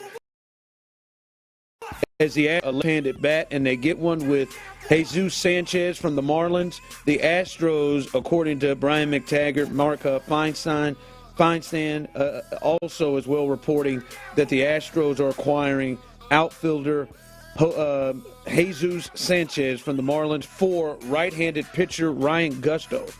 Ryan Gusto is going in this trade, so that's a guy who is in the rotation, fellas. Ryan Gusto gone. Jesus Sanchez is a new outfielder. Jesus Sanchez, 6'4", 222, Clint, 27 years old. And this year for the Marlins, he is slash line, 256 batting average, 320 on base, 420 slug. He's got 10 home runs, 12 doubles, 4 triples, 36 RBIs, and he scored 40 runs for the Marlins. Last year was his best year, 18 home runs, hit 252, 313, 417, 64 RBIs last year, and he steals bases too. Has 9 stolen bases, had 16 last year. So he is also being added to the Astros. Ryan Gusto's gone, and you would imagine, Clint and Tyler, that means you would think either one, they feel great about the progress of Christian Javier and Luis Garcia and J.P. France and Spencer Arrighetti, or they are definitely in the next hour and a half going to acquire a pitcher. We got an hour and a half left, but I mean, look, this is what I at least hoped would happen with the Astros is make the necessary moves to give yourself a shot. You're not only thus far in the season sitting significantly prettier than I think anyone would have thought at this point with a 5-game lead in the division. The way in which you've done it speaks volumes for your team, the youth on this team, the ability to win games and string wins together, and the health, if you will, of the American League right now, just not being, nobody ever really separating themselves. The Astros are in the bunch with 5 or 6 teams at the top of the AL. There's a real opportunity here, man. And so with all that said, the Astros getting aggressive right here. Even with just these moves, if they don't go get a starter, a number 3 level starter, these moves are enough to assume that they have been really, really aggressive and landed a couple of guys. Now, hopefully, like I said, you got a little over an hour and a half here. Yeah.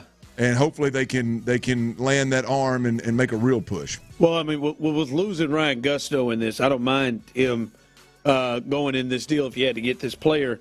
But they got to find. They just lost a starter, so they've got to figure that out. And the best way that makes sense is, as you said, we got an hour and a half, and the Dylan Cease conversations maybe continue, and maybe they continue talks with the deal for the starter with the Marlins, as they just made this deal for Sanchez. So they add 2 in the last 15, 20 minutes. Carlos Correa, the big one.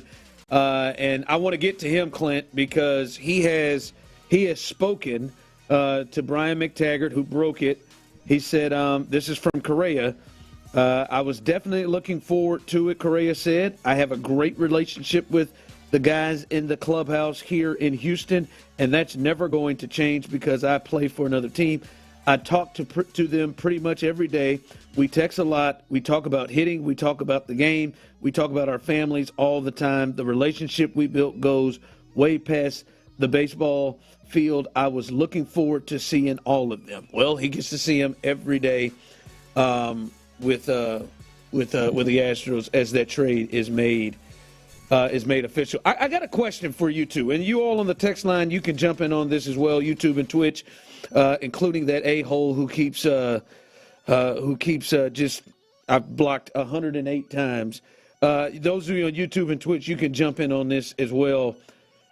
Tyler, and I want to get it from you too, Clint, but I want to start with you, Tyler, the Psycho Mega fan. What is it about for you? I mean, you can understand, but what is it about Correa? Because obviously he has not had the season of which we remember of Correa. The seasons, this is not the season that he had when you're like, boy, they got to sign him and bring him back.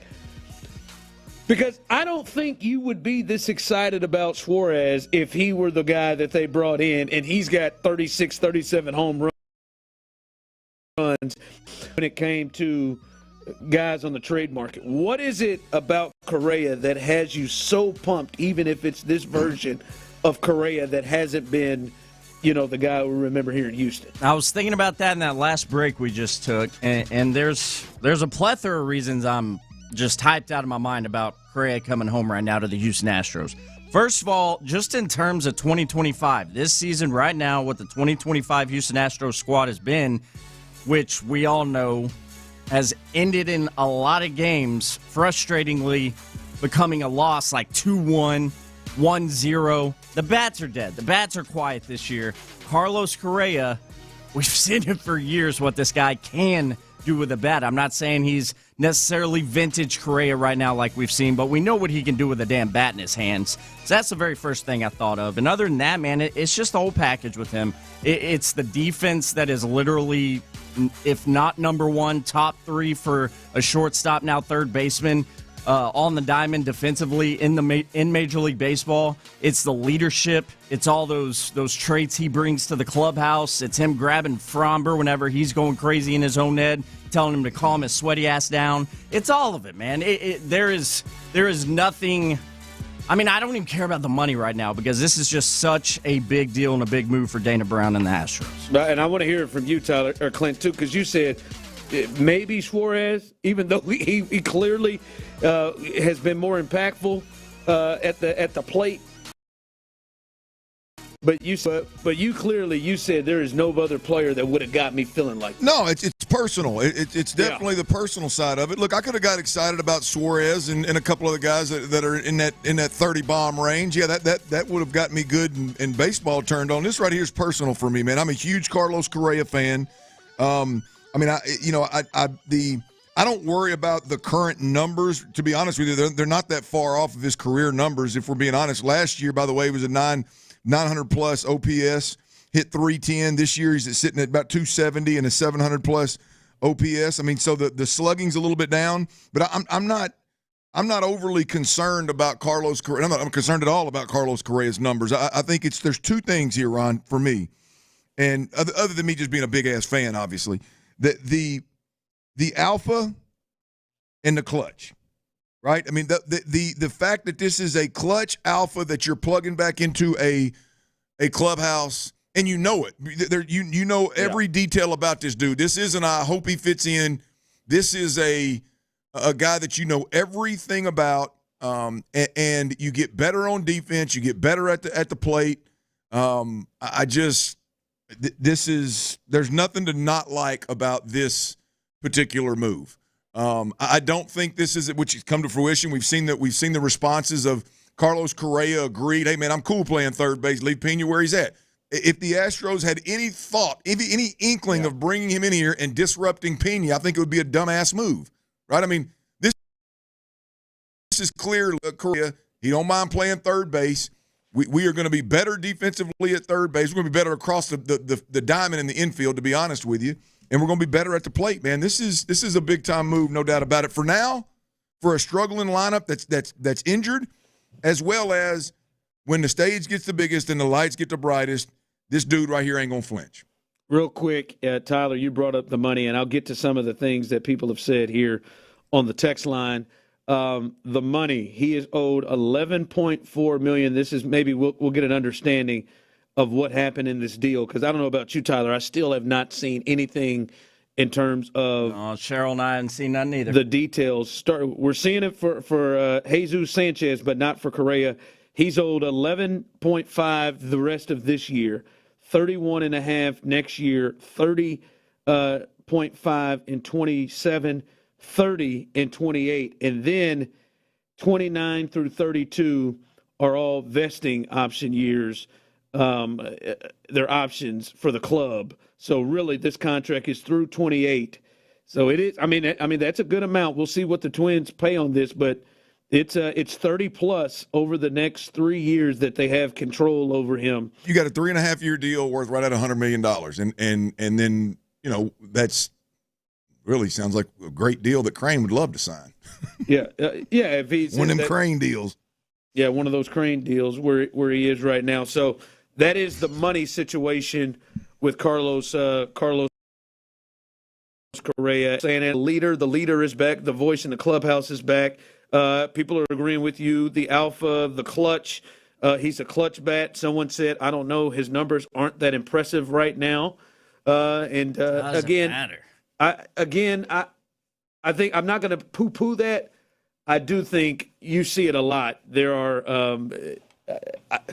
I think there's going to be a flip of the switch, and there's going to be some rejuvenation for him at the line at the plate, and now being traded to the Astros. So I'm not going to throw that completely out, but I don't think he's washed. I'll just say that from that perspective. All right, coming up as we continue, Tyler's turd list of the week. That won't shift. We will update you completely as it's been a fast moving on. We are shifting that one today. No turds today. We're no turds? All right, no turds today.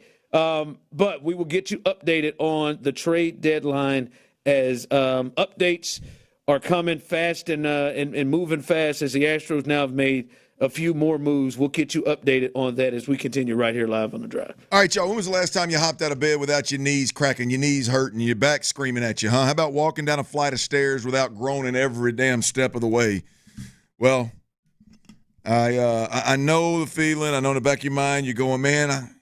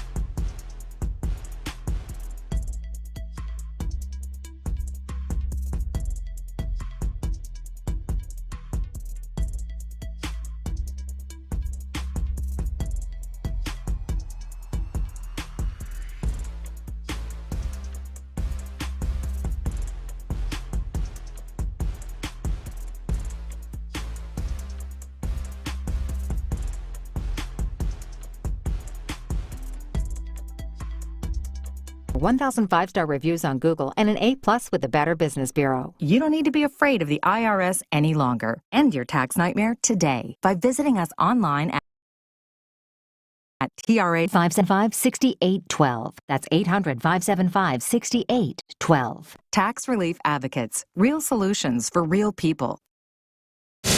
It's Texans Training Camp. Live from the Mokaram Injury Lawyers Studios, Sports Radio 610 presents The Drive with Stoerner and Hughley.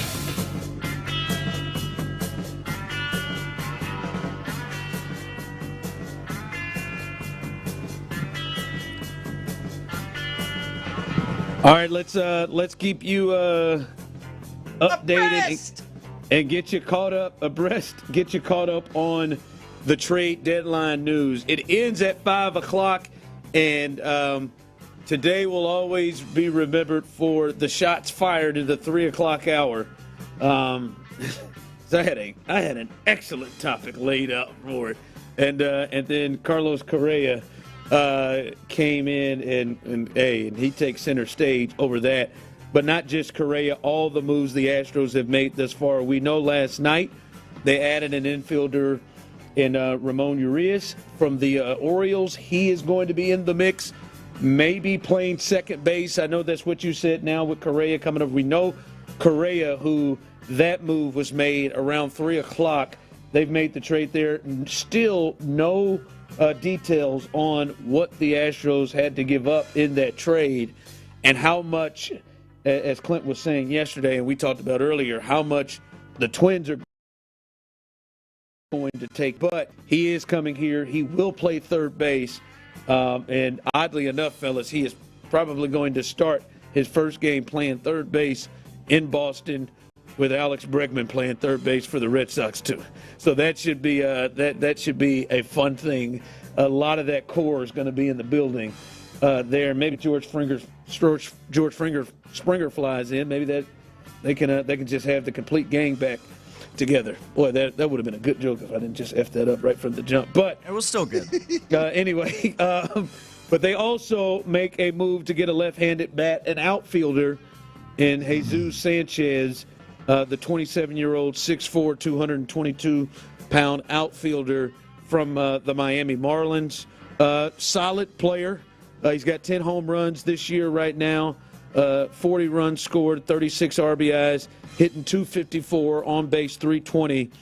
And he'll be added to this group, but a good, solid left-handed bat, good speed as well. He's got 9 stolen bases, had 16 last year, added to this group. And it is being reported that they are still in talks, in conversations with pitchers. Dylan Cease from the Padres. The Padres, they added pitchers from the A's, so a lot of people think Dylan Cease has become even more expendable, as well as other pitching thoughts as well. So that is the latest update where the Astros are. It ends at 5 o'clock, the trade clock. By the way, in that Jesus Sanchez deal, the Astros do give up Ryan Gusto, who pitched really, really well the other day in his final start with the Astros, but he goes on in that deal. So they do lose a starter, which makes it feel even more that they may go out and try to get one, unless,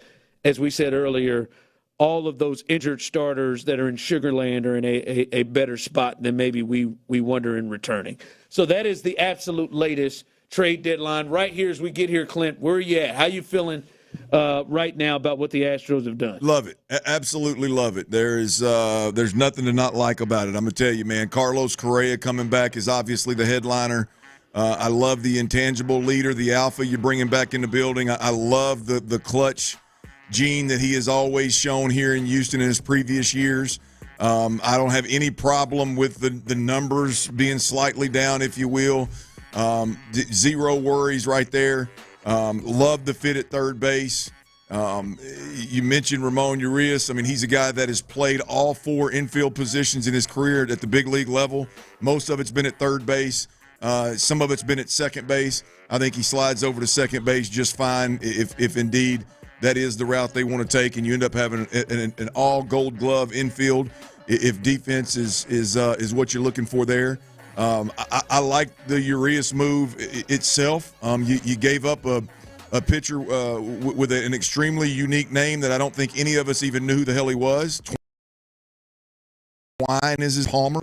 I'm sure he's fine. I'm sure he's great. No disrespect. That came across kind of disrespectful. No disrespect, but that's what you have to give up to bring that guy in here. You got, I think, two more years of control of him, and at the very least, it's a current play with your injured roster. I think it's a depth play longer term, so I don't mind that. I haven't had much of a chance with the Jesus Sanchez kid to really dig into it, but the numbers you pushed out there, the fact that he's a solid left fielder. Hey, I'm here for the moves, man. That left-handed bat you mentioned that they've been talking about, I don't know how important a quote-unquote left-handed bat really is. But they talk about it a lot, so they got it. But even with that, he is an upgrade over even healthy. The Chas McCormick's, the probably even Zach DeZenzo, these nuts. He's even Trammell, those guys. He's probably an upgrade over that. Well, hell, he better be. I don't know why you go get him if he's not. But the thing there, the question, if you will, if somebody wants to have a conversation about it, is, the plan was Altuve and Yordan in left field. And I know you don't have Yordan right now, but you've got guys that have played left field during championship seasons. So, it's not like you were desperate to have that outfielder, unless the whole Altuve thing was a joke, from the jump. I don't know. Well, he's going to be in the lineup somewhere. Yeah, right. So I just everybody, like, we're going to talk a lot about Urias and Correa, and both of them playing third, or does one of them play second? Well, the problem is as the dominoes fall, right? If Urias has to play second, then that eliminates Altuve from playing second. Right, so Altuve's in left field. Well, now all of a sudden you got Jesus Sanchez who's going to play left field. Like, how do you make all of this make sense? Unless they make Urias more a Dubon level type player. He's your utility infielder, and Dubon is utility outfielder. I don't know. Yeah, I don't know. Well, the thing is, I'm okay with having a little bit too much, especially knowing that it's not like you went out there. It's not like they've gone out there and stacked Alex Bregman and what's my man's name that got the disgruntled fella that got bumped from Boston? Oh yeah, Rafael Devers. It's not like you got a Bregman Devers situation here. You've got some really, really, really good depth and some really, really good defense, and you may have to make some hard decisions about how you want to keep a certain bat in the lineup as we move forward. Good problems to have. I love it. Yeah. Other news here. Just coming in, one to keep an eye on from John Heyman, who has been knee-deep in this, breaking a lot of news here. John Heyman said, Cease to Houston is progressing. Astros might get a reliever, too, if deal can be completed. So Dylan Cease to Houston is progressing, according to John Heyman, with that news. That was 9 minutes ago.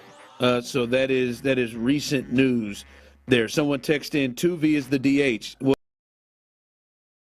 not if Yordan comes back, he's the DH, and then you got to find a spot for Altuve right there. So I just think a lot of guys are going to be interchangeable. They've got some interchangeable pieces. Well, the other part of that too, Ron, is the calf issue with Jake Myers could be more significant than we think.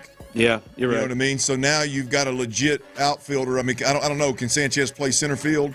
What does that look like? I think there's some options there. There's definitely needs. Who feels what needs, and how Joe Espada and Dana Brown, kind of how they decide to deploy these guys is going to be fun to watch as well.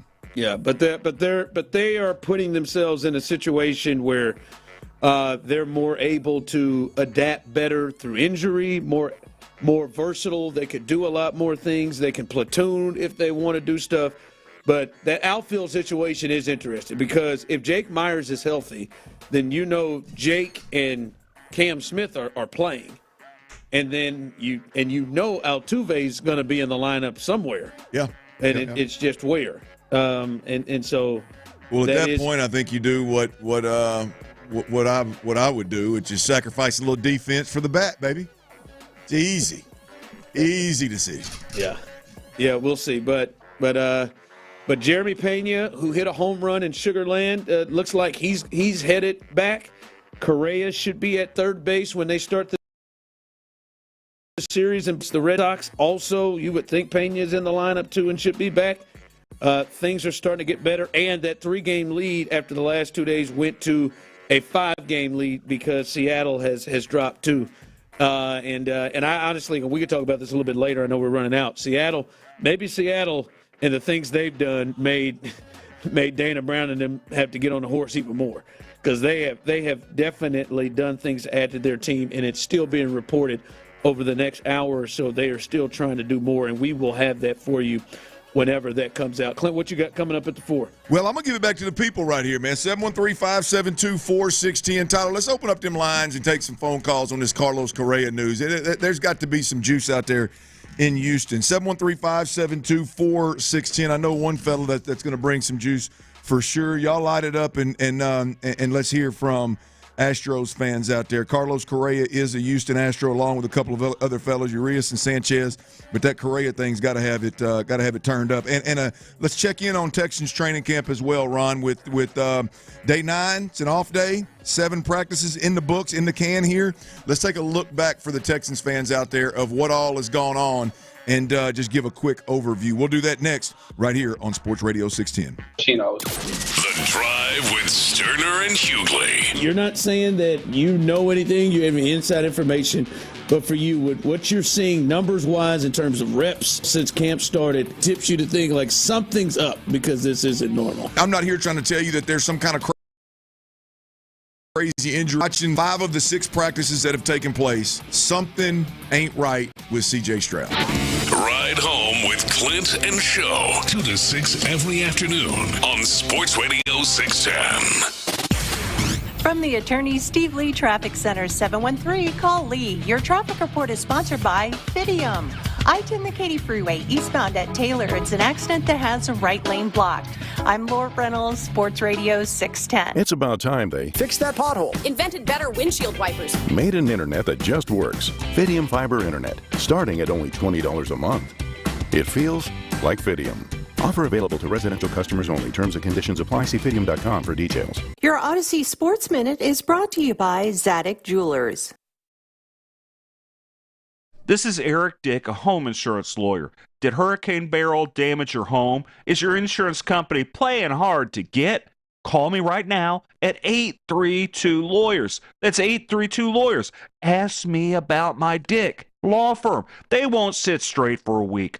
Home insurance companies are in the business of making money and not paying out claims. That's why you get a home insurance lawyer like me, Eric Dick. That's why you call me at 832-LAWYERS. And we'll take them to Pound Town, baby. Do you have roof damage? Your insurance company's leaving you all dripping wet from water coming through the ceiling? Look, it has never been this easy to get Dick. The number at Dick Law Firm is so easy to remember. It's 832-LAWYERS. 832-LAWYERS. Our office is in Houston, Texas, and we want to help you. Our clients always come first. Better get Dick. You worked hard for your 401k, but if you've left your job, your money might be sitting in the wrong hands. I'm Jeff Jr. with Trajan Wealth, and it's very possible that the 401k that you have had for years has hidden fees and limited investment choices. But if you're no longer with the company, that 401k may be at the mercy of your former employer. All of these things could be costing you thousands. Rolling over your 401k into an IRA can provide better investment options that align with your long-term goals. At Trajan Wealth, we're fiduciary advisors that are held to a higher standard with no hidden agenda and no hidden fees. Don't let your retirement dollars sit in an old plan, and don't roll it over to your new plan without consulting Trajan Wealth first. Call Trajan today at 346-371-3330. That's 346-371-3330. 877-13330. Advisory services are offered through Trajan Wealth, LLC, an SEC-registered investment advisor. Welcome to Orange Theory Fitness, where science, coaching, and heart rate technology come together to deliver the most effective, science-backed workout around. With 29 convenient Houston area locations, your fitness journey starts close to home. First-time guests get their first class absolutely free. And with our Premier membership, your first month is backed by a money-back guarantee. That's right, no risk, all reward. Visit orangetheory.com to book your free class and find the studio nearest you. Terms and conditions apply. See studio for details. See website for decisions available in all states. Hey, bills happen! So when you need extra cash fast, go to billshappen.com. Have you been turned down? Are your credit cards maxed out? Do you have bad credit? Go to billshappen.com. All you need is a job and a checking account. You could find a lender and get up to $5,000 cash as early as tomorrow at billshappen.com. Billshappen.com.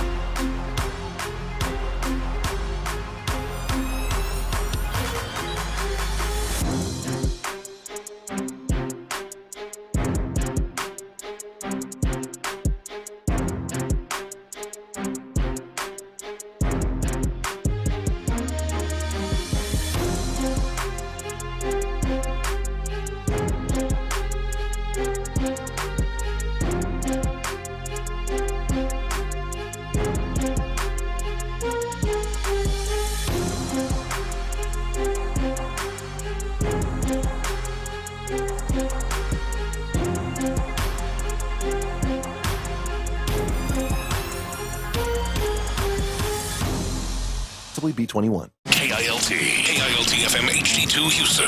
Insider access, exclusive content. Sports Radio 610. The Texans play here. An Odyssey sports station. Sports Radio 610 presents The Drive with Stoerner and Hughley. Dive into the mind of former NFL quarterback. I like to have a party. I know you do. It's Dirty's Daily, presented by Mokaram Injury Lawyers.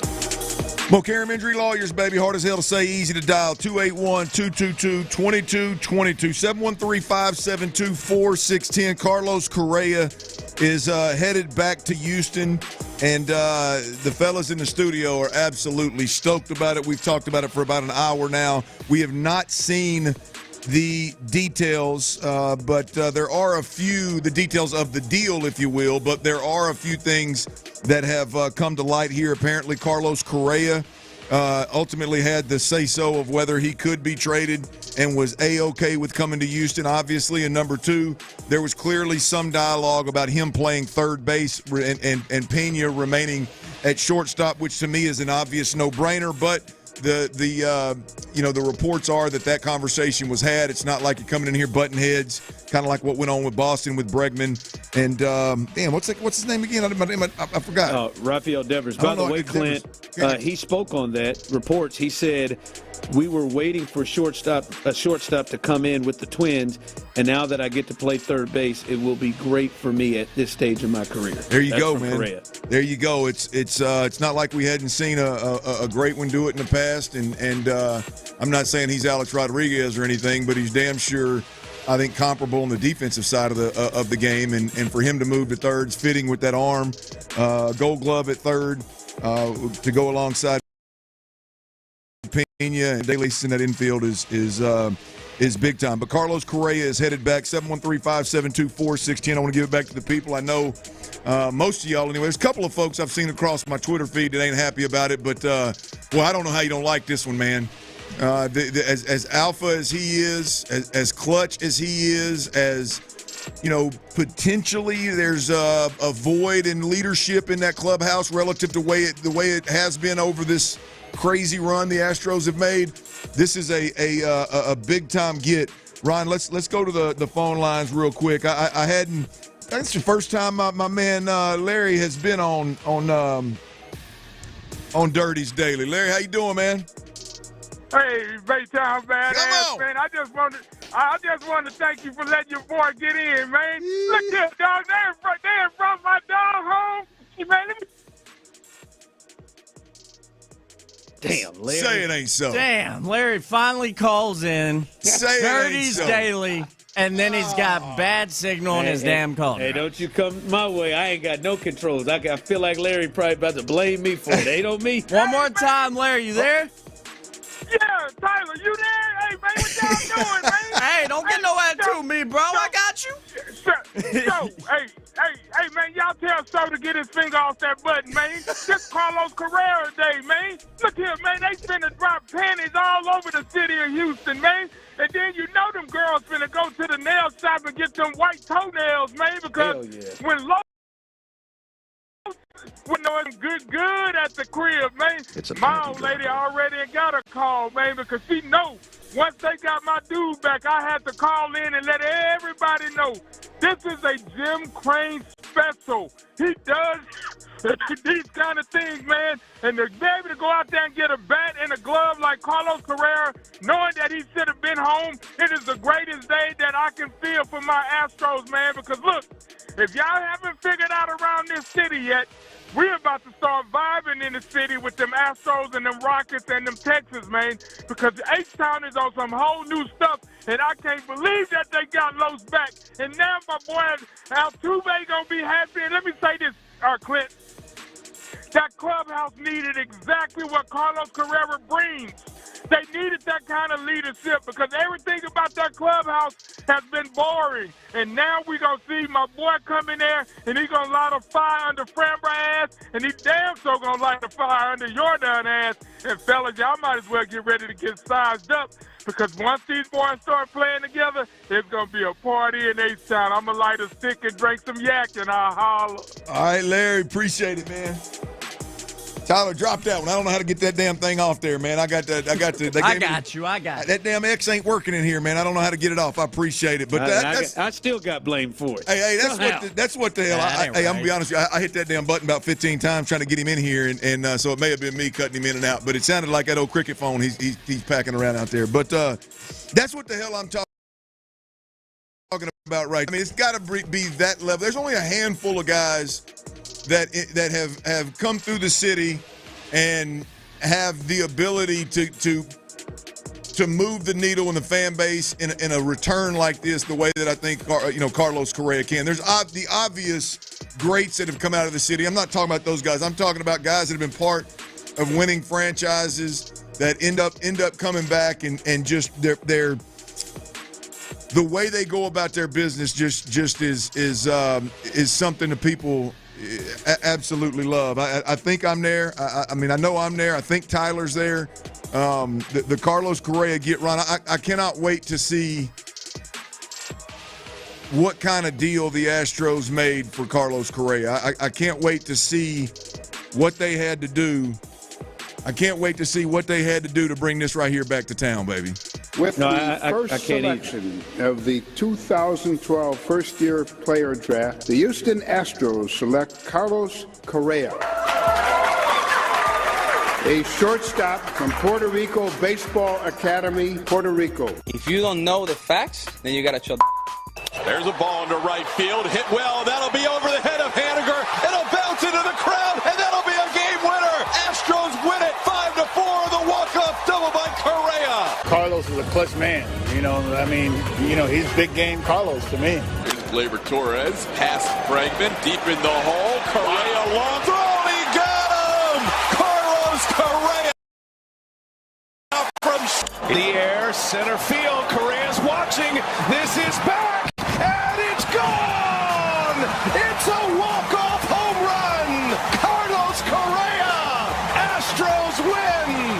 La pelota en dirección hacia territorio del jardín central. Carlos Correa, Duque! Díganle que no es esa pelota! When I talk to my wife, she knows. No getting your nails done, not getting your hair done right now. She knows. In the air, deep to left field, fair or foul. That ball's a home run! 2-0 Astros, Correa. So what are they going to say now? The Astros fans, I will say thank you for all your support. Not only on the field, but also off the field. I feel your love. Coming from Puerto Rico at 17 years old, I was kind of scared at that point, and the city, the fans. I watch you celebrate, and right now I'm looking forward to the champagne. Maybe get drunk tonight. Maybe get drunk tonight. Let's go, Was he speaking for you, Tyler? That's right. I'm getting drunk as hell to celebrate tonight. Mr. She Knows, Carlos Los Correa is on his way back to Houston. Ryan, I didn't cue you on that audio right there, man, but just your thoughts on Los being back with these Stros. Listen, I think it's probably for this team the perfect move. Well, at least for this year. We'll see what the dynamics of everything after this year, but in that clubhouse, you know exactly what you're getting. He can come in, as you've said, and add, Larry said it as well, and add a level of leadership and intense, sometimes lacks. He is a bat that you can depend on, a clutch bat, especially in the postseason, that you can depend on, and nothing, and no other player, I don't think, would have gotten the excitement level up like Carlos Correa does for the fan base and for the guys in the locker room. I do think there is something to like Jose Altuve being happy and excited about this and feeling good, or Jordan and all the guys that know Los, Framber, and all the guys that have had those relationships with him.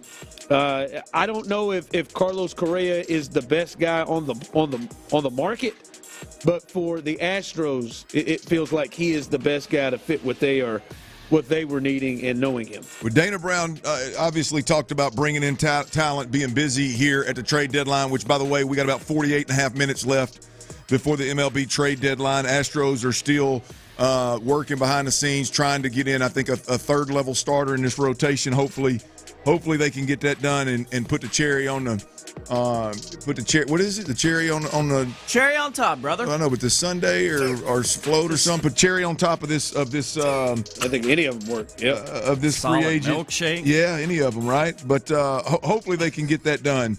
On top of Carlos Correa, we got Ramon Urias, which was I believe that move was made. Was it earlier today or last night? That was last night. Third baseman, really a utility infield. Who's 37th ranked prospect according to Fangraphs. Low A ball. He was put up some pretty good numbers. I think one of the stats that stands out: 175 batters. He'd only given up 3 extra base hits. So promising but young. Not even a top 30 prospect for Urias there. Jesus Sanchez, outfielder, left fielder, left-handed bat that brings a little bit of power to the lineup. We knew they were looking for that. And the Astros give up Ryan Gusto and prospects infielder Chase Jaworski and outfielder Ishmael Valencia in that move. So that's where the Astros are at right now. I like where they're at. Hopefully the work is not done. I'm Clint Stoerner. That's Ron Hughley on the flip side of this, and T Mills behind the glass. You're listening to Sports Radio 610 Houston sports leader. Real quick, guys, I do want to take a look at Texans training camp. They are off today. It is day number 9 of camp. Practice 7. 7 practices are in the can. Ron, if we take a look back at this year with this camp, this training camp with the gosh dang, I can't get it right. Los got me worked up, baby. I'm damn near in a sweat. It's all right. Take your time. Bro, I hear you, man. I'm back here shaking still. The Texans, damn it, are in training camp. The Astros are in the middle of the season. The Texans are in camp. 7 practices in, man. What in your opinion with the Texans, if there's fans out there that are just now plugging in and kind of catching up on what's going on the first 10 days of training camp with the Texans, what's really stood out for you? Well, for me, good side on the positive note is this defense is every bit of what we thought they were going to be. But, Clint, even more, some of the young guys, you can clearly see a next step up. And that's led with Kalen Bullock. He has really appeared to take the next step forward there. And you know, I even think Kamari Lassiter, although we haven't heard him a lot, but I think that's because he's been doing pretty well, and it's not always a bad thing when you don't hear a lot from corners. I think young guys like that. I think Henry To'oTo'o has built upon what he did last year. So I think that's a big thing is the defense looked as advertised and everything we thought when we saw it on paper. You can clearly also see the impact of a C.J. Gardner-Johnson as well. And then I think on the flip side of that is just the offensive line and the offensive struggles, and I think in particular the offensive line when it comes to pass protection. And I'll just be honest, nothing about their struggles in pass protection, Clint, make me believe that they are going to be a dominating run-blocking team either, even though we haven't seen a lot of that. So I think those are the things that really jump out. Yeah, look, I'll second several of those, man. I think this is a championship-caliber defense, and seeing them in person for a week, even with that expectation, I've still been unbelievably impressed. There's a couple of guys that are taking next steps. There's a couple of guys that are fitting in really well, and they are just absolutely doing them justice. I'll be honest with you. I think this defense has got a chance to be really, really, really special. On the offensive side of the football, I think that's where the questions were, right? I think the things that really stand out to me is look, I think CJ's fine. I think Nico Collins is fine. No Joe Mixon, so we're getting a heavy dose of Nick Chubb, and that has looked good. It's looked promising for what it's worth. We'll see when rubber meets the road and we get into real games there. You know, I think at the tight end position, this is a position that I'm most excited about, which is Cade Stover taking that next step. It appears that he is, and with Brevin Jordan being healthy and being at the very least an elite weapon, like a super athletic weapon. It looks like he's going to be that, if not more. Dalton Schultz is involved in doing what vets should do in terms of getting good reps and catching a couple of balls here and there. That group, right, I think is something to get excited about. And the one thing that stood out to me big time is Ariante Ursary, the second-round pick in this year's draft. He has really stood out in camp. Instead of being just a rotational piece, a rookie that they're trying to get comfortable, he looks like a guy that has owned this opportunity and is competing for a starting job at that right tackle position. So I think that is the real bright spot on the offensive side of the football with the two receivers, Higgins and Knoll. They're coming. They're showing promise. They're coming. Yep. We'll see. You love them tight ends, man. I do. Well, which is a bit of surprise coming into it because that was a group that I felt like, as someone on this show once said, that you were damn near allergic to. Like I feel like that group coming into it, you wasn't into, but you really seem to enjoy this tight end group. Or at least be surprised. If you just get, which I think Dalton Schultz is very capable of just being Dalton Schultz and getting this. I do. I know I'm hard on him, and when you. I was going to say, what does that mean? Well, look, I think he's a guy that can go make clutch catches. I think he is a guy that can be a safety net for the quarterback. I think they got to try to keep him out of the pass protection stuff, and I think he's got to step it up there. I mean, there needs to be a heart-to-heart, had if it hasn't already been had from him to D'Amico that some things have to change. But Cade Stover is really, really coming there, and Brevin Jordan has got a chance to be a real weapon for this group that needs. Look, you got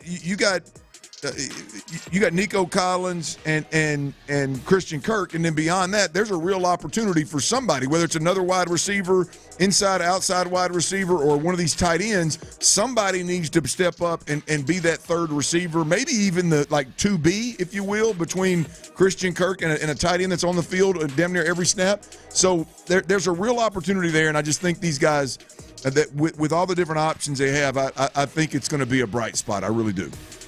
All right, coming up as we continue the top story, and we will continue to monitor the trade deadline as it ends at 5 o'clock, just about 40 minutes before they can make deals, and we are really keeping an eye in terms of starting pitching and relief, potential relief pitchers that the Astros could be interested in. We will keep you abreast and updated on that as we move forward.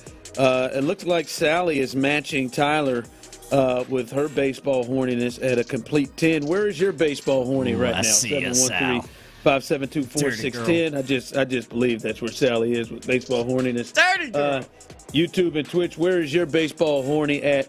And I will give you some updated news centering this Carlos Correa deal, some quotes from him, and some news on who's not involved in it. We'll discuss all of that coming up next. I kept it real as a true professional myself. Where did the Texans stand on their offensive line? Nick Caserio gave his thoughts exclusively on Payne and Pendergast. We feel like we have a lot of depth and a lot of competition at multiple spots. So I think these next 2 to 3 weeks we'll have a better idea and better understanding. Eventually you want to get to the point where whoever the 5 are, from a communication standpoint, you want to be able to go out there and practice as much as possible in anticipation of being ready to go for the Rams. Insider access, exclusive content, Sports Radio 610. The Texans play here. If you're 55 or older and into that whole saving money thing, T-Mobile has an exclusive phone and internet bundle just for you. Right now, get 2 unlimited phone lines plus 5G home internet for just $30 each per month with autopay, plus taxes and fees. And with 5G home internet, setup is easy with just one cord and no technique. If you're also into that whole keeping it simple thing, switch now and experience the best mobile network in the U.S. Visit your local store to start saving. T-Mobile, it's better over here. Based on analysis by Ookla Speed Test Intelligence data Q4 2024 to Q1 2025. Ookla trademarks used under license. Unlimited on our network. Customers on voice plan may notice speeds lower than other customers and further reduction if using more than 50 gigs a month due to data prioritization. Video streams and SD on this plan. Home internet pricing after $20 and monthly bill credit plus $5 per line without autopay. Debit or bank account required. See 5G device coverage and access details at T-Mobile.com.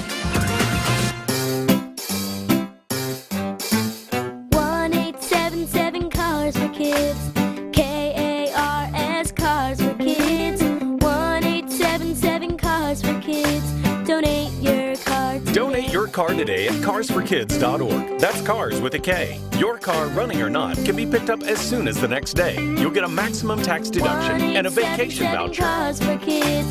Donate your car today. Remember, that's Cars with a K. Endless summer savings are in full swing at Sterling McCall Chevrolet with can't-miss offers made for the road ahead. Nothing says summer like cruising in the 2025 Chevy Silverado 1500 LT with financing as low as 0% APR for 36 months. Or turn up the volume on value when you lease the 2025 Chevy Trailblazer for just $388 a month for 48 months with $29.97 due at signing. Claim your endless summer savings in person or online at SterlingMcCallChevy.com. Now through August 4th. Offers are subject to availability and cannot be combined with other promotions. See dealer for complete details.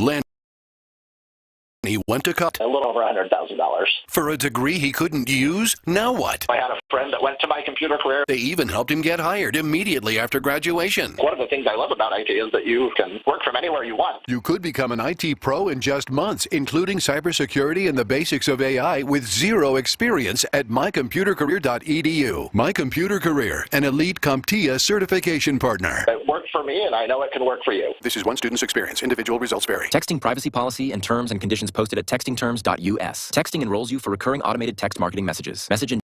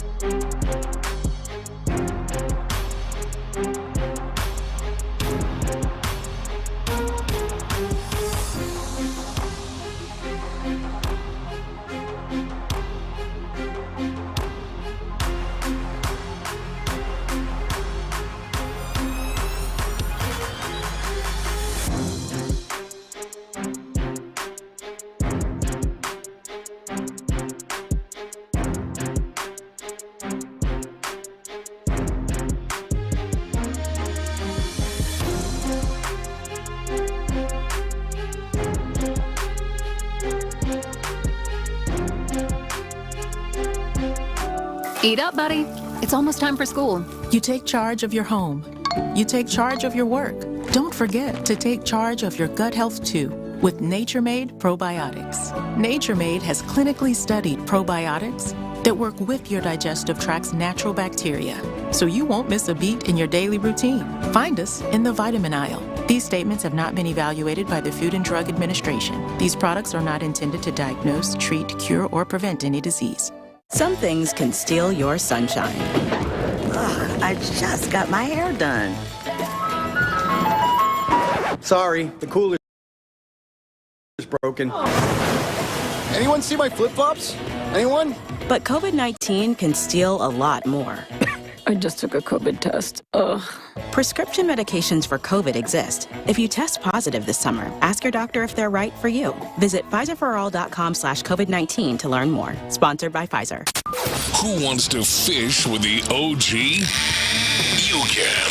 In partnership with our friends at the Pasadena Livestock Show and Rodeo. Just head to sportsradio610.com/contest to sign up for your chance to have John Lopez on your boat with free entry into the 2025 Reel Fishing Tournament. That's sportsradio610.com/contest for more information. Houston's sports leader, Sports Radio 610.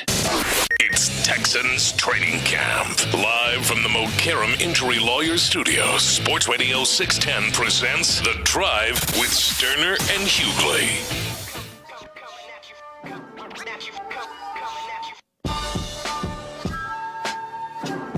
All right, welcome back in. A big day here in Houston sports. A big day for the Astros that is continuing. There's just over 30 minutes left until the trade deadline officially ends at 5 o'clock, and the Astros have been busy making deals.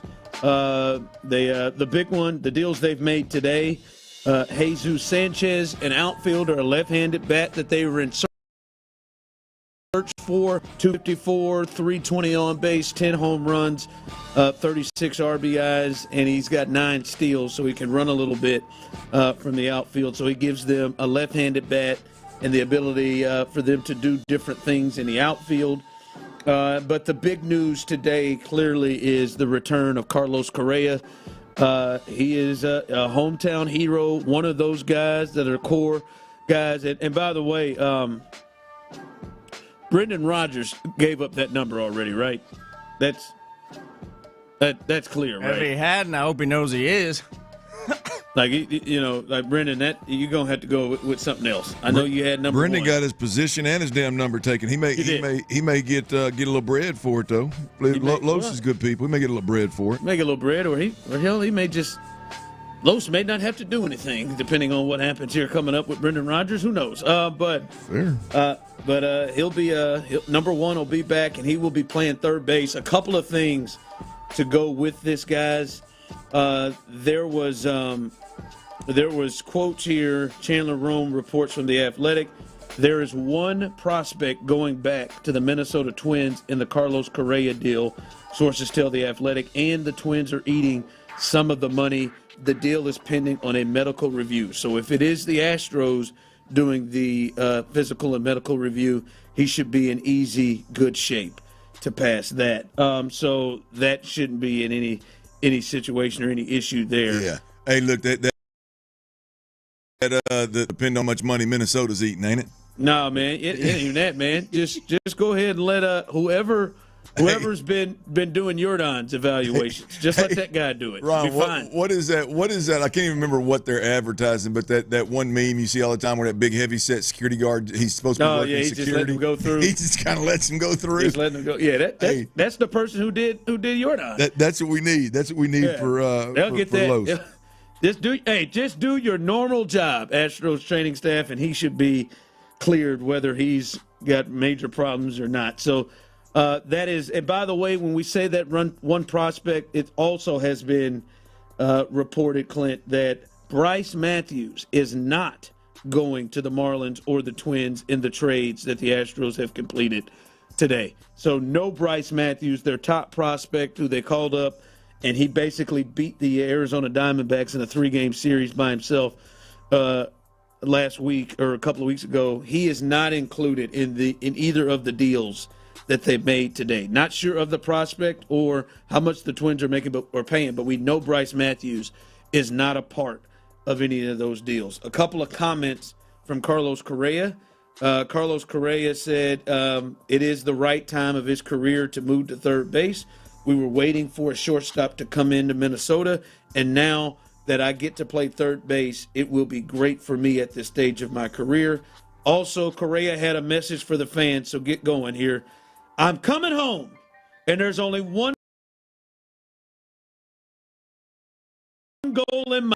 Oh, dude, I just want to run through a brick wall on a Thursday right now. You just do it, man. Let's go get ring number 3. Man. Hey, go ahead, Tyler. I'll give you permission. Go to that back wall and start gyrating. Do your back that ass. I like where your head's up. I'll shake some ass. I got to prepare myself mentally for the 5 o'clock hour for it, though. Do it, man. Get it out, man. I gotta really bring it, so I got to prepare. You ought to be, man. Do your thing. It's been quite the hit, Tyler. You might as well give him a new one, man. Yeah, why not, man? Just give him a second version, man. I said, just run into a brick wall, give that ass a shake. I do like do what you need to do. Fellas, real quick, are you and everybody here a part of the show? You know, you can chime in too. Are you guys surprised that the Astros, this version of the Astros? Are you surprised that they got this aggressive? And we are still hearing the Dylan Cease thing they're working on really hard. Are you surprised they got this aggressive and brought in these guys? I'm not. I'm not surprised. I mean, you'd be a fool to think that whether it's the Astros diagnosing these guys or not, you'd be a fool to think that all of these guys, all of these injured players are going to come back and every one of them are going to be playing at the top of their game, which is what would have to happen. If they would have not made any moves, that would have had to happen for the Astros to have a legit shot in an American League that's there for the taking, right? To bet on all of that happening. And so I think they've told us multiple times the window's still open. I don't know why it wouldn't be. As injured as you've been, you still have a 5-game lead in the division this year. And so no, I'm not surprised that they got this aggressive. In fact, I won't be surprised if they're not done yet and they got 27 and a half minutes left to make a move for Dylan Cease. Yeah. By the way, the Rangers, they make a big move. They're 5 games behind the Astros in the West. They make a big move. They are bringing in Merrill Kelly from the Diamondbacks. He was one of the big starting pitching potential trade candidates that people were looking at. They bring him in and add to their rotation. So Seattle, Texas, and the Astros in the West are among the top teams that are most involved in what's going on here. And Clint, I'll tell you what, I was curious of how they would handle this, Clint, because we've talked about this. There has been a shift in how the Astros are doing business, especially when it comes to how they're going to pay players and the decisions they're making. For them to take on the money, and I know what you said about Correa and how much, this really results into like a 3.5-year deal that's just a bit over $100 million. But I didn't know if they'd be willing to take on money like that. I didn't know if they'd be willing to, and we'll see what kind of prospect they have to give up. I know if they would still do that. But we have to remember, Clint, that Jim Crane is running this puppy. And Jim Crane, what we always know, and he has been as real about this as anything, and that is if they need to go get something, if they have to go get something, whether it be Zach Greinke, whether it be, anybody that they need to go get, if they got to go get him, Justin Verlander, another one. If they have to go get him, he'll go get him. And he sees this team, obviously, has one of the best records in the American League. And he said, let's go. Let's go. We got to pick it up. These guys have done everything they could thus far, but we have to go pick them up, and I'm going to sign off. And you got to go do this. Let's see what prospects it takes, what money. Let's go do it.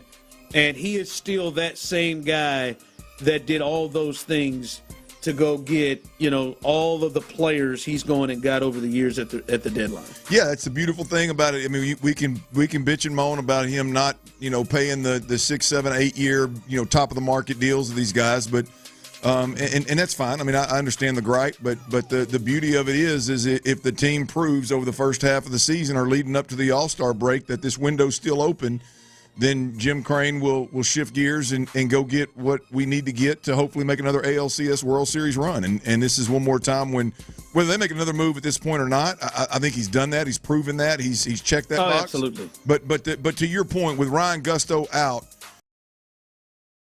the huge Astros moving forward with this particular pitching rotation is you are banking on Lance McCullers, Spencer Arrighetti, Christian Javier, Luis Garcia.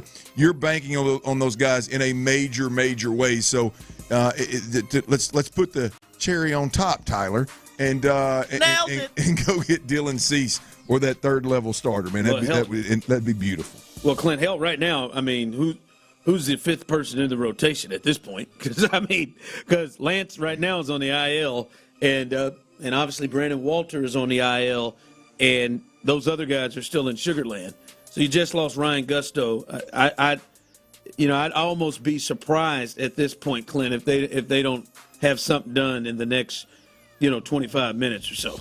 If they don't have another pitcher, and that was one of the things that was said, a starter who could start a game 3. And they haven't done that, and the Dylan Cease conversation continues to be talked about. People continue. Chandler Rome just brought something up again with about 25 minutes left. That their talks are still going with the Padres. By the way, the Padres are in it too. So there's a lot to roll with going on right now. All right, let's switch gears just a bit. And again, if anything breaks with Dylan Cease or anybody else that the Astros may add, we will completely jump in and give you that news. So stay right here on your Houston sports leader, Sports Radio 610. But I do want to switch gears as we do have an off day. We've seen a little bit of a sample size of the Texans right now. And I will just pose this question and we can discuss on the other side. From this point, 7-8 practices, training camp, has anything changed in where you see the Houston Texans when it comes to where they are in the hierarchy of the AFC? Has anything changed? We'll discuss that coming up next. I don't know if anything's changed there, but I know when Carlos Correa comes back to town, damn it, you get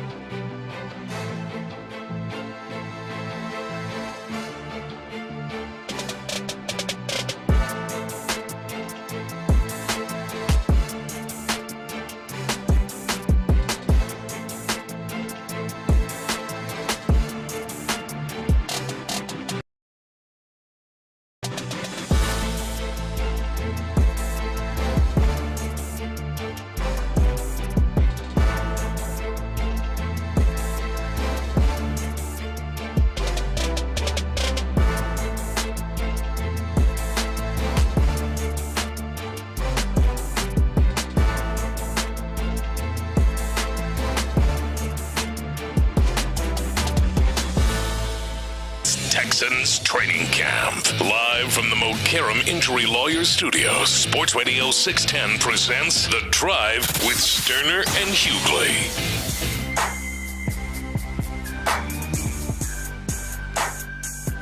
All right, welcome back in. Again, the Astros, they have, well, them and the rest of Major League Baseball, they have 17 minutes. 17 minutes left until the trade deadline ends, and we will update at any point. I know Tyler and Cheryl are hard pressed to work on finding out the latest, if anything happens, if they are able to add any more. They have already done a lot. That 3 o'clock hour was serious with the additions of Jesus Sanchez and Carlos Correa, but we will keep you updated on that. All right, Clint, as we enter training camp, as we sit here 1 week out, full week out of training camp, 7 days of practice,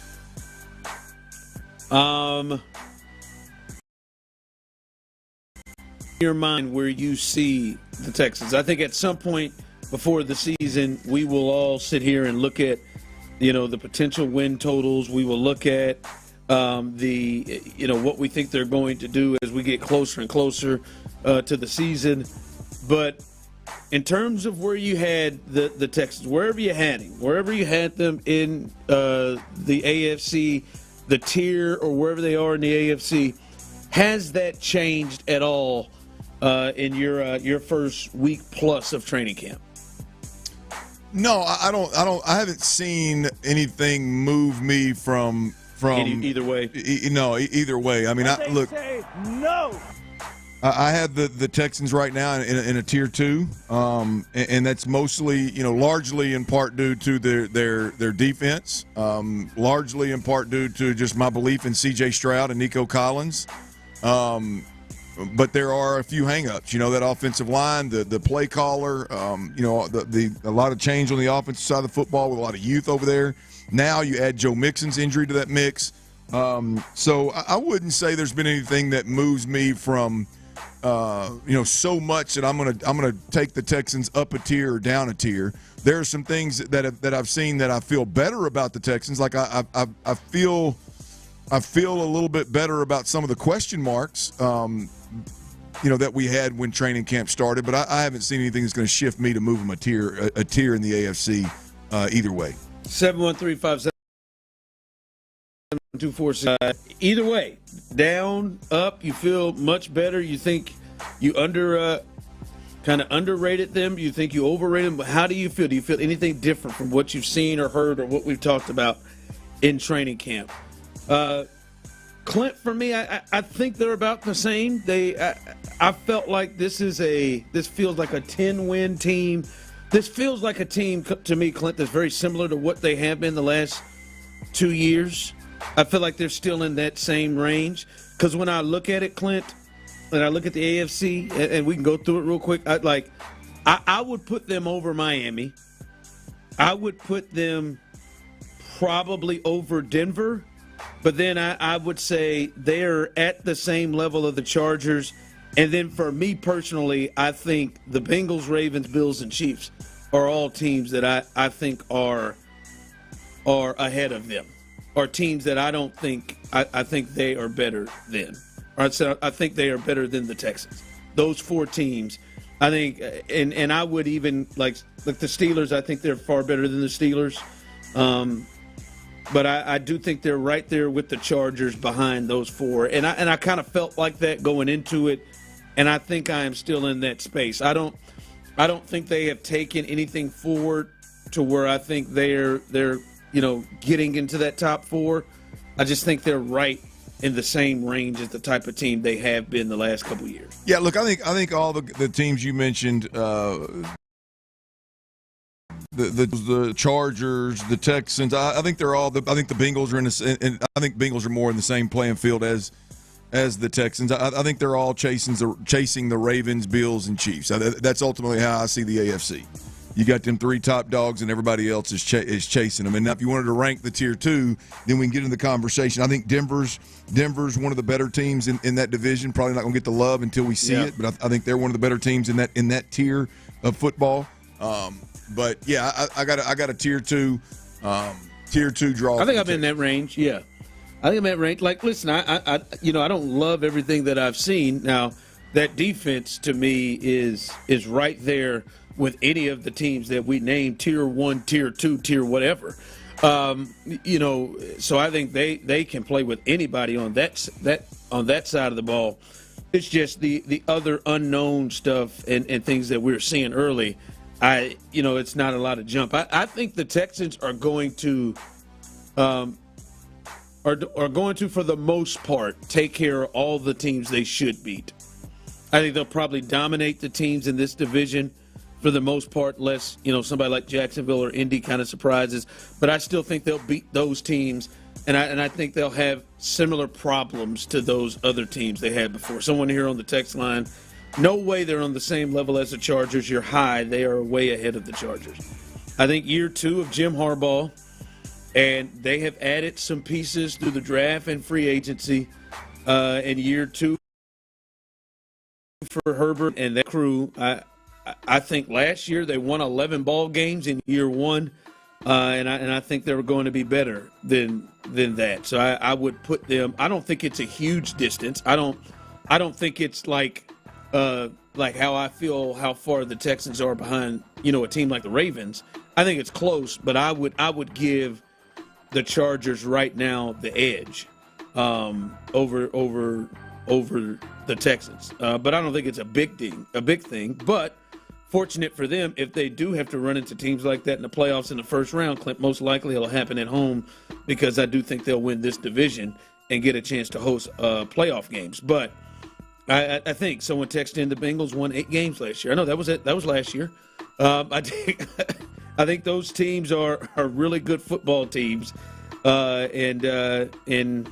and just a tad bit better than what the Texans are bringing. Yeah, look, I think when you look at the Bengals, and I would say the Dolphins as well. I think you've got incomplete teams there, but because they're so explosive on the offensive side of the football, they have a chance. Bengals more so than the Dolphins. I'm not as sold on Tua, obviously, or Mike McDaniel, or the weapons, but it's the same approach to football. Like the Bengals and the Dolphins are going to try to outscore you.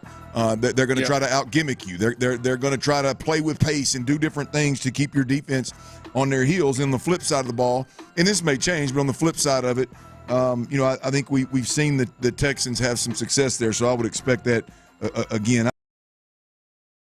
I think they're really good because they've got some like elite game-changing type of players. I think the Denver Broncos, LA Chargers, the Texans in that tier 2, I think those are more complete teams that I would actually buy stock in.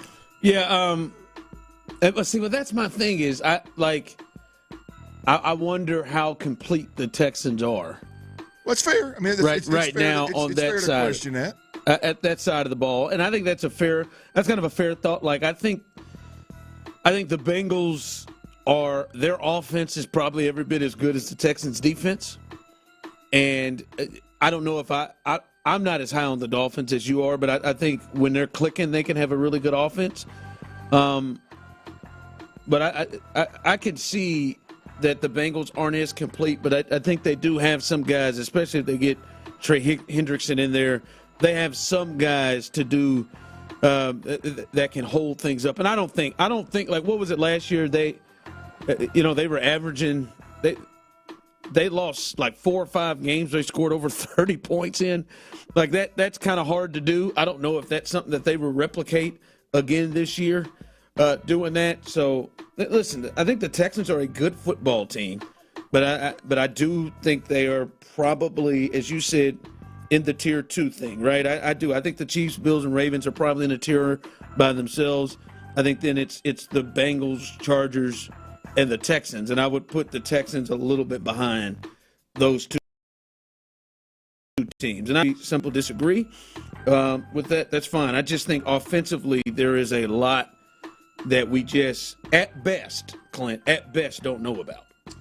at best don't know about. Look, there's some real wild cards there, man. Your that's a good way to O-line put and it. your O-line and your play caller, man. Those are two parts that are hard to win in spite of, right? I mean, so if those guys can just be, if Nick Caley can just show promise, calling plays, designing and managing a game offensively, just show promise and show that you're moving in the right direction and that you are a future play caller in this league, I think the Texans become a great football team, right? Yeah. The O-line, you don't have to be great. I'm not asking you to go out there and keep Chris Jones off the quarterback and keep him out of the damn box score, but just don't be a mess at times like you were, last year. And I think this has a chance to be a really, really good football team. But until we see, the product that is Nick Caley and the product that is this remade offensive line, I think it's fair to question how good this football team is overall. Yeah, coming up, we'll let you know 5 o'clock fire if the Astros have made another move. By the way, the Rangers are close to acquiring resting bitch face Phil Maton. He's potentially going to go there to help their bullpen. So they are close. Really help them finish third in the West this year. They're close. They're close with that right now, as they are in second place. They have been adding to their pitching staff, but ORB going to go with the Rangers. But 6 more minutes in that is left in the trade deadline. We will let you know as soon as we get back. A little 5 o'clock fire update on the trade deadline and let you know exactly what the Astros have done. And guess what, fellas? Football is back tonight. We were there for this last year. Football is back tonight, the Hall of Fame game, Chargers-Lions. And the Bengals made a sneaky move. I wonder if Texans fans wish they did and took a look at as well. We'll discuss all that. A little 5 o'clock fire coming up next. The Drive is live. Nick Casario gave Payne and Pendergast some exclusive insight into the Christian Harris situation. The way the rules work with NFI,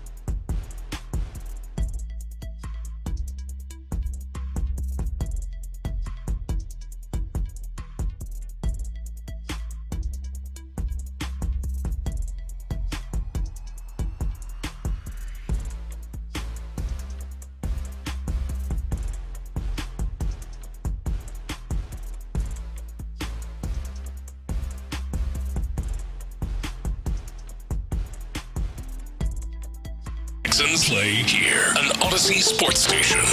I said, oh, Lord Jesus, it's a fire. That's when I feel sexy.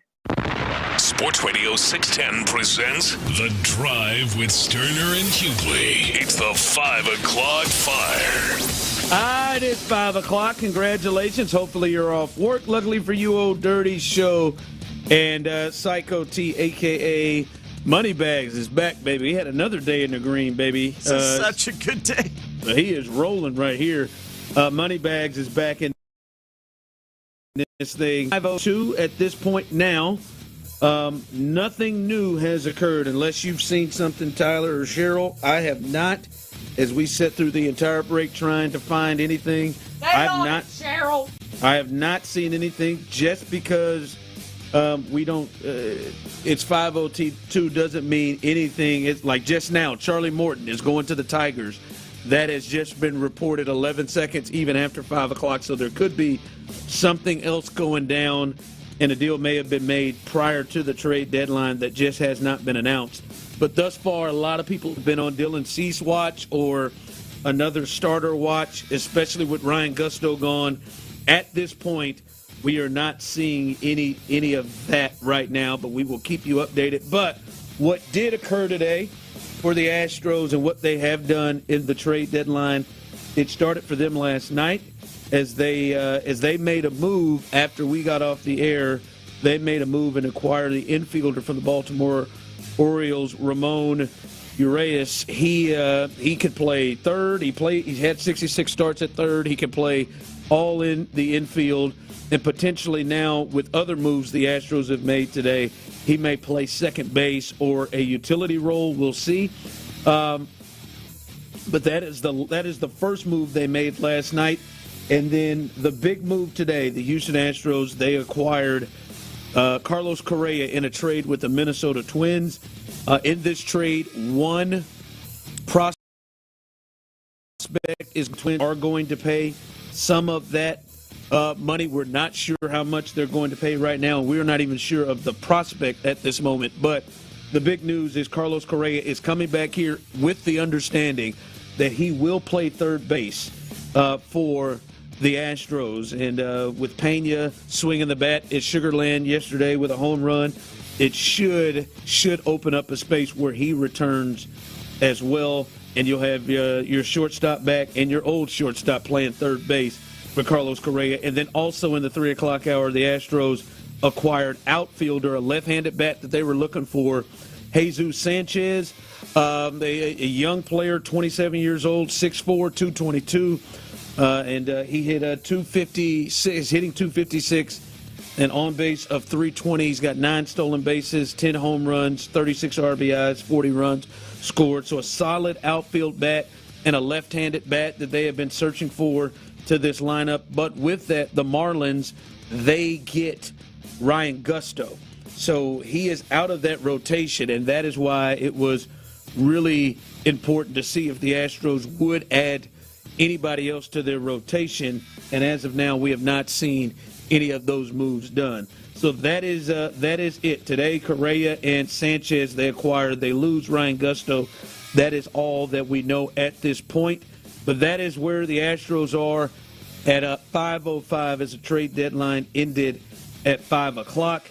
Your thoughts, Clint, on what you I like it a lot. I like it a lot, man. Obviously headlined by the Correa move. I love the Correa move. You get better defensively. You get potentially great across the board defensively with gold gloves at first, second, third, and short potentially at any point in time when you see necessary. You get what I would say is probably a four-hole hitter, but definitely a top 5 hitter in this lineup. You get a guy in Carlos Correa that is a super alpha that from a leadership perspective, you know the intangible you're bringing back into the clubhouse. Along with that, Carlos Correa, the clutch gene, the no matter how big the moment is, he's not going to blink at all, and he has a tendency to his biggest moments have been in clutch moments in playoff time. So not to mention he's just a guy that you bring back to the city. I mean, the shot in the arm for this team, for this franchise, for this fan base, for this city is an absolute beautiful thing. So Carlos Correa is obviously the headliner. the Urias move, I don't mind the move because you definitely get, again, better defensively. When you talk about the guys that you're having to make up for, you got a bunch of Space Cowboys in there now. So at this point in time, you do get better at the bottom of your lineup if and when he does have to hit kind of thing in a daily basis. You don't give up much to get him. So I don't mind that. And the Jesus Sanchez, like you mentioned, left-handed bat that brings a little bit of pop, that answers a little bit of an issue on the defensive side of the game with an outfield situation that everybody seems to think they need more outfielders. So he checks that box. So I love what the Astros have done. Again, I hope we get a late announcement here that they were able to make a move for a pitcher. If not, where they sit right now, it's very, very simple, man. They have put all their eggs in, whether they did it by choice or not, they put all of their eggs in the baskets of guys that have been injured, some minor injuries, some significant injuries, guys that haven't pitched much in the last 3 years. The risk is those guys come back and they get hurt again, or it doesn't pan out, or for whatever reason they can't ramp them up in time, and you've got a starter problem. But right now, Spencer Arrighetti and I would say Lance McCullers, Christian Javier, Luis Garcia, those guys are the ability to win games in the playoffs, I think, and win a playoff series is probably going to ride on those guys. To that point, Clint, this coming from Chandler Rome about a minute ago, the Astros are done. Sources tell The Athletic their trade deadline haul is Carlos Correa, Urias, and Jesus Sanchez. Talks with Dylan Cease were legitimate and at times picked up steam, but ultimately never got over the finish line. So they are done. The Dylan Cease thing is done. There will be no late announcement. This is where they are at right now with the moves they made. They did make a lot of moves, in the lineup from a hitting perspective, but non-pitching move. And now I really like what they have done. I think Correa means a ton with this to this particular team, more than he would mean with other teams. But I do, think there is a concern now with the pitching, and especially immediate. Is Christian Javier ready to go now? I know he went 55, 60 pitches. That was what they were wanting to see yesterday with the Space Cowboys. But still, that would be the max that he is given right now, and they just lost Ryan Gusto. So right now they have in their rotation, Hunter Brown, Framber Valdez, Colton Gordon, Jason Alexander, and we'll see, because Ryan Gusto was the other one there with all the injuries they have. Now we're going to see maybe they feel with this move. But clearly, Clint, they wanted to get Dylan Cease. They were talking hard, but clearly they are willing to go with whatever they have here until Javier, Spencer Arrighetti, the rest of the crew can get ready. So I do have a small concern of how those guys are going to be, because, as you said, they've thrown all the eggs in that basket now. Sure. I mean, look, here's the deal, man. When you look defensively and you look at the lineup, assuming guys get healthy, I think they've put their best foot forward, and this is for whatever reason they weren't able to swing somebody in the starting rotation, and now you're gambling on some guys that really, really well. We're not privy to that information. They know where these guys are at and whether they're comfortable or not to roll with them. But you got two at the top that are surefire guys that you can win playoff games with. You just need one of the other 3 or 4 guys to step up. Now, how do you chew up these last 51, 53 games? How you chew these games? We'll see how that happens. But come playoff time, you just need 1, maybe 2 of those guys to come around and be, what they once were. The thing is, the Astros were one of the more active teams at the deadline, but they weren't alone, and they weren't alone in their division.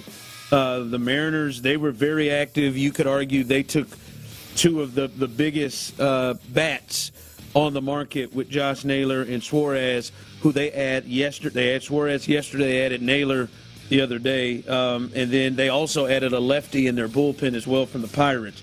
So they were active. Merrill is another starter that was high on many people's trade boards, and the Rangers, who are 5 games back tied with the Mariners, they added him. They added Phil Maton for a little bullpen help as well.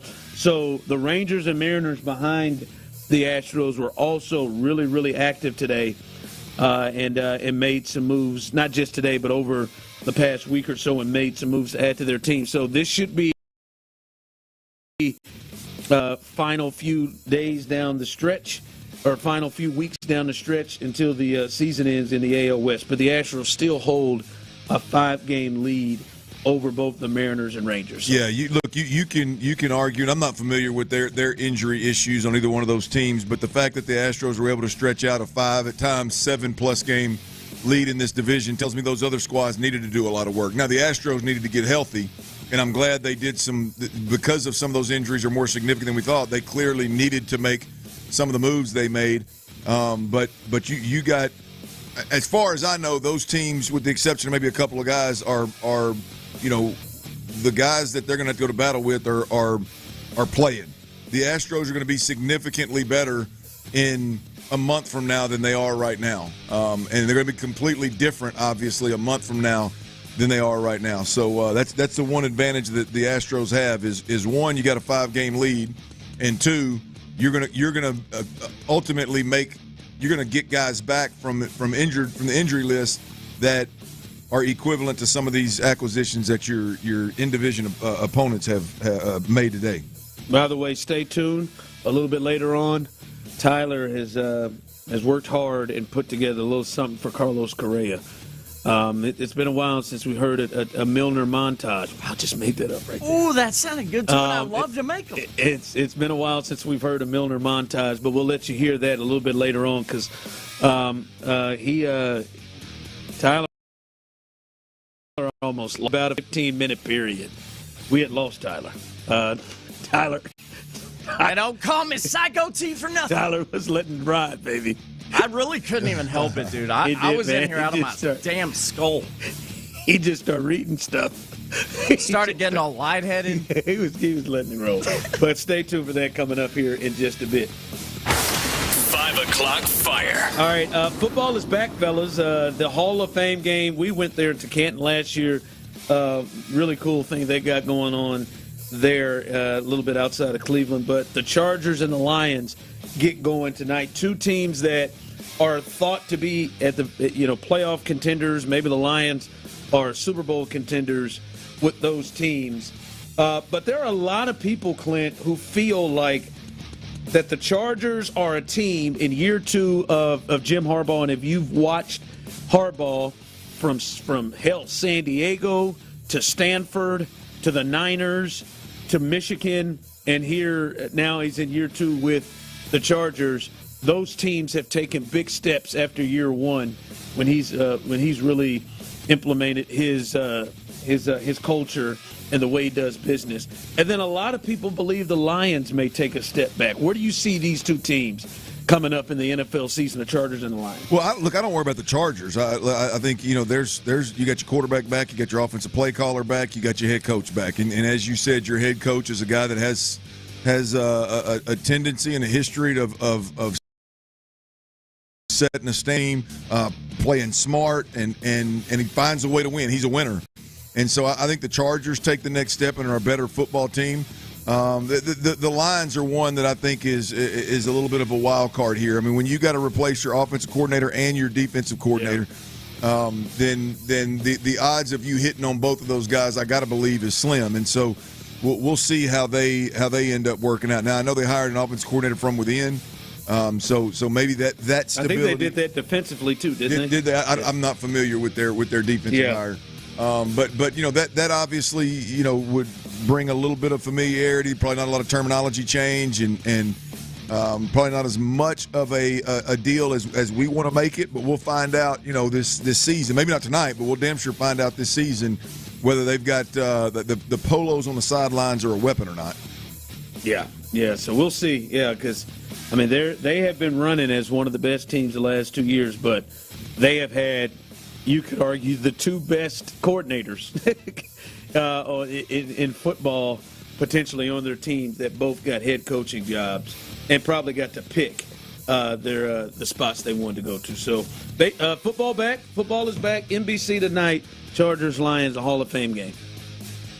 5 o'clock fire. And then, Clint, a little NFL news, a little sneaky move. The Bengals, they pick up Noah Fant, and he is the former first rounder. Been with Seattle, been with multiple teams here of late. But they added Mike Gesicki already there as a tight end spot. I saw when he was released, some people were texting in, the Texans should take a look at Noah Fant. I feel like they're pretty deep at the tight end position, but he's a talented, solid player in the league, and I don't know if the Texans should have gone and looked at him, because I think they've got three or four guys they like, but an interesting guy that was open there. Yeah, interesting. I don't think the Texans should have even considered it. Not even considered. I mean, you've got three guys. One you've invested heavily in. Two of them that are coming, and I think you've got a really, really promising room right there. There's not a need for a gadget weapon tight end. You got that at the very least. There's not a need for a hand in the dirt physical guy that is developing. You got that. There's not a need for the savvy veteran that can do some things in the pass game and be a quarterback's best friend, kind of sees the game through that lens. You got that. So, I think that room is healthy. We'll see if they can literally stay healthy, and two, if they can all contribute in their own way. We'll see about that. But I don't. Yeah, adding a tight end to this group would be I think a little out of pocket. I will be honest with you. Before OTA or really mandatory minicamp, I would have been open to it, but I do think this group feels different now. Oh, you see in Brevin Jordan. Seeing Brevin Jordan and like, not only is he healthy, but you see the twitch and the speed, the explosiveness. Then you see his willingness now to better blocker, and he doesn't have a problem saying, man, we got to be able to block edge rushers one-on-one kind of deal. Like, he doesn't have a problem like acknowledging what the struggles were last year. I love that about him. And then when you really, man, when you look at Cade Stover, I just think Cade Stover, this was the time. Does a guy that hadn't played tight end much, does he hit a wall and not continue to develop, or does he continue to develop? And it looks like he just continues to take stride after stride after stride and get better. So I think the tight end room I'm excited about him. Yeah, and they love Cade Stover and Brevin, to be honest with you. All right, coming up, there's been a lot of good news for the Astros today and last night with what they've added. But we will let you know some bad news that occurred. Not really that surprising, but maybe the length of this issue is a little bit surprising. We'll let you know what that is coming up next. Hold on, so Coach D'Amico likes the back and forth he's seen in the trenches.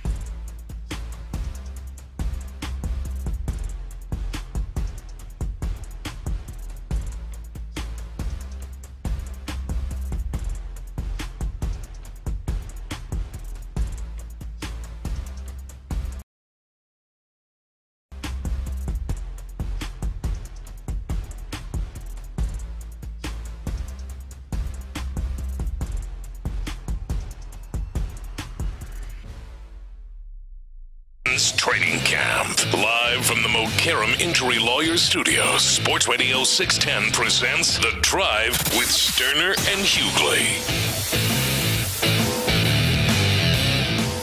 All right, big day today. I love it. I get excited when breaking stuff takes over and we have to improvise and throw things off the rundown and change things up. Roll the rundown now. Yeah, we did. When Carlos Correa leg drops off the top rope back into Houston, you gotta roll with it, and not to mention all the moves they made as well. And good to see a lot of people are excited about it. And you should. Coming up here in a little bit, you will hear the latest Milner montage as he did a little something for Carlos Correa coming back.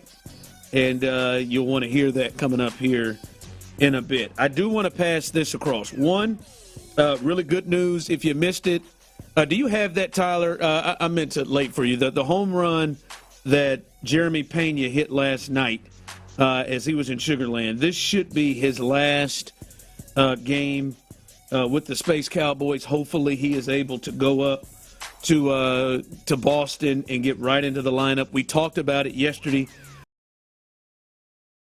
Strikeouts, but he scored 2 runs, walked, got hit by a pitch.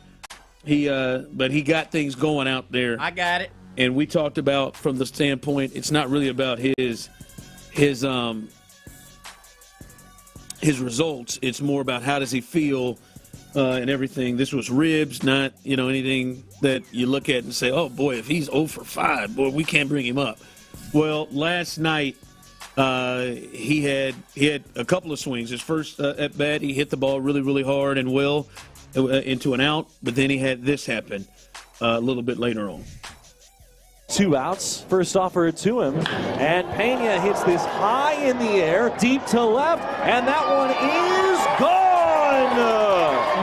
That's what the people showed up for tonight. Jeremy Pena, a solo shot to left. I think the swing looks pretty good. 6-1 Space Cowboys on the blast by Pena. Well, the last at-bat, he hit it very well. By that, when he said, I think the swing looks pretty good, I think he said, I think this is the last time I'll be calling the Jeremy Pena game right now, as he will go back to Boston. But he looks good. He looks like he's ready to go. Should see him, I would think, by those results, Clint, before see him this weekend in Boston. So that is a really good sign to get him back. As I said yesterday, I think he's as important as anybody that's injured to get back. Oh, absolutely. Look, Space Cowboys fans, look, there's plenty more to come, but not of Jeremy Pena. He's heading to Boston. I mean, you got a lot of guys coming up your way and plenty out and watch good baseball, but I don't believe Pena's going to be in that lineup any longer. So I'm with you. That was a beautiful, beautiful crack of the bat. The sounded like it was almost manufactured, almost wasn't real. But yeah, man, how quick can we get this guy on a private jet and get his ass to Boston? There ain't no doubt about it. Yeah, or United. Ain't no chance. Shoot, I don't know, man. Again, they put a Litmus Diaz on that Sprinter van. But anyway, I think it is also good to note, as you said, he won't be in that Space Cowboy lineup anymore. Also, it looks like, and judging by the moves that were made today and yesterday, no surprise, it looks like Isaac Paredes won't be in the Astros lineup anytime soon. According to Bob Nightingale, Hotel Bobby, the Astros are now bracing themselves to be without third baseman Isaac Paredes for at least 6 to 7 months with his torn hamstring. The hope is he can be ready by opening day of 2026. So that is a big blow, Clint. He was on track to hit over 30 home runs and have a big run producing season. But they lose him. Obviously, they replace him right now with Correa. But that is a tough loss because he was one of the guys in the trade you didn't talk about a lot with the youth of Cam Smith and the pitching with Wisniewski. But he was probably the best out of an all-star this year, and it's a big loss to lose him. But it looks like it may be a while when initially they said, oh, well, we'll see. But now it looks like it may have been torn off the bone or something, looking 6 to 7 months. Yeah, man. Look, obviously, something you don't ever want to see, especially to a guy like Isaac Paredes, who is just having such a tremendous year, and really, while everybody else was injured, I mean, he was just kind of leading the pack, if you will, and leading the pack at times up to, again, 5, 6, 7 game lead in the division. So, would have loved to see him finish this thing out, but the truth is clearly they're going to miss him for a while, and they're not bracing. They have braced. Carlos Correa, Ramon Urias. I mean, they've made 2 moves for 2 different guys that can play third base at an even higher level of than Paredes can defensively, and so. I think it's unfortunate. I was looking forward to seeing him make this run with the Astros, but glad they were able to find somebody to take his spot. Yeah, we'll see what it looks like in the future. By the way, you're gonna have 3 really good third basemen. You have to figure out what you're gonna do. Yeah, you got somebody gonna have to run to the outfield, whatever, something. Yeah, that'll be for years to come. By the way, Clint, from Bob Nightingale, I think really Bob Nightingale Jr. Said this first. Who's a beat writer for the Twins, and Bob Nightingale, Hotel Lobby Bobby, 2 Chainz, the man who likes a little vodka and a splash of cranberry. He retweeted it that Matt Kluski from the Houston Astros in the Carlos Correa salary dump trade. So I don't know. We still don't know the amount of money that the Twins are picking up on this $102 million deal left, but they're picking up some money and getting a pitching prospect from the Astros in that. So nobody we know. I thought Chaz might be a part of this. I'm not gonna lie to you. Well, I mean, I think there's probably a couple of guys. There's a couple of them outfielders that I would imagine were holding on to their boots, man. I mean, because Chaz would be one of them for what he did 2 years ago. But you got a couple of those young guys that have come up and shown to be promising in a short stint here this year, and the Bryce Matthews thing is what scared the hell out of me. Was once you sign Correa, you start looking around and you go, man, you got too many infielders. Would you been all right? Would you been all right with if Bryce Matthews was involved in one of these trades? That'd have been tough for me that'd have been a tough pill for me to swallow, man. That's a top prospect that's done just enough right now to really have us all turned on for the future of what he brings to that middle infield. With Pena, that would have been a risky move to move him for any of these guys, really. But definitely anybody not named Correa. That would have been a little too much. By the way, real quick. And we can maybe push this on the other side. Obviously, they didn't get maybe the pitcher yet, but who knows? If Christian Javier is Christian Javier, then they got a top of the rotation type starter, and that could be that third starter they're looking for. Do you feel like the Astros now are a serious contender? You feel that way, Clint? You feel like they're a serious contender? Oh, I'm sorry. I thought you were teasing that. I'm looking at the clock. My bad. Yeah, absolutely. Hell yes. You do? Yes. Did you feel that way before these moves were made? No. There had to be a caveat, right? Before the moves were made, Ron, it was a deal like if everybody comes back healthy, and by the way, this is before we knew the extent of Paredes' injury. If everybody comes back healthy and everybody is a good to great version of themselves that we know, then there's you got a chance. The truth of the matter is there's nobody running away with the American League, right? And there's some loaded teams that right now are may get hot at the right time and be a real problem in the American League. But the reality of it is you got 5 or 6 teams up there, and I think any of those 5 or 6 teams could be the representative in the World Series out of the American League, and the Astros are one of those teams. I feel like the difference between now and then is the caveat was solely on, well, if you get healthy and everybody is nails, then you got a shot. Now I don't think you're as dependent on every single body coming back and being nails. It'd be nice, but I don't think you're as dependent as you once were. Yeah, it was all predicated, and clearly we've seen with a lot of those guys, it's not health that you can just depend on, that they were going to be back. right? Like that was the scary part of it is, because right now what they were at, everything has to go right. Like it was Framber and Hunter Brown have got to be absolute nails and just win starts every time they start in the postseason and find a way to put together stuff and hope that, one of your big guns like Yordan Alvarez comes back and is able to be Yordan that we know and love. Now you've given yourself, to me, a real opportunity to do a lot of different things. They're versatile. They can mix and match, platoon. They can do a lot more right now. Yeah. Yeah, no, I'm 100% with you there, man. I think this, you had a real problem if you get bad news in center field. You had a real problem if you got bad news from Paredes, which you did. Like you had some real problems there. Now with these additions, you've got answers. Yep. All right, coming up, Miller montage is he has a little montage on Carlos Correa, who returns. We'll get your thoughts about that as well as best bets. He's on a roll, fellas. He's on a roll, ladies. Better step with him, all right, man. He only lost one bet last night, baby. In the green last night. That's 2 days in a row. So T-Mill's best bets are coming up as we continue on a really, really great day for the Astros on the drive. Tyler Miller, you are the girl. Get your nails done. The Drive with Stoerner and Hughley. You're not saying that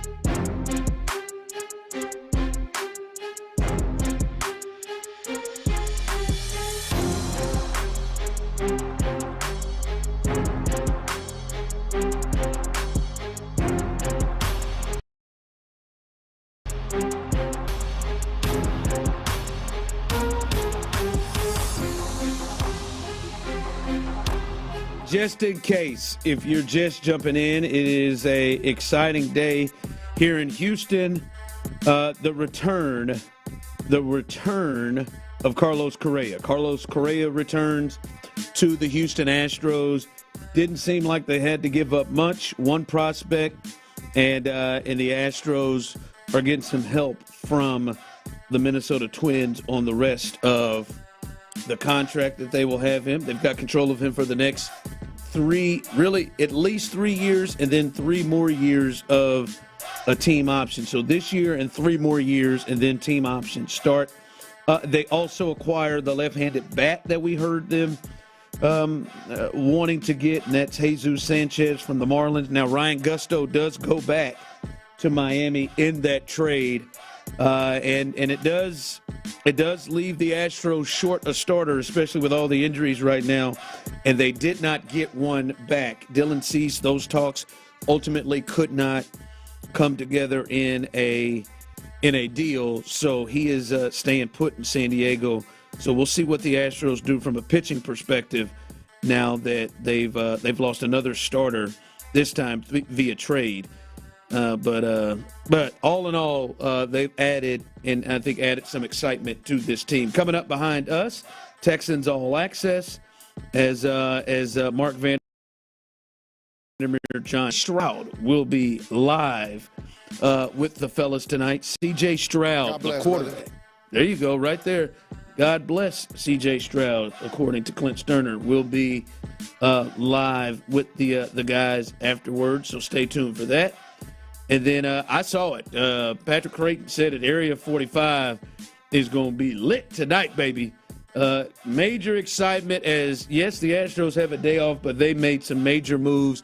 They were talking about Nightingale yesterday about a lot of things, and they'll be covering the Astros moves better than anybody you can hear at night. The best late-night talk show in all of Houston, Area 45. Coming up behind us, Sean Bijani, Patrick Creighton, Chris Santiago will have that down for you, and we will get to best bets in a bit. But the Milner montage has made his long-awaited return as mid-show. Carlos Correa comes here, and before we were allowed and able to get Tyler's absolute excitement through the building down. Blood pressure escalated. It did. He was able to make a montage remembering Carlos Correa. And if you don't remember, if you need some help getting amped, remembering the major moments of the man who was Carlos, who became Los, here it is. First selection of the 2012 first-year player draft, the Houston Astros select Carlos Correa, a shortstop from Puerto Rico Baseball Academy, Puerto Rico. If you don't know the facts, then you got to chill. There's a ball into right field, hit well, that'll be over the head of Haniger, it'll bounce into the crowd, and that'll be a game winner. Astros win it 5-4, the walk-off double by Correa. Carlos is a clutch man, he's big game Carlos to me. Here's Gleyber Torres, pass Bregman, deep in the hole, Correa long throw, he got him! Carlos Correa from shallow left field. In the air, center field, Correa's watching, this is back, and it's gone! It's a walk-off home run! Carlos Correa! Astros win! La pelota en dirección hacia el territorio del jardín central, Carlos Correa, Duque! Díganle que no esa pelota! When I talk to my wife, she knows. No getting your nails done, not getting your hair done right now. She knows. In the air, deep to left field, fair or foul. That ball's a home run. 2-0 Astros, Correa. So what are they going to say now? The Astros fans, I would say thank you for all your support, not only on the field, but also off the field. I feel your love. Coming from Puerto Rico at 17 years old, I was kind of scared at that point, and the city, the fans. I watch you celebrate, and right now I'm looking forward to the champagne. Maybe get drunk tonight. All right, there it is. All weekend.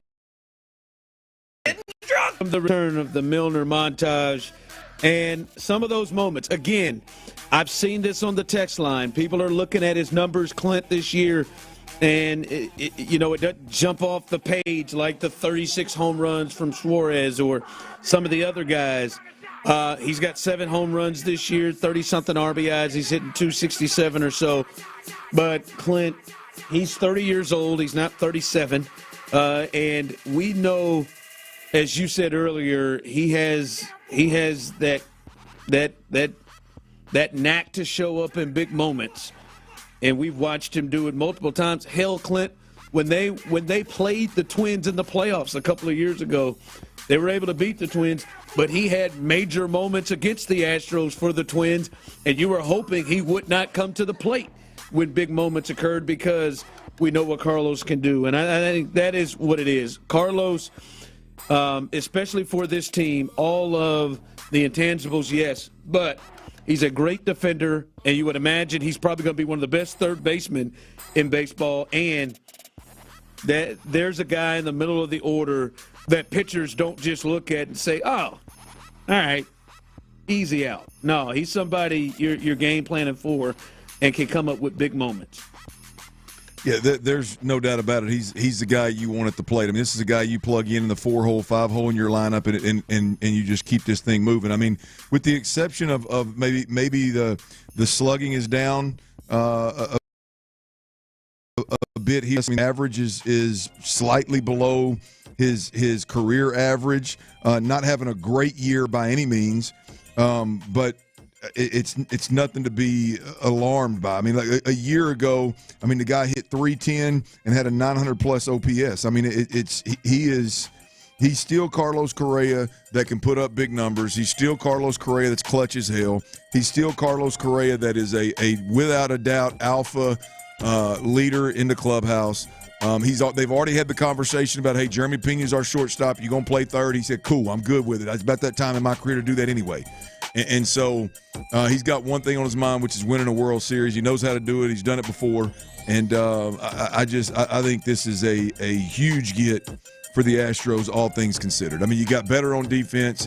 It wasn't a left-handed bat that you're looking for, but it's a really, really good right-handed bat that you plug in. Even when they're completely healthy, this is your 4- or 5-hole hitter. Yeah. I mean, I don't know what else you want, you know? Yeah, maybe we start to, if they're healthy, put this lineup together. He may be higher if he's in the lineup when they go to Boston. He may be higher in there, but yeah, it feels like it. Yeah, he's a top 5 hitter in this lineup. And when you look at guys, if they do get them back, Jake Myers, who's really improved and had a better year, and maybe Yainer Diaz is starting to come on after his last couple of games against the Nationals there. Those guys are hitting, 6th, 7th, and 8th, and not just 6th, 7th, and 8th because Taylor Trammell and Jacob Melton has somehow slid into the 4 and 5 spot, but because they got dudes, like Carlos Correa or Yordan Alvarez up in the 3, 4, and 5 spot. So that to me is a big difference. So, yes, you should be excited. Make sure you're listening to Payne and Pendergast in the morning. I'm sure they will have a lot on this in the loop as well. And we'll continue tomorrow on a big moment and a big day in Astros history as Carlos Correa returns back home, as he said. Good. It does. By the way, before we get to T-Mill's best bets, this thing in Washington is coming along. Here is all-pro wide receiver Terry McLaurin has requested a trade, according to Jordan Schultz and multiple sources, that he wants out right now since he can't get the contract going.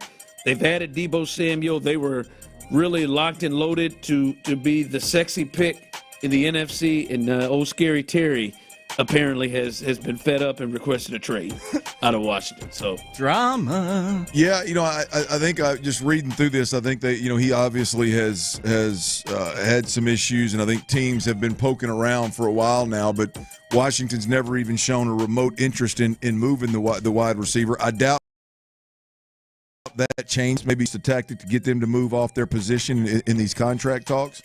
But they'd be crazy to move him right now. I mean, you're sitting right now in a spot where, I mean, you got to be one of the sexy picks right now to win the NFC. Definitely the favorite in the NFC East.